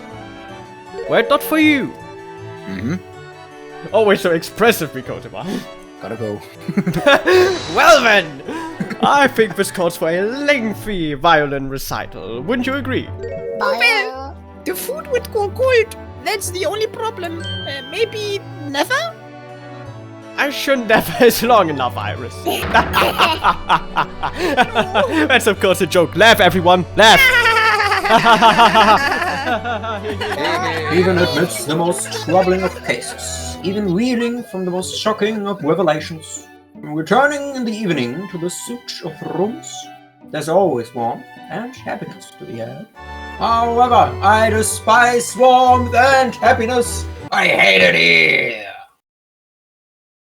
4th November 9. 4th November, 47 p.m. 9:37 Shut the fuck up or I'm going to Naruto, bug you down. I am the narrator of this very establishment, Naruto. Sasuke! Mm-hmm. I wanted to thank you for what you did earlier. I made up my mind many years ago. Never to tell her who her real father was. It's what was agreed with Genshin Impact after all. But Grant Van Zek's final wishes before he died, you mean? Raid Shadow Legends is a free-to-play online mobile. Yes.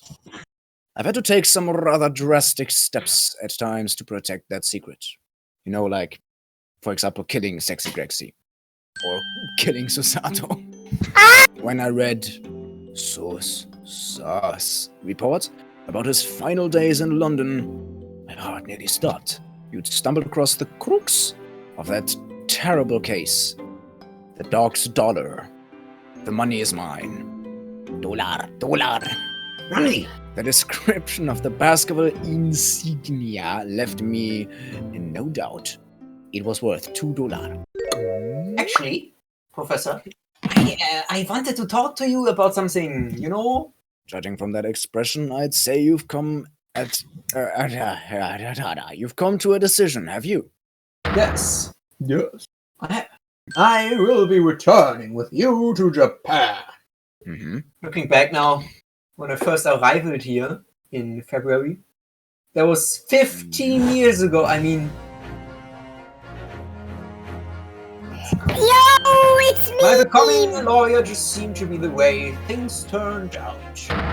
With Kazuma, Susibusi, and Mr. Sholmes, all gently pushing me in that direction. Yeah, sure, gently. I accused you of fucking murder, but I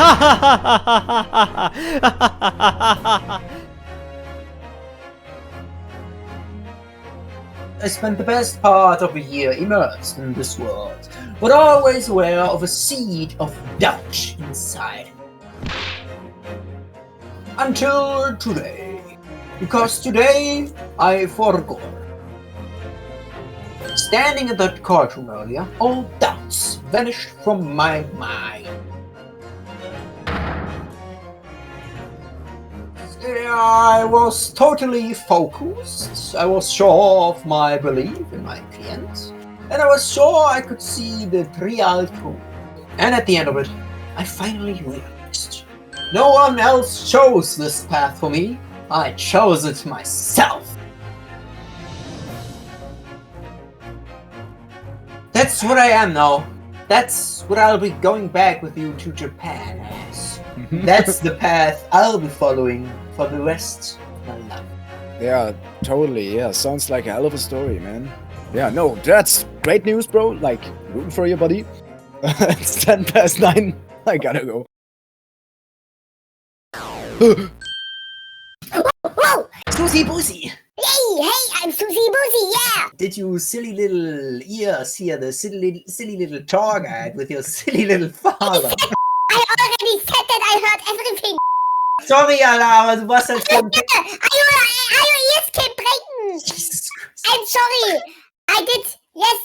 I couldn't help but... Oh! How much did you hear? Everything, motherfucker! Well... From the part about Iris' father, real father, I think? Yeah, so, in other words, everything.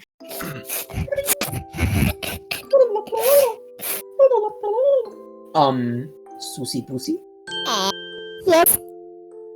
I suppose this means it has to be farewell soon. No. It's going late. No, it's not going late! Late doesn't go! 7th November, 5:42 a.m. Port of Dover, Quayside. Das heißt Quayside, du Arsch. Das heißt Quayside, du Arsch. Are you going now, Runo? He asked that I use my chemistry knowledge to cook methamphetamine. Oh, okay. I'm afraid so, Edis. Thank you so much for everything. And then, Mikotoba, I just killed this man on the street. Yeah, totally. Well, it was great meeting you again and everything, but yeah, gotta go. For a while at least, it felt like old times. Then I remembered that you're still a stinking sack of shit.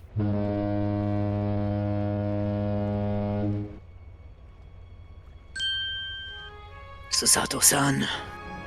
I've just checked, Naruhodo-san. Your luggage is already on board. Such a beautiful morning! Perfect for embarking on a journey, isn't it? Before I set off, I'd just like to say how thankful I am for everything you've done for me. And give you my warmest regards. That you will give to Kazuma.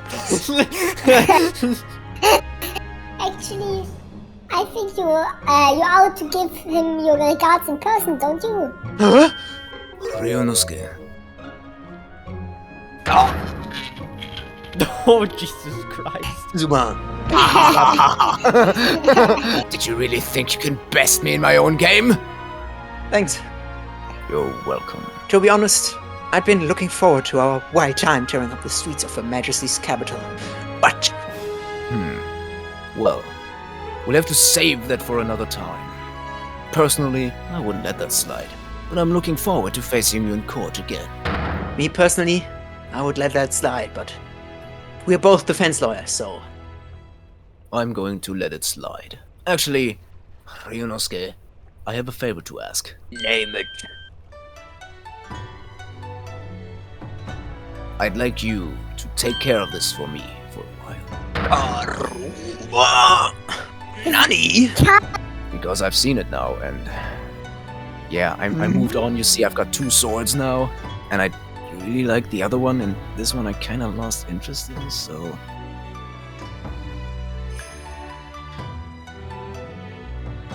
It was only for the briefest of moments. The last time I came face to face with that Inspector.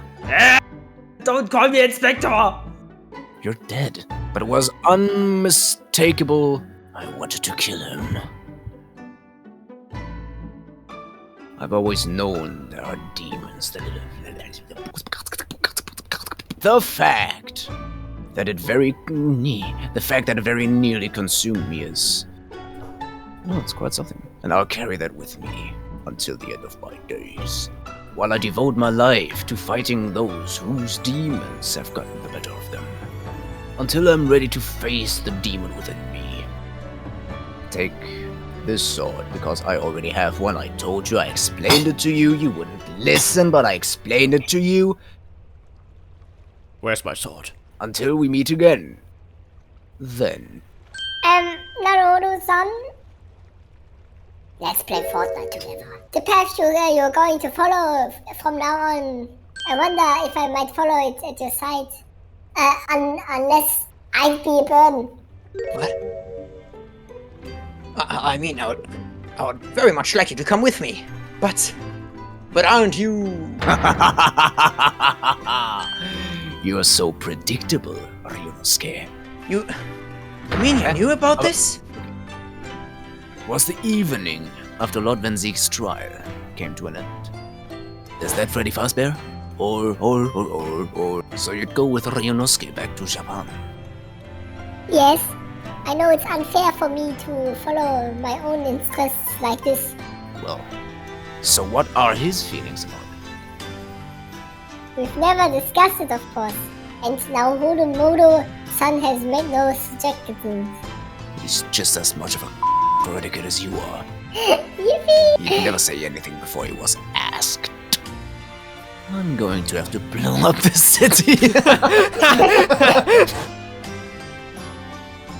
Susato-san! Do you think, Mr. Naruhodo, do you think? Yeah, I don't know, sometimes. With you by my side, no trial would seem too daunting. So if you're willing, I'd be honored if you'd come with me. Together, we can rule the world. No! Your Lugagi, Susato-san, there's no time! The ship's going to sail, set any minute now. Sail!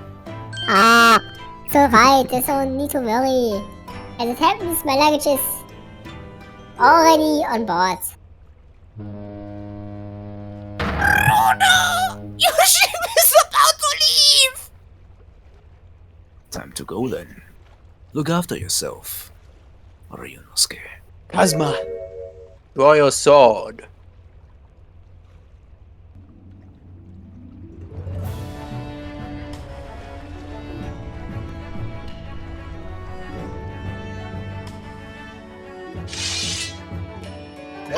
There's only one ticket left.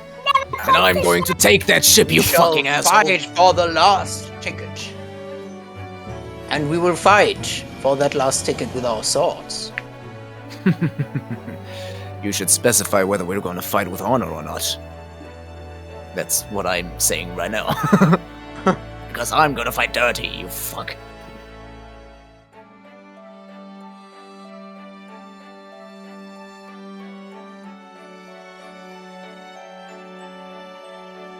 What? Well, good GG's, well played. Don't forget me, Kazuma. It was a nice friendly duel, my friend. As if I could. Ryunosuke. And... and this guy, Mr. Sholmes. Thank you. Thank you so much. I'm very much indebted to you. You saved my life. Indeed, Mr. Naruhodo. I'll never forget all you've done for me during my time in London. Quite. I should like to think you will remember your debt of gratitude. Especially when I visit you in your country. Of course. Huh? The truth is, although many are ignorant of the fact, you still owe me fucking money. Well, I'd be delighted if you never come to Japan, and I'll never give you your money. Yes, we'd welcome you with open arms, Mr. Sholmes. Oh, that sounds wonderful. I can't wait. Sus. In that case, let us conclude that this is merely a brief parting, my dear fellows, because I need my money. And that brings us to the end of our adventures in Great Britain.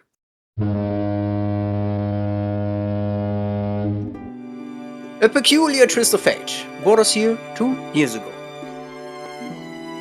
But that was just the start of our journey. Who knows where fate will lead us next? Still, I'm confident this won't be the last meeting with the friends we made in London. And when we're together again, no doubt the first words we'll hear will be... Come, the grain is defeat.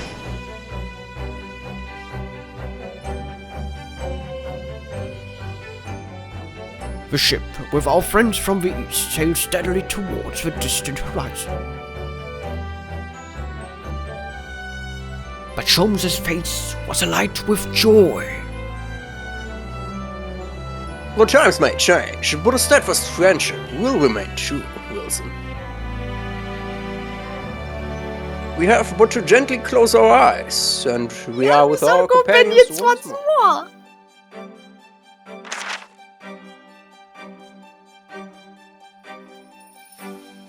So I do just that. And when I do, I can hear his strong, familiar voice ring out.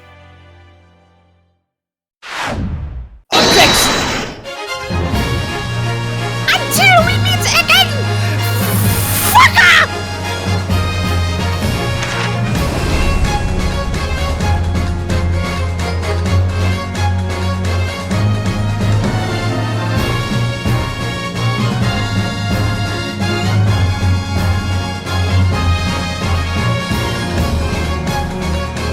Now that I have invented holograms, I wonder what I might do next. But without any money, I can't even afford to feed Iris. So, to solve my financial situation, I've decided to rob a bank. The Bank of England, perhaps.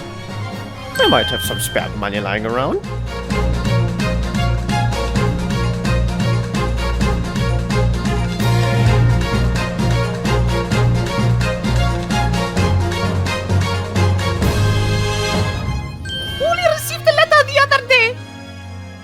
It said You owe 1,000 pounds in debt. and it made him cry. So I thought maybe I could just write 3 new Star Wars movies. I wonder how often I can bring back Palpatine though.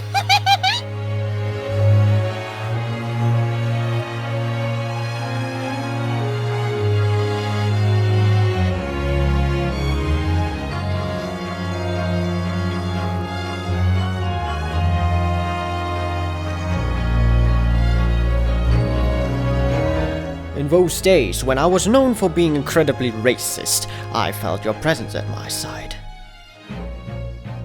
But luckily, I received character development, which is nice, I appreciate that. As it turns out, not being a racist makes me a more likable person. I now have a fan base because of that. To quote a newfound friend of mine, Bogus binted, logo shinted, I don't know, bruv.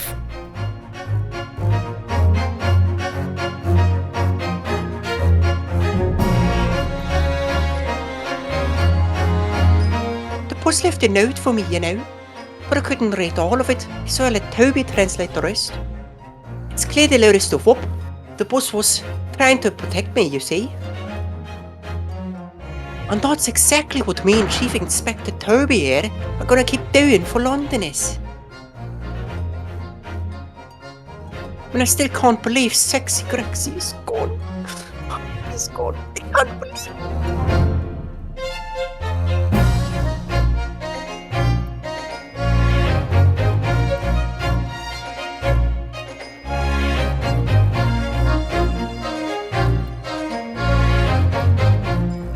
Gina, the truth is, I don't. You might be a. You've reminded me. I've got one more job before it's to Las Vegas for the foreseeable, and then I've got to complete your education in art of. As they say.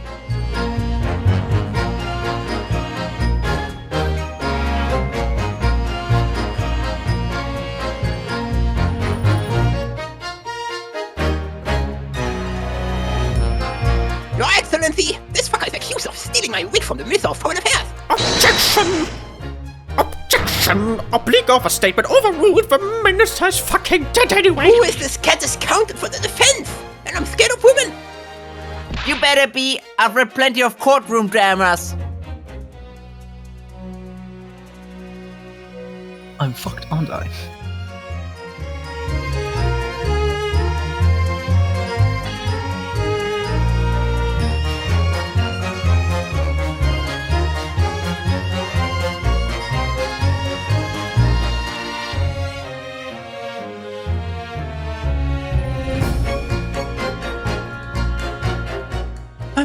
Is it true about Japanese people? Are they experts at making video games? Yes, they are. RPGs, visual novels, you name it. I'd like to play something like this. You don't mind, do you, Mama? Yes, I do. Video games haven't been invented yet. No. But we'll get there.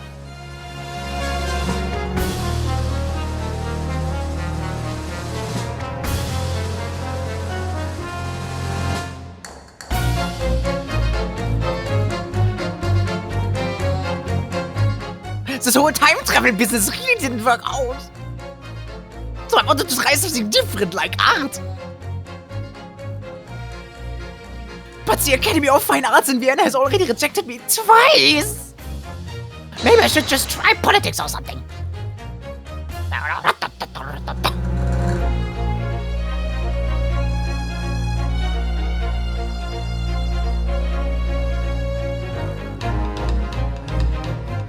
When I went to make the waxwork impression in the cemetery, I had to do terrible things.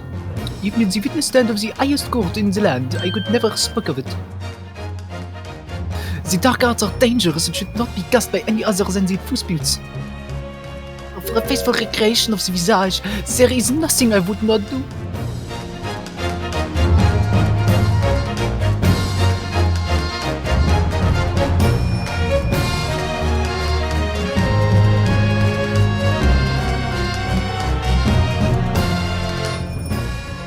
Hey, every part's with gossip. I said charging little tidbits to passers-by, you know? Hey, everyone calls me gossip. I said jaunty little spaghetti to pass us by. Everyone calls me Go Simp. No. I cannot do it. This is ridiculous. Okay. Now, which one of you is my husband? You may never know. Batman.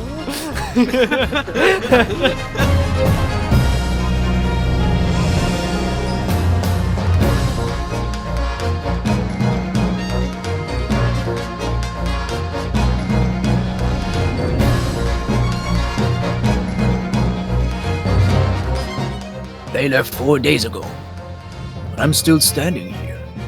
I've come to realize that we both have made history. In court, we have the judge choose right from wrong. And when the culprit's guard is down, we agree that violence brings more violence. But in the end, it has to be this way.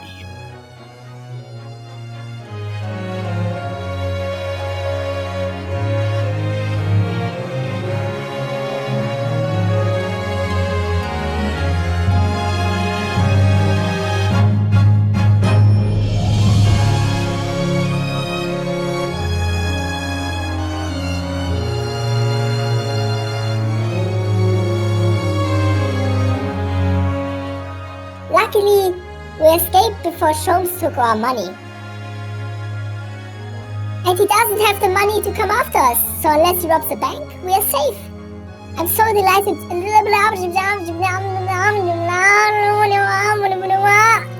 Because you really are a mediocre lawyer, and not so great ace attorney, some might say.